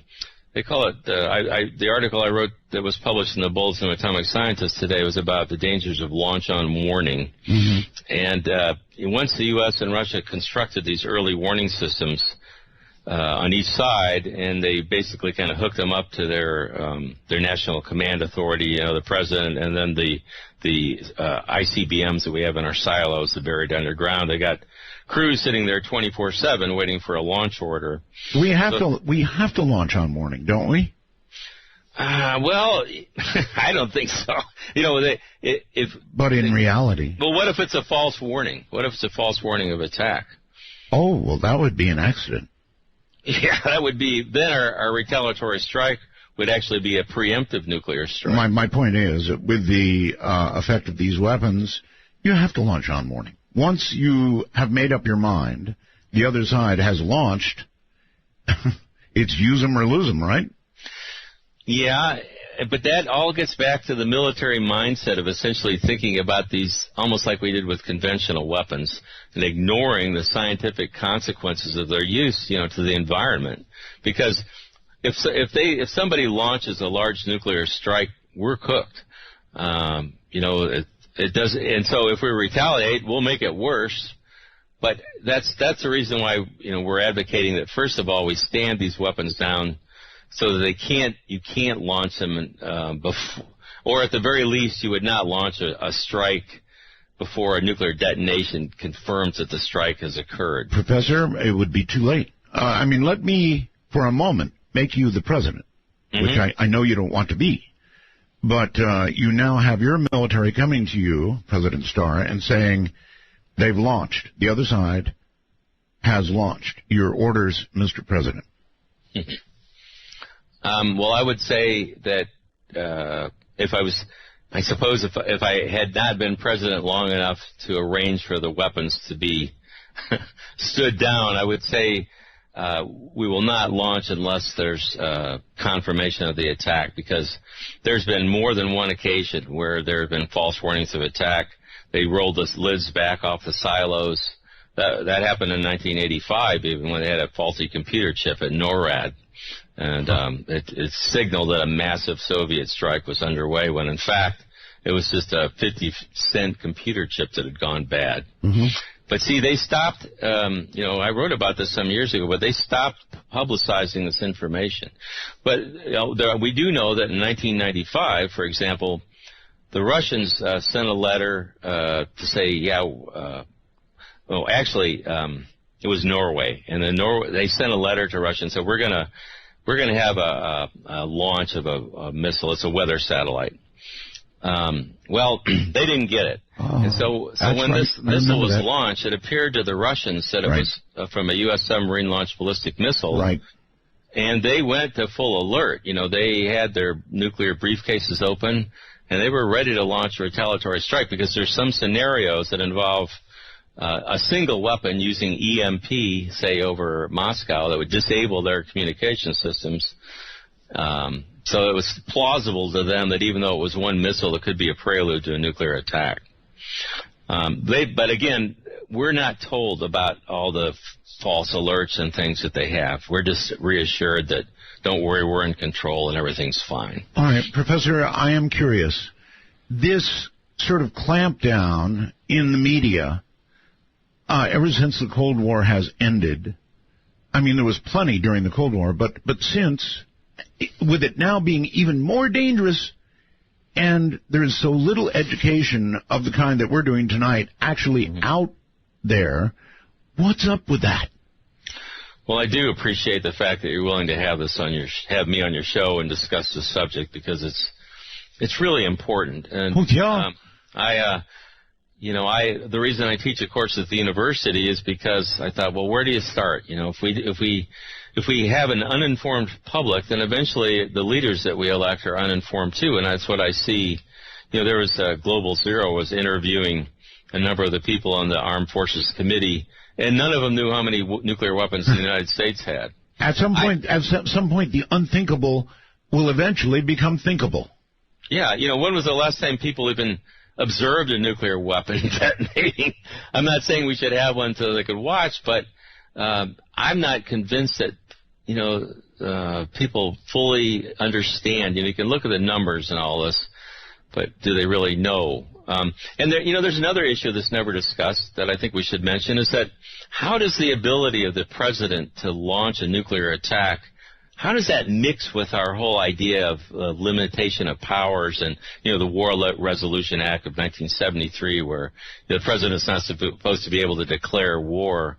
I've got a quote from Vice President Dick Cheney in 2008, and he said, "The President of the U.S. is now, for 50 years, is followed at all times, 24 hours a day, by a military aide carrying a football that contains the nuclear codes that he would use and be authorized to use in the event of a nuclear attack on the U.S. He could launch a kind of devastating attack the world's never seen. He doesn't have to check with anybody. He doesn't have to call Congress. He doesn't have to check with the courts." And that's the truth, and it's that's the way it is. So that, to me, what that means is we have a small, very, one person or at least a very small group of political and military leaders that have the ability to launch a nuclear war that we have nothing to say about. So even for an object that would end the world, we use a sports analogy. Yeah, right. That's right. And the Russians have the same thing. They call it Shiget. But both, no matter where Obama goes or Putin goes, there's somebody in the background with a nuclear suitcase that allows them to give the permission order to launch a nuclear strike. And it only takes 15 to 30 seconds to give that order. And they call Minutemen missiles that for a reason, because it only takes 2 or 3 minutes for them to launch. All right, Professor. Hang tight. And we will begin to open the lines, and I'll give you some of that stuff as we get back. You're listening to Midnight in the Desert. Say again, y'all. What? Absolutely. Listen to me. Remember, when calling Midnight in the Desert, let the phone ring until answered. These calls are unscreened for your listening pleasure. Call 1-952-CALL-ART. That's 1-952-225-5278. Well, all right, let me roll through it. There's some new stuff in the calling this show world, and we'll get to that. The public number for you to call if you would like to speak or have a question for Professor Starr. Public number is area code 952-225-5278. That's 952-225-5278. Then we're going to do something a little different, if I can find it. We're going to initiate, we did this last night in the last hour of the show, and I want to do it again. I want to open a first-time caller line. If you have never called the show, got a new number for you. Only if you've never called the show. Area code 775-285-5800. Once again, 775-285-5800. Only if you have never called the show. And then, of course, as you know, you can reach us on Skype as well, North America at MITD51, and the rest of the world at MITD55. But before we get to the phones, and they're coming up shortly, Professor, welcome back. A good question would be, if the Earth did endure a full exchange between the U.S. and Russia, how long might it take, or would it ever recover and be habitable again? And if so, how long? Well, I think from what I can understand myself, what would happen was it would be like a mass extinction event, similar to when the best example is when a meteorite hit the Earth, and that was when the dinosaurs were wiped out about 66 million years ago. They know that a metallic asteroid about 6 miles in diameter, hit the Yucatan Peninsula And when it hit, it threw up enough heated material into that when it came down, it actually heated the upper atmosphere to 2,700 degrees Fahrenheit, created temperatures at surface level about 600 degrees, 700 degrees. It set all the forests of the world on fire, and it was they call it impact winter. It was so dark that you could have held your hand in front of your face and you wouldn't have seen it. So that's worse than what a nuclear war would do in terms of the atmospheric effects. But the result was that like 70% of all the species on Earth got wiped out, and no animals larger than probably a squirrel lived. So, we're looking at something that's analogous to that. And I think the sad thing is the people that are in charge need to understand that they can't go live in a shelter underground for 10 or 20 years and expect to come out. If you're in an environment where there's very few, if any, animals left and the forests have been destroyed, that's not really habitable when you're at the top of the food chain. So I think that's why I think we have to look at this we have to somehow come to grips with this as a species problem, and we have to think of nuclear war as a mass extinction event as opposed to, we talk about destroying civilization and all. Well, those sorts of catastrophes are almost incomprehensible, but yet they're still survivable. But extinction is quite permanent by definition. It is, yes. And that's why I think that's why I resent when we get feedback from the White House saying, we went, I didn't, but some of the people in a group I work with, PSR, went and talked to John Holdren, Obama's advisor, shortly after Obama was first elected. And they were told that, well, we think that if the prompt effects of nuclear war don't prevent war from happening, then the long-term effects aren't really that important. Well, they certainly are important. For example, if you live in a country that's not involved in the war, it's not even in the target area, but all your people are going to starve to death as a result. Yeah, it's going to actually be my next question. You recall the movie On the Beach, right, of course? Yes. Actually, okay, I spoke in Melbourne.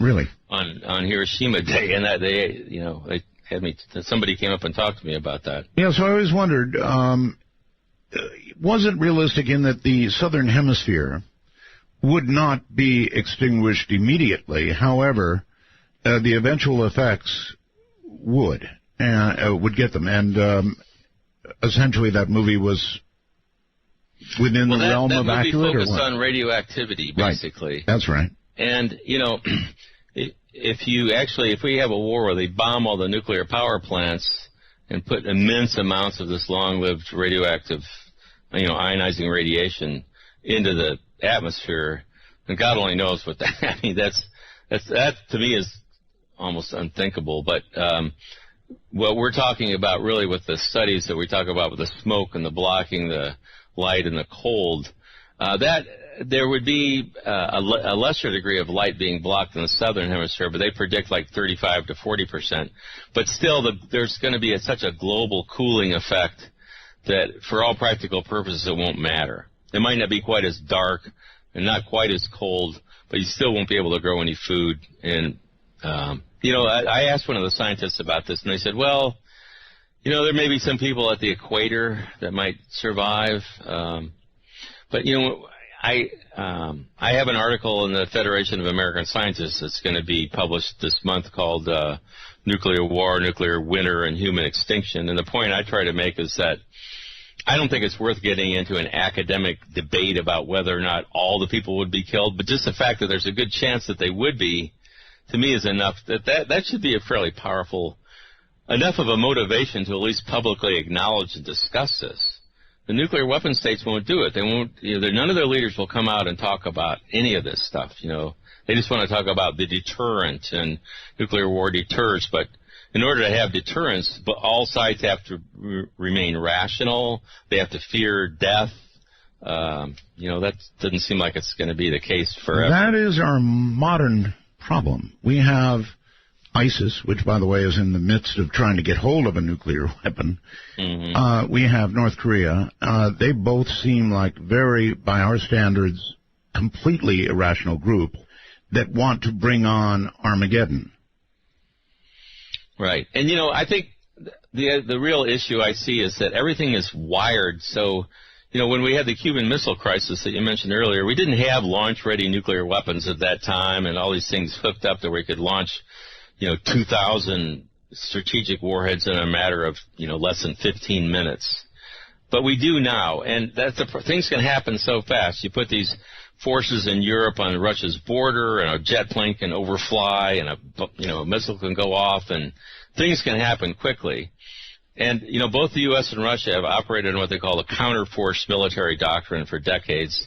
And what that does is it tasks the military to destroy the other side. In the event of war, the military's mission is to destroy the other side's nuclear forces before they can be used to destroy you. So once war starts, all the calculations change. Then you get into the fog of war, and then what happens? It's too fast. Everything's hooked up. So what the last thing we needed to do is to keep, pounding our chests and threatening, and but I don't see any simple way around it except by just getting, let's cut to the chase. Get some leader to come out and say, look, if we have a war, we're all going to die, and we really need to talk about this, and explain it in a way so yes, but that's the rational approach, and it would work with rational nations. Mm-hmm. But not right. Well, I'm really referring. My concern is with the U.S. and Russian strategic arsenals, because they've got 15 out of the 16,000 weapons on the planet, and who knows?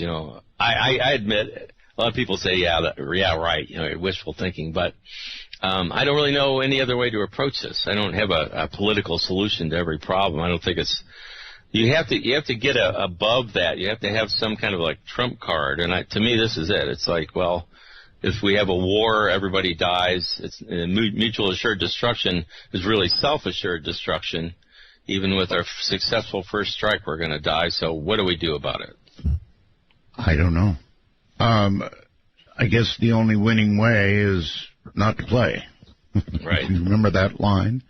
I think it was, good evening, Professor Pauken. Hello. A strange game. The only winning move is not to play. Yes, I remember that. That War Games movie, right? That's right. That's correct, yes.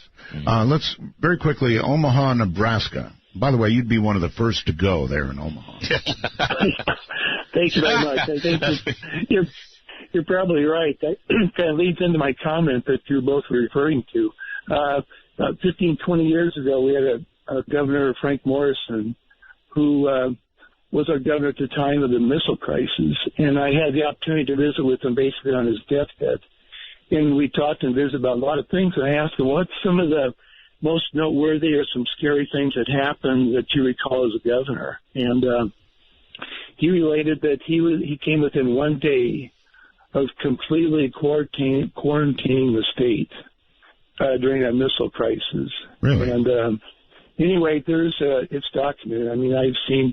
What would the purpose of quarantine have been in that case? Well, basically because of all the testing that was done in Nevada and the airstream that was carrying all the fallout this way, and. Anyway, that was kind of. Oh, I see. You're talking back the above-ground testing days here in Nevada, yes. Yes. Mm-hmm. Yes, and I know there's been tests of, the effects in the state of, cancer-related things because of that. So, right. Anyway, that was just one comment to make. The other thing I wanted to ask your guest, by the way, this is a phenomenal interview tonight. I thank you, Art, and your guest, but he's from the University of Missouri, correct? Yes, sir. Uh-huh.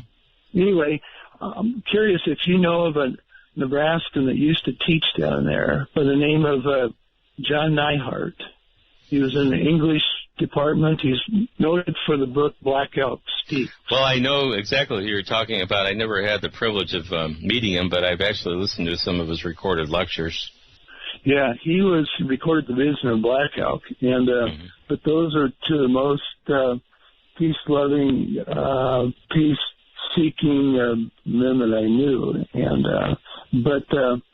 this with the supreme care of the earth and stuff. But just one last thing. Yes. I think the Pope's comments recently could be, you made reference in one of the talks so often to, we need to enter into conversation. Yeah, we need to enter into a conversation, all right.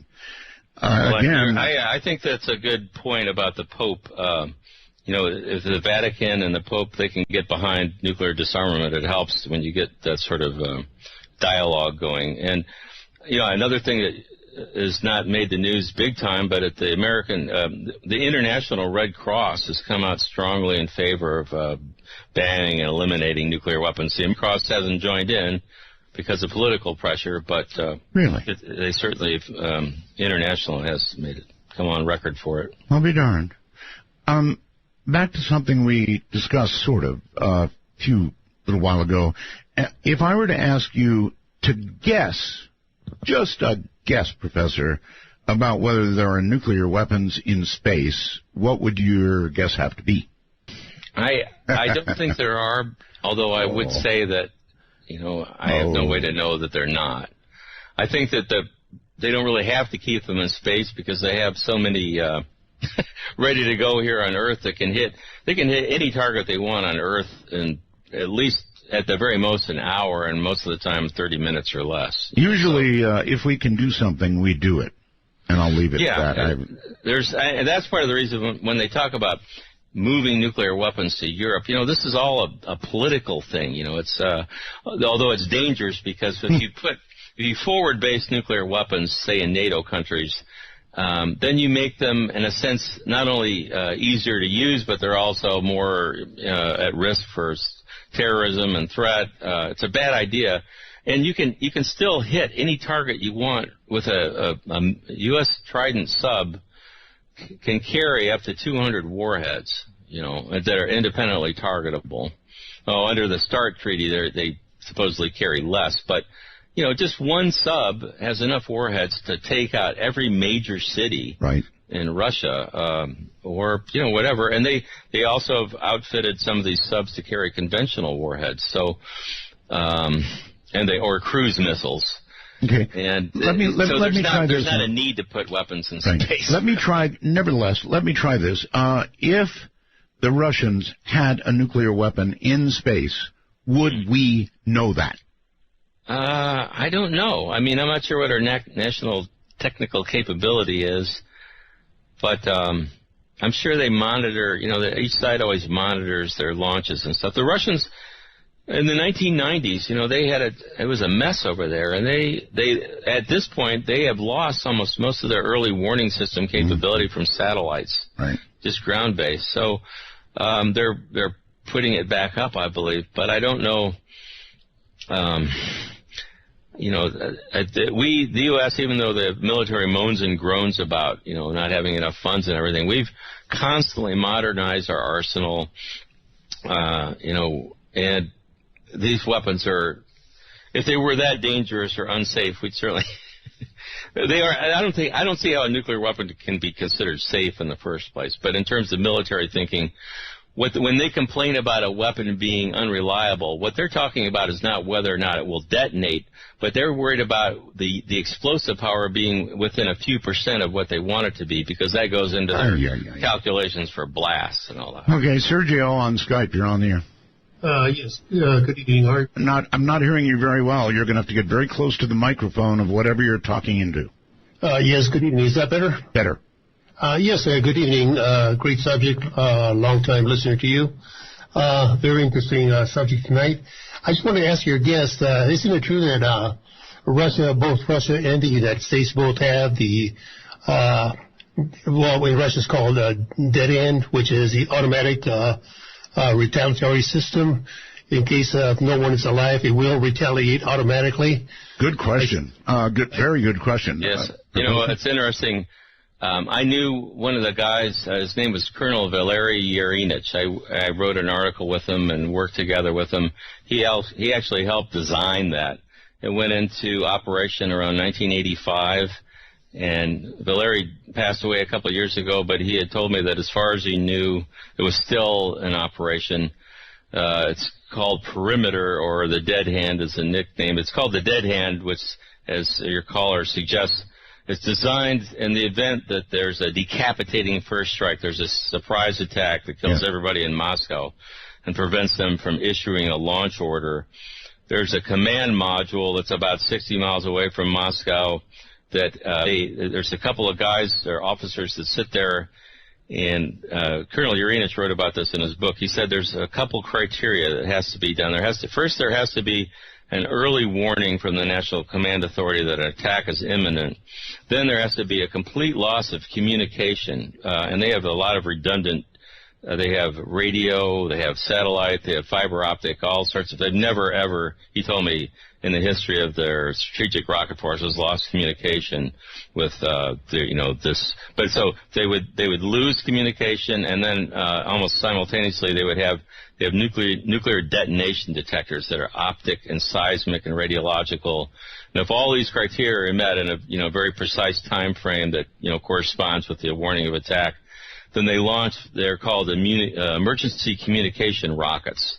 And these rockets, after they take off, they broadcast a signal that overrides all human interference. It just automatically launches any surviving nuclear forces. Gee, good thing nothing can go wrong with that. Yeah. Well, I never found it very reassuring. From a military standpoint, they said, well, this is good because it prevents us from launching on warning on just electronic signals if it's a false warning of attack. Mm-hmm. But, I always wondered what would happen if something went wrong with one of the rockets. Just the fact that means that there has to be radio signals or frequencies that can be broadcast that can launch nuclear weapons, that I don't find that reassuring. And nor do I. On my first-time caller line, you are on the air. Hi, good evening. Art, this is Howard in Virginia. How are you? I'm fine, Howard. Thank you. KI4LWA, and I've listened to you for over 10 years, and the reason I know is I just renewed my ham radio license, so I entirely blame my joy in the hobby on you because you always spoke of it, and that's what got me in the hobby. So, well, thank you. Quick question that you can answer when you get a second is if you're where you hang out on HF if you do these days. I'd love to make a contact sometime. Well, if 10 meters ever comes back, I'll be there. Do you have a question for my guest? Yes, sir, I do. Hey, good evening, Stephen. Love the conversation, Art. It's one of those that's just so deep it's hard to know where to start swimming. But I guess what came to I got a quick comment, a question and a comment. My question, Stephen, is with all I just think the Middle East is still probably the place this stuff might happen, but with the portable suitcase nukes, different things like that, if you think there's ever been a detonation that we haven't heard about, the tactical nukes, all that stuff is probably over in that theater, and how many of those you think are out there rolling around and possibly could go off? And then my hope is, Art, for the world is that maybe if we can last a few more years, that the particle beam weapons, and that's what I think might be in space, honestly, is like that video of the space shuttle when that thing shot up and yes. It was too. So I'm hoping that our technology will make these things obsolete someday. But that's it. Thanks so much. I love your show, and I'm glad you're back. Thank you very much. All right, so do you think there's ever been a detonation, kind of a hard question, that we've not detected? Well, there was what came to mind was when it's believed that South Africa had developed nuclear weapons. Oh, yes. And they tested them over, I guess, in the Atlantic with the help of Israel. And, the only way to detect something like that was with a satellite, and because people aren't going to see that. I guess your guest may be referring more to a detonation that took place that, there would be visible destruction. Mm-hmm. I'm getting pretty cynical about almost all the news and things that we hear now because I honestly think we get so much propaganda that's rather than facts. Agree. And a lot of the facts are being omitted. But, there's a lot of technical capability out there to register radioactivity. And that even goes along with, say, trying to clandestinely manufacture nuclear weapons. It's amazing what they can detect in the atmosphere of radionuclides if somebody's got sensitive equipment. So I've always thought that, there's enough, even though a lot of these scientists are linked to the government might tell them don't release any information. There's still people that have equipment that monitor that. I honestly think if there was a nuclear detonation, you would be able to detect it from atmospheric radiation as well as the site, Okay. That enormous explosion they just had in Tianjin in China. Right. That was like between 5 and 10 kilotons from what I can see with this blast calculation. Really? Enormous. But I don't think it was nuclear because I think there would have been enough fallout from that it just would. You can't hide that. There's always, if you produce ionizing radiation, nuclear detonation, you can't hide it. Okay, suitcase nukes. Well, the suitcase nukes. They're real? I've studied that. They did exist. They were manufactured. But when you miniaturize a nuclear weapon to that extent, it's actually a very technical process. It's nothing at all like putting together an atomic bomb. The first atomic bomb was just basically a cannon barrel with two highly enriched pieces of uranium that they fired one through the barrel into the other. But when you try to miniaturize a nuclear weapon, it's very complex. And the experts that I've read about said that over time they degrade, and it would be the first reports I read about that were in the late 90s. I think it was Alexander Lebed. It was a Russian guy that announced this, but even if it was true that they weren't able to keep track of them, my opinion is if anybody really got their hands on one of those, they probably would have used it. I think if a terrorist organization or somebody gets a nuclear weapon, they're not going to just sit around and say, well, let's wait till a really good time. They're going to shoot that thing off. How many do you think were made? I think the Russians said that they'd made something like 90 or 100. Lebed said that they could only find 50 or 60 of them. So, who the hell knows? But, there's a lot of things that are even, to me, are scarier. The Soviets had nuclear material scattered all over the place. In Kazakhstan, they were working on nuclear rocket engines, and they had enough, uranium and plutonium down there to make 60 atomic bombs. Mm-hmm. And the United States went in and got a lot of that out with the help. That was back when we were actually kind of working with the Russians, but it's really, I swear to God, it's just amazing that we haven't had a bomb go off somewhere. It really is. There's so much highly enriched uranium that's out there that's been manufactured that, it's really a miracle that we haven't had it put together and used in a bomb someplace. Okay, down to Houston, Texas. First time caller. Hi. Hey, good evening, Art. I can't believe I'm online, actually. I just have a question. Are you listening, sir? I've got a question. Are you listening online? Yes, sir, definitely. Okay, go ahead. Well, yes, sir. My question, sir, actually, I read an article a couple of months back. I believe they asked a Russian defense minister. It was just a basic scenario that the Russians said they would drop a nuclear weapon into, I believe it was Yellowstone National Park, since it is an active volcano, and that would basically just disrupt the United States, break it in half. I don't know if that's a scenario that... Well, it would be, if they did that, it would be an act of war, and then we would have global thermonuclear war. Right, Professor? Yeah, that's true. I read that same report, and I even discussed it with a friend of mine who had done some studies on it. Yes. He said that the effect that they're predicting is somewhat debatable, talking about dropping weapons off the coast of California. There's... what scared me about that is just that there's military guys on each side. We have, extremists in all the nations, and the Russians have ultra-nationalists they'd like to start a war right now.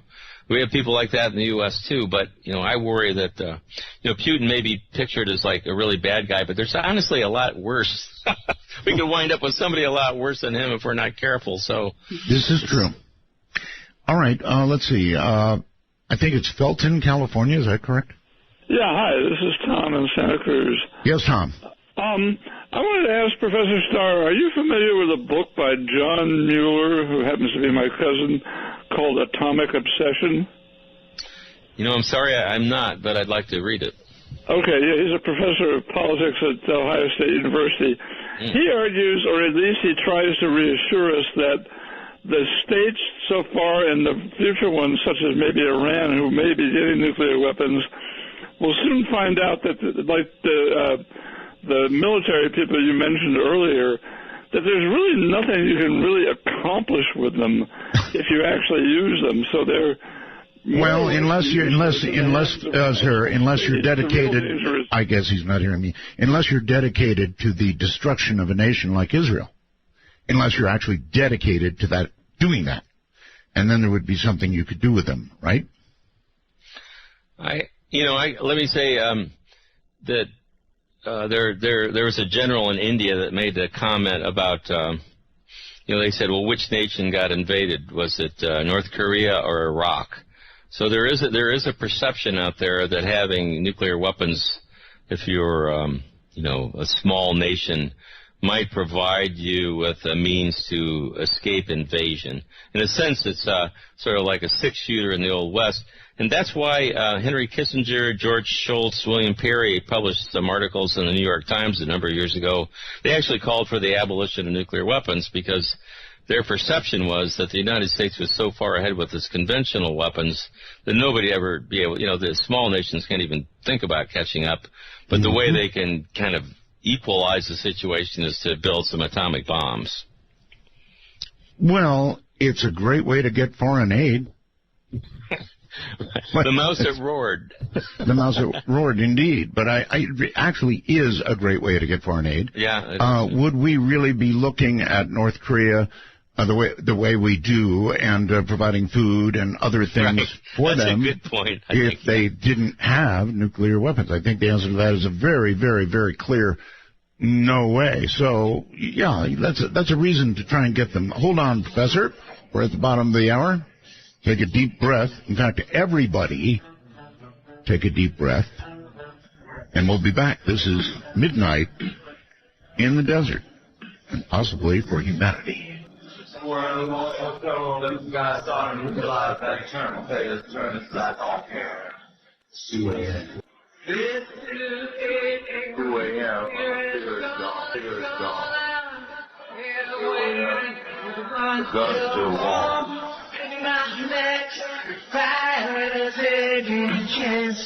Midnight in the Desert doesn't screen calls. We trust you. But remember, the NSA, well, to call the show, please dial 1-952-225-5278. That's 1-952-CALL-ART. Yeah, lines are all jammed. Very, very interesting show. And by the way, late news is Ed Snowden did talk to Neil deGrasse Tyson, which I find kind of intriguing. We're going to have Neil on in the not very distant future.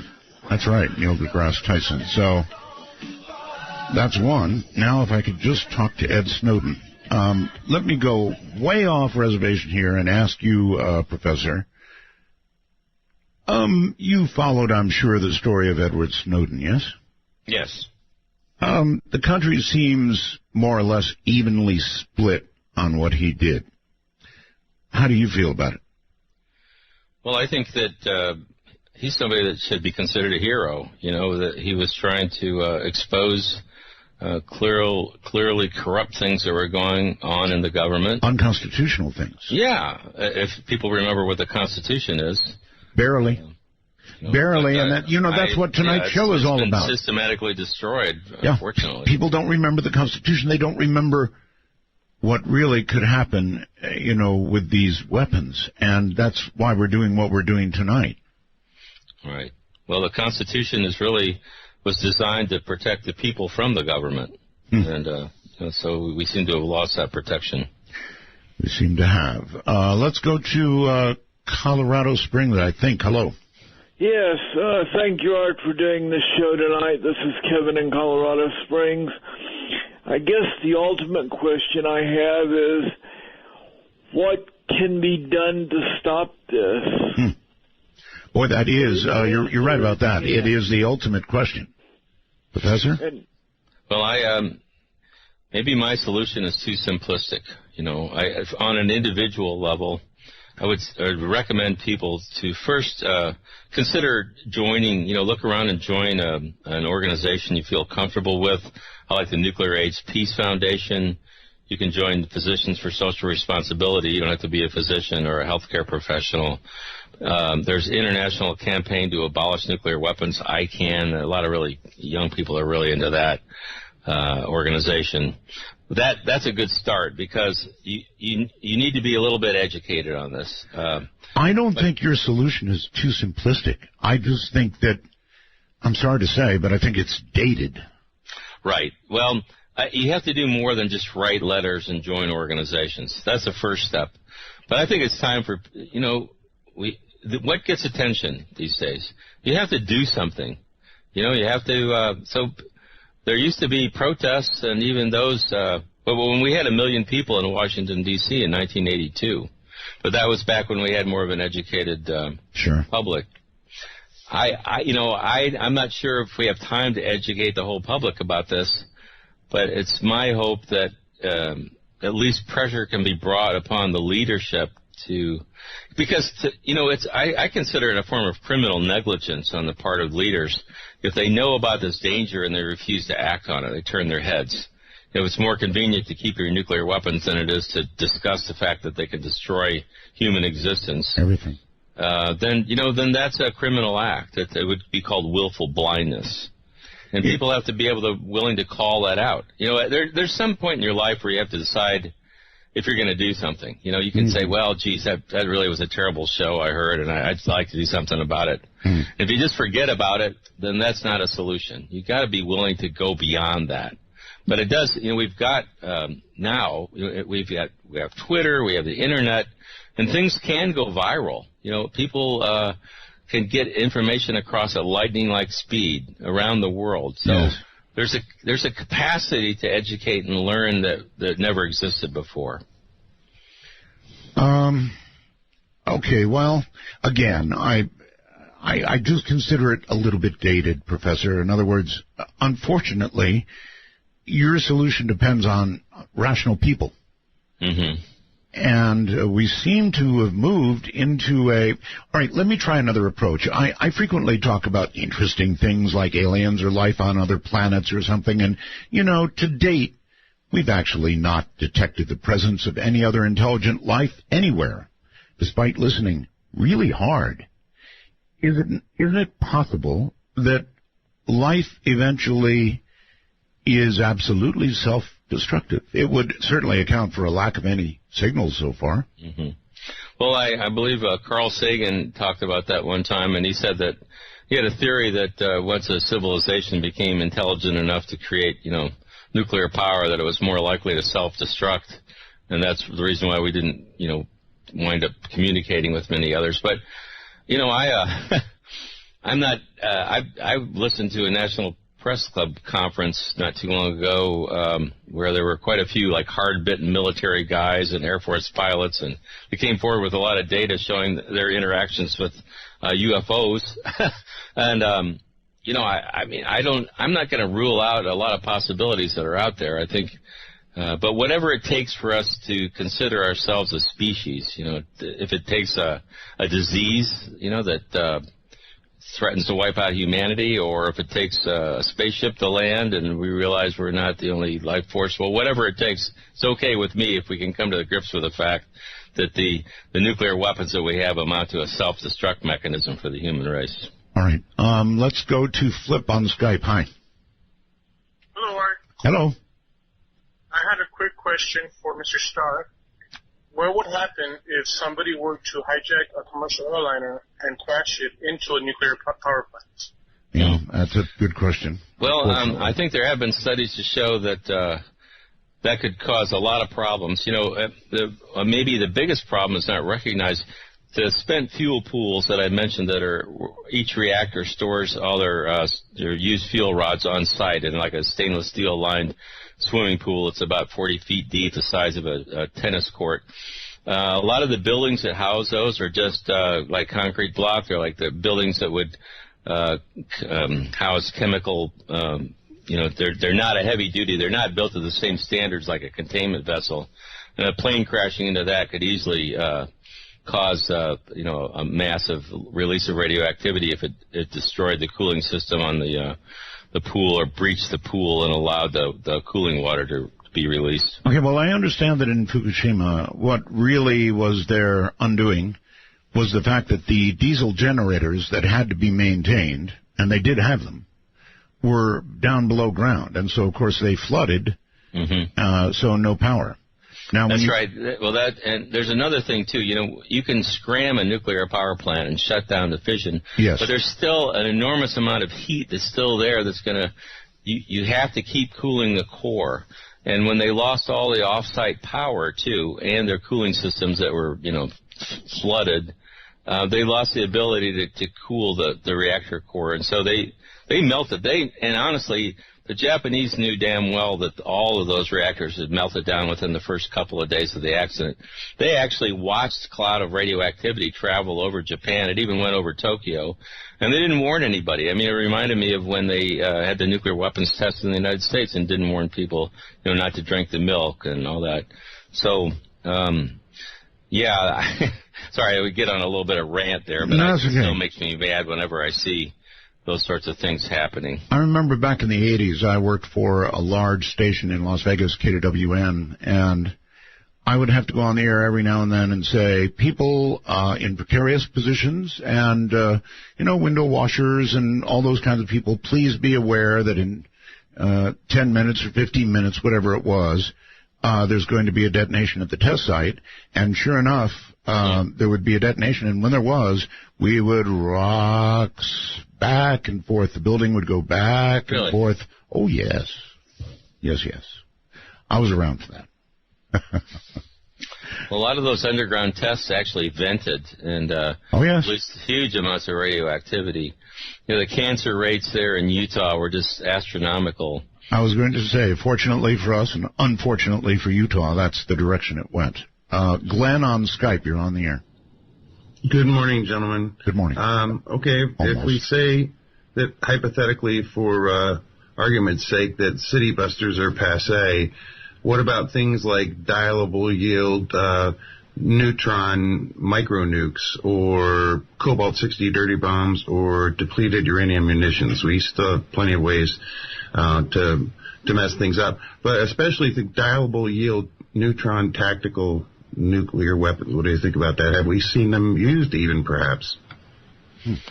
Well, the variable yield or dial yield weapons, those would be like the B-61 weapons that we have 180 of those deployed over in Europe now at 6 or 7 different NATO bases. I don't know if any, I'm not aware that any have actually been used, but, keep in mind that there's a difference. When you talk about a nuclear detonation, that means like on a Sagad, fission and fireball, and that's different than a dirty bomb is a conventional bomb that spreads, that blows radioactive substance apart and can contaminate an area. Mm-hmm. The DU weapons they're a radiological weapon, depleted uranium. They don't have a nuclear detonation, but when they fire them, about up to 70% of the round actually burns when it strikes a target, and it releases microparticles of uranium that can be inhaled and ingested very easily.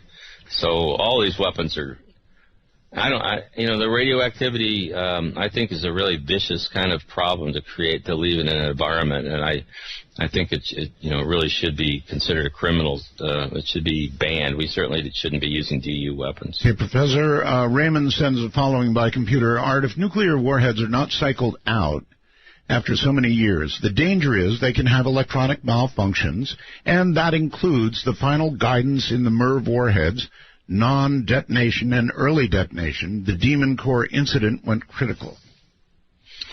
Well, they have a schedule where they refurbish plutonium pits. The plutonium itself is considered to be stable for like about a century or so. But at Pantex, they take weapons apart and they will refurbish. There's a schedule for that sort of thing. Mm-hmm. I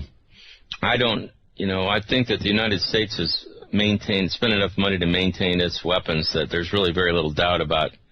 There may be some questions at some point about what the total yield would be if it's going to be as accurate or quite as precise as they would like, but there's no doubt that they'll work. Okay, let's go to Mount Pleasant. Hello. Yes, Art. Yes. Yeah, this is Wade in Tennessee, and I don't believe you want call signs on there, but I am a ham, and I've got a question for you and Stephen. All right. Okay, well, actually, it's 2 real quick ones. First of all, going back to EMPs, I know our transistorized radios would be fried, but what about the tube-type radios? That's number 1. And number 2, since... Okay, well, let's start with number one. Tube-type radios, sir, would survive, but whether there'd be anybody to run them or not is another question. Okay. The second one, we have go boxes and emergency kits and so forth. If the radios were in the cases, not hooked to an antenna and not hooked to a power source, do you think the transistorized radios would survive? Good question. Very good question, actually. So could you protect, I guess it would depend on how close the detonation was. Yeah, I'd say so. I haven't done a lot of calculations. I read about what they call it, a Faraday cage and that sorts of things you can use to protect for EMP. And, who knows? I mean, if it really comes down to it, who knows what will happen. But it just, my friend Colonel Urinich always used to say, he said, remember, he says, our weapons are guaranteed. That was kind of a chilling thing, but I think that they put so much time and effort into this. There's a good chance that some of them won't work, and there's a good chance that some of them wouldn't be launched because people would disobey orders. But the hell of it is that there's still enough of them out there. Like with one Trident sub, if they launched all their missiles and they have independently targeted warheads, there'd be at least 90 to up to 200 warheads that could hit a target. We have, 12 subs like that, and so there's not a shortage of nuclear weapons. The U.S. and Russia, the U.S. has 7,000, Russia has maybe 8,000. But all it takes really is a few hundred strategic weapons to destroy like every city.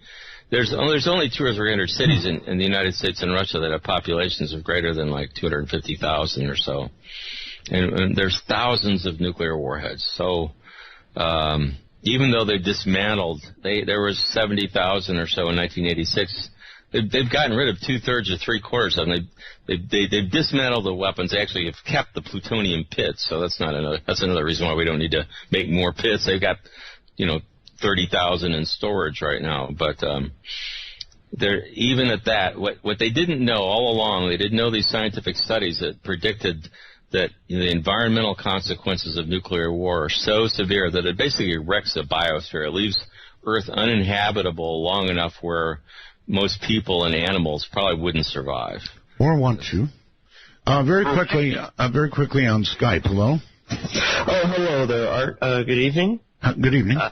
I just wanted to make a little comment and a bit of a more lighthearted question, considering the nature of tonight's talk. Very quickly. Which is very informative, by the way. Thank you. Yeah, I just wanted to say, I assume that all of these generals and such and all of these government aides that are all in charge of this nuclear football and all this nuclear ordnance, I would assume generally that they're part of the old guard from the 50s, 60s, 70s.